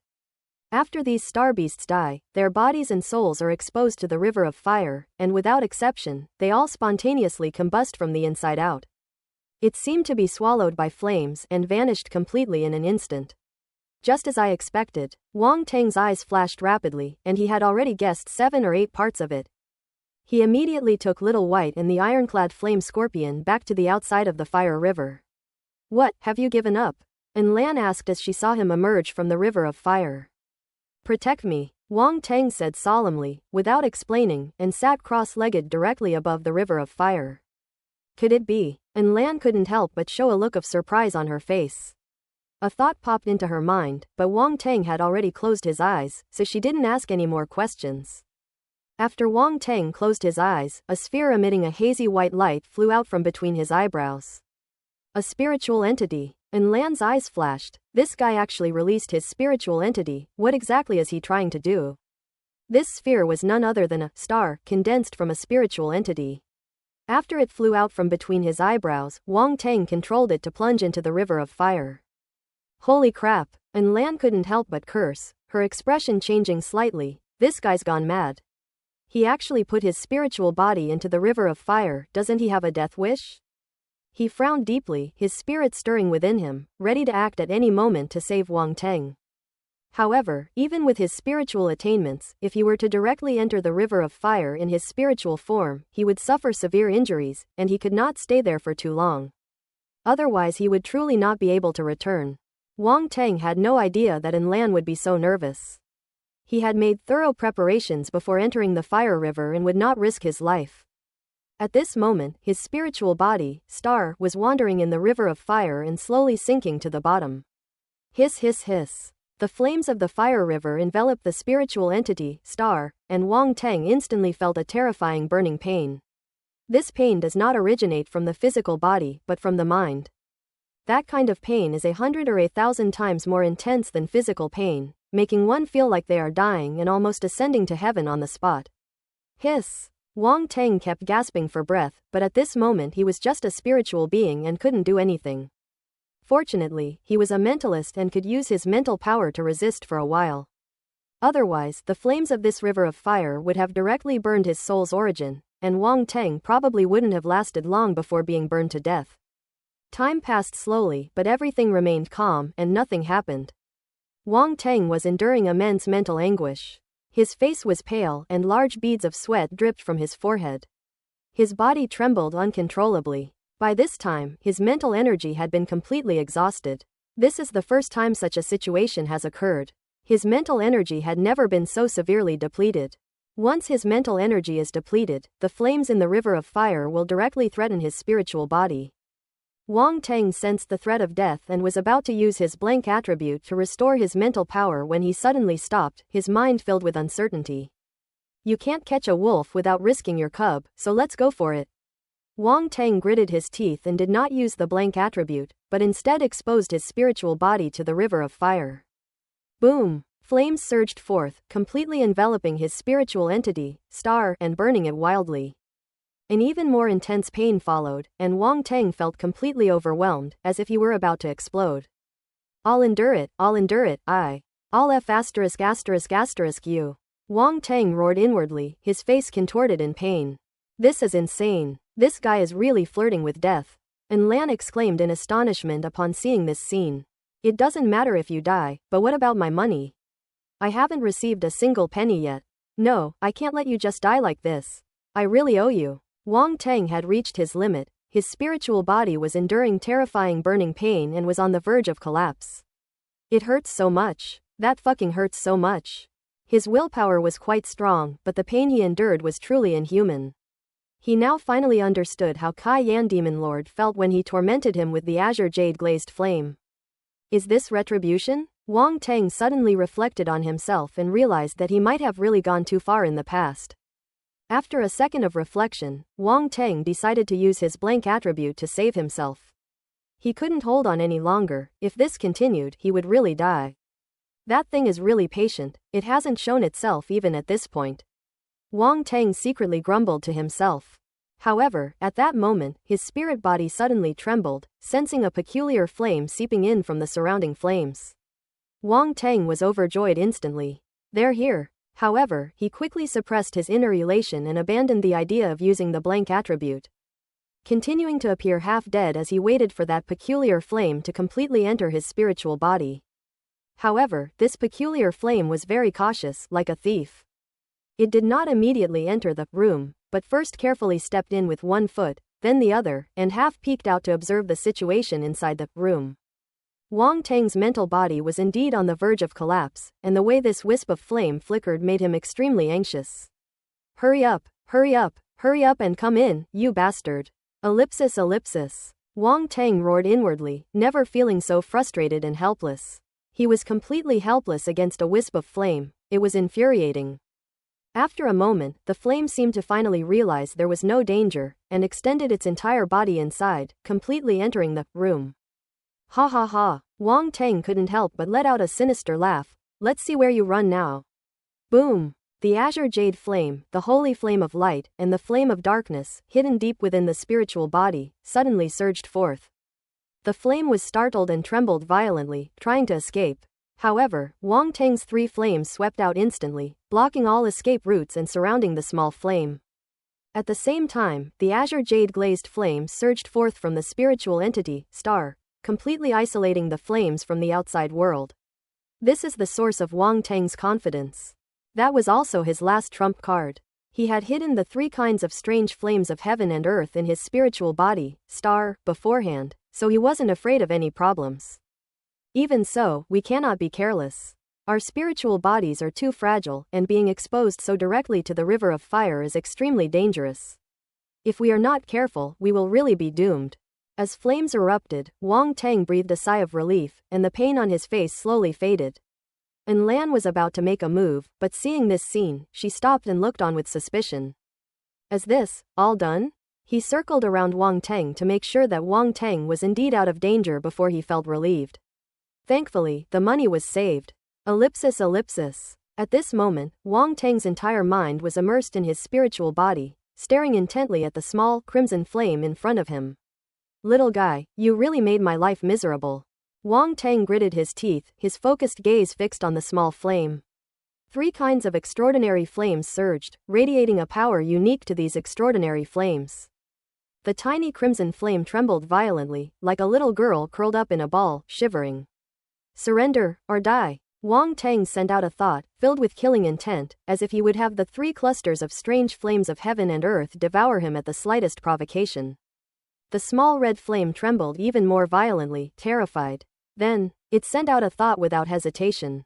Submit. Wang Tang was stunned for a moment. So, you've already backed down. The process of subduing seemed a little too smooth, giving him a sense of unreality. Doesn't this script seem a little off?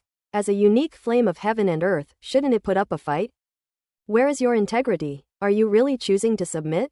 Wang Tang asked suspiciously. The small crimson flame transformed into a black tortoise, nodding frantically, leaving Wang Tang stunned. Then, release your essence and let me leave my spiritual imprint, Wang Tang said. The black tortoise formed from the crimson flame hesitated for a moment, but after seeing the three clusters of strange flames around it, it finally nodded and then transformed back into a flame. Wang Tang also hesitated. This strange fire of heaven and earth agreed so quickly, could it be trying to trick him? But he only hesitated for a moment. After all, they had come this far, and all that was left was to leave a mark in order to subdue this strange fire of heaven and earth. How could they possibly be scared off at the last minute? Wang Tang steadied himself, controlling the three clusters of strange flames to prepare for the small flame's counterattack at any moment. However, it turns out that this little red flame was really a coward. He left his mental imprint smoothly without any unexpected incidents. Finally done. Wang Tang finally breathed a sigh of relief. After obtaining this strange fire from heaven and earth, he was able to confirm that his previous guess was not wrong. The true spirit flame of 10,000 beasts. This strange fire of heaven and earth is said to have been formed from the souls and blood of all beasts, and then transformed over 10,000 years. The true spirit flame of 10,000 beasts can absorb the souls and blood of 10,000 beasts, and at the same time, it is of great help to 10,000 beasts. The reason why Xiaobai, an ironclad flame scorpion, felt that the flames in the river of fire were not harmful to them was because of the existence of the myriad beasts' true spirit flame. The sight of the giant python being burned by flames finally confirmed Wang Teng's suspicions. All of this is so similar to the characteristics of this myriad beast's true spirit flame. It turns out the rumors were true. The Lord of the Fire River realm really did hide a rare and extraordinary fire within the Fire River realm. Wang Teng didn't believe it at first, but now, looking back, it seems like he was a bit proven wrong. But who would have thought that the entire river of fire was formed from the scattered flames of the myriad beast's true spirit? Its appearance in front of everyone in such a conspicuous way was unexpected. If Wang Teng hadn't happened to have two fire-type spirit pets with him, he probably wouldn't have noticed the problem. That was close. I almost missed it. Wang Teng secretly rejoiced. Now that he had subdued the strange fire of heaven and earth, he did not linger any longer and immediately controlled his spiritual body, Star, to return to his physical body. Boom! The spiritual entity, Star, burst forth from the river of fire and instantly disappeared into Wang Teng's brow. And Lan and the others immediately surrounded them. Wang Teng slowly opened his eyes, his face still somewhat pale, but a hint of joy appeared in his eyes. Looks like you succeeded, and Lan's voice came. Thank you. Wang Teng smiled slightly. HMPH, I've gone to great lengths for you on this mission, you deserve extra pay. And Lan snorted coldly. No problem. Wang Teng was in a great mood and couldn't help but laugh out loud. What exactly did you get in return? Seeing Wang Teng so happy, and Lan couldn't help but ask curiously. He still doesn't know what Wang Teng did under the river of fire. Wang Teng smiled mysteriously, stretched out his hand, and a ball of crimson flame floated in his palm. This crimson flame is extremely mysterious. It constantly changes shape, sometimes in the form of a dragon riding the clouds, sometimes like a phoenix spreading its wings in the sky.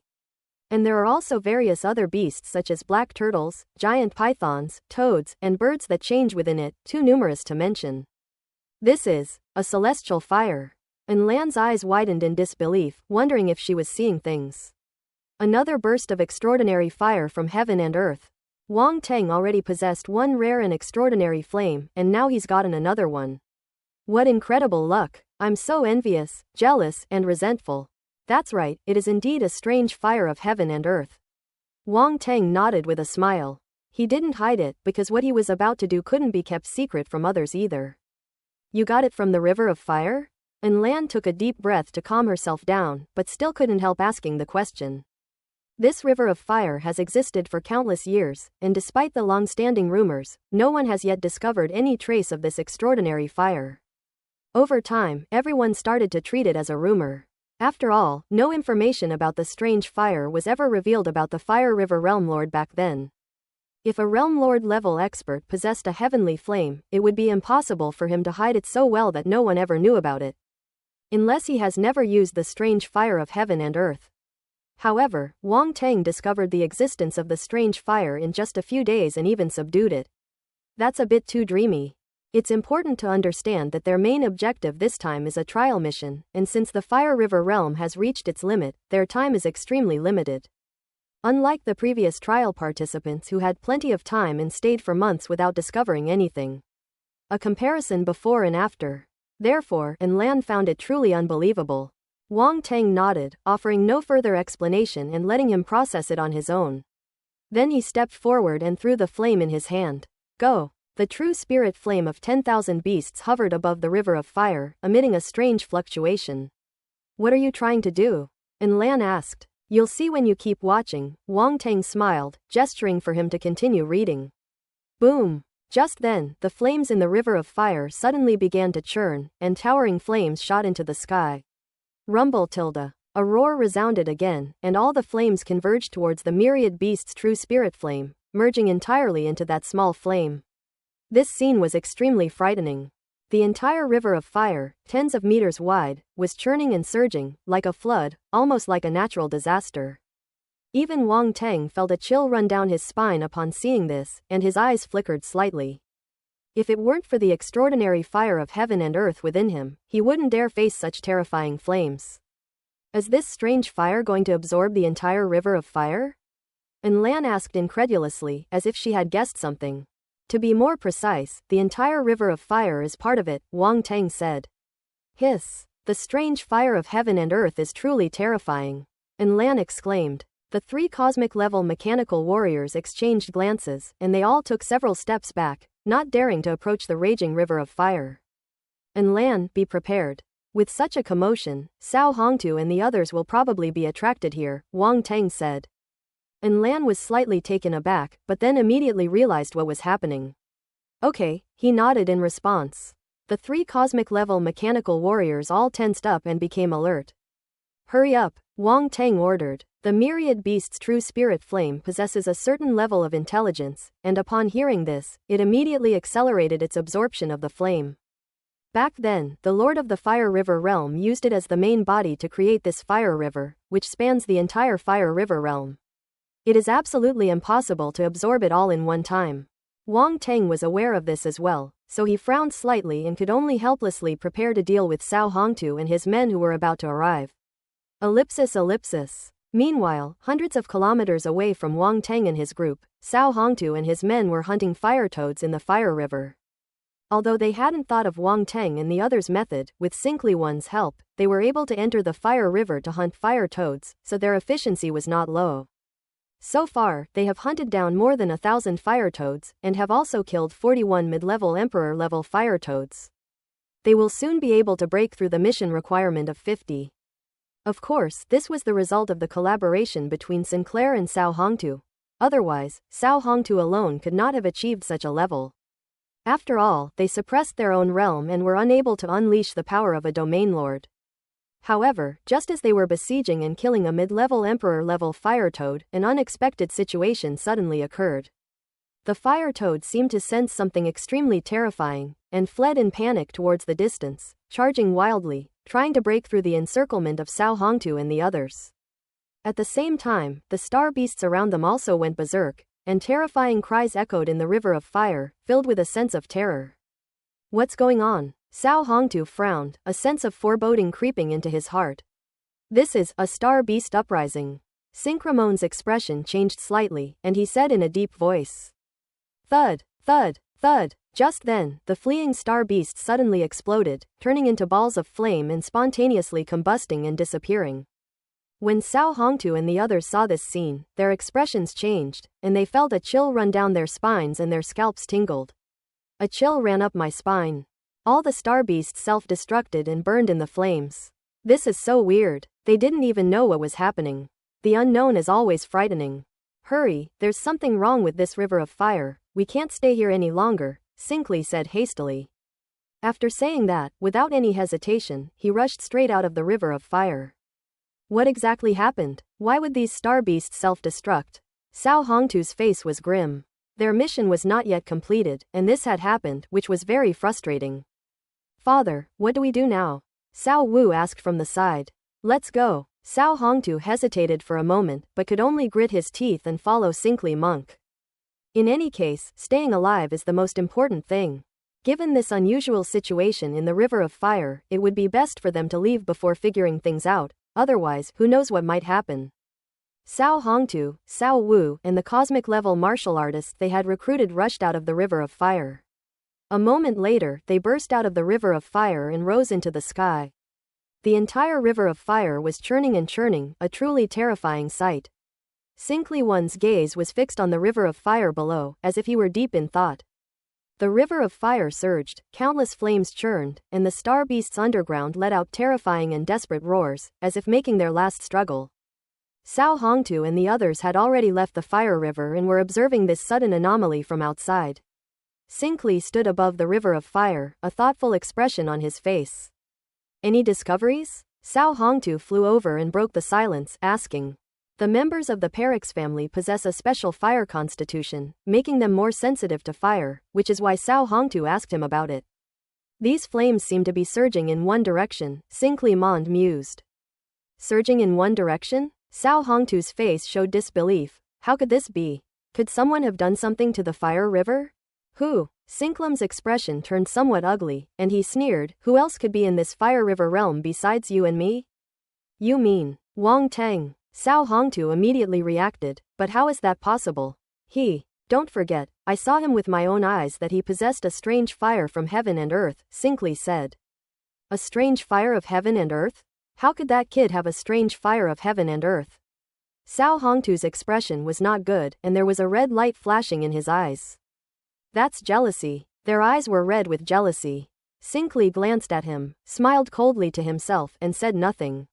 So what do we do now? Cao Hongtu asked. If we go there and it really was them who caused this, then there must be some opportunity in this river of fire. We can just rob it while we're at it. Synchramon's eyes flashed, and he gritted his teeth and said, no matter how strong that mechanical race domain lord is, you and I can definitely kill him if we join forces. Okay. Cao Hongtu nodded. So the group immediately sped off in the direction of the surging flames. Ellipsis. Time slowly passed, and Wang Teng had absorbed more than half of it. Countless flames surged into the origin of the myriad beast's true spirit flame, turning into a small ball, and it was impossible to tell that such a huge flame was contained within it. Rumble. The remaining flames continued to surge, pouring in from even further away. The entire river of fire was about to be drained, and the star beasts within it died amidst their roars. The true spirit flame of 10,000 beasts created them, but now it has taken back their lives. Not a single star beast can escape. These star beasts relied on the true spirit flame of 10,000 beasts for survival, so they never imagined that one day they would die in the river of fire. And Lan watched for a long time, still feeling astonished. The scene created by the strange fire of heaven and earth was truly terrifying. Even a domain lord level expert like him was somewhat wary. They're here. At this moment, Wang Teng suddenly shouted. And Lan and the others focused their gazes and looked into the distance. Several streaks of light were seen approaching at an extremely fast speed. To be honest, they arrived much later than Wang Teng and the others had expected, which showed that the original distance between the two sides was indeed quite far. But what's meant to happen will happen eventually. Since the true spirit flame of 10,000 beasts intends to absorb the flames in the river of fire, it will inevitably attract the attention of Cao Hongtu and others.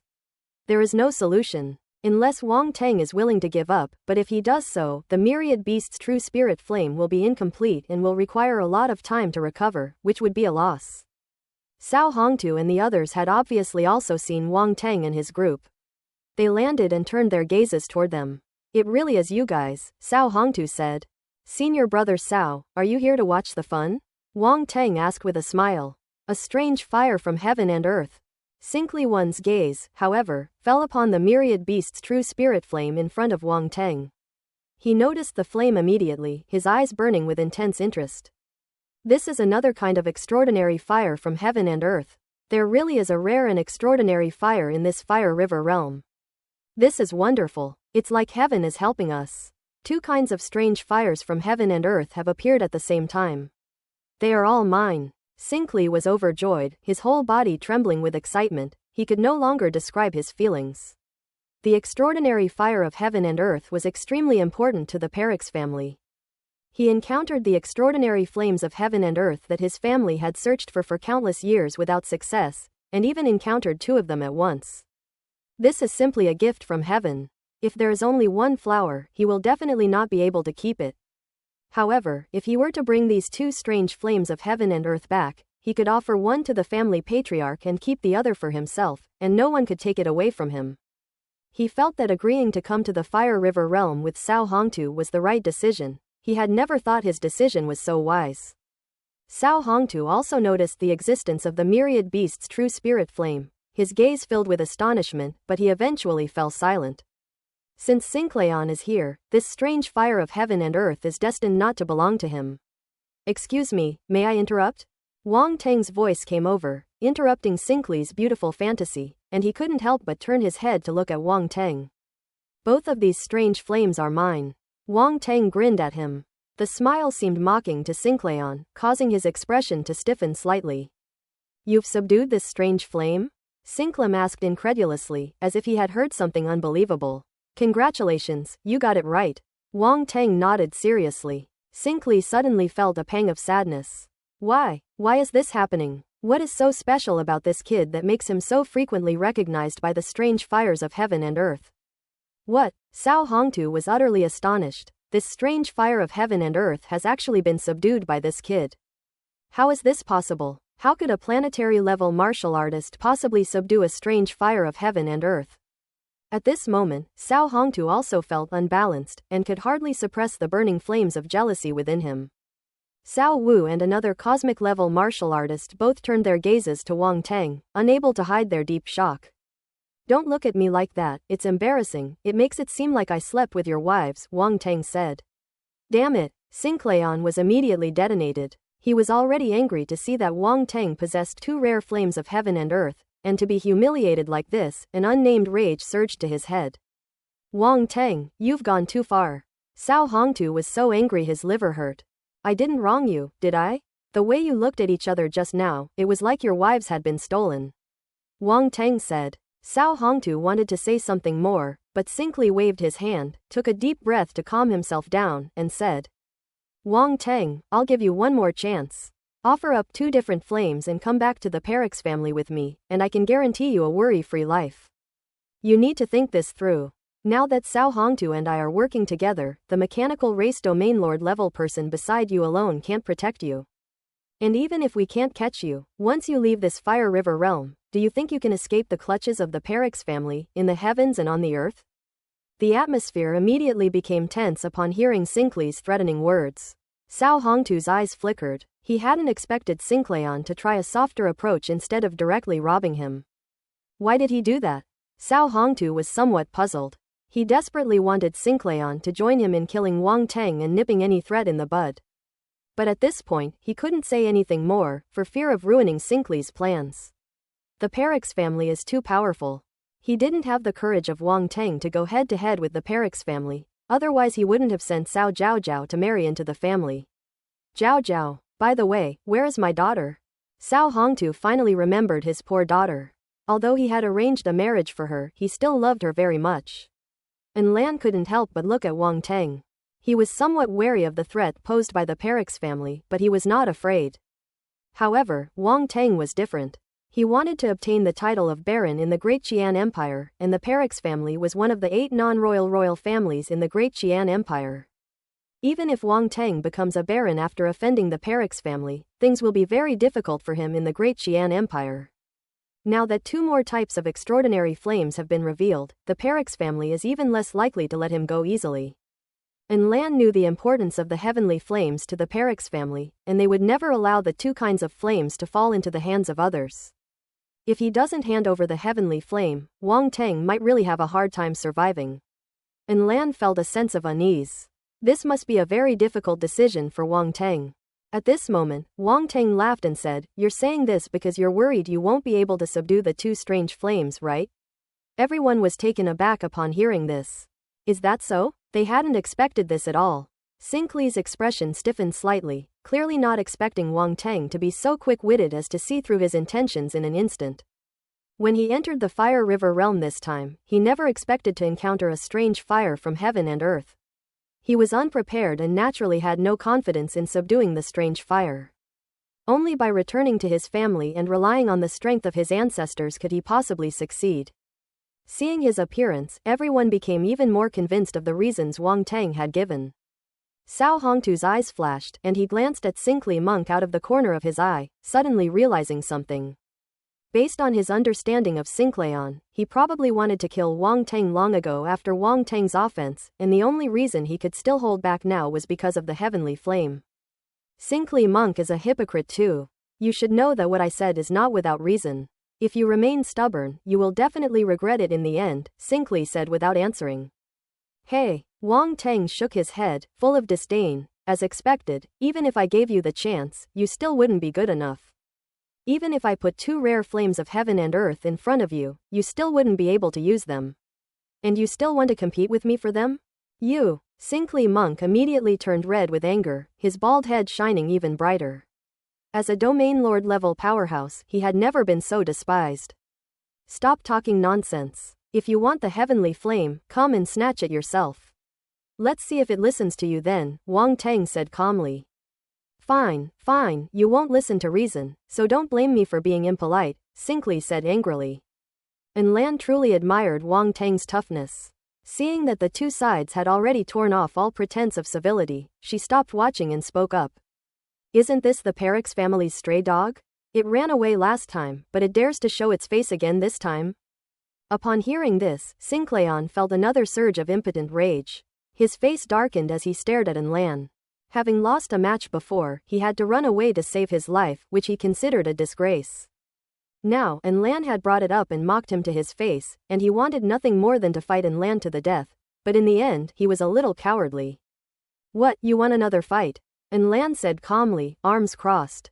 Cao Hongtu, let's join forces and take down this mechanical race lord first, Sinclair said, turning to Cao Hongtu. Wang Tang, where is my daughter? Cao Hongtu nodded and asked Wang Tang. You still remember your daughter? I thought you'd forgotten. Wang Tang chuckled, taking Cao Zhaozhao out of the spatial fragment. Here she is. Cao Zhaozhao was bound and unable to move. Now, she was being held in Wang Tang's hands in an extremely shameful way, half suspended in the air. Her exposed skin was covered with whip marks, crisscrossing and making her look miserable. She had just emerged from the spatial fragment and was unaware of what had happened. She immediately shouted, Wang Tang, what do you want? You devil! My father will never let you get away with this torture and humiliation. Quiet. For a moment, the surroundings were quiet. The scene became quite awkward. When Cao Hongtu and Cao Wu saw Cao Zhaozhao's miserable state, they felt a rush of blood to their heads and their vision went black. Sinclair's face darkened further. Cao Zhaozhao had just been married into their family, but now she's fallen into Wang Tang's hands and looks like she's been completely ruined. This is the greatest humiliation for the Perix family. If Adris knew his fiancée was being treated like this, I wonder if he'd cry himself to sleep in the bathroom. No, I wonder if he'd rush over and kill Wang Tang. Yes, that's right, no man could tolerate something like that. And Lan's gaze darted back and forth between Wang Tang and Cao Zhaozhao with a strange look, as if she found the scene amusing. Cao Zhaozhao finally realized that something was wrong. She looked up and saw Cao Hongtu and the others. Her expression froze instantly. I am filled with shame and indignation. Only these 4 words can perfectly describe her feelings at this moment. Ahem, this is a misunderstanding. Wang Tang coughed lightly, and from everyone's eyes, it was clear that their thoughts seemed to have gone astray. Wang Tang, what did you do to my daughter? Wang Tang, what did you do to my sister? Wang Tang, what did you do to Cao Zhaozhao? Cao Hongtu, Cao Wu, and Sinclairman spoke almost simultaneously, their tone questioning, clearly showing their anger and a desire to kill Wang Tang with their eyes. Quote ? Wang Tang, just admit it already. And Lan suppressed a laugh, fanning the flames from the side, as if she wanted to stir up trouble. These words undoubtedly confirmed their suspicions, and Cao Hongtu and the other 2 immediately turned ashen purple. Wang Tang glared fiercely at Lan. Concerned about his own innocence, he quickly said, listen to my explanation, it's really not what you think. You beast, the facts are right in front of us, do you think we're blind? Cao Hongtu felt like his own cabbage had been eaten by a pig, and this pig was his enemy. The frustration, resentment, anger, and helplessness were vividly displayed on his dark face. Wang Tang felt that he probably couldn't explain it clearly. Senior brother Cao, please don't do this. I'm just giving my little niece a small punishment. I didn't do anything else. You have to believe in my character. Wang Tang felt he could still salvage the situation, so he earnestly said, although you called me an animal, I've decided to forgive you out of consideration for your daughter. Let's talk things out. Cao Hongtu felt like he had punched cotton, and a wave of powerlessness washed over him. My damn niece. Who is your little niece? How can you be so shameless? He deeply regretted trying to establish a relationship with Wang Tang in the first place, insisting on calling him senior brother or junior brother. Now that it was being used as an excuse, he was furious. Get lost. I'm not your senior brother. And Lan was a little shocked by Wang Tang's shamelessness. This guy really says whatever comes to mind, he's not polite at all. After beating someone up like that, he can still stand on the high ground, leaving no room for rebuttal. Just look at Cao Hongtu's face to know how frustrated this old father is. However, if we're talking about who was the most embarrassed, it's undoubtedly Cao Zhaozhao. Being humiliated in front of so many people, and with things going completely off course in an unpredictable direction, she felt utterly disgraced. Although she always acted like a social butterfly, as if she could flirt with anyone, she was not a slut. Moreover, she is a powerful being at the cosmic level, yet Wang Teng treated her like a junior and lectured her. All of this was enough to cause her mental breakdown. Cao Zhaozhao was almost in tears. Oh, Cao Hongtu, stop talking nonsense and get to work. Sinclayon couldn't stand it anymore. The humiliation of Cao Zhaozhao was also an humiliation of their Perix family, which was simply intolerable. Cao Hongtu's face was gloomy as he stared at Wang Teng. Don't be impulsive. Your daughter is still in my hands. Although I haven't done anything before, if you make a move, I can't guarantee what I might do to her, Wang Teng said with a smile. He was stunned as soon as he said it. Something seems a little off. This sounds just like something a villain would say. Wang Teng, you're despicable. Cao Zhaozhao said fiercely. If you're not ruthless, your position won't be secure. After saying that, Wang Teng looked at Cao Hongtu and said, Senior brother Cao, you should really think this over. Look at my little niece, she's so beautiful. What if something happens to her? I feel like I'm becoming more of a villain. You beast. Cao Hongtu's eyes turned bloodshot as he hesitated. Don't forget this mission, Sinclair said coldly. Cao Hongtu's gaze sharpened, his heart pounding with inner turmoil, but the scales in his heart eventually tipped, and his eyes gradually hardened. Boom, boom. The next moment, as if they had agreed beforehand, Cao Hongtu and Sinclairman attacked and land simultaneously.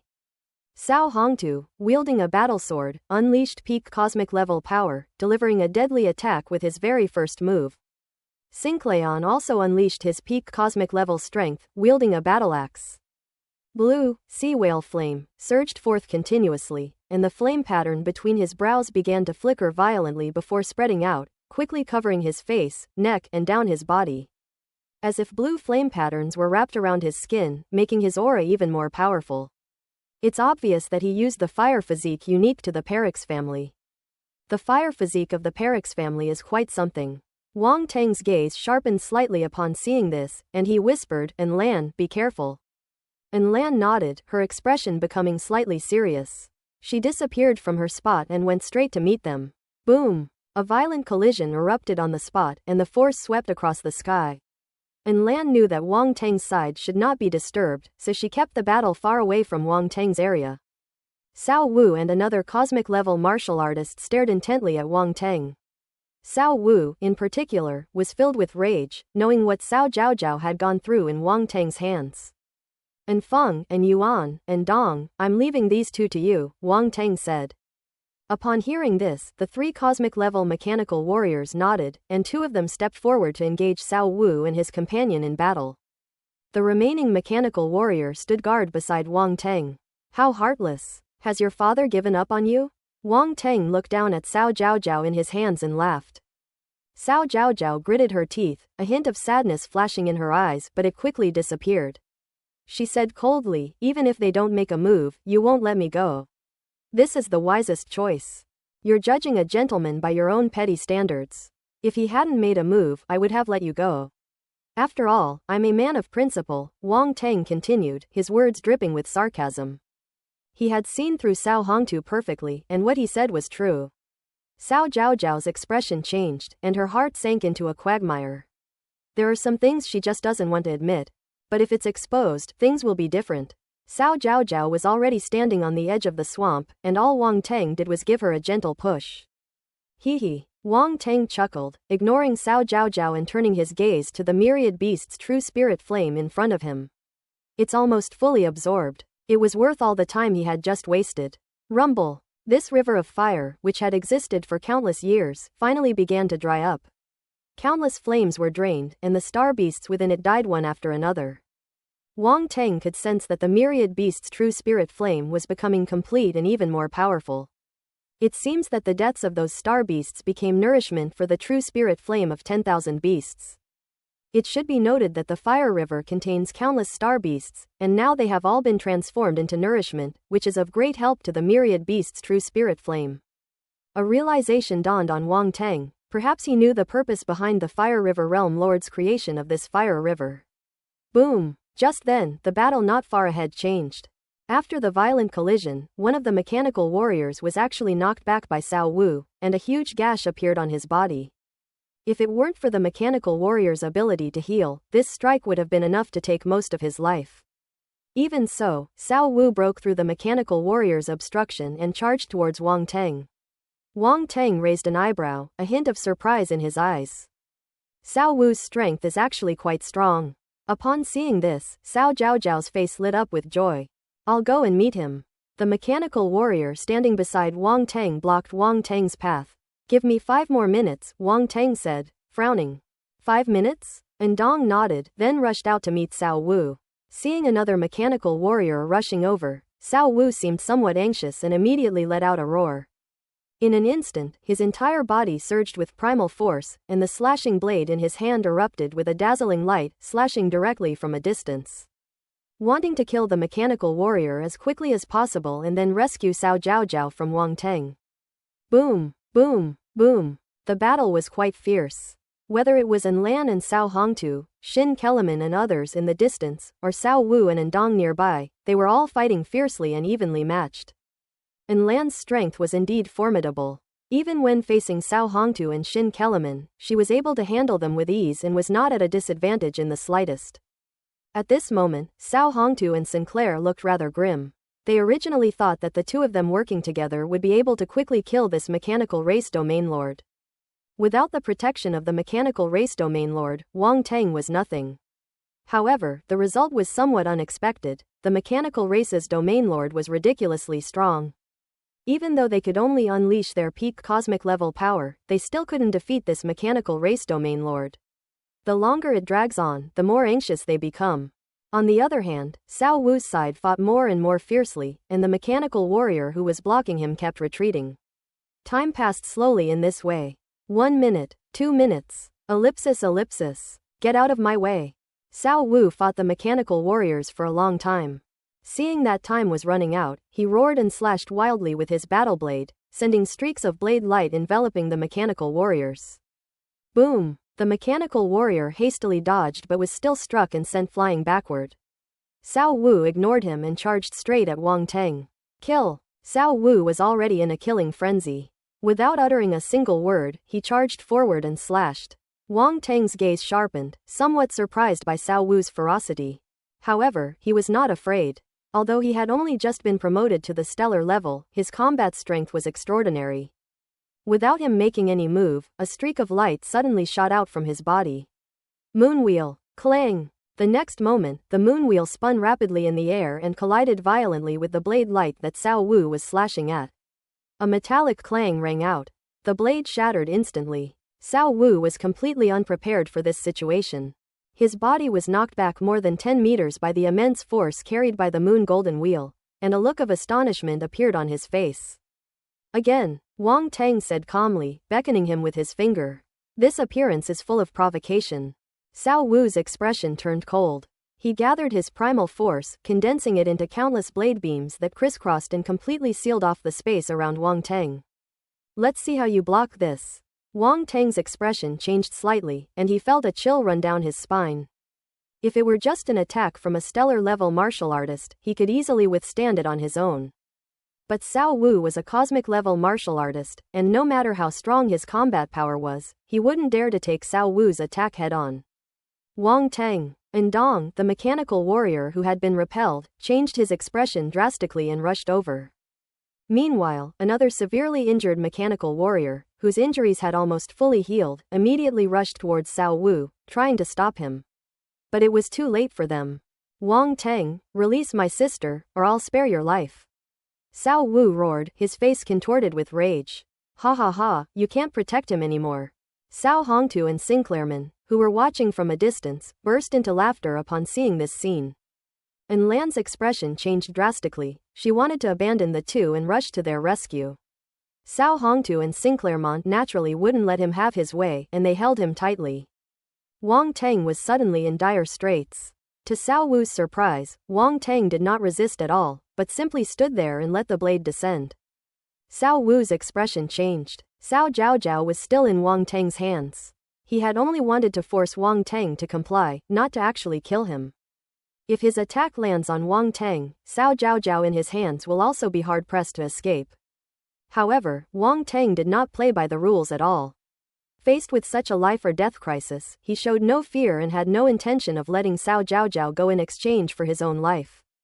Is this bastard really that reckless? Boom! With a deafening roar, the sharp blades finally fell, their terrifying aftershocks sweeping across the surroundings, and a strong wind ruffling Wang Tang's hair.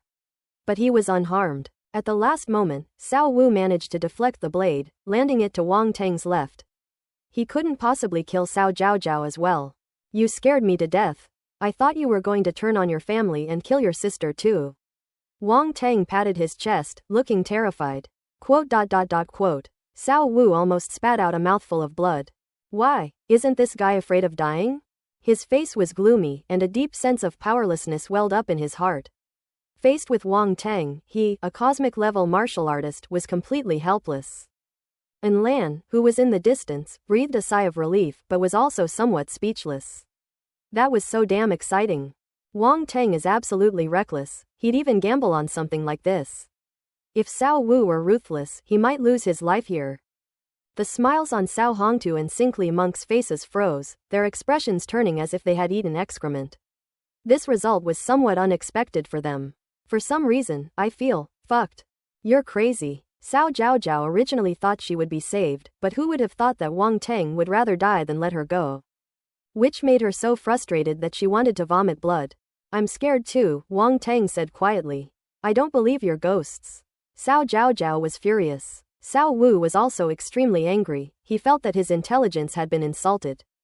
But I really have to thank you, Wang Tang suddenly said to Cao Wu with a smile. As soon as he finished speaking, the surroundings seemed to suddenly fall silent. 5 minutes is not a long time. The myriad beast's true spirit flame in front of him finally absorbed all the flames, and the entire river of fire dried up, leaving only a deep riverbed. This river was constructed using the power of space, so when the flames disappeared, only nothingness remained. And as if it had lost its support, the space around the river began to collapse, cracking open inch by inch. Wang Tang immediately turned and fled, moving away from the collapsed riverbed. When Cao Wu saw this, he was completely distraught, filled with impotent rage. However, he dared not linger above the river and immediately flew away from the river. Click, click. A cracking sound rang out, and the riverbed collapsed at an extremely rapid pace, instantly forming a terrifying spatial rift. The situation here also caused Lan and the others to stop fighting and move away. Even a domain lord level expert wouldn't dare approach the collapse of space even slightly. Lan returned to Wang Tang's side. You're taking too many risks, and Lan couldn't help but complain. Fortune favors the bold, Wang Tang said with a smile. Cao Hongtu and the others stared at them from a distance, their expressions extremely unpleasant. That damn Wang Tang, he actually succeeded. Should we retreat or not? Lan glanced at Cao Hongtu and the others, then turned and asked. Retreat. Now that we've obtained the flame, of course we should retreat. Wang Tang nodded in agreement, but before he could finish speaking, he suddenly froze. Huh? The spatial cracks formed by the collapse of the riverbed ahead were still expanding, and the surrounding space was cracking inch by inch, as if it were about to tear the sky apart. The cracks were spreading rapidly, and the surrounding space was collapsing inch by inch, resulting in nothingness. Lan, Cao Hongtu, and the others also noticed the abnormality of the crack, and their expressions changed drastically. Damn it, the space of the Fire River realm is about to collapse ahead of schedule. Synchromon exclaimed in alarm, clearly having noticed something. Premature collapse. Seeing the scene before him, Wang Tang felt that Sinkli's judgment might be true. If the Fire River realm collapses prematurely, we will have no chance to obtain that inheritance, Cao Hongtu said in a deep voice. The legacy. Sinkli One's expression was uncertain, he had come here specifically for that legacy. If we fail to obtain the heavenly flame and also fail to acquire the inheritance, we will truly return empty-handed, which will be incredibly frustrating. When Wang Tang's gaze fell on the spatial rift in front of him, he was suddenly taken aback, as attribute bubbles were being generated there. He snapped out of his daze and quickly and happily began picking up the attributes. Space 100, Space 120, Space Fragment *50, Space *90, Space 150, ellipsis ellipsis. Huh, it's actually a spatial fragment attribute. Wang Tang was shocked. Among these attribute bubbles, in addition to a large number of spatial attributes, there were even spatial fragment attributes. Wang Teng already possessed a spatial fragment, though it wasn't very large. However, after acquiring the spatial fragment attribute, his spatial fragment has become considerably larger. Is it because the Fire River realm collapsed that spatial fragments appeared? Wang Teng wondered to himself. The abundance of spatial attributes, along with the occasional spatial fragment attributes, filled Wang Teng with immense joy. I thought the collapse of the Fire River realm was a bad thing, but I didn't expect there would be benefits to be gained. This was a great deal. Boom! A huge roar suddenly came from afar. Everyone was startled and turned to look in the direction from which the sound came. A terrifying pillar of fire erupted from the center of the Fire River realm, shooting straight into the sky, as if piercing through heaven and earth. They could see the magnificent scene from afar. Everyone's eyes widened in surprise and their faces showed shock. What's going on? And Lan asked in surprise, her mouth agape. That's where the central volcano of the Fire River realm is located, and also the final place where the legacy is buried, Wang Teng said in a deep voice. Inheritance. And Lan's gaze narrowed slightly.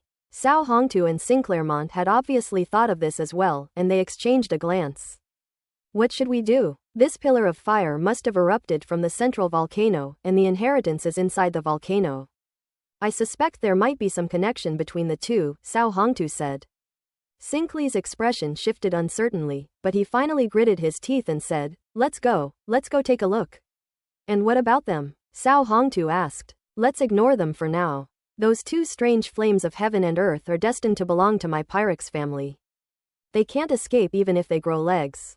Sinclairmont glanced coldly at Wang Teng and said, Father, my sister is still in his hands. Cao Wu hesitated for a moment before interjecting. Zhao Zhao is still useful to him, so he won't kill her for the time being, Cao Hongtu said, shaking his head. After exchanging a few words, the group rushed towards the source of the fire without hesitation. Ellipsis. They've gone over there, and Lan said, watching the group disappear into the distance. It seems they haven't given up on that inheritance. Let's go take a look too. Wang Teng picked up all the attribute bubbles around him and took the lead in chasing after them. I knew it would be like this. And Lan shook her head, waved her hand, and led 3 mechanical warriors to follow closely behind. Before leaving, they looked back at the collapsing sky one last time. The column of fire from the central volcano may look close, but it is actually quite a distance away. Even if everyone rushed there without stopping, it would still take most of a day. As the space on the other side of the Fire River collapses, their time becomes increasingly tight, and they may not have enough time. Therefore, Wang Teng and Lan and the others accelerated to their maximum speed, rushing towards the central volcano without stopping for a moment. Cao Hongtu and Sinclairmont were not far ahead of them. The distance between them was not great. However, they did not linger, but instead continued on their separate ways, clearly aware that the situation was not right and not wanting to waste any more time on fighting. Half a day later, Cao Hongtu, Sinclairmont, and the others stopped and observed from a distance of 1,000 meters from where the fire pillar had erupted. Wang Teng and the others also stopped and looked ahead. In the vast wilderness, a unique cluster of volcanoes sits, stretching as far as the eye can see.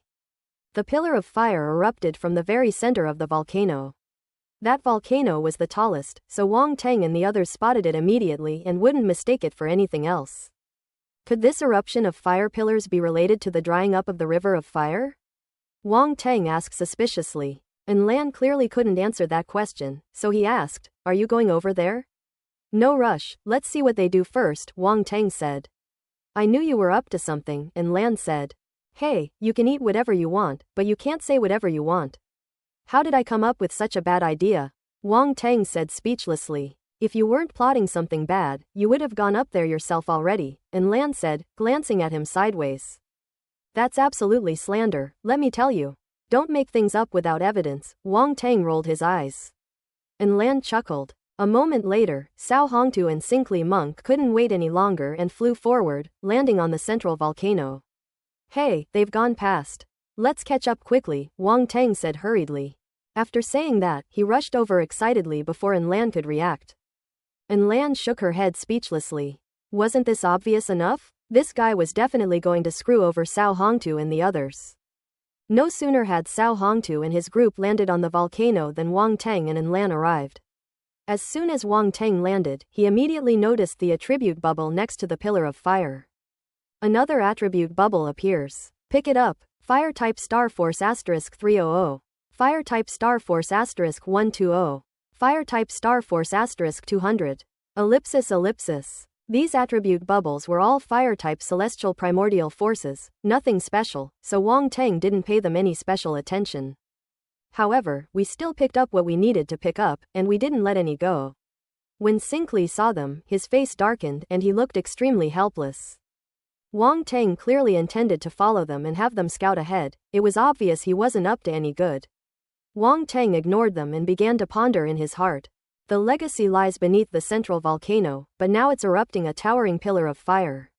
Who knows its power? Is it safe to approach? Moreover, the eruption of the fire pillar was so inexplicable, who knows if there was any danger involved? This is what Wang Teng is most worried about. Sinclair gave them a gloomy look, seemingly helpless, and then ignored them, walking forward to check on the pillar of fire. A moment later, he actually jumped into the pillar of fire. However, Cao Hongtu remained outside and did not go inside. Seeing this, Wang Teng extended his mental power, and the azure jade glazed flame surged forth, enveloping his mental power as he slowly approached the pillar of fire to sense the situation inside. He found that there seemed to be no danger, and Sinclair was not lying in ambush nearby. He was already descending rapidly downwards. I'll go in and take a look too, Wang Teng said. Should I come along? And Lan asked, frowning. Sinclair just went in. Wang Teng is no match for him. If he goes in alone and encounters him, he might be in danger. Wang Teng hesitated for a moment, then shook his head and said, no need, I can go in by myself this time. This Fire River realm probably won't last much longer. I'll go in and take a look, and come back quickly. If there's no hope, I'll return immediately. He paused for a moment, then said. As for Sinclair, even if I run into him, I have ways to protect myself. It won't be so easy for him to catch me. And Lan nodded and said nothing more. Throughout the journey, Wang Teng had been very decisive, and his strength and experience were unmatched by ordinary people. He was also incredibly cunning, so Lan wasn't too worried. Wang Teng walked straight to the pillar of fire, glanced at Cao Hongtu beside him, and grinned, Senior brother Cao, pray that I'll be safe and sound. Otherwise your daughter and I will be a pair of star-crossed lovers. You. Cao Hongtu's face turned ugly. Ha ha ha. Wang Teng laughed heartily, then leapt into the pillar of fire, leaving Cao Hongtu with an extremely hateful backview. Wang Teng descended from within the towering pillar of fire. His mental powers were probing ahead, and he could clearly sense Sinclair's location. After all, there was no one else here besides them. This volcano is unusually deep, seemingly exceeding its apparent height from the outside. The descent was a novel experience, with flames shooting upwards all around, as dazzling as streaks of fire across the starry sky. Before long, Wang Teng finally sensed the bottom of the volcano. When he landed on solid ground, Sinclair was already observing the surroundings from a short distance away. Wang Teng also looked around. The scene below was very strange, there were no flames or molten lava. The ground was cracked brown earth, yet it radiated a scorching heat. It was a bit hot to the touch. However, this was no challenge for Wang Teng. After all, he was protected by the strange fire of heaven and earth, and he also had the coolness emanating from the netherworld ice, making him feel extremely comfortable even in such an environment. Besides this unique environment, the most eye-catching thing is a huge castle not far ahead. The castle is tall and majestic, built entirely of an unknown grayish-white rock, giving it an ancient appearance. It also has many crimson patterns on it, like burning flames, which is quite strange. It's truly incredible that such a large castle stands in the middle of a volcano. Clearly, this is another spatial gap, similar to the River of Fire. Because it is absolutely impossible for such a large space to exist inside a volcano. Wang Teng looked up and saw a lake of lava above him, with flames flowing around it, yet it also resembled a mirror, reflecting another side of the scene. They just came down from there. On the other side of this mirror was the erupting pillar of fire. You actually dared to come down here alone. After surveying the castle, Sinclair turned to Wang Teng and said calmly. What is there to be afraid of? Wang Teng also withdrew his gaze, calmly meeting his eyes, his tone completely flat, as if the person standing in front of him was not a domain lord level expert, but just an ordinary person.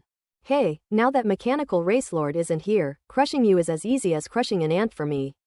Synchramon's voice was icy cold, his expression contemptuous and indifferent. And no sooner had he finished speaking than he made his move without warning, flashing forward to grab at Wang Teng. He had long been fed up with Wang Teng's antics in front of him, causing him trouble time and time again and making him, a powerful domain lord, lose face. So when the opportunity presented itself, he acted without hesitation. Even if Wang Teng is unable to subdue the two strange flames of heaven and earth, killing him would allow him to temporarily seal them and then bring them back to the imperial city for the family patriarch to take action. Wang Teng stood still, calmly watching Sinkley Montgomery reach out to grab him. Although Sinkley's attack was sudden, he was prepared and therefore remained calm. Sinkley was unaware of this, and as he was about to capture Wang Teng, a sinister smile crept across his face.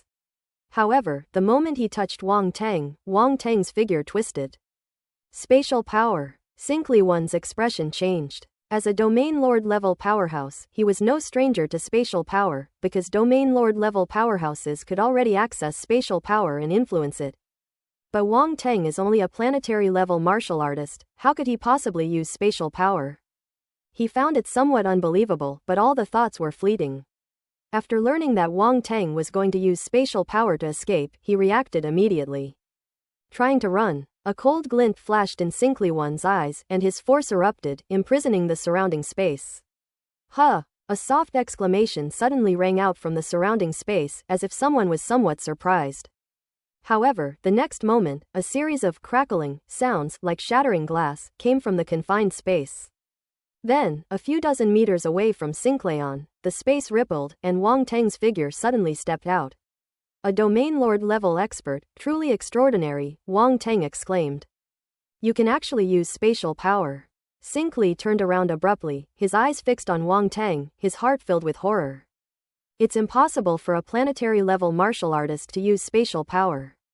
But there is another possibility, that they possess spatial talent. Wang Teng remained non-committal. Of course, he wouldn't admit it willingly. At this moment, he said calmly, "You can't touch me." Upon hearing this, Sinclayon felt a surge of anger arising in his head. As a domain lord level powerhouse, he was powerless against a planetary level martial artist and suffered repeated setbacks. This feeling made him so frustrated that he wanted to vomit blood. Spatial talent, what a spatial talent! Syncramon gritted his teeth, his eyes filled with a chilling coldness. Everyone underestimated you. No one expected that a martial artist from a backward planet would have such talent. Talent is something I have plenty of, and I don't want more. It's just that you guys treat it like a treasure, as if it's something extraordinary, Wang Teng said disdainfully. Sinkley's face turned pale and then red. He was looked down upon? But thinking about what Wang Teng said, it seems he wasn't wrong. These people of noble birth value talent highly, and everything is decided by talent. Family bloodline is above all else because bloodline carries talent. In their world, there exists a natural hierarchy of talent. They always look down on martial artists like Wang Teng who came from backward planets, considering him a lowly human with inferior bloodline and low talent, and despised him in every way. Now, they've been proven wrong. Wang Teng possesses an unparalleled spatial talent. Such talent completely surpasses the flame physique talent of their Perix family. What right do they have to look down on Wang Teng? Wang Teng, don't be so smug. So what if you have exceptional talent? A genius who hasn't grown up isn't a genius. My lax family could kill you with a snap of my fingers. The worst thing you could do was reveal your talent, Sinkley said with a ferocious expression. Stop talking about the Perix family. You can't kill me, and neither can your entire family. Wang Tenglin was never one to lose a verbal battle, but in reality, he already harbored a murderous intent towards Sinclairman. It would be best to kill him within this Fire River realm, so that naturally no one would know he possesses spatial talent. He wouldn't have easily revealed his spatial power if it weren't to avoid attacks from domain lords. Unfortunately, some things are ultimately unavoidable.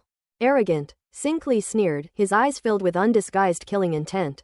Wang Teng ignored him and, while pondering how to kill the guy, turned and walked towards the castle ahead. Time is running out, let's see if we can get into the castle and obtain the inheritance inside. That way, his baronial title will be a sure thing, and no one can deny it. Sinclairman was filled with impotent rage, and after learning that Wang Teng possessed spatial talent, he stopped making a move. Because it's all in vain. Even if he could unleash his domain lord level strength, he might not be able to defeat Wang Teng, who possesses spatial talent. Spatial talents are too mysterious and unpredictable. Although domain lord level powerhouses have touched the power of space, unlike those who possess spatial talents, they cannot use spatial power as freely. To give an analogy, for example, in the same amount of time, if Wang Teng can travel 10 meters, then a typical domain lord level expert can only travel 5 or 6 meters.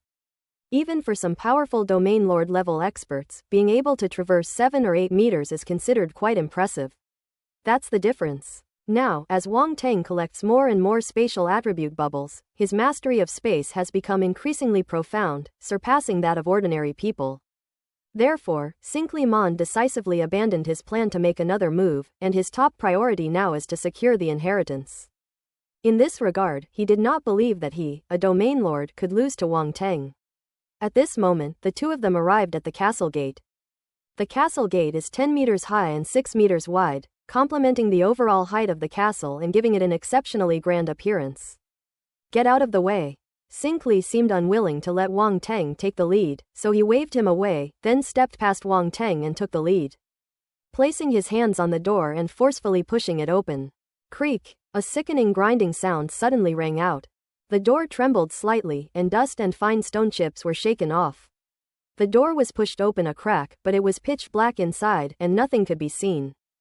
Cinq Li One's face lit up with joy, and just as he was about to push the door open in one go, the crimson patterns on the castle's surface suddenly lit up. The crimson patterns on the gate were the most numerous and also lit up. Cinq Li's expression changed drastically. He quickly withdrew his hands as if he had been electrocuted and retreated rapidly. Boom! The door, which had been pushed open a crack, slammed shut, and the crimson patterns faded again, returning to their original state. Cinq Lian appeared 30 meters away from the gate, his face filled with fear and his eyes filled with horror. His hands were even trembling. Wang Teng looked back, somewhat bewildered. He stood 5 meters from the gate, while Cinq Li Monk retreated 30 meters away, as if there was something terrifying inside the gate. That's it? Wang Teng couldn't help but ask. Quote ellipsis ellipsis quote. Cinq Li's face stiffened, and his entire face quickly turned red. I was looked down upon. I got looked down upon again. Looking at the distance between Wang Teng and the gate, and then at himself, Cinq Li wished he could disappear into a hole in the ground. He's actually less courageous than a planetary-level martial artist? That's impossible. Thinking back to the chilling aura he felt when he pushed open the door, Cinq Li still felt a lingering fear. This isn't a matter of whether someone is brave or not. There really was a life-or-death crisis just now. And, he raised his palm and looked at it, his pupils suddenly contracting. All the flesh and skin on it had disappeared, revealing the stark white bones underneath, which were even charred black, as if they had been burned by an irresistible high temperature. If he hadn't reacted quickly enough, he probably wouldn't have been able to save his hands. In his current state, taking some high-grade healing pills should at least allow him to recover. At this moment, not a single drop of blood flowed from his hand, but the surrounding flesh was a bloody mess. A faint smell of burning wafted through the air. Wang Teng naturally noticed Cinq Li's palm as well, and his gaze sharpened slightly. Is that the red pattern? It has such terrifying power. He was shocked and dared not underestimate the door in front of him. Wang Teng, aren't you very capable? Why don't you go up and try it yourself? Cinq Li took a deep breath, put his hands behind his back, and said nonchalantly. Do you think I'm stupid? Your hands are all smeared, do you think I can't see it? Wang Teng sneered. Quote ellipsis quote. Cinq Li's eyes twitched, he was quite angry again. Every word Wang Teng said seemed to be directed at him, causing his blood pressure to rise uncontrollably and making him want to explode in anger. But I'm not as cowardly as you, running that far just because I got burned, Wang Teng scoffed, stepping forward to the gate. Cinq Li wanted to retort, but upon seeing this scene, his eyes flashed, and he shut his mouth, a cold smile appearing on his lips. Wang Teng stood in front of the gate, not reaching out, but simply observing the crimson patterns. These crimson patterns seem to resemble some kind of special fire runes. When the door is pushed open, they are activated, emitting unparalleled high temperatures that even a domain lord level expert's body cannot withstand and would be severely injured. Cinq Li is the best example. No wonder those who entered the Fire River realm back then couldn't obtain this final inheritance. Who could possibly get past a challenge like this? Wang Teng pondered for a moment, his eyes darting around rapidly. Wang Teng, why don't you try it? What's the use of just watching? Sinclair said sarcastically, trying to provoke Wang Teng into making a move. Whether I make a move or not is none of your business, Wang Teng said indifferently, completely disregarding this domain lord level expert. Since both sides have already broken off relations, they don't care about these superficial formalities anymore. A cowardly rat, only daring to hide behind others, not even daring to try, yet you want to seize the inheritance? What a fool's dream, Sinclair said with a gloomy face and a cold laugh. Wang Teng was about to say something when he suddenly paused, a hint of interest flashing in his eyes. He rolled his eyes and said, "Who said I wouldn't dare? It's just pushing a door. You're the one who's scared out of your wits, but I'm not. But why should I listen to you? You tell me to push, so I have to? Whether you push it or not is up to you. If you're not going to push it, then get lost," Sinclair said disdainfully. "This place isn't yours, so I'm not leaving. What can you do about it?" He. Wang Teng made a face. "I'm so angry I almost exploded." Sinclair was so angry he almost exploded. "Do you dare to make a bet with me? If I open the door, you'll call me Dad," Wang Teng seized the opportunity to say. Sinclair's face turned green. That bastard dared to make him call him Dad, he's asking for trouble. He felt deeply humiliated, and anger nearly overwhelmed him. "You don't dare to gamble?" Wang Teng said. "Forget it, it's normal for a coward like you not to dare." "Fine, I'll bet you." Sinclair suddenly grinned, revealing a sinister smile. "But you'd better push the door as far as I just pushed it." "Do you dare?" "Okay." Wang Teng nodded without hesitation. Sinclair was stunned for a moment, not expecting Wang Teng to agree so readily. His eyes were filled with doubt and uncertainty, wondering where Wang Teng got his confidence from. "Move aside, don't block me from opening the door." Wang Teng waved his hand as if shooing away flies. Sinclair's forehead veins bulged, he was furious. This was the same action he had taken against Wang Teng, but now the tables had turned. It was truly a case of the tables turning. Sinclair was furious, but he still stepped aside and gave the space to Wang Teng. "Stand back a bit, don't try to ambush me," Wang Teng said. I'm not angry. Sinclair took a few deep breaths, constantly telling himself not to get angry, because if he got angry, he would be the one who suffered. Then, with a cold smile on his lips, he stepped back. He wanted to see how Wang Teng's hands would be crippled by that door.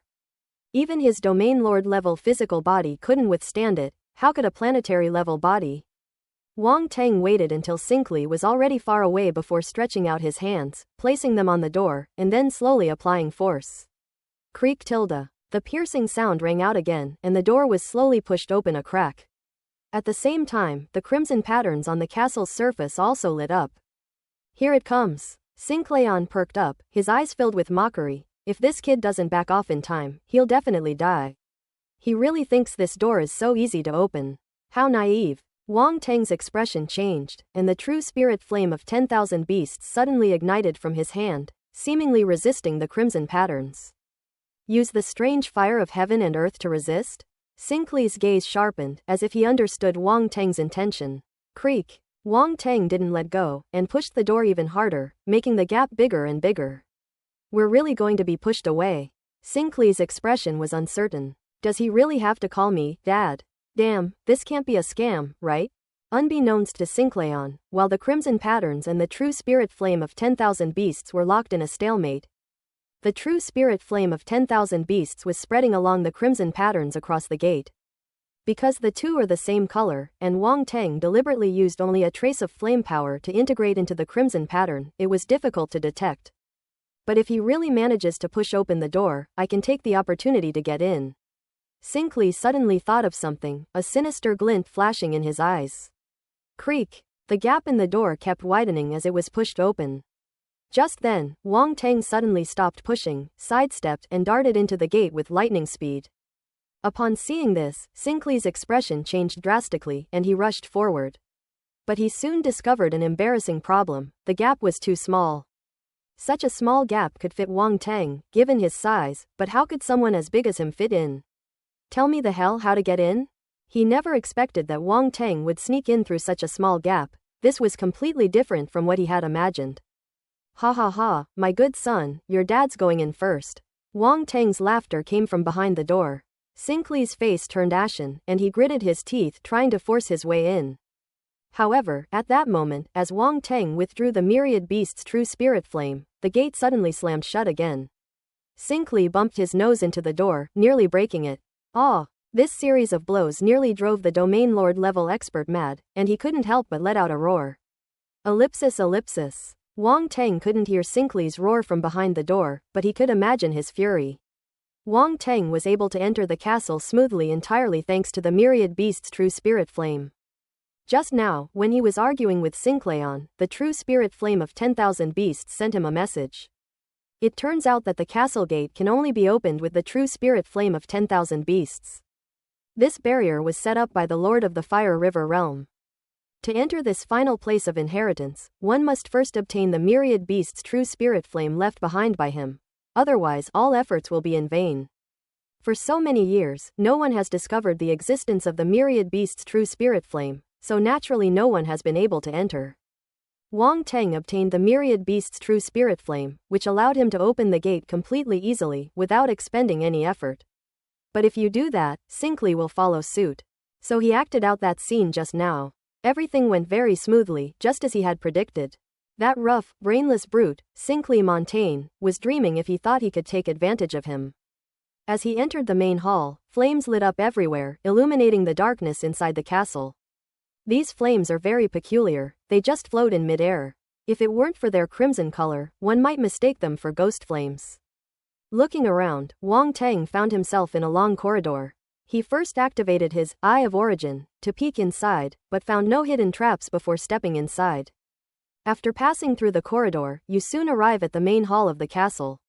The hall was very spacious, circular in shape, luxurious yet ancient and dignified, and brightly lit by flames.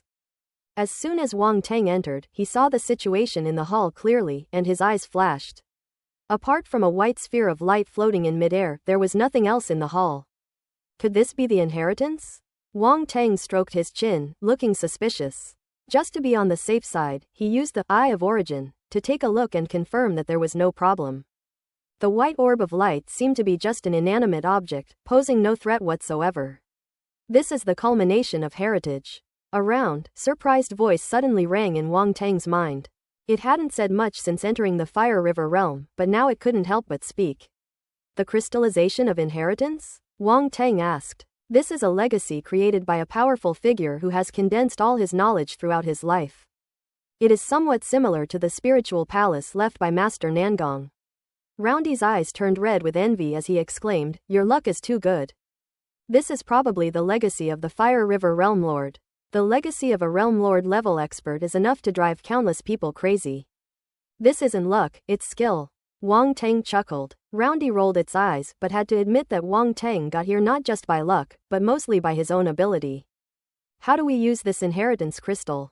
Wang Teng asked. Just use your mental power to pull it into your mind's eye, said Roundy. Wang Teng nodded, and his mental power swept out, enveloping the white ball of light and pulling it into his sea of consciousness between his eyebrows.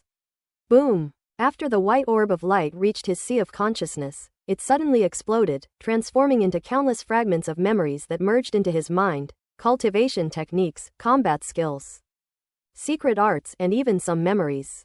Too numerous to count. Damn it, Roundy, you trick me again. Wang Teng's expression changed, and he immediately sat down cross-legged to digest this enormous amount of information. I had no idea you were in such a hurry. The round thing emerged from the life source stone, glanced at Wang Teng guiltily, and muttered something. Suddenly, out of the corner of its eye, it caught sight of a spatial ring floating where the white sphere of light had been, and let out a soft exclamation, muttering to itself, "No way. This luck. The legacy left by the Fire River Realm Lord is too vast. Let alone a stellar-level martial artist like him, even a domain lord would need a very long time to digest and absorb it." Wang Teng should have gradually extracted and absorbed the inherited essence bit by bit. But Yuan Gungun was really a pain, and he didn't speak clearly, which caused him to directly introduce the inheritance crystal into his sea of consciousness. This caused the inheritance crystal to suddenly explode after entering his sea of consciousness, turning into countless memory fragments that merged into his mind. Wang Teng now has to hurry up and absorb the information, otherwise if too much time is wasted, the memory fragments that haven't been absorbed will dissipate on their own. After all, those were just unclaimed fragments of memory, and they couldn't possibly last long. Fortunately, Wang Tang had a strong mind and was able to withstand this massive flood of memories and absorb them quickly. Even so, it still takes a lot of time. Time passed slowly in this way. Beyond the Fire River boundary, the Grand Secretary and his entourage enjoyed themselves very comfortably under the Qi family's hospitality. As representatives of the major powers in the empire, they held extraordinary positions and were treated with great courtesy wherever they went. Now that the Qi family is in decline, they naturally dare not neglect these noble families from the imperial star. 13 days passed in the blink of an eye. As the deadline drew closer, the Qi family intensified their surveillance of the Fire River realm.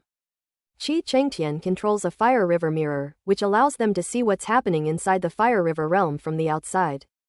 Of course, they can only see the most superficial aspects of the Fire River realm. Otherwise, wouldn't the Fire River realm have no secrets and be at the mercy of the Qi family? That's enough, though. They're just monitoring the extent of the Fire River realm's collapse. Under the firewood tree, the Grand Secretary and others gathered once again. Qi Chengtian tossed a mirror into the air, which transformed into a circular light screen, revealing the situation within the Fire River realm.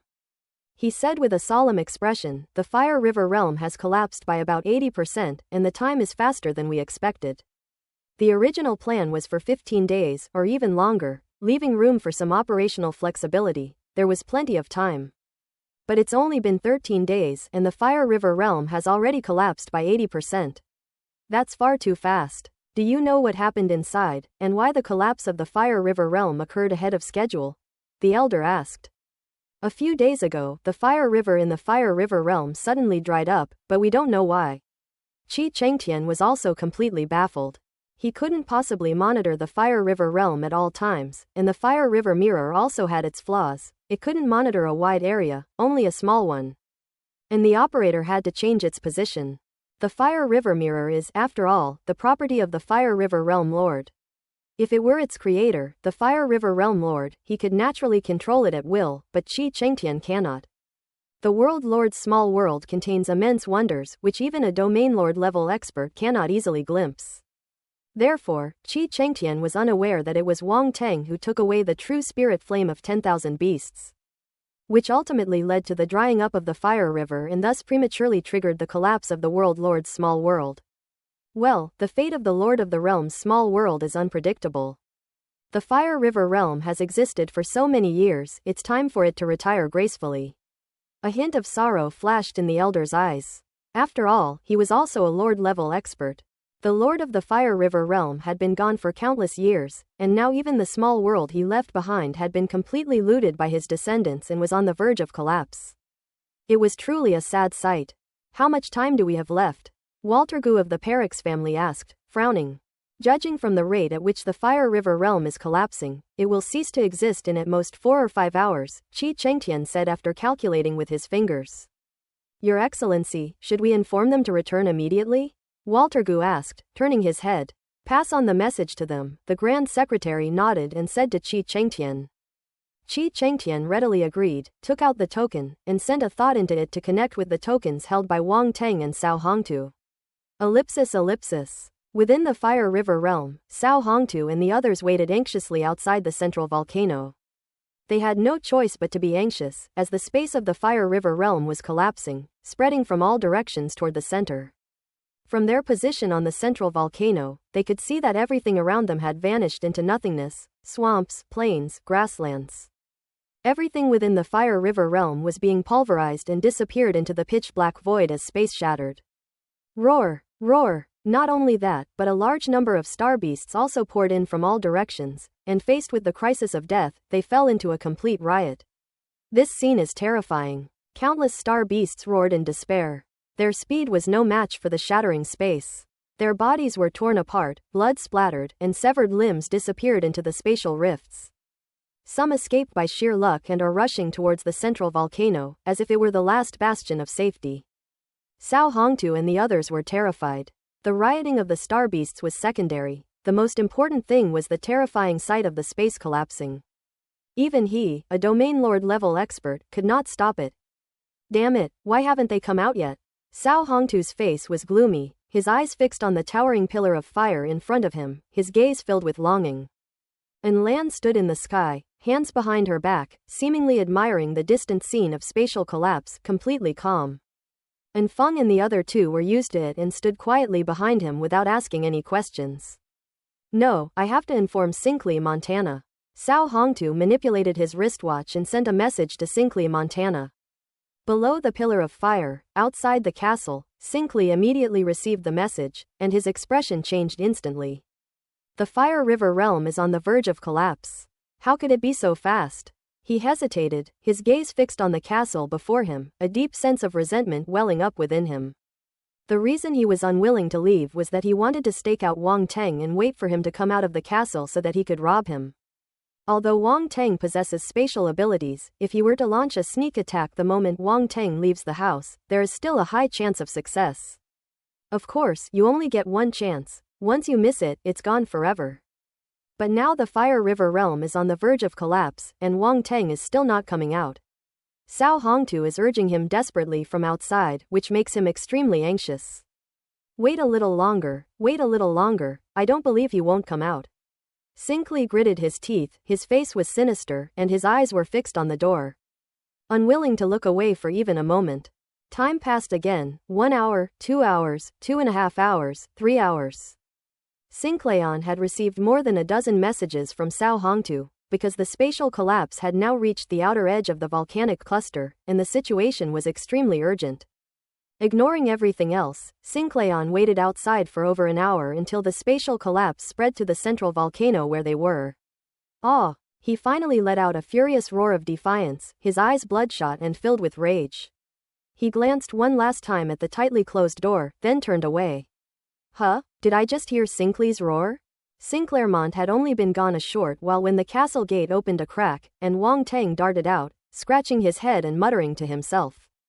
He was very cautious and used spatial techniques when he came out, precisely because he was worried about being ambushed by Sinclayon. However, he soon realized he had worried too much. Sinkley Monk had already left. Wang Teng, hurry, the spatial collapse has spread here, the round-faced boy said. Wang Teng's watch received An Lan's message and learned of it immediately. What's there to be afraid of? It's just a spatial collapse, we won't die, Wang Teng said calmly. Roundy was stunned by Wang Teng's boasting. After a moment of silence, he said with a serious expression, don't joke around. The collapse of this world lord's small world is much more dangerous than ordinary spatial rifts. If you are not careful, it will be difficult to escape once you are caught in it.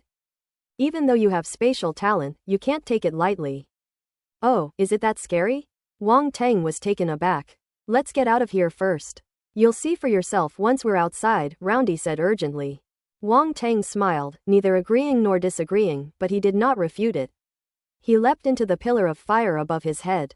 Ellipsis. Above the central volcano, Sinclairmont flew out from within the pillar of fire.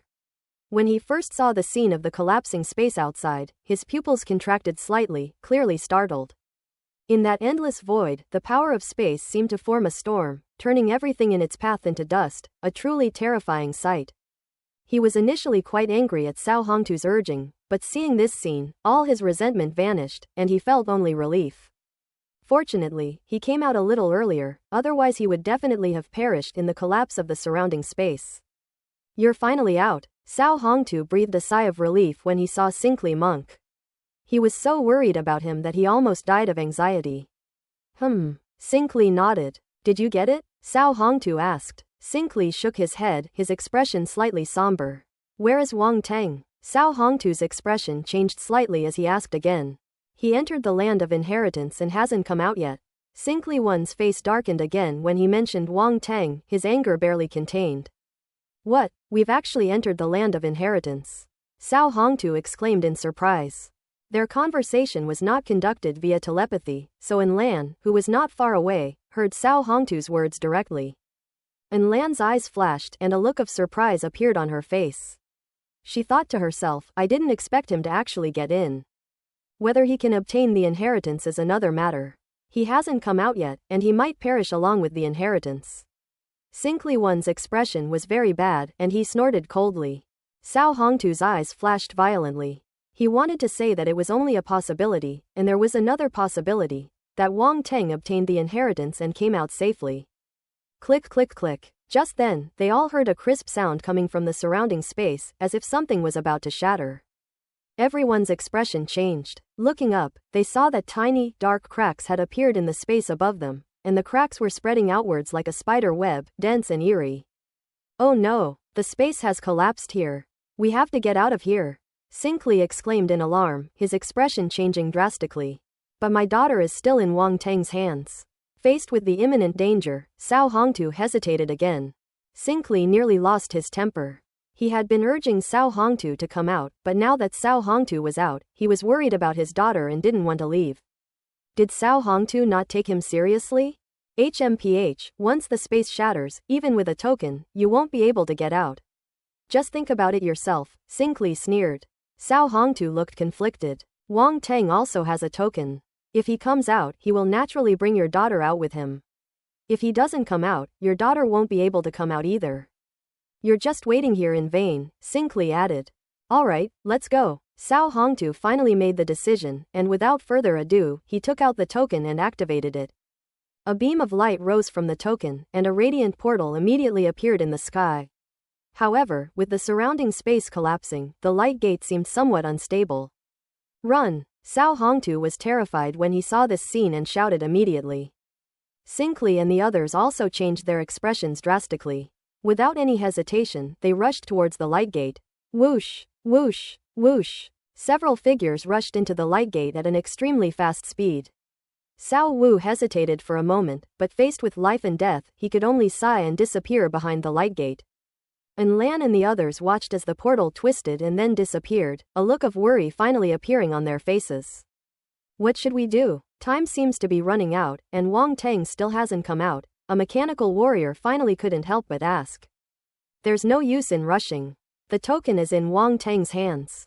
We can only wait for him to come out, and Lan said helplessly. Just then, a soft laugh came from the pillar of fire behind them. And Lan and the others turned their heads in astonishment and saw a figure leap out from the pillar of fire, carrying someone in his hand. The people who appeared were none other than Wang Teng and Cao Zhaozhao. Just now, Wang Teng deliberately took Cao Zhaozhao out of the spatial fragment and hid her inside the pillar of fire to watch a good show. At this moment, Cao Zhaozhao's face was numb, and her eyes were extremely dim, as if she had suffered a great blow and her mentality had collapsed. Although Cao Hongtu and others did not do anything wrong, as the person involved, she felt abandoned. You finally decided to come out. And Lan was overjoyed and rushed forward, shouting urgently, hurry up, it'll be too late if we don't leave now. Quote. 3 mechanical warriors. Has our boss finally given up? Sure enough, this is his true nature. Wang Teng had naturally noticed in Lan's boastful act earlier, and seeing her now looking so afraid of death, his gaze became somewhat strange. Don't rush, things aren't finished yet. Wang Teng said something, then looked around at the collapsed space. In his eyes, countless attribute bubbles floated in the boundless space around him. Too many. There were so many that it was terrifying, the line stretched as far as the eye could see. It's unbelievable that the collapse of a small world could give birth to such a huge number of attribute bubbles. No, what's more important than saving our lives? The space is about to collapse. If we don't leave, we'll all die. I can't withstand such terrifying spatial power. Don't count on me, and Lan said urgently. Don't worry, I have a way. Wang Teng said something and then ignored him, starting to collect attribute bubbles on his own. The mental energy transformed into countless fine threads, carrying a trace of spatial power, spreading outwards and sticking to those attribute bubbles, pulling them back. Space 20, Space * 50, Space Fragment 100, Space 30, Space * 80, Space Fragment * 60, Fire Type Star Force * 1200, Fire Type Star Force * 2000, Blank Attribute * 5000, Space Fragment * 150, ellipsis. Countless attribute bubbles surged towards Wang Teng and merged into his body. Wang Teng was overjoyed. Too many. There are so many that they are impossible to count. He never expected that the collapse of a small world would give rise to so many attribute bubbles. Moreover, it not only has spatial attributes, but also fire-type celestial force attributes and blank attributes. Clearly, although the star beasts within the Fire River realm were annihilated by the power of space, the attribute bubbles they left behind have not completely dissipated. And now they have all benefited Wang Teng. Countless fire elemental stellar primal forces circulated within Wang Teng's body, transforming into his cultivation level and gradually propelling his realm forward. He had already advanced to the 3rd level of the stellar level, and now he is advancing even more rapidly. 4th level of stellar class. 5th level of stellar class. 6th level of stellar class. Not only that, but spatial power, which is also formed from spatial attributes, also spread throughout his body. The power of space is a strange force that is somewhere between silver and chaotic. As it merged with Wang Teng's body, it formed a cocoon of light that completely enveloped him. This situation has never occurred before, but it has happened now. Wang Teng absorbed far too much spatial power this time, which is why this strange phenomenon occurred. And Lan and the others were nearby and immediately noticed Wang Teng's unusual behavior. This is the power of space. And Lan was shocked, her heart filled with turmoil. Besides that, I'm also a bit confused. What's going on? What happened? He wanted to persuade Wang Teng to run away as soon as possible, but this situation happened. Such abundant spatial power, what kind of fortune is this? And Lan was at a loss for words to describe her feelings, only amazement remained. Wang Teng's body was surrounded by such dense spatial power that he must possess a spatial talent. Spatial talent is extremely rare. Those who possess such talent are undoubtedly the cream of the crop. Moreover, Wang Teng clearly gained such a fortune simply by observing the collapse of space. His comprehension ability is truly unimaginably high. At this moment, Wang Teng's image in his mind was elevated to an unparalleled level, even astonishing him, a domain lord level powerhouse. No wonder he's so confident. With his spatial talent, even if space collapses, he might actually be able to get us out safely, and Lan said to herself, suddenly realizing. Boss, this Lord Wang Teng is truly extraordinary, the 3 mechanical warriors exclaimed in astonishment. Inhuman, and Lan exclaimed. He knew Wang Teng's true identity, a grandmaster of the 3 paths, which was already terrifying. Now, with his terrifying martial arts talent and the sudden display of his spatial talent, he was truly inhuman. The round creature inside the life source stone was so shocked that it couldn't speak for a long time. It originally thought that Wang Teng's spatial talent was already terrifying, but now it seems that it still underestimated him. The power of space condensed into a cocoon of light, how terrifying. Judging from this extent, the collapse of the surrounding space probably wouldn't really affect him. Wang Teng was unaware of what everyone was thinking. At this moment, he was completely absorbed in his own transformation. As more and more spatial power flowed into his body was slowly changed, becoming more and more in harmony with the space. At the same time, the spatial fragments within his body are also expanding, from the original tens of thousands of square meters to more than 20,000 square meters now, and they are still expanding. Cao Zhaozhao was thrown into the spatial fragments again. At this moment, she stared wide-eyed, even forgetting her own predicament, and just watched in horror as the ground began to shake. And then spread and expanded into the distance in an incomprehensible way. What exactly happened? Cao Zhaozhao swallowed hard, her expression blank. Wang Teng had become incredibly mysterious in her mind. Cao Zhaozhao felt that she could see Wang Teng less and less. He seemed to be shrouded in a fog, making him unpredictable. The Cao family has chosen the wrong opponent to be their enemy. A bitter smile crept onto Cao Zhaozhao's lips. Time passed again, and the collapse had completely spread, engulfing the central volcano. And Lan watched helplessly as the mountain beneath his feet shattered in space, causing his mind to tremble and a sense of great terror to surge into his heart. However, at this moment, wisps of spatial fluctuations spread out from within the cocoon of light surrounding Wang Teng, seemingly forming an invisible field. The raging spatial forces around them gradually subsided, completely isolating them from the outside world. As Lan and the others remained within this area, the overwhelming sense of terror gradually dissipated. Phew! The group breathed a sigh of relief, looked at each other, and were still shaken. At this point, they finally believed that Wang Teng could indeed save them. So the group simply sat cross-legged around Wang Teng, protecting the cocoon of light in the middle. And Lan no longer simply regarded Wang Teng as an employer, but genuinely wanted to befriend him. Befriend him as a domain lord. Wang Teng is qualified. Ellipsis. After an unknown amount of time, the cocoon of light finally began to fade, and Wang Teng's figure gradually became visible.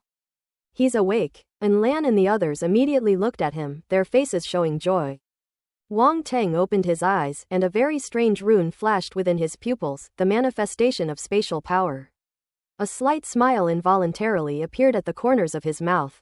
A great find. A truly great find. If asked what the biggest gain was this time, Wang Teng felt it wasn't the myriad beasts' true spirit flame, nor the inheritance of the Fire River Realm Lord, but rather the improvement in his spatial talent and the expansion of his spatial fragments.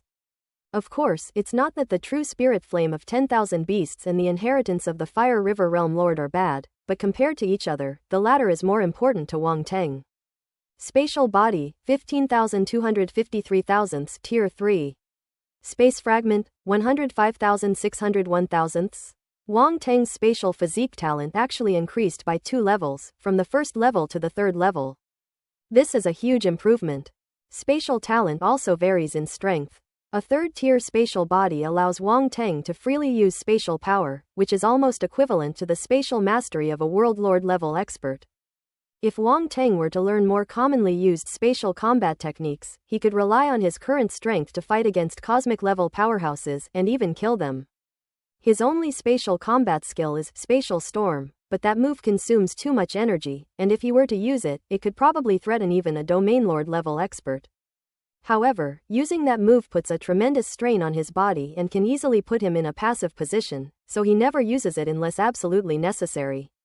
It can be said that the improvement in his spatial talent finally gave Wang Teng a foothold in this universe. Even now that he's outside, it won't be so easy for Cao Hongtu and his group to deal with him. Wang Teng is fully confident that he can stand up to them head-on. As for the area of the space fragments, it has increased to more than 105,000 square meters, which is much larger than before. Although it's nothing compared to a small world like the Fire River Realm, this area is already enormous for Wang Teng, enough to hold many things, even a huge spaceship. In addition, Wang Teng's Fire-type Starforce realm has been raised to the 7th level of the stellar level. Fire-type Starforce, 3,507 thousandths, stellar level 7. Before entering the Fire River realm, Wang Teng was at the 9th level of the planetary level, but now he is at the 7th level of the stellar level. Such an improvement is simply unimaginable. If I were to tell anyone, I doubt anyone would believe me. Cao Hongtu and the others still believe he is a planetary-level martial artist and have no idea what benefits Wang Teng has received. It can only be said that Wang Teng's improvement has exceeded their expectations. With the strength of the 7th level of the stellar level, combined with his spatial talent, he could easily kill a martial artist at the top 5 levels of the universe level. With a little more effort, it's quite possible to kill a late-stage cosmic-level martial artist. Now look at the blank attribute. Blank attribute, 886,500. Wang Teng's eyes lit up. So many blank attributes, a total of over 880,000. Just in time to learn spatial combat techniques, so many blank attributes could come in handy. Wang Teng calmed himself down and turned to look at Lan and the others. Let's go, we should go out. They're probably getting impatient. Ha ha ha, Cao Hongtu and the others probably think you're dead, and Lan laughed gleefully. Wah, I finally finished adding extra chapters to pay back my debts. It was so hard. Oh. Under the firewood tree, a flash of light appeared and several figures stepped out of the tree hollow. They're out. Qi Chengxian's face lit up with joy, and he quickly said. He knew that the person undergoing the trial was no ordinary individual, and it would be unfortunate if he were to perish in the Fire River realm. Now that he had returned safely, he was naturally pleased to see it happen. The elders and others also looked over and found that the people who had returned were Cao Hongtu and his group, while Wang Teng and the others had not yet returned. Are you the only ones? The Grand Secretary asked. Junior brother Wang Teng and the others are still in the Fire River realm. Cao Hongtu shook his head, revealing a hint of sadness at just the right moment. When he was in front of outsiders, he repeated his old ways, acting like a great senior brother of the great Qian dynasty. Quote. Seeing him like this, Sinclayon couldn't help but feel disgusted. That's so pretentious. Hypocritical. Even he couldn't stand it. Cao Wu pretended not to see it, and was even still immersed in the guilt of abandoning Cao Zhaozhao. Although his siblings didn't have a very harmonious relationship and each had their own interests and positions, they were still bound by blood, and he couldn't be so heartless. Let's wait and see, the Grand Secretary said. At this moment, the fiery river above their heads blurred for a moment, followed by a loud bang. The fire river mirror shattered and the resulting light curtain also disappeared. The expressions on everyone's faces changed slightly. The fire river realm has collapsed and the fire river mirror has lost its function. We can no longer see what's inside, and I'm afraid the situation is dire. Chi Chungshan's eyes narrowed, and he said with a solemn expression. The Grand Elder was a powerful realm lord, who had experienced many vicissitudes and possessed an extraordinary temperament. He only paused for a moment before regaining his senses and nodding to indicate that he understood. The crowd began to whisper amongst themselves, but the Grand Secretary remained silent, so they could only continue to wait. After all, no one can be sure of the outcome until the very end. How is it? Walter asked Sinclairman telepathically. That kid has entered the final inheritance area. He hadn't come out when I left, Sinclairman said truthfully. So he still has a chance to get out. Walter Gu frowned. The inheritance of a world lord level expert is not so easy to obtain. That kid is just a planetary level martial artist. He is overestimating himself and probably won't have a chance to come out. Sinclair sneered. As the two were talking, the light in the hollow of the firewood tree distorted and then slowly dissipated. The portal to and from the fire river has disappeared. The crowd gasped in astonishment at the sight. It seems there's really no hope now. Cao Hongtu, Sinclairmont, and the others were overjoyed. They exchanged glances and a subtle smile appeared on their lips. It would be better if we couldn't get out. Has that little bastard finally died? The two men hated Wang Teng to the core and wished he would die immediately. Now, seeing this situation, they wanted to shout to vent their pent-up resentment. However, when Sinclairman thought of the two strange flames of heaven and earth on Wang Teng's body, he felt extremely pained. That's a rare and extraordinary fire from heaven and earth. Two flowers still. It's such a shame that it's gone just like that. Sinclair felt a sharp pain in his heart, as if he had lost trillions. It's all that little beast's fault. He'd rather die than hand over the heavenly flame. Now it's disappeared with the collapse of space, and even if a world lord level expert takes action, he can't get it back. Cao Hongtu breathed a sigh of relief. They hadn't done a very good job in this trial mission, and compared to Wang Teng, their chances of winning were probably slim. Now that Wang Teng has died in the Fire River realm, he has naturally won this trial. Ha ha ha. If the occasion hadn't been inappropriate, Cao Hongtu would have wanted to burst into laughter 3 times. The ultimate winner will always be him. No one can take him away. Wang Teng was merely a planetary-level martial artist. He dared to challenge him, truly courting death. The other members of the council sighed in dismay. The competition's ending in this manner was truly unexpected. That young man who dared to challenge a domain lord-level expert ultimately lost. Although most members of the council looked down on Wang Teng, a country bumpkin, many admired his courage. At least he's just a cowardly rat with all his courage. The elder stood up, his expression as calm as ever. No one could tell what the old man was feeling. Perhaps he, too, didn't care about Wang Teng, a planetary-level martial artist. Your Excellency, Cao Hongtu should have won this contest, right? Walter Gu stepped forward, bowed, and asked. A glint of shrewdness flashed in Cao Hongtu's eyes, within which something called ambition was growing and expanding. The title of Baron is finally going to fall into his hands. Now no one can threaten him anymore. He stared intently at the Grand Secretary, waiting for the final answer from the old man. He had waited far too many years for this result. For him, every minute and every second was torture. Even as a domain lord-level powerhouse, he couldn't help but feel anxious and wished he could pry open the elder's mouth and make him speak immediately. Unfortunately, he didn't have the guts. Now that the results are in, the calm voice that had just come out of the Grand Secretary's mouth suddenly stopped, and his gaze turned to the hollow of the firewood tree. Inside the tree hollow, light flickered and space distorted. The portal that had disappeared had reappeared. Cao Hongtu, Sinclairman, and the others' expressions changed drastically, their faces filled with disbelief.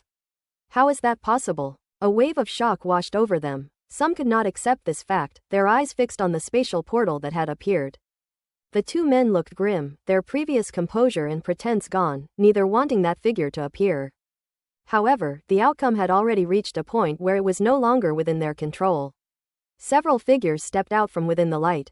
The leader, dressed in battle attire, stood tall and straight, a faint smile playing on his lips. He was none other than Wang Teng. Several mechanical warriors followed closely behind him, acting as his guards. Cao Hongtu and Sinclair looked extremely grim and were almost going crazy inside. They were overjoyed at Wang Tang's death in the Fire River realm, and now he appeared right in front of them, a slap in the face at lightning speed. Why isn't he dead? Cao Hongtu's eyes were bloodshot, and he was on the verge of a breakdown. He seemed to see a duck that was about to be caught suddenly flap its wings and fly away. His baronial title is gone. After a moment of stunned silence, the members of the noble council revealed a mixture of astonishment and schadenfreude on their faces. Their eyes darted between Cao Hongtu and Wang Tang with great interest, as if they found the scene particularly amusing. Hey, everyone's here. Wang Tang stepped out of the spatial portal, looked around, and greeted everyone. After pausing for a moment, he noticed Cao Hongtu and the others, and said with a smile, "Senior brother Cao, Lord Synchromon, you guys ran away really fast. I hadn't even come out of the inheritance land yet, and you were already gone. I thought something had happened to you." Cao Hongtu, Sinclayon. Cao Hongtu and Sinclairman were so angry that their livers ached. What does it mean to run really fast? It makes them seem like they're afraid of death. It's like shrimp and pork heart. The others didn't think much of it at first. After all, the Fire River realm had collapsed, and even they wouldn't dare to stay any longer. It was understandable that Cao Hongtu and the others came out early. Besides, they were almost the last ones to come out. But after Wang Tang said that, everyone felt something was off. Two domain lord level powerhouses were not as calm as a planetary level martial artist. The opponent only came out at the last moment, while they had already run away. It's not noticeable until you compare them. The difference becomes immediately apparent once you do. Seeing the gazes of the crowd, Cao Hongtu and Sinclair Monk's faces darkened even further. Wang Tang smiled faintly, ignoring them, and turned to the Grand Secretary, bowing. "Grand Secretary, I have completed 3 tasks. 3 missions. Everyone was taken aback. Wait, didn't he just say he entered the inheritance ground? That's right, that's exactly what they said. So completing the 3 tasks means he even obtained the final inheritance? Ellipsis. Everyone couldn't help but start discussing it. Clearly, what Wang Tang said had a huge impact on them. That final inheritance has been unsuccessful for years, and this time Wang Tang actually got it. Is it true? Many people noticed the expressions on Cao Hongtu and Sinclairmon's faces, and seemed to have found the answer in their hearts. Qi Chengtian was also greatly shocked, looking at Wang Tang with disbelief. Did this young man really receive the ancestors' last inheritance? They had tried countless times to obtain that inheritance, but none of them had succeeded. Even so many geniuses in the past had failed to obtain it. How could this young man possibly obtain it? Even the Grand Secretary was somewhat surprised and asked, "Oh? You really obtained the inheritance?" Wang Tang smiled slightly, and a flame pattern appeared between his eyebrows. This flame pattern was formed after he received the inheritance crystallization from the Lord of the Fire River realm. Generally, the inheritance left by predecessors has corresponding marks, which can be regarded as a symbol of identity. It is indeed the legacy mark of the Lord of the Fire River realm. The elder nodded. Qi Chengtian recognized the mark at first glance, and the last bit of hope in his heart completely disappeared. Wang Tang had really obtained the inheritance, and there was no use in admitting it. Sinclair One's face was ashen, as if his parents had died. Not only had he failed to obtain the heavenly flame, but he had also lost to Wang Tang in the inheritance. The overwhelming sense of frustration and depression was about to overwhelm and devour him. The inheritance mark between Wang Tang's eyebrows could not be faked, so no one questioned it. Wang Tang, who has inherited the legacy, is basically the ultimate winner, unless Cao Hongtu can win the first 2 tasks. Only then can they possibly be compared to Wang Tang. However, Cao Hongtu lacked confidence, his face so gloomy it looked like it was about to drip water. Wang Tang chuckled to himself, clearly not wanting to give up so easily. With a flick of his wrist, he took out the Fire River crystal and the Fire Crow toad from his spatial ring. Boom! A dull thud was heard. The ground was covered with the enormous body of the fire toad and a large number of fiery red crystals. These 2 structures, piled up like 2 small mountains on either side, left onlookers speechless. These are the Fire River crystals I dug up and the fire toads I hunted. The Fire River crystals weigh about 100,000 jin, and there are more than 2,000 fire toads, Wang Tang said calmly. Quote. Hiss. There was a moment of silence, followed by a gasp of surprise. Everyone was visibly shocked. More than 100,000 jin of Fire River crystal. More than 2,000 fire toads, and many of them are mid-level royal star beasts. How exactly did Wang Tang manage to do that? Even if they were to enter the Fire River realm, they wouldn't dare say they could achieve that level of skill. It's unbelievable that the resources in the Fire River realm are almost exhausted, especially the Fire River crystals, which have long been mined down to just scraps. It's truly incredible that they could still dig out 100,000 jin of them. Qi Chengtian was the one who knew the situation in the Fire River realm best. Seeing this scene, he even suspected that Wang Teng had collected a large number of Fire River crystals in advance and brought them into the Fire River realm, and was now using them to make up the numbers. However, it's impossible to think about it. Fire River crystals are a specialty of the Fire River realm. Even if they exist outside, there aren't many, and it's impossible to gather a quantity of 100,000 catties. Therefore, it is highly likely that Wang Teng dug this out from the Fire River realm himself. Is this guy some kind of burrowing rat? Qi Chengtian couldn't help but mutter to himself. If Wang Teng knew what Qi Chengtian was thinking, he would definitely spit in his face. What the hell is that mole? Is it wrong for Lao Su to mine more Fire River crystals? Fortunately, he didn't know that at this moment. He turned to look at Cao Hongtu and kindly reminded him, "Senior brother Cao, what about yours? Take it out and check it too." Cao Hongtu's face immediately turned green. That kid has a black heart. He won, but he also had to drag him out and stomp on him. Moreover, this kick was clearly meant to stomp on his face, to utterly humiliate him. No need, I admit defeat. Cao Hongtu could only swallow his pride and suffer in silence. Thinking back to the high spirits and confidence I had when I first entered the Fire River realm, compared to now, I feel nothing but bitterness and despair. We lost completely. They lost face. Cao Hongtu felt his vision blurring and all he wanted was to leave this place as soon as possible.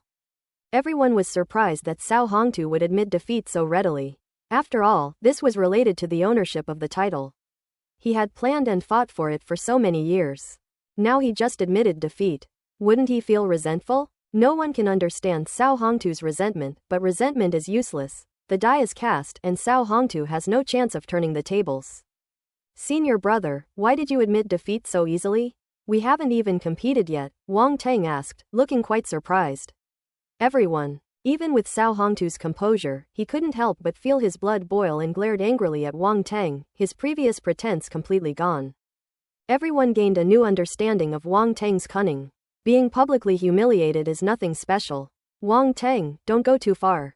Cao Hongtu shouted angrily. Ah, really? I just think it's a real shame to admit defeat before even having a chance to compete. What if you, senior brother Cao, had done better than me in the first two tasks?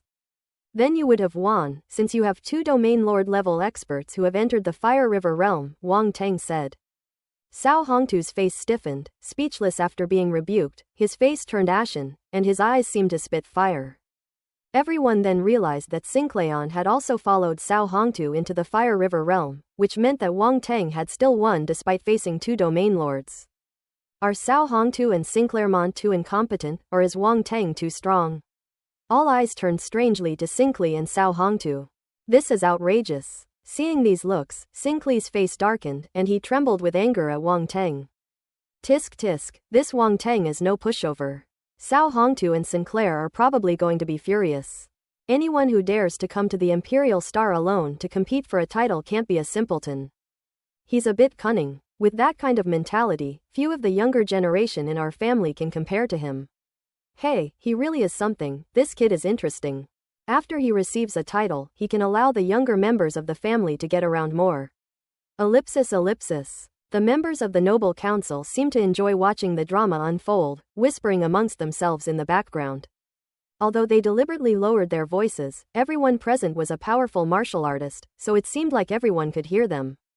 Therefore, Sinclair and Cao Hongtu's faces grew increasingly gloomy, yet they were helpless and extremely frustrated.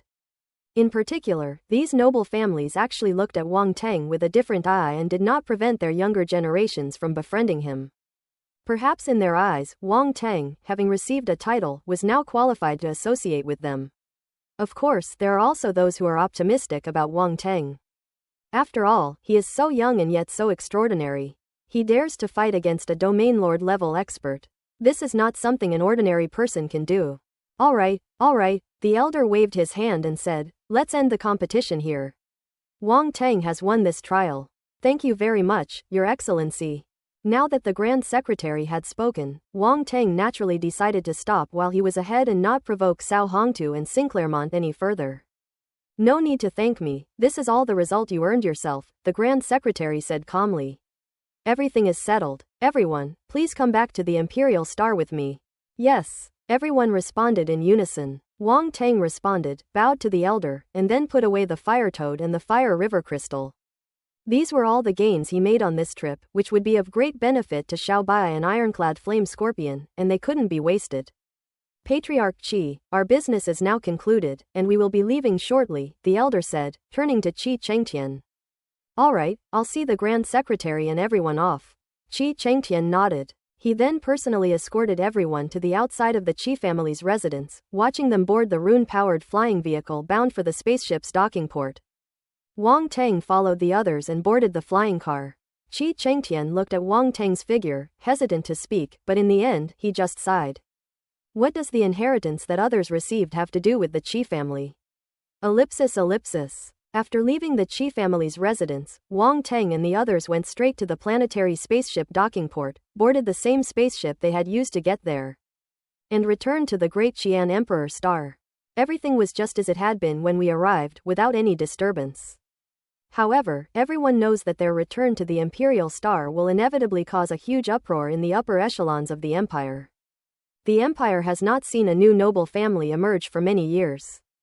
Although this noble title is still inherited from an old noble family, the person is a newcomer, neither a descendant of any family nor a well-known powerhouse in the Empire. The successor was just a native from a remote and backward planet. He's a planetary-level martial artist. In the past, these conditions would have made it impossible to obtain a title. However, Wang Teng actually did it. He won fair and square against Cao Hongtu, a domain lord, and claimed the title, leaving no room for doubt. Therefore, when this result is reported back to the Imperial Star, it will surely surprise everyone. It is easy to imagine that the day Wang Teng inherits the title will be an extremely rare and grand occasion. At this moment, on the spaceship, Sinclairmont, Walter G. Yu, and Cao Hongtu of the Perix family were all gathered in a spacious and luxurious room. Sinclair is recounting his experience in the Fire River realm. What, 2 different flames of heaven and earth? When Walter Gu heard this news, his eyes widened and his face was full of disbelief. If it weren't for Sinclair and Cao Hongtu's repeated assurances, he wouldn't have believed it was true. Because it's just too incredible. One rare and extraordinary flame is already extremely rare, but Wang Teng actually has 2. Moreover, one of them was obtained in the Fire River realm. Walter Gouda wished he could strangle Sinclairman. He was utterly useless, 2 domain lords couldn't even compete with a planetary-level warrior. What use are they? You 2 are utterly useless. Walter Gu shouted angrily, his eyes bloodshot. Cao Hongtu and Sinclair both look very unpleasant, but faced with Walter Gu's angry rebuke, neither dared to utter a word in rebuttal. Because Walter Gu holds an extraordinary position in the Perix family, he is the successor to the next family head and is expected to break through to the World Lord level. That kid actually has 2 rare flames of heaven and earth. We must inform the family patriarch and ask them to intervene. Walter Gu took a few deep breaths to calm himself down and said in a deep voice, however, we should wait a bit longer. After all, he has just inherited the title. If we take action against him immediately, it would be an insult to the Empire. Sinclair and Cao Hongtu knew this was the only way, so they nodded, and the atmosphere in the room became somewhat somber. There's one more thing, Sinclair suddenly said. Make things clear at once, Walter Gu said coldly. That little beast possesses spatial talent, Sinclair said. Spatial talent? This startled Walter Gu once again. How could he possibly possess spatial talent? Cao Hongtu was also extremely shocked, his eyes widening to the extreme. Nothing is impossible. I saw it with my own eyes. Otherwise, do you think he would have survived in my hands? Sinclair said. Even if Walter G. Yu and Cao Hongtu didn't believe it, they had to admit that Sinclair made sense. It's already quite extraordinary that a planetary-level martial artist could repeatedly defeat a domain lord-level expert. How could they do that if they didn't possess some trump card that ordinary people don't have? This kid must be eliminated. He poses a much greater threat than Nangang Yu did back then. Given time, he will definitely become a threat to us, Walter said in an icy voice. Ellipsis. Meanwhile, Wang Teng was taking stock of his gains in his room. He didn't know what Cao Hongtu and the others were doing, but he could guess without even thinking that after this incident, they would definitely try to target him in every possible way. Originally, he wanted to find an opportunity to kill Cao Hongtu and Shin Kellerman when he left the Fire River Realm. But then he had to inherit the Fire River Realm Lord's legacy and pick up the spatial attribute bubble, so he really didn't have time to deal with them. So we have no choice but to let them go for now. In reality, he and his opponent were already at odds and there was no way to reconcile. Whether or not he knew about his talent was irrelevant. Besides, if he killed Sinclayon, the Perix family would not let him off either. So it's the same before and after, the most important thing is to improve his own strength. Now that his spatial talent can threaten domain lord level powerhouses, he has the ability to protect himself and can establish himself in the Great Qian Empire without worrying about being targeted by the other party. Give him some more time to develop and the Perix family will not be afraid. If they dare to provoke him, they will be eradicated sooner or later. Spacecraft. Inside the room, Wang Teng toyed with a ring in his hand, its surface adorned with intricate flame patterns. After examining it closely, he asked, "Is this a spatial ring left behind by the Lord of the Fire River Realm?" It should be that it was wrapped inside the inheritance crystal, and only became visible after you absorbed the inheritance crystal. Roundy emerged from the life source stone, stroking his chin and nodding. "Let's see what's inside first." Wang Teng's eyes flashed as he probed the inside with his spiritual senses. Round and Chubby waited to the side, its eyes fixed on Wang Teng. A moment later, Wang Teng withdrew his consciousness from the spatial ring, a hint of surprise appearing in his eyes. "How is it?" Roundy asked hurriedly. "There are so many good things here," Wang Teng exclaimed. "Damn, of course I know there are a lot of good stuff. This is a spatial ring left behind by a world lord. Tell me quickly what's inside," Roundy asked eagerly. It originally followed Nangong Yu and was at most active among cosmic-level martial artists, so it had never seen a treasure of a realm lord level. "I never imagined that after following Wang Teng, a master from a backward planet, for such a short time, I would actually come into contact with something at the level of a world lord. It's simply unbelievable." So he was very curious. That's a relic of a world lord level. If it were left outside, it would almost certainly cause a bloodbath. Wang Teng took out a small box first. After opening it, a bright red bank card appeared, bearing the special mark of the Fire River Realm Lord. A bank card from the world's #1 bank? Roundy recognized it at a glance, his eyes widening as he exclaimed, "It's even a special bank card." "That's right. According to the last words of the Fire River Realm Lord, there seems to be a large fortune inside," Wang Teng nodded. "Quick, let's see how much money is inside." Roundy was practically going crazy. The wealth left behind by a world lord was terrifying, and all it wanted to know was how much money was inside. "Log into your account and see for yourself," Wang Teng said calmly, tossing it to the device. Roundy hurriedly caught it. Although the bank card was made of a special material that even a cosmic-level martial artist couldn't destroy, it still couldn't help but feel nervous. After all, it contained a lot of money, not an ordinary card. It then quickly logged into the First Universe Bank's virtual network and did some research.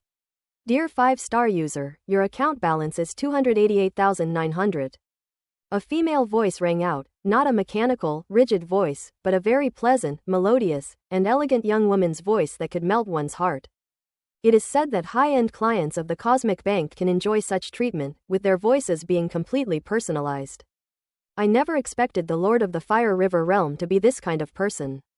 Could it be the legendary womanizer enthusiast? Ahem, I digress, let's get back to the main topic."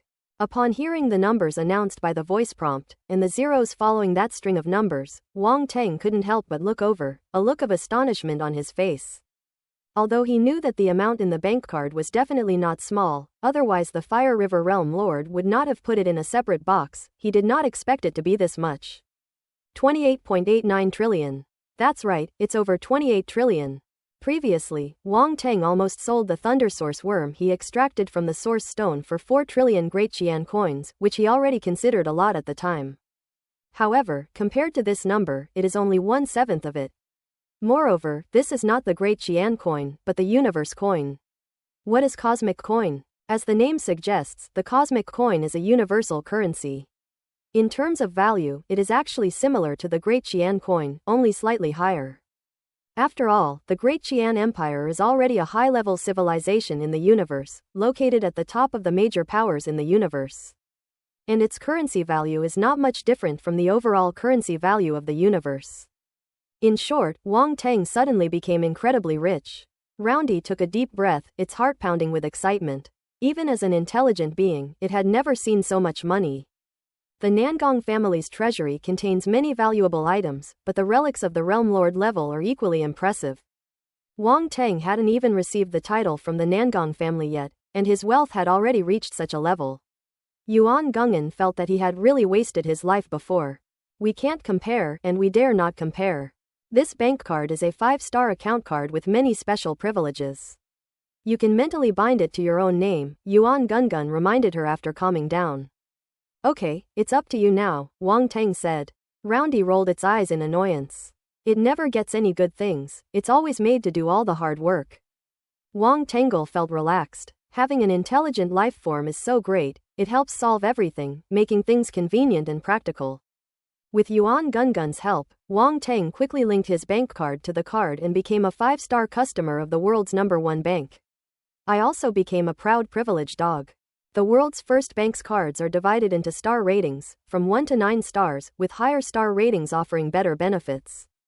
5-star status is an extremely high level of treatment, and only those at the World Lord level or above can possibly have it. Although the anonymous bank card left by Nangong Yu was quite extraordinary, it only reached 3 stars, not 5. Actually, none of this matters, Wang Tang added. That's not all, wait, could there be something amazing inside this spatial ring? Roundy asked. Look at you, you're such a country bumpkin, Wang Tang said with a sidelong glance. Holy crap, Roundy was in a bad mood because he didn't expect to be looked down upon by Wang Tang. He used to look down on Wang Tang, but now it's the other way around. However, it was helpless. Because it discovered that since Wang Tang came to the grand stage of the universe, he has risen at a speed that it could not imagine, and could no longer be viewed with the old perspective. Otherwise, it would probably have been severely humiliated. Then, with a mischievous glint in its eyes, it said with a sly grin, hee hee, take it out and let me see it. Just to fulfill this country bumpkin's wish and broaden my horizons. Wang Tang's expression was strange, and he was somewhat speechless. This round thing is shameless and has absolutely no morals. But I have to admit, it was still quite satisfying to see it lower its stance. After all, this guy had been incredibly arrogant from the very beginning, as if having this intelligent life form was Wang Tang's greatest honor. Without further ado, Wang Tang casually took out a battle blade, its entire body crimson, its surface engraved with countless runes, complex and profound, a rich aura of origin permeating the air. Emitting powerful fluctuations. A weapon of the Realm Lord level. Roundball exclaimed in surprise. Realm Lord level weapons are extraordinary. The runes inscribed on them are not ordinary runes, but primordial runes that are close to the origin of the universe, containing primordial power. They cannot be forged by ordinary blacksmiths. Even with Wang Tang's current skill level, he is not yet capable of forging a World Lord level weapon. So it's no wonder that the round, chubby girl was surprised. Realm Lord level weapons are very expensive, even priceless. Each one is an astronomical item. The price of a single World Lord level weapon is even higher than that of dozens or hundreds of inhabited planets. Wang Tang recalled the time when he first left Earth, when he couldn't even afford a habitable planet, but now a weapon he casually picked up had such value. It's truly heartbreaking. I have several more weapons like this in my spatial ring, Wang Tang said with a smile. Several items. My god, no wonder he's a World Lord level expert, he's so wealthy. Roundy exclaimed in disbelief, his eyes wide. Wang Tang immediately took out several more weapons, including gauntlets, swords, and shields. A total of more than a dozen, all of which exuded primordial aura and were all World Lord level weapons. Holy crap, holy crap, holy crap. Roundy spit out 3 holy crap's in a row, his mind reeling. The value of these dozen or so World Lord level weapons is equivalent to that of an entire star system. What does this mean? A single galaxy can contain at least tens of thousands of life-bearing planets, making it incredibly valuable. The fact that these weapons are comparable in value is simply unbelievable. Wang Tang's gaze fell on one of the weapons, a long spear, entirely silver-white, radiating an eerie chill. It was clearly an ice attribute weapon. The previous battle sword was a fire attribute weapon, but not all weapons are fire attribute. Some have other attributes as well. Clearly, not all of these weapons belong to the Fire River Realm Lord. Some were likely his spoils of war. It's normal for a veteran realm lord level powerhouse to have a lot of spoils of war. Ice attribute weapons are quite rare and valuable. Wang Teng possesses ice attribute primal force, which he can certainly use himself. However, his ice attribute primal force has not yet broken through to the planetary level, which is quite a bit behind. He stroked his chin, thinking that he must find an opportunity to improve his ice attribute primal force. Aside from ice attribute weapons, Wang Teng can use weapons of all other attributes. After all, he is a well-rounded martial artist. Those old, low-level weapons can be completely phased out. As a stellar-level martial artist, he uses World Lord-level weapons. I wonder if this will make people envious and cause others to steal them? These are all wonderful things, Roundy exclaimed, stroking each weapon as if they were priceless treasures. Alright, let's look at the others. Wang Teng put away his weapon, afraid that the round little thing might have developed hysteria. Round and chubby, still wanting more, but knowing he had gone too far, quickly coughed and withdrew his lingering gaze. Wang Teng chuckled to himself and took out another item. This is a deep red battle armor with magnificent flame cloud patterns on its surface, and countless runes and secret patterns wrapped around it, revealing a strong aura of the origin of fire. From a distance, it looks like a ball of blazing fire. This is clearly a battle armor of the Realm Master level. Hiss! Roundy gasped, his face full of shock. Lord level battle armor. A complete set of World Lord level battle armor. This is terrifying. The Lord of the Fire River Realm actually left behind even his personal battle armor, the round, hoarse voice said. It's quite unexpected. Wang Teng nodded, looked him over, and said, but this Fire River Realm Lord seems a bit flashy. It seems so. Roundy realized what was happening, looked at the armor, and had a strange expression on his face. The image of a Realm Lord level powerhouse in my mind is about to collapse, Wang Teng said. Never mind that, is there anything else? Roundball asked. Wang Teng scanned the area and several items appeared in front of him. These items were all sealed in a jade box, its surface engraved with runes, shimmering with light. Then he opened one of the jade boxes. Even though it had only opened a crack, a bluish-green light shone out in all directions. A rich, intoxicating aroma wafted out, and an exceptionally strong vitality emanated from within the jade box. Just one whiff of it made me feel refreshed all over, as if every cell in my body was being nourished, my life force was almost sublimated. And my muscles and bones seemed to be undergoing a transformation. That's amazing. Snap! Wang Teng was quick-witted and immediately closed the jade box. Phew! He let out a long breath and looked at the two of them, Yuan Gun and Yuan Gun. I didn't see wrong, did I? Roundy swallowed hard and asked. Absolutely right, that's the thing. Wang Teng nodded. Although it was just a fleeting glimpse, given his experience and the vitality he had just sensed, he was absolutely certain it was true. Life-giving Ganoderma lucidum. The two simultaneously named the contents of the box, their voices filled with undisguised shock. I never expected it to be something like this, the round, chubby boy said incredulously. The life-giving green Ganoderma is an extremely rare treasure of heaven and earth in the universe, possessing an incomparably rich life force. Even if a World Lord level expert is severely injured, he can recover immediately after consuming it. For a Realm Lord level powerhouse, this is a second life. Of course, if one dies of old age naturally and the situation becomes irreversible, then the life-giving green herb cannot save them. Perhaps that is why the Lord of the Fire River Realm left it behind before his death. Wang Teng was in a good mood and put it away like a precious treasure. And what about those jade boxes behind them? I wonder what they are? Roundy asked. Wang Teng's eyes lit up. The first jade box contained such a rare item as the life-giving green Ganoderma, the others must be just as good. He opened them one by one, naming them as if they were his own treasures. Spirit marrow fruit, crimson light grass. These are all rare treasures, the main ingredients for many kinds of peerless elixirs, Wang Teng muttered to himself. No one understood the value of these spiritual herbs better than him, a master-level alchemist. If Master Huayuan and his group saw these spiritual herbs, their eyes would probably turn red with envy. Put it away. You really hit the jackpot this time. Not only did you obtain a rare and exotic fire, but you also received the inheritance of the Fire River Realm Lord. That's not all, you even left behind the Fire River Realm Lord's spatial ring, which you obtained. Generally speaking, these spatial rings are left to their descendants. Your luck is just too good. The round-faced boy murmured, his envy evident in his words. There were just too many treasures to see, they were all private collections of world lords. If they were released, countless domain lords and world lords would fight over them. There are differences even among realm lords.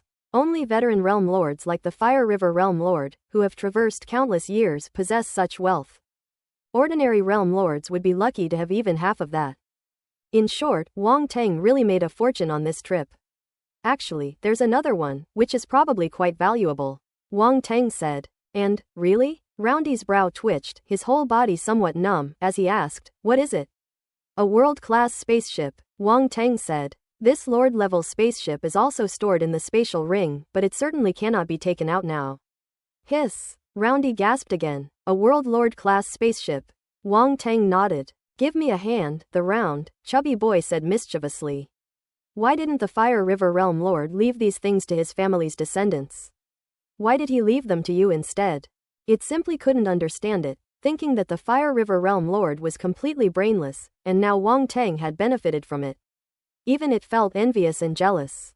Haha, maybe they don't want to make enemies for the family, so they're keeping it a secret? Wang Teng guessed. Sigh, who knows? The Qi family is in a terrible state. They only have one domain lord level expert now. They've declined so much over the years. Roundy shook his head and said, if the Fire River realm had left all these things to them, the Qi family certainly wouldn't be in such a bad state. I can't control that, Wang Teng said. Keep showing off, the round, chubby boy said speechlessly. Besides these things, there are also quite a few ores and star cores scattered around in the spatial ring, which are also of considerable value, Wang Teng said. The relics of a world lord are incredibly abundant, the round-faced boy exclaimed in amazement. Wang Teng nodded in agreement. These resources are enough for you to cultivate to the level of a world lord, the round-faced boy said. I need to make some plans. Once I receive my title, I should go back to Earth. I won't be able to rest easy until I've dealt with things there, Wang Teng said. Well, becoming a baron in the Great Qian Empire means you can own a star system as your territory. As for the guardian of that Milky Way, it's simple. You can mobilize a domain lord level expert to suppress him directly. It's not impossible that the Orient Federation will give you the Milky Way as compensation then, Roundball said. Becoming a baron allows one to command domain lord level experts? Wang Teng asked in surprise. That's natural. As long as it's within your territory, those domain lord level powerhouses will all listen to you. That's the prestige of the nobles of the Great Qian Empire, the round-faced man said with considerable pride. Wang Teng understood somewhat. Even though they were both titles of nobility, a baron from a higher civilization and a baron from a lower civilization were not the same. Within the territory of the Great Qian Empire, there are countless powerful individuals, including many domain lord level experts. Many domain lord level experts even exist under the patronage of various noble forces and naturally obey the orders of the nobles. To be honest, Wang Teng is the first fallen nobleman to be like him. Then why didn't Nangong Yu assign a domain lord level martial artist to help him in the first place? Wang Teng thought of a question. There's nothing we can do. He's only at the cosmic level, we can't really order him around. The round, chubby guy said helplessly. I'm only at the stellar level, and you think I can command it? You made me happy for nothing, Wang Teng said speechlessly. You can't say that. Whether a domain lord level expert listens to you or not depends not only on your strength, but also on whether you can give them enough benefits. Back then, Master Nangong was too poor. Although he had good talent, he didn't have money, unlike you who are so rich.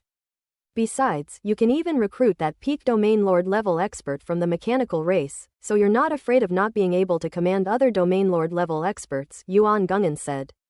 You have quite a lot of confidence in me, Wang Teng said, both amused and exasperated. After exchanging a few more words, the two fell silent, and Wang Teng closed his eyes to comprehend the legacy left behind by the Lord of the Fire River Realm. The Lord of the Fire River Realm was an extremely powerful fire-type martial artist. His inheritance contained many fire-type techniques and combat skills, as well as his many years of cultivation insights, which greatly helped Wang Teng. The inheritance of a realm master is not something that just anyone can enjoy. A dozen days later, the spaceship returned to the Imperial Star. While they were still on their way, news of Wang Teng winning the title had already spread back to the Imperial Star through the mouths of various noble representatives. This news caused a great stir and shock in the upper echelons of the empire. No one expected that the warrior from the backward planet would actually win the title. Cao Hongtu became the biggest loser, utterly miserable. The matter is still unfolding, and more people are becoming aware of it.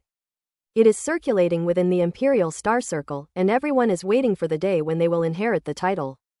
At the satellite docking port, Wang Teng, along with the Grand Secretary and others, disembarked from the spaceship and then took the orbital train back to the Imperial Star. As they parted, the Grand Secretary said to Wang Teng, "I will report the results. You can go back and wait for news. I expect the succession of the title will be completed in a day or two." "Thank you very much, Your Excellency." Wang Teng's face lit up with joy, and he quickly expressed his gratitude. The Grand Secretary waved his hand and left with his men. However, some people did not leave immediately. Cao Hongtu and the people from the Perix family watched Wang Teng from a distance, and came over after the elders and others left. Before the other party could speak, Wang Teng said first, "Senior brother Cao, remember to tidy up the Nangong residence and make room for me." Cao Hongtu's face immediately turned pale, and blood rushed to his chest. "You won't be staying here for long either," he said coldly.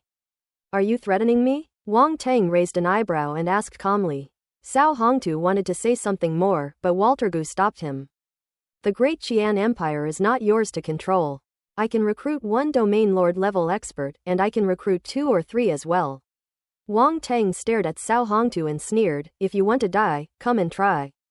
The two sides have already broken off relations, so Wang Teng naturally has no more scruples. "You." Cao Hongtu's pupils contracted. "Young man, think before you speak, don't act impulsively," Walter said calmly. "Who do you think you are?" Wang Teng chuckled. "Who do you think you are to lecture me? Those who don't listen to advice will suffer sooner or later. Don't think that just because you have a title, you can act lawlessly," Walter said coldly. "I'll say the same thing to you. Don't think that just because you're one of the 8 great royal families with different surnames, you can act with impunity," Wang Teng said, squinting his eyes. HMPH. Walter Gu never expected that Wang Teng would dare to threaten him. He couldn't help but feel a surge of anger and snorted coldly. But then, as if he had thought of something, he gave Wang Teng a meaningful look, smiled coldly, as if contemptuous and mocking. Then he said nothing more and turned to leave with Cao Hongtu and the others. Wang Teng frowned. Walter's gaze had made him very uncomfortable. It was as if Walter was looking at him like a lamb to the slaughter. What do they want to do? Wang Teng wondered to himself. He didn't think Cao Hongtu and the Perix family would let it go so easily. Looks like we need to make some preparations. Wang Teng's eyes flashed, and he immediately left with Lan and the others to return and await the day of the Baron's succession. After returning to the imperial city, Wang Teng lived a secluded life, cultivating and digesting what he had gained. The news that he was about to inherit the title spread far and wide. During this time, people naturally came to his door. Several masters he knew came to congratulate him and told him that they would be there to congratulate him on the day of his succession and to present him with a small gift. Inheriting a title is a major event, and for Wang Teng, it is an even greater joyous occasion, so naturally the more lively the celebration, the better.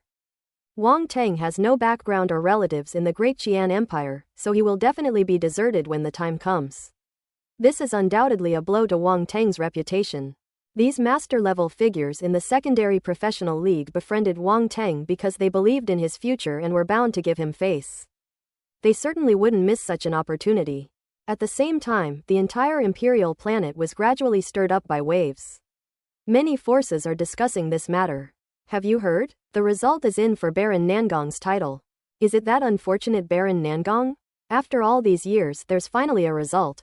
Isn't it Lord Cao Hongtu, the disciple of Baron Nangong, who will inherit the title? I heard that he has been accumulating military merits for a long time in order to inherit the title. Your information is outdated. It is said that a native martial artist from a remote planet has arrived and is competing with Domain Lord Cao Hongtu. What, native martial artists from a remote planet? No way, are you kidding me, or is that native martial artist actually some kind of peerless genius? Who knows? Anyway, I heard that he won the title of Baron from Lord Cao Hongtu. He must be quite extraordinary. Ellipsis. There are many such voices, and various forces are discussing and secretly observing. Not everyone knows the inside story, which makes it even more intriguing. In short, the topic continues to gain traction and shows no signs of abating. The day of inheriting the title should be in a day or two. Let's go to the capital and take a look. Yes, we'll find out when we go to the imperial city. I'm very curious about that native warrior who received a title. Let's go, let's meet in the capital. Ellipsis. The newly crowned baron will have a star system as his fiefdom.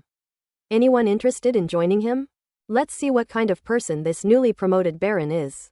What if he's a good for nothing? What's the point of him joining us? That's right, if you don't have the talent or strength, there's no future in joining forces. Hey, what if he's an unparalleled genius? We'd better seize the opportunity. Ellipsis. Subsequently, some powerful figures rushed to the imperial city, ready to watch the spectacle. In just 1 or 2 days, a large number of people gathered in the capital city, making it even more lively. However, some people were simply there to watch the spectacle, while others came specifically for Wang Tang, the newly appointed baron. In the universe, it's incredibly difficult to become stronger or even move freely among different factions without a background or identity. A person with an imperial title can unite a considerable force, which is undoubtedly the best choice for many small-scale martial artists. Moreover, a star system's territory can have an extremely large number of life-bearing planets, which means it offers enormous potential for both profit and development. Especially since this is a star system under the jurisdiction of an advanced civilization empire. Although they are both star systems under the jurisdiction of advanced civilizations are far richer than those under the jurisdiction of low-level civilizations. And the powerful beings they possess are incomparable. For example, the Orient Federation has 9 star systems, but each star system is guarded by only one cosmic-level warrior. In contrast, a single star system within the Great Qian Empire boasts dozens or even hundreds of cosmic-level martial artists, along with numerous domain lord-level powerhouses. How can this be compared? Not to mention the wealth that life-bearing planets in these star systems can create, which is simply an immeasurable figure. The Orient Federation is actually a vassal state of the Great Qian Empire. Under a highly civilized nation, there will be many intermediate-level civilized nations and vassals of less civilized nations. But they all have autonomy and the highly civilized nation will not interfere. Therefore, when advanced civilizations bestow star systems, they do not bestow them upon these less advanced civilizations, but only upon star systems within their own territory. This is also a matter of face for a great power. It's impossible to bestow a remote and backward star system upon one's own nobles. Wouldn't that make one a laughingstock? Ellipsis. Wang Tang is still temporarily residing in Fan Taining's home. 2 days passed quickly, and Wang Tang received a message from the Imperial Noble Council. The time for the succession of the title has been set, 8 a.m. on the 3rd day, Cosmic Time. Location: the Imperial Palace. This greatly surprised Wang Tang, as the place for inheriting the title was actually within the Imperial Palace. You should know that this is the most prestigious place in the entire Great Qian Empire. It is said that the Imperial Palace contains the remains of the Empire's most powerful figures throughout history. Many of these powerful individuals are at least at the immortal level. Those are truly the people at the very top of the cosmic pyramid. Above the immortal level, it is said that one has already touched the threshold of gods. After all, the immortal level is already an immortal and indestructible existence, and the realm above that is naturally unimaginable. It is not an exaggeration to call them gods. Of course, these are all things that Wang Tang heard from others or deduced from snippets mentioned in the Fire River Realm Lord's legacy. The specifics are still unclear. That realm is too profound, it's beyond his current reach. Even a Realm Lord level being like the Fire River Realm Lord doesn't fully understand it, let alone him.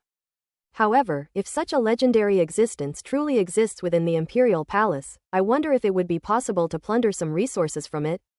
If outsiders knew about Wang Tang's plans, they would probably be shocked.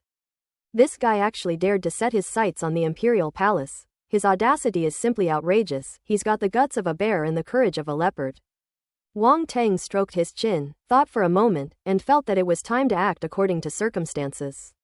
The right way to take advantage of people's wealth was to ensure his own safety. Having made up his mind, Wang Tang's gaze fell on the information transmitted by his wristwatch, and he continued reading. Besides time and place, there are many other complicated details, such as precautions for inheriting a title and aristocratic etiquette.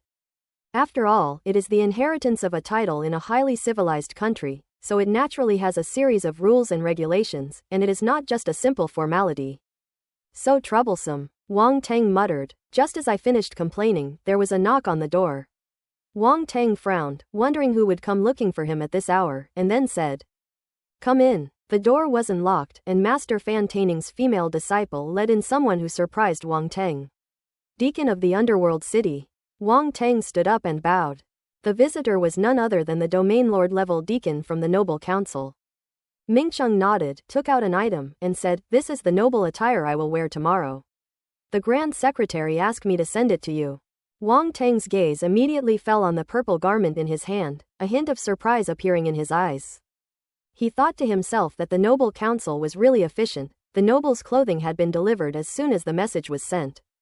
The underworld deacon arrived quickly and left just as fast. He didn't linger, simply delivering some clothes before departing. Wang Tang personally escorted him to the door, without any arrogance. The person in question is a domain lord level expert, and for him to personally come and deliver clothes to him is already a great honor. No need to be so polite. From now on, you will be an imperial baron, with a higher status than me. The underworld deacon rarely showed a smile as he said this before leaving.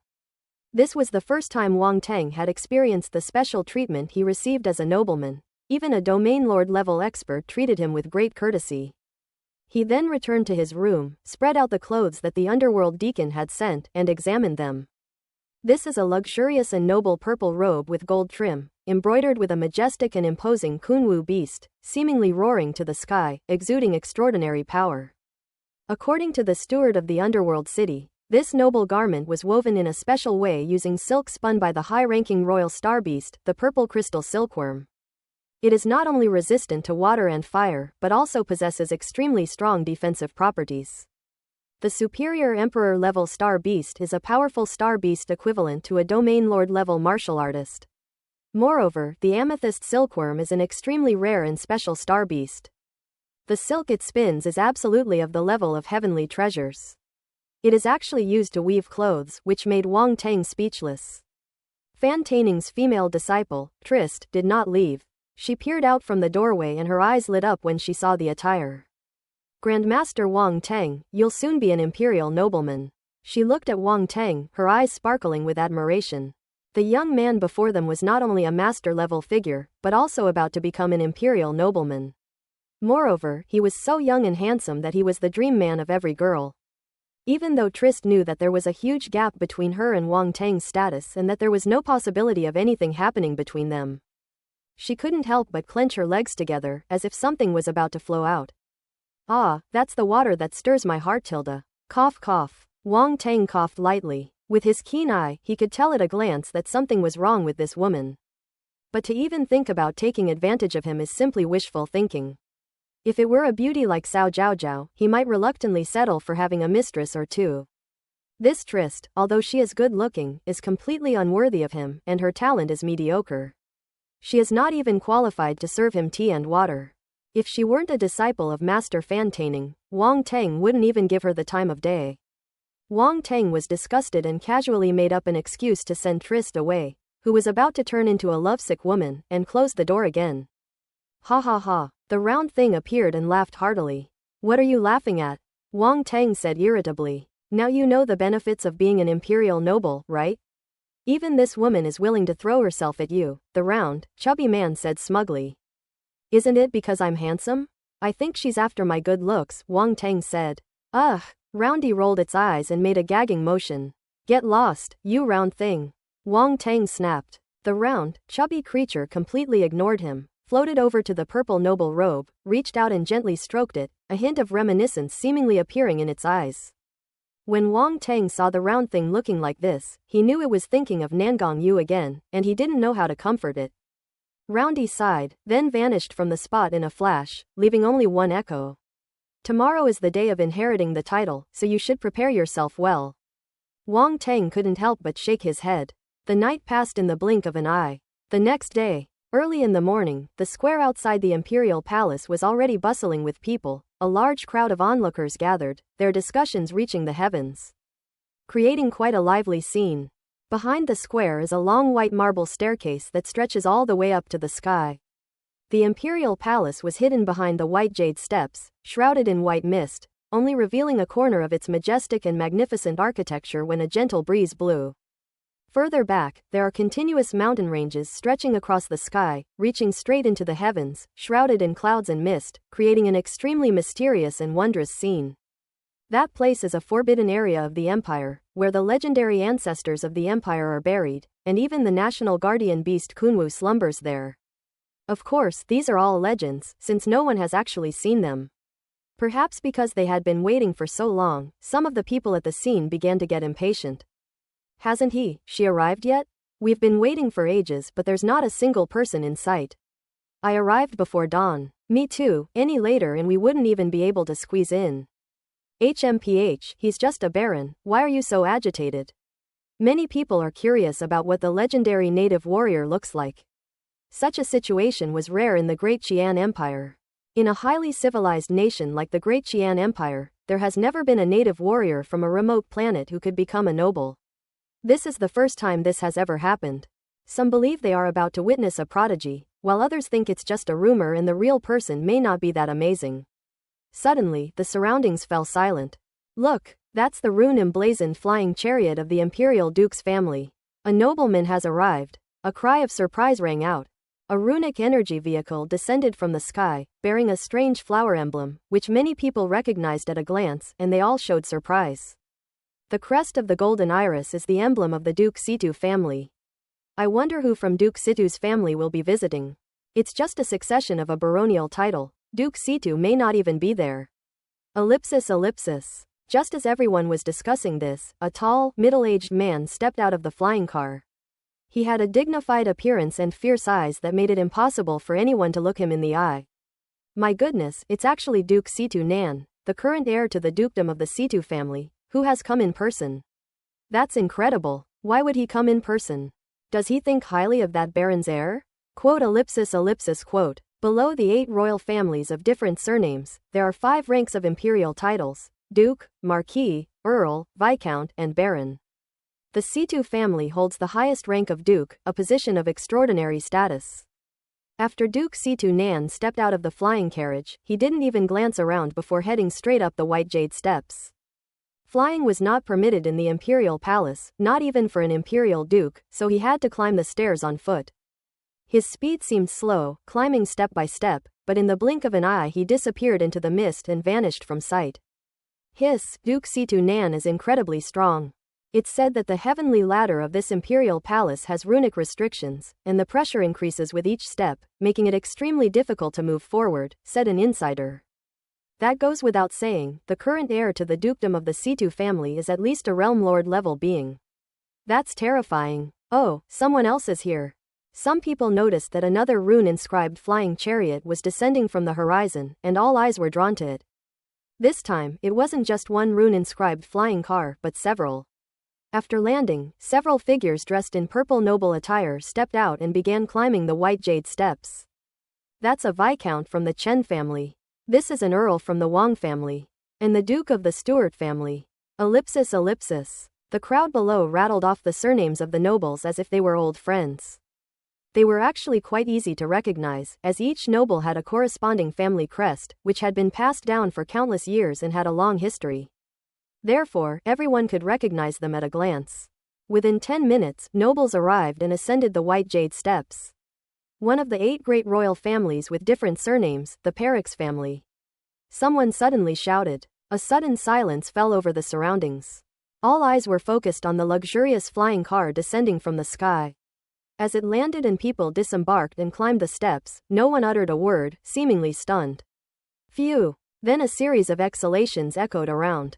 As expected of one of the 8 great non-royal families, their power is too strong. Even the previous Duke Situ could not compare. Yes, look at the Perix family crest. That's the legendary star beast, the fire dragon, right? It's so ferocious and terrifying that it inspires awe. The Perix family is very powerful, and most people don't dare to mess with them. Hey, I heard that the newly appointed Baron seems to have a grudge against the Perix family. No way, does that mean he's doomed? What happened? The newly appointed Baron just arrived on the Imperial Star. How did he get into a conflict with the Perix family? Who knows? Anyway, there's bound to be some good stuff to watch later. Damn, I was originally thinking about whether to pledge allegiance to this newly promoted Baron, but now it seems I should pass. The Perix family is too much to handle. Quote ellipsis ellipsis quote. Voices rose and fell, discussing endlessly, as if they were enjoying the affairs of these nobles. Moments later, another flying car arrived, and the crowd's shock continued. The Calandish family has also arrived, another of the 8 great non-royal families. The Calandish family is quite powerful, no weaker than the Perix family. These two families have been fighting each other for a long time, with the younger generation vying for supremacy, without any end in sight. There's another one, isn't that the G clan? Although the G clan is also a royal family of a different surname, they are very low-key. I didn't expect them to come today. Ellipsis ellipsis. As time passed, more and more nobles arrived, and the square was filled with their caravans, forcing onlookers to retreat one after another, daring not to speak out in anger. Surprisingly, all the nobles arrived, but the main guest was nowhere to be seen. On such an important day, isn't the newly crowned baron a little worried? Clang! Suddenly, a distant, desolate bell rang out abruptly. The surroundings fell silent. All sounds disappeared, except for the sound of the bell, which echoed between heaven and earth, lingering for a long time. Everyone looked up and saw that the mist on the white jade steps was dissipating, and golden light was falling from the sky. A magnificent golden palace complex finally appeared slowly before everyone's eyes, a truly breathtaking sight. Everyone was stunned, staring blankly at the palace, an urge to worship rising in their hearts, and then one by one the warriors knelt on the ground. The imperial palace is shrouded in mist all year round, and only a few corners can be seen, which is enough to make people feel its magnificence. It is extremely rare to see it presented to the world in such a complete way. Tap! Just then, a clear sound of footsteps rang out. The surroundings were so quiet that the footsteps seemed particularly abrupt, and everyone couldn't help but look up in the direction of the sound. A young figure was seen walking slowly from a distance. He wore a purple noble robe, had a tall and straight figure, thick black hair, and a youthful face that was almost flawless. He was incredibly handsome. Embroidered on his chest was an incredibly strange kunwu beast, so lifelike that it seemed to be alive as his robes fluttered. Exuding an air of nobility. Impressive demeanor. A true prodigy. This is the newly crowned baron. Everyone was shocked and didn't know how to express their feelings at that moment. Are these indigenous warriors from a backward planet?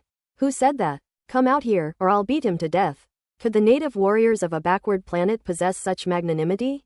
Could they possess such nobility? The onlookers were starting to have doubts, wondering if they had mistaken someone for someone else. They thought this wasn't the newly crowned baron at all, but rather the heir of a great noble family, or a prodigy nurtured by some powerful force. A contemporary genius who had just been born and no one recognized him yet. Yes, that's right, that must be it. Many of the female martial artists in the crowd had their eyes sparkling when they saw this scene. So handsome. His demeanor is extraordinary. Such a young and talented individual is practically the perfect choice for a romantic partner. As everyone was lost in their own fantasies, the figure strolled over, passed through the crowd, and finally stopped in front of the white jade steps. Wang Teng. A loud sound came from above, echoing in all directions. Here, Wang Teng raised his head, his gaze sweeping over the many steps, his expression calm as he replied. Climb the ladder to heaven and come before me, and you may inherit the title of baron. The voice rang out again. As soon as he finished speaking, purple restriction runes suddenly lit up on the white jade ladder, as if giving the ladder an invisible opportunity. Yes, Wang Teng responded in a deep voice. It really is him. Seeing this, everyone stared wide-eyed in disbelief at the young figure with his back to them. This young man really is the newly crowned baron. At this moment, even if everyone finds it hard to believe, they have no choice but to accept this fact. My God, this newly ennobled baron looks completely different from what I imagined. He is so noble, he doesn't seem like a native from a backward planet at all. I bet this newly crowned baron is a prodigy, otherwise how could he have won the title of baron? Ellipsis ellipsis. Stop talking. It's rumored that the restrictions on this white jade ladder are very peculiar. Once activated, the higher one's talent, the more runes will be activated, and the greater the pressure will be. Whether someone is a genius or not can be determined by how many runes they activate. Yes, everyone, let's wait and see. I'm so damn curious. I wonder how many runes this newly promoted baron will be able to activate. Such composure is definitely the mark of a prodigy, otherwise, I'd eat shit while standing on my head. Holy crap, that's ruthless. Hey buddy, I recorded what you said, everyone can be my witnesses. Under the watchful eyes of everyone, Wang Teng lifted his leg, stepped onto the white jade ladder, and began his ascent towards the imperial palace above. The moment Wang Teng stepped onto the steps, the purple runes on the white jade steps instantly lit up, their light dazzling. An invisible pressure seemed to descend from the sky, landing on the climber's head and shoulders, threatening to crush him. Even the onlookers below felt this inexplicable pressure, and their expressions changed slightly. Some of the weaker individuals nearly knelt on the ground again. How terrifying! The pressure exerted on this white jade ladder after the runes were activated is completely different from that before the runes were activated. When those nobles climbed it before, we couldn't feel anything, but now we can clearly feel that terrifying pressure.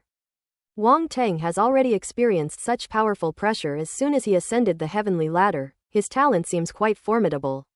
Ellipsis. Wang Teng ignored the gossip, focused his mind, and climbed toward the imperial palace. The energy here has become somewhat peculiar and dangerous, seemingly subject to various forms of mental interference that can affect one's will. This surprised Wang Teng. When the Imperial Noble Council informed him, they only said that the white jade heavenly ladder was extremely difficult to climb, requiring the climber's talent and mental strength, etc. But they did not know that it would be like this. The white jade staircase in front of the Imperial Palace has 1,000 layers, extending upwards all the way to the foot of the palace. Purple runes lit up on the white jade ladder. With each step climbed, the number of lit purple runes doubled and the invisible pressure intensified accordingly. The difficulty of this is self-evident. At this moment, everyone below looked up, and the Imperial Palace above also cast its gaze down. All eyes were focused on the figure slowly climbing the ladder to heaven. In just a short while, Wang Teng had already climbed over 100 steps, and the pressure had increased more than tenfold. At the same time, the mental interference was becoming increasingly intense, and anyone with a slightly weaker will or spirit would probably collapse on the spot. However, Wang Teng maintained a steady pace without stopping, just like he was taking a walk. His expression was calm, without even a furrow of his brow, as if the mental interference had no effect on him whatsoever. Indeed, this was the case. At that moment, various whispers and murmurs filled his mind, like demonic sounds. However, the spiritual star in Wang Teng's sea of consciousness emitted a shimmering light, and the blazing spiritual energy swept across, causing those strange sounds to disappear without a trace. Wang Teng's condition greatly surprised the nobles and powerful figures above the heavenly ladder, who all looked down and began to discuss it. Interesting. Duke Situ Nan sat upright in his chair, a look of great interest on his face, and muttered to himself. His composure and lack of reaction show that he has a very strong will. The Earl of the Wang family said from a distance, a few days ago. My Wang family's representative in the Noble Council returned home and told me about this boy. At the time, I didn't quite believe it, but now it seems to be true. Today's trip was not in vain. HMPH, it's still early. The person from the Perix family, Walter Gu, sneered and said, just crossed the 100-step mark, it's only the beginning. Although Walter Gu was only a domain lord among the dukes, he was a member of the Perix family, and even the dukes were somewhat wary of him. So when he opened his mouth, everyone's expressions became somewhat subtle. Having long heard of the discord between Wang Teng and the Perix family, and now seeing that it was indeed true, the nobles couldn't help but feel some sympathy for Wang Teng. Offending the Perix family means that even if you inherit the title of Baron, your future will not be easy, and you may not even know when you will die. Nangong Yu is a prime example of this. Hey, the prestigious Palax family is picking a fight with a little brat, aren't they ashamed? At this moment, a middle-aged man from the Calandish family spoke up. He had silver hair and was exceptionally handsome. If Wang Teng were here, he would definitely recognize him. His appearance was very similar to that of Diki. The crowd was surprised to see that someone from the Calandish family would speak up for Wang Teng. Their eyes flickered, and they watched the spectacle from the sidelines, keeping their eyes down. Almost every time they gathered together, these two royal families from different clans would clash, which could be considered an impromptu spectacle. Borogu, what are you doing meddling in this mess? Walter Gu glanced at the other person and frowned. I just can't stand your bullying ways, Borogu said with a soft laugh. Quote ellipsis quote. Borogu's statement is utterly speechless. The Calandish family is also an extremely domineering force. In terms of abusing power, both sides seem to be evenly matched. Just when everyone thought Walter Gu would press the matter further, he surprisingly fell silent and stopped talking. Bolagu smiled, not taking it to heart, but he didn't provoke the other party any further. The other 6 members of the non-royal family had different expressions, seemingly finding the two families today somewhat strange. Wang Teng was unaware that his performance had aroused the interest of the nobles. He walked slowly forward, his expression calm and without any sign of anxiety. He left one stair after another behind him, while the runes on the white jade ladder increased and the pressure grew stronger. Those below began to retreat, feeling as if a huge mountain was pressing down on them, so heavy it almost crushed them to the ground. Moreover, the closer one gets to the white jade ladder, the stronger the pressure becomes. Only some powerful martial artists can withstand it, while most martial artists retreat to a distance of over 100 meters. Currently, within a radius of 20 or 30 meters of the white jade heavenly ladder, there are only a few scattered individuals, all of whom are domain lord level beings. Further on, within a radius of 50 or 60 meters, were mostly cosmic level martial artists, numbering approximately several dozen. They couldn't quite imagine how Wang Teng managed to hold on to the white jade ladder.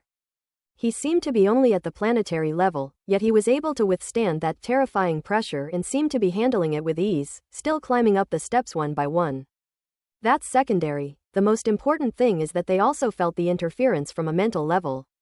If you don't back down, your mind will be affected by those delirious ramblings and fall into chaos. This would be absolutely fatal for most martial artists.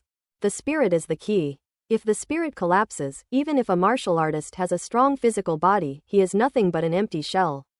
Most of these martial artists were quite ordinary in spirit and had nothing outstanding, so of course they couldn't withstand the mental interference from the stairs. In this situation, about 10 minutes passed, and Wang Teng had reached the middle of the white jade steps. More and more runes lit up. If you counted them carefully, you would find that there were as many as 900 runes on the surface of the white jade ladder, which were extremely dazzling and eye-catching. Many of the nobles in front of the imperial palace looked slightly solemn, seemingly extremely shocked. More than 900 runes, and we've only gone halfway. This Wang Teng is no ordinary person, truly extraordinary. Duke Situ Nan spoke again, his tone tinged with shock. I remember the highest record in my Calandish family is 2,380 runes. I wonder what level Wang Teng will reach, Borigu said with a strange expression. Originally, he was asked by Diki to take care of Wang Teng a little, but now he felt that Diki's judgment was indeed quite good. Wang Teng's talent is worth investing in by the Calandish family. The highest record of my Pyrax family is 2,503. I'd like to see if he can break it, Walter said with a somewhat gloomy expression.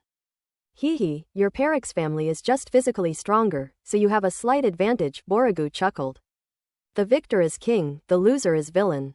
Your Calandish family is inferior to us, that's all that matters, Waltergu retorted defiantly. Our great Qian Empire's highest record seems to be 2,800, left behind by an imperial prince, another member of a different royal family said at this moment. This is the Zhang family, which ranks 5th among the 8 royal families and wields considerable power. Indeed, this record was left by that brilliant imperial prince. No one has been able to break it for so many years. Even the successor of the War Demon Palace who visited our country only reached 2,750, which is 50 fewer than our imperial prince, a member of the Ji royal family said. That imperial prince's talent is truly astonishing. He is now at the top among the younger generation in the universe. The only ones who can compare to him are the heirs of those major powers. Wang Teng is no match for him at all, Waltergu exclaimed. Haha, that's true, who can compare to the emperor's son? Said a member of the Zhang royal family. In the center, surrounded by 8 powerful royal families of different surnames, a figure clad in a purple-gold robe sat at the head of the table. His aura was completely concealed, showing no fluctuation whatsoever, making him appear like an ordinary person. Yet, his presence was striking, exuding an aura of imperial dominance, both terrifying and noble. This person was none other than a member of the imperial family, holding a prestigious position and possessing unfathomable strength. Throughout, he kept his eyes closed, seemingly indifferent to everything around him. He heard the murmurs of the crowd, but he remained unmoved, his eyes still closed, lost in thought. Why did he stop? Someone suddenly asked in surprise. It turned out that Wang Teng stopped halfway there and stood there motionless. Could it be that they can't hold on any longer? Walter sneered. It seems that his limit has been reached, and he has to stop and rest. A member of the Zhang royal family shook his head and sighed. They were just guessing that Wang Teng had great potential, but he's already exposed his true colors. It seems he's all show and no substance. No way, he doesn't look like he's reached his limit, Borigu said in surprise. Ellipsis. Attribute bubbles are actually popping up? Wang Teng looked at the white jade ladder in front of him with curiosity, a hint of surprise in his eyes. He stopped, not because he had reached his limit, but simply because the suddenly appearing attribute bubble had blocked his path. He was walking happily, not feeling any difficulty at all, but suddenly, attribute bubbles appeared on the ladder. That's amazing. Wang Teng had never seen attribute bubbles appear in this form before. Let's see what these are. Wang Teng was filled with curiosity and quickly picked up the 3 attribute bubbles in front of him. Open black lens bracket void annihilation divine sword technique *10 close black lens bracket. Open black lens bracket void annihilation divine sword technique *10 close black lens bracket. Open black lens bracket void annihilation divine sword technique *10 close black lens bracket. This is. In the next moment, Wang Teng's heart was filled with shock and disbelief. The 3 attribute bubbles transformed into wisps of cool air that flowed into his mind, becoming an incomparably powerful combat technique. No, that's not quite right. Calling it a combat skill isn't entirely accurate, but it can't be categorized as a martial arts technique either. This is actually a divine scripture that combines cultivation techniques and combat skills. What shocked Wang Teng was that this divine scripture was of the spatial element. It's another space-based technique, and another divine scripture. Wang Teng suddenly felt an overwhelming sense of happiness, as if a pie had fallen from the sky and hit him on the head. This was so unexpected and such a pleasant surprise. Just then, the divine scripture transformed into countless images of light and shadow, which began to play out in Wang Teng's mind. These lights and shadows eventually merged into one, transforming into a human figure. The figure pointed his fingers like a sword, and the power of space gathered, causing countless sword lights to rise behind him, appearing out of nowhere and tearing space into lines of nothingness. The sword light swept out, seemingly cleaving through the stars in the heavens. The void trembled and a galaxy suddenly shattered. What incredible power this is! When Wang Teng came to his senses, he gasped repeatedly, his back soaked with cold sweat. That sword strike was so terrifying that even he was horrified. It felt as if I were right there in the middle of it all, about to be destroyed. However, he was immediately filled with joy, for such a powerful divine scripture now belonged to him. What is a divine scripture? Wang Teng didn't understand at first, but as the attribute bubbles entered his mind, he realized what this divine scripture meant. Divine scriptures, as the name suggests, are techniques and combat skills that can lead directly to the realm of true gods. They are the most profound inheritances in the universe. Moreover, this divine scripture is spatial in nature, making it even rarer than imagined. The origin of this divine scripture, called the Void Annihilation Divine Sword Technique, is also astonishing. It was left behind by the founding ancestor of the Great Qian Empire and inscribed on the White Jade Ladder. The founding ancestor of the Great Qian Empire was actually a space-type martial artist. The purpose of this White Jade Ladder, seemingly to test talent and willpower, is actually to pass on this spatial divine scripture. Unfortunately, over the years, no one has been able to take this divine scripture away. Even among the descendants of that founding ancestor, no one with spatial talent has appeared. Now, it's actually Wang Teng who benefits. Just when I was sleepy, a pillow was delivered to my door. I was worried about not having any space-based combat techniques, and here comes a divine scripture for me. System Daddy is so considerate. A faint smile appeared on Wang Teng's lips, and he mentally gave System Daddy 120 thumbs up. Just climbing a ladder to heaven and obtaining a divine scripture, is there anything better than this? If those powerful and noble families of the empire knew this, they would probably be green with envy. But he received the highest inheritance from the royal family of the Great Qian Empire. Won't he be captured and dissected? Who knows if the founding ancestor of the Great Qian Empire is still alive? Logically speaking, after countless years, he should have died long ago. But those at the immortal level are immortal and indestructible, and it's said that the founding ancestor was a terrifying existence above the immortal level. Perhaps he's still secretly watching over his descendants from some corner. I've heard that those old monsters like to do that. The thought of an extremely terrifying old monster watching all of this sent a chill down Wang Teng's spine. Although the system is detached from everything, who knows if the other party will sense anything? After all, such an existence cannot be predicted according to common sense. Terrifying. Wang Teng shuddered slightly, his eyes darting around as if someone in the void was watching him.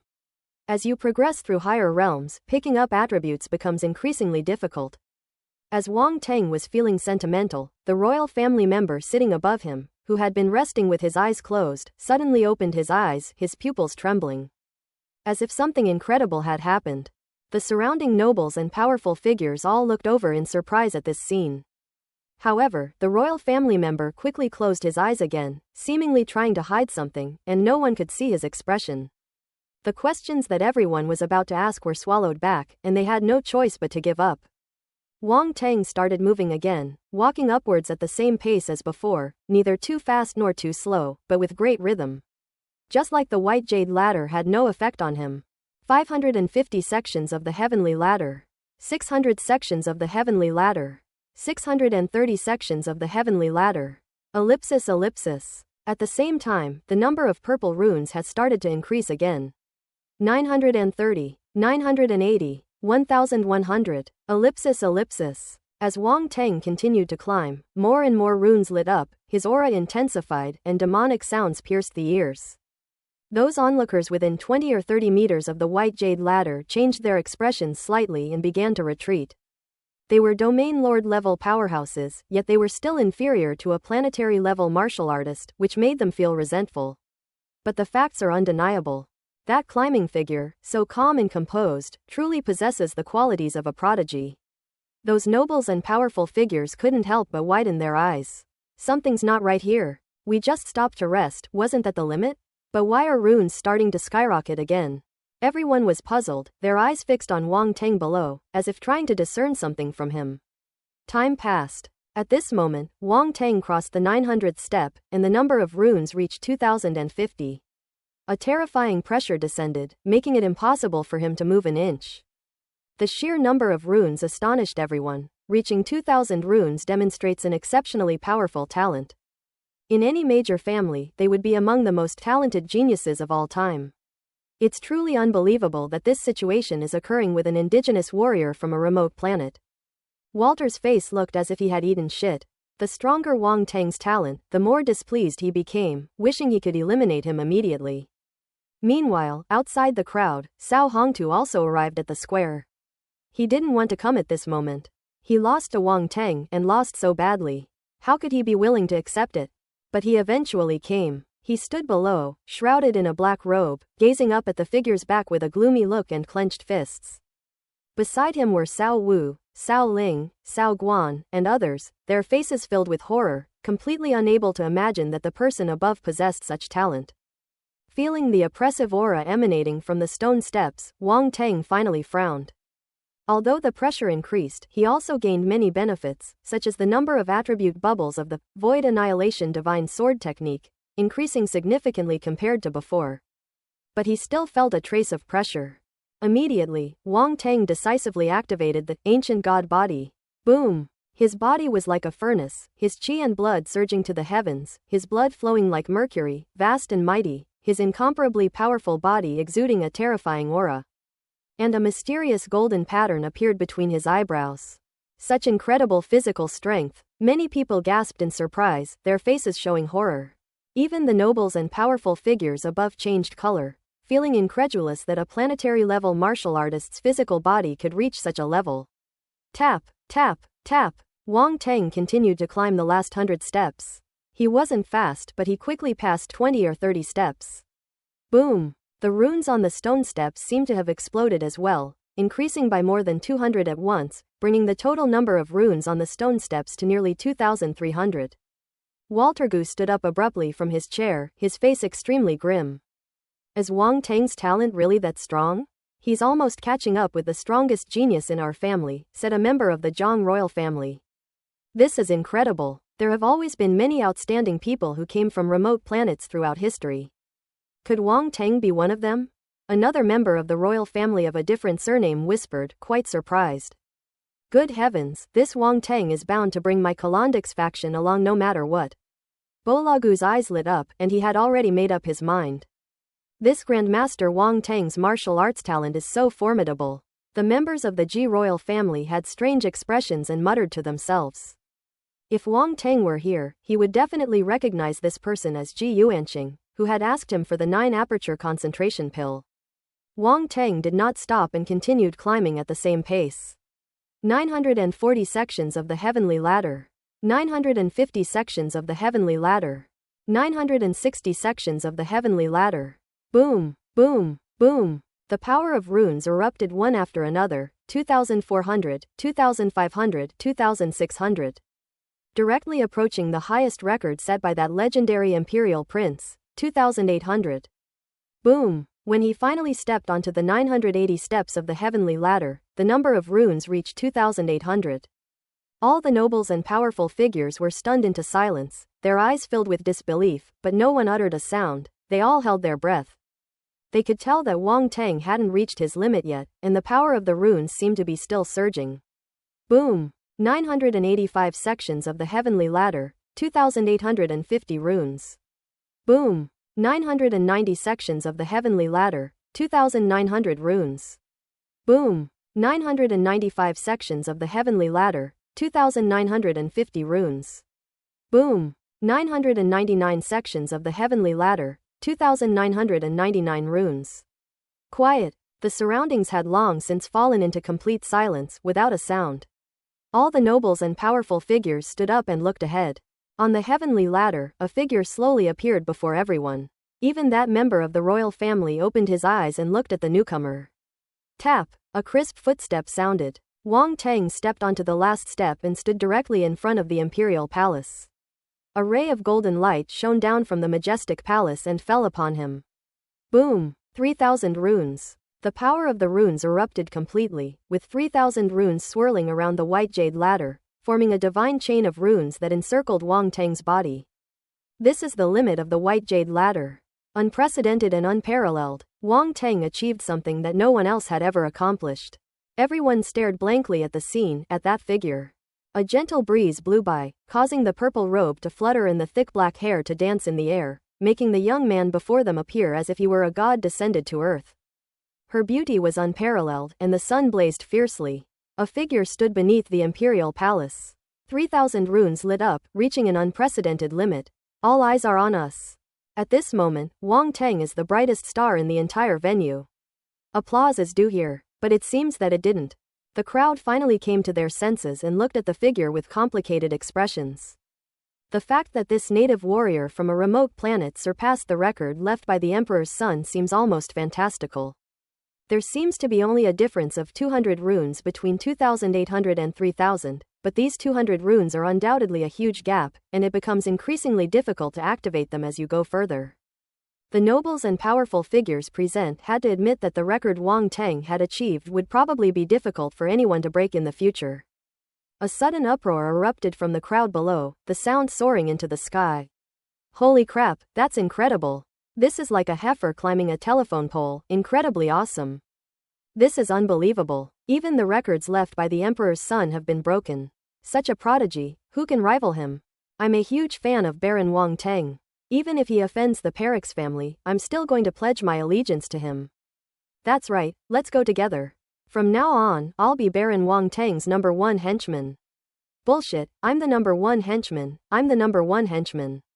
Ellipsis ellipsis. The atmosphere was instantly ignited. The scene was so breathtaking that it was deeply imprinted in everyone's hearts, leaving them unable to extricate themselves from it. Why do geniuses always have so many followers?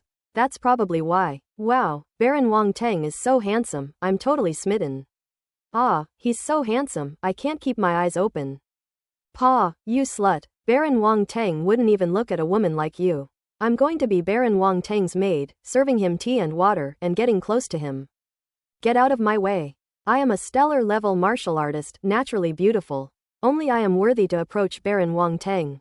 Ellipsis ellipsis. Even many female martial artists had wicked ideas and actually wanted to become Wang Tang's maids. They were all driving like madmen, completely breaking the rules and speeding, and even the interstellar traffic police couldn't catch up with them. If Wang Tang knew about this scene, I wonder what his expression would be. On Earth, even planetary-level martial artists are rare, and every planetary-level martial artist is a respected powerhouse. However, in the Great Qian Empire, even stellar-level martial artists were eager to follow him. The world is changing too fast. Cao Hongtu, standing in the crowd, had eyes that trembled violently, and his face was a mixture of blue and green, as if a dye vat had been opened, making him look incredibly grotesque. Beside him, Cao Wu, Cao Ling, Cao Guan, and others were all trembling, their expressions as if they had seen a ghost, unable to accept this fact. A slight sense of fear even arose in their hearts, which was absurd yet very real. If Wang Tang's talent truly surpasses that of the imperial prince, it would be a devastating blow to the Cao family. On the other side, the grandmasters from the secondary professional alliance also came to witness the ceremony, and they were all deeply shocked. I never imagined that Grandmaster Wang Tang's martial arts talent was so amazing. Grandmaster Alfred exclaimed. The other masters wholeheartedly agreed, and were so shocked that they were speechless. Ellipsis. Beneath the imperial palace, Wang Tang stood before a group of nobles and powerful figures, his gaze sweeping calmly over them, taking in their expressions and nodding in satisfaction. Very good, that show-off wasn't for nothing. The "I'm so angry but there's nothing I can do" expression on Walter Gun's face made him feel incredibly good. The royal man stood up, looked at Wang Tang, a hint of surprise flashing in his eyes, and said, "You're very good." Wang Tang's gaze also fell on this person, and he was somewhat surprised when he saw his clothes. A member of the royal family. Unexpectedly, a member of the royal family will be involved in this succession of the title. The others were all surprised, not expecting this person to make such an evaluation of Wang Tang. But thinking about it, it makes sense. After all, Wang Tang broke the record left by that imperial prince. It seems that Wang Tang has caught the eye of the royal family. Walter's face darkened, and as his gaze swept over, a slight jolt went through him. He had a feeling that things were spiraling out of control. "Take out the Baron's seal," the royal man said again. Wang Tang's eyes flashed, and without wasting any words, he immediately took out the Baron's seal left behind by Nangong Yu. The seal slowly floated up, and the royal man waved his hand, sending in a golden light. The Baron's seal immediately burst forth with golden light as well. "Drip your blood into it," the royal man said. Wang Tang did as instructed, using his force to pierce his finger, and a drop of blood flew out and dripped into the Baron's seal. Boom! The Baron's seal immediately flew to the top of Wang Tang's head, shining brightly like a small sun, dazzling everyone in front of it. And Wang Tang, under that radiance, was like a divine child. By imperial decree, Wang Tang is granted the title of Baron of the Great Qian Empire, and is to be included in the Great Qian Hall of Honor, to be born a Great Qian person. And to die a Great Qian soul. The royal man's voice boomed out, echoing between heaven and earth, and even spreading throughout the entire imperial city, vast and unstoppable. This is the prestige of an imperial title. Even the lowest-ranking baron received such treatment, which was beyond the reach of ordinary warriors. It's like a server-wide announcement in a game, making everyone envious. "I obey." Wang Tang bowed deeply, his hands outstretched, and the baron's seal slowly fell into his hands. The royal man nodded in satisfaction. "From this day forward, you shall travel the universe in the name of the Great Qian dynasty. I wish you fame throughout the land and great success in your military endeavors." "Thank you." Wang Tang wanted to express his gratitude, but suddenly realized he didn't know how to address the other person. "I am the king of Chongshan." A smile appeared on the face of the royal man. "Thank you, King Chongshan," Wang Tang said. King Chongshan nodded, stood with his hands behind his back, and looked at Wang Tang with increasing satisfaction. When Wang Tang looked up, he had already vanished from the spot, as if he had never been there at all. Wang Tang was extremely surprised and shocked. This Chongshan king's strength was indeed unfathomable, probably above the realm lord level. As soon as King Chongshan left, the other nobles came forward to congratulate him. They had been wary of the Perix family, but after seeing the talent Wang Tang displayed, they threw all their concerns to the winds. This surpasses even the emperor's son's talent. Although they felt that Wang Tang was probably still no match for that imperial prince, after all, the difference in their backgrounds was too great. Even if it's not as good as the others, it shouldn't be too far off. Such prodigies are enough to make them ignore some threats and try to win them over. Moreover, even King Chongshan praised Wang Tang, which shows that he is indeed very talented and will definitely have the potential to become famous throughout the universe. Among the nobles, only Walter Gu of the Perix family stood far away, not offering his congratulations. His expression was very unpleasant. He snorted coldly and turned to leave, not wanting to stay a moment longer. The ceremony for Wang Teng's succession to the title ended amidst a great uproar. The ceremony may seem simple, but it is nonetheless profound and solemn. This is the foundation of the great Qian Empire. Even a simple succession ceremony is captivating. Moreover, today's succession ceremony was undoubtedly impressive. Wang Teng's extraordinary talent is deeply etched in the minds of many people, not just female martial artists. In no time, Wang Teng's succession ceremony became the hottest topic of conversation in the entire imperial city, with countless people discussing the matter with great interest. Such news is still spreading, reaching countless inhabited planets across the territory of the Great Qian Empire through various channels. Information flows freely throughout the universe, and the existence of virtual universes further ensures that information is no longer confined to a single planet. Wang Teng was unaware of all this. At this moment, he had already left the imperial palace with those nobles and powerful figures. Baron Wang Teng, the title has been inherited. Now we can just wait to have a drink of wedding wine, a veteran baron said with a smile. Excellent, excellent. The succession to the title is a joyous occasion. We'll have to come over and ask for a drink then. The other viscount didn't appear arrogant despite his status and replied with a smile. Those members of the non-royal family did not step forward. As members of the royal family, they all had their own pride and dignity, and it was impossible for them to turn into sycophants just because Wang Teng was talented. Even if they wanted to win over Wang Teng, they would use other methods to create a bond of shared interests. This is a matter of level. Their level is too high. After dealing with these enthusiastic nobles, Wang Teng finally breathed a sigh of relief. Baron Wang Teng, a voice rang out. A steward from the underworld city. Wang Teng exclaimed in surprise as he looked over. Your fief has been decided. The Grand Secretary asked me to inform you. Also, I will accompany you to reclaim the Nangong residence, said the steward of the underworld city. The fiefdom has been determined. Wang Teng was startled. That's right, it was decided jointly by those above, so it's not bad, Mingcheng said with a smile. When Wang Teng heard him say that, he immediately breathed a sigh of relief.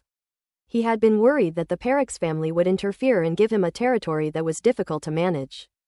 It now appears that the other party is also unable to intervene in this matter. Shall we go to the Nangong residence now? The Mingcheng steward asked. All right, then I'll trouble you, steward. Wang Teng nodded. He had been in the capital for so long and still didn't have a place to stay, so naturally the sooner the better. Moreover, Cao Hongtu has lived here for so long, it's time to take him back. Now that the underworld city is helping them, Cao Hongtu probably won't dare to play any tricks. That's great. Roundy was even more excited than him, shouting in Wang Teng's mind. Wang Teng smiled and ignored it, heading to the Nangong residence with Mingcheng. He also invited An Lan to come along. The Nangong mansion. This is Wang Teng's second visit. Last time he was a guest, but this time he is the host, the true host. At this moment, Wang Teng stood in front of the gate, with a domain lord level expert standing on each side of him. The guards on both sides of the mansion changed their expressions slightly upon seeing this display, but dared not utter a sound.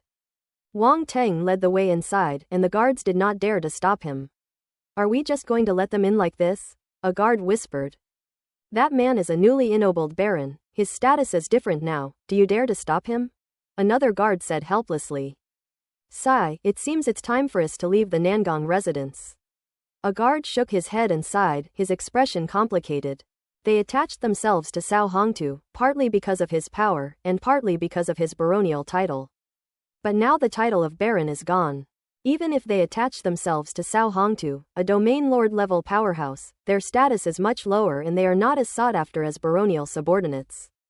When Wang Teng walked to the hall, the Cao family members reluctantly appeared, especially Cao Hongtu's family members, none of whom were willing to leave the baron's mansion. The Nangong mansion is just a facade. Elsewhere, they wouldn't have such a privileged life. Therefore, the way they looked at Wang Teng was filled with resentment, but no one dared to step forward and say anything, as they were very wary of him. Senior brother Cao, is everything packed? I'm moving in today, Wang Teng said with a smile as he saw Cao Hongtu come out. Wang Teng, are you really going to be so ruthless? Cao Hongtu said expressionlessly. He had racked his brains for the baronial title, but after all his scheming, he ended up losing to Wang Tang, who had suddenly appeared out of nowhere. How could he be willing to accept that? I've given you 2 days to prepare. If I were truly ruthless, I would have kicked you out long ago, Wang Tang said calmly. Senior brother Cao, you're not planning to stay here, are you? Wang Tang, don't go too far. Cao Guan roared, his eyes bloodshot. It was precisely because of his title of baron that he had lived a comfortable life all these years, and many people were willing to curry favor with him, but now he has nothing left. I remember when Wang Tang first arrived, Cao Guan was arrogant and looked down on Wang Tang. Now, he has been driven away by Wang Tang like a stray dog. The contrast was too great for him to accept. And all of this was caused by Wang Tang. His hatred for Wang Tang is unimaginable. Senior brother Cao, if your good-for-nothing son dares to yell at me again, don't blame me for being impolite. Wang Tang's expression was calm, but a tangible killing intent flashed in his eyes. Cao Guan's face turned pale, a third of his anger mixed with 2/3 fear, and he involuntarily took a few steps back. Wang Tang completely ignored him, and his words were directed at Cao Hongtu, showing no regard for him whatsoever. This attitude made him feel extremely humiliated. However, Cao Guan didn't dare to refute, knowing that if he dared to speak again, Wang Tang would definitely not show any mercy. Cao Hongtu ignored Cao Guan. He was utterly disappointed in this son. He simply stared intently at Wang Tang and forced out 3 words through his teeth, "You're very good." It was clear that he was trying his best to control his anger, but he just couldn't. "I'm perfectly fine," Wang Tang nodded. HMPH. Cao Hongtu snorted coldly, not bothering to argue with Wang Tang. His face was ashen, and he finally stopped and turned to walk out of the Nangong residence. Cao Wu, Cao Ling, and others followed suit. The rest of the Cao family members, though unwilling, knew they could not stay any longer and that further discussion was pointless, so they could only leave. "Wait a minute," Wang Tang suddenly said. "What else do you want?" Cao Hongtu turned his head and said coldly. "I need to confirm whether you took anything that originally belonged to the Nangong family," Wang Tang said. "Don't push your luck." Cao Hongtu seemed to be humiliated, his face flushed red, and his aura as a domain lord surged forth. HMPH. And Lan snorted coldly, took a step forward, and stood in front of Wang Tang, her aura surging out just as fiercely. Boom! The two forces collided in midair, their energy swirling outwards. Whoosh, whoosh, whoosh. Cao Hongtu's expression changed, and he took several steps back before finally stopping, his face extremely ugly. His gaze was fixed on Lan with apprehension. Back in the Fire River realm, he and Sinclayon joined forces to resist this mechanical race domain lord. But at that time they had suppressed their strength to the cosmic level and could not determine the other party's true strength. Now that the two sides have clashed with full strength at the domain lord level, Cao Hongtu has truly come to understand Lan's power. Even the underworld steward standing next to her glanced at Lan with surprise, his eyes slightly trembling. Such formidable strength. Only then did the underworld deacon understand why Wang Tang had specifically summoned this mechanical race. The opponent's strength is among the top tier of domain lord level experts. With this mechanical race lord around, even without him, Cao Hongtu would eventually have to back down. Cao Guan, Cao Ling, and the others were unaware of Lan's strength. Only when they saw Cao Hongtu suffer a setback did they realize that this mechanical race member was actually a domain lord level expert, and even stronger than Cao Hongtu. Their expressions changed drastically, filled with disbelief. Wang Tang actually has such a powerful person by his side. Is he actually a native martial artist from a remote planet? Why would a domain lord level expert be at his beck and call? The Cao family was filled with doubts and even more wary. Senior brother Cao, don't be impulsive. This mansion is mine now. You've damaged the flowers and plants here, so you have to pay for it, Wang Tang said. Cao Hongtu was so angry he felt like he was going to vomit blood. Mingcheng was speechless, feeling that Wang Tang was really infuriating and too cunning. Even though Lan was very familiar with Wang Tang, she still thought he was shameless. Senior brother Cao, don't be angry. It's just a formality. If you didn't take it, I naturally won't make things difficult for you, Wang Tang said leisurely. Lord Cao, you'd better cooperate, the underworld city steward said. Okay, I'll wait here. Cao Hongtu took a deep breath and said, feeling frustrated. Wang Tang went inside and pretended to inspect the place, but in reality, he just let Yuan Gungun take a look. As an intelligent life form, it keeps records even after a long time. It turned out that quite a few things were indeed missing, many of which were original collections from the Nangong mansion, now nowhere to be found. Senior brother Sao, let's do a proper calculation. Wang Teng turned around and walked out, revealing a slight smile. When Sao Hongtu saw his expression, his brow twitched and he suddenly had a bad feeling. There used to be a sea merman pearl in this hall, which was very valuable and a treasure of the merman race. Where is it now? Wang Teng asked. Sao Hongtu was deeply impressed by this. After all, he eventually gave away that sea shark pearl. He just didn't know why Wang Teng was so familiar with everything when he had never been to the Nangong residence before. This is not scientific. Bullshit, why would we take anything from the Nangong residence? Sao Guan shouted, shrinking behind Sao Hongtu, looking somewhat guilty. Do you need me to provide evidence? Wang Teng asked. Sao Hongtu's expression changed slightly. He wasn't stupid. Seeing Wang Teng's calm demeanor, he knew that the other party was confident. If he stubbornly denied it, and Wang Teng produced evidence, they would probably be the ones who lost face in the end. After all, it wouldn't sound good if word got out that someone had taken things from the former Nangong residence without permission. If it were before, given his status as Nangong Yu's disciple, he would have taken it without question. But things are different now. The title has been inherited by Wang Teng, so everything here naturally belongs to Wang Teng. For a dignified domain lord to do something like this is simply shameless. No need, I will compensate for these things, Sao Hongtu said through gritted teeth. That's good. I knew you weren't the kind of person to steal or cheat, Wang Teng said with a smile. Real shrimp and pork heart. An arrow struck Sao Hongtu in the knee, leaving him no way out. I will return it all. Sao Hongtu turned and left. He really couldn't stand it anymore and wished he could disappear into a crack in the ground. I'll give you a list, remember to check it, Wang Teng said from behind. Sao Hongtu paused for a moment, then quickened his pace.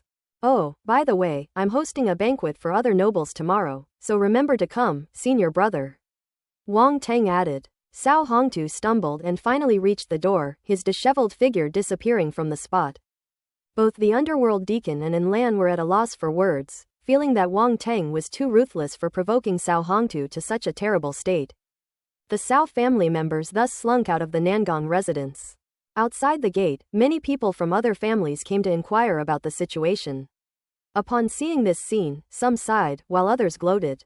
They all felt that the Sao family was in a very bad state, and it was truly unexpected that they had fallen to such a state. Inside the Nangong residence. The matter is settled, so I'll take my leave, said the steward of the underworld city. Thank you, Deacon, Wang Teng said. No need to thank me. Even without me, you could have easily solved this. The underworld deacon gave Enlan a deep look, waved his hand and smiled. The territory's boundaries have been sent to your virtual network. You can check them yourself. All the relevant procedures have been completed. That star system is now under your name. After saying that, he disappeared from the spot, clearly having left. This underworld city steward is quite powerful, Enlan said, her eyes flashing. How strong is it? Wang Teng asked. She's just a little bit worse than me, Enlan said smugly. TCH. Wang Teng rolled his eyes. Enlan didn't mind and chuckled. Wang Teng looked around and sighed. Finally, I have a place to live. I don't have to stay at other people's houses anymore. You've gone straight from commoner to aristocratic family. Enlan exclaimed, looking around and saying, it's just a bit empty, with no one to serve you, otherwise it would be perfect. That makes sense. Wang Teng stroked his chin. You can go to the slave market. There are slaves of all races there. As long as they are below the planetary level, they are very cheap. With your current wealth, you can buy as many as you want. Even those above the planetary level can be bought. A round voice rang in Wang Teng's mind. Slaves, huh? Wang Teng frowned. For them, slavery was a distant concept. But why does the thought of those beauties from various ethnic groups give me a strange sense of excitement? Cough cough. I, Wang Teng, am definitely not that kind of person. Wang Teng shook his head inwardly. What are you thinking about? The round, chubby boy asked quietly. It's nothing, Wang Teng said seriously. Don't take this lightly. Tomorrow you're hosting a banquet for nobles. You'll need some servants to make a good impression, so people won't look down on you, said Roundy. Okay, I got it. I'll go check out the slave market later, Wang Teng nodded quickly. Wang Teng didn't rush to the slave market, but instead wandered around the Nangong residence to familiarize himself with it first. I just asked Yuan Gungun to check the surroundings, but he didn't look carefully. Now I finally have the chance to properly observe my future home. Although the Nangong mansion is only a baron's mansion, it has a long history and profound heritage. Both its luxury and its area meet the standard specifications of a baron's mansion. Meanwhile, the entire mansion, including the foyer, garden, courtyard, study, and residential area, has everything one could need, and the facilities are very complete. This mansion is far superior to Master Fan Taining's residence. I'm a little envious of you, and Lan said after following him around for a while. You can stay here for the next few days, Wang Teng said with a smile. Are you trying to squeeze every last drop of value out of me? And Lan said irritably. There's nothing I can do. For now, you're the only domain lord level martial artist I have around, and I still need your help with quite a few things, Wang Teng said, spreading his hands. More money, and Lan shouted. Alright, I'll add some more for you later. Wang Teng waved his hand generously. That's more like it, and Lan nodded in satisfaction. I'll go to the slave market later and buy some servants. This huge mansion really can't function without servants to help manage it, Wang Teng said with a helpless shake of his head. I'll go with you, and Lan's eyes lit up, seemingly quite interested. What's the meaning of you, a member of the mechanical race, being so interested in this kind of thing? Wang Teng said helplessly. You don't understand, and Lan said mysteriously. What the hell? I don't understand. I never thought a machine would be a pervert like you, Wang Teng said. And Lan chuckled. The two walked around and familiarized themselves with the Nangong residence before heading out. During this time, Yuan Gungun didn't say a word, seemingly falling into silence again. Wang Teng and Lan arrived at the slave market directly in a runic energy flying vehicle. This slave market is actually very easy to find. Because in the Imperial City, the slave market was extremely popular. No, it should be said that on any prosperous planet in the universe, in any large city, the slave market is booming. The slave trade was arguably the most profitable industry in the universe. Some powerful beings possess numerous inhabited planets. How do they increase their profits? Apart from certain planets rich in resources or with developed industries, many planets can only become sources of slaves. They made life on the planet reproduce and multiply, and then sold the people to all parts of the universe. The value of each slave may not be high, but the number of life on hundreds or even thousands of planets is enormous. The amount of human trafficking is simply astronomical. Many races are particularly popular in the universe and are sought after by many nobles and powerful forces. Some powerful slaves require a lot of resources to train. These slaves are not only valuable but also few in number. For example, cosmic-level slaves are extremely rare in the slave market. Cosmic-level slaves are difficult to control and require too many resources. In addition, they would infringe on the dignity of cosmic-level powerhouses. Therefore, it is impossible to mass-produce cosmic-level slaves. The slave market was located in the suburbs of the Imperial City, not in the city center, because it covered a vast area of more than 200 square kilometers. A range of over 200 kilometers is equivalent to the size of a city on Earth, but here it is only a small part of the Imperial City. In the Imperial City, the slave market was like a large shopping mall on Earth. The scale of the Imperial City is truly breathtaking. It took Wang Teng some time to get here from the center of the Imperial City. Just as he and Lan entered the slave market, a person in charge came to greet them. This person in charge was very perceptive. He immediately recognized that Lan was very strong, but that she was primarily under Wang Teng's command. Therefore, he spoke directly to Wang Teng with an extremely enthusiastic attitude. Would you two like anything from us? Let's take a look at the maids first, Wang Teng said confidently, as if he knew the way well, with Yuan Gungun guiding him in his mind. Upon seeing Wang Teng's demeanor, the person in charge assumed he was from a prominent family and became even more respectful. Please follow me. He bowed slightly and led the way. Wang Teng nodded and followed behind him. The person in charge was a green-skinned alien with 2 tentacles on his head, much like the Namekians in Wang Teng's memory, but with a slightly round and lewd appearance. The person in charge led Wang Teng and the other person to a square.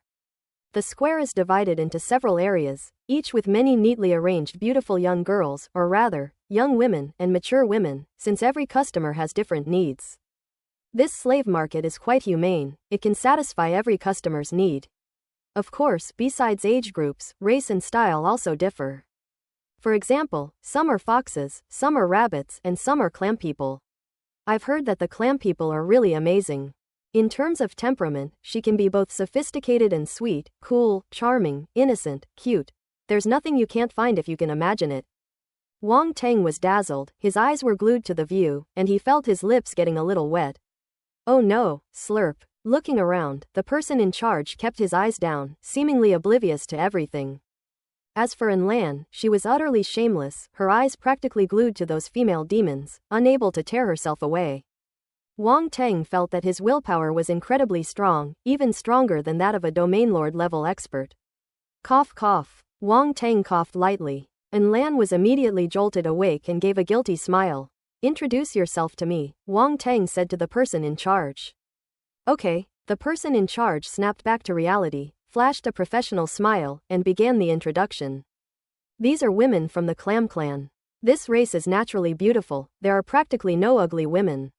Look at their skin, isn't it so white and tender? And that's not all. At this point, the person in charge gave a knowing smile, leaned closer, and whispered, "You'll know once you try them, they're really great, so moisturizing." And Lan's eyes immediately lit up, and it seemed as if glistening drool was dripping from the corner of her mouth. Am I that kind of person? Wang Teng asked calmly, without looking at him. No, of course you're not that kind of person. I was just objectively stating their advantages, the person in charge immediately said. Yes, that's a good introduction, Wang Teng nodded. This guy is up to no good, the round little thing thought in Wang Teng's mind. The Clam Clan is one of the most expensive races. Oh, is it that expensive?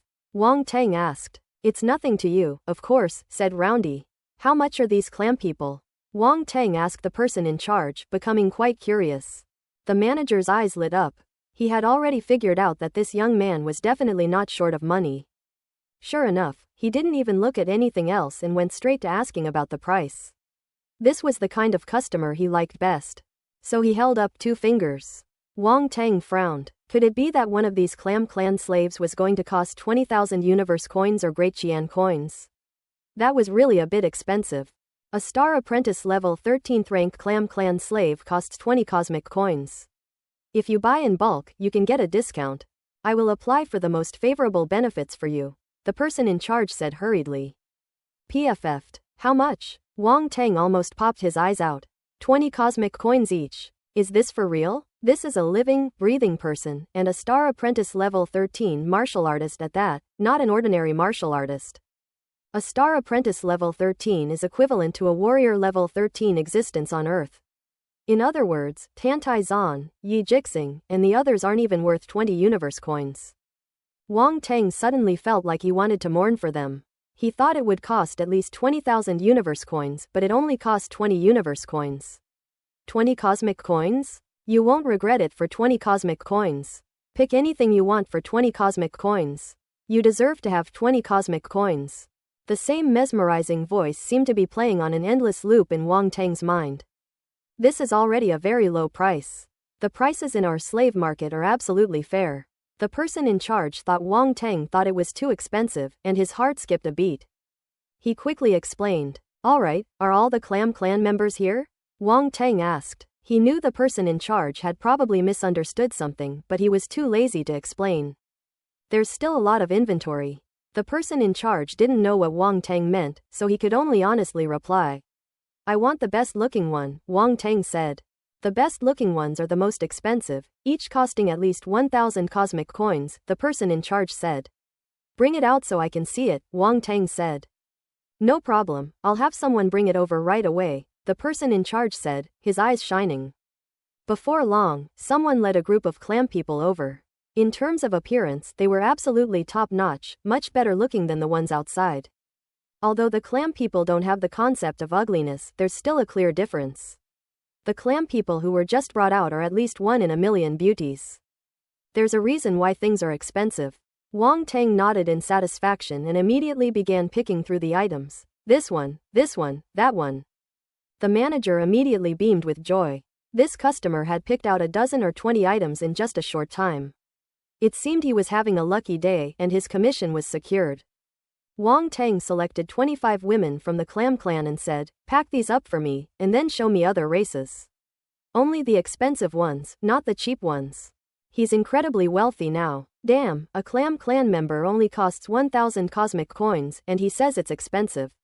The other races probably aren't much more expensive either. If he doesn't buy now, when will he? Okay.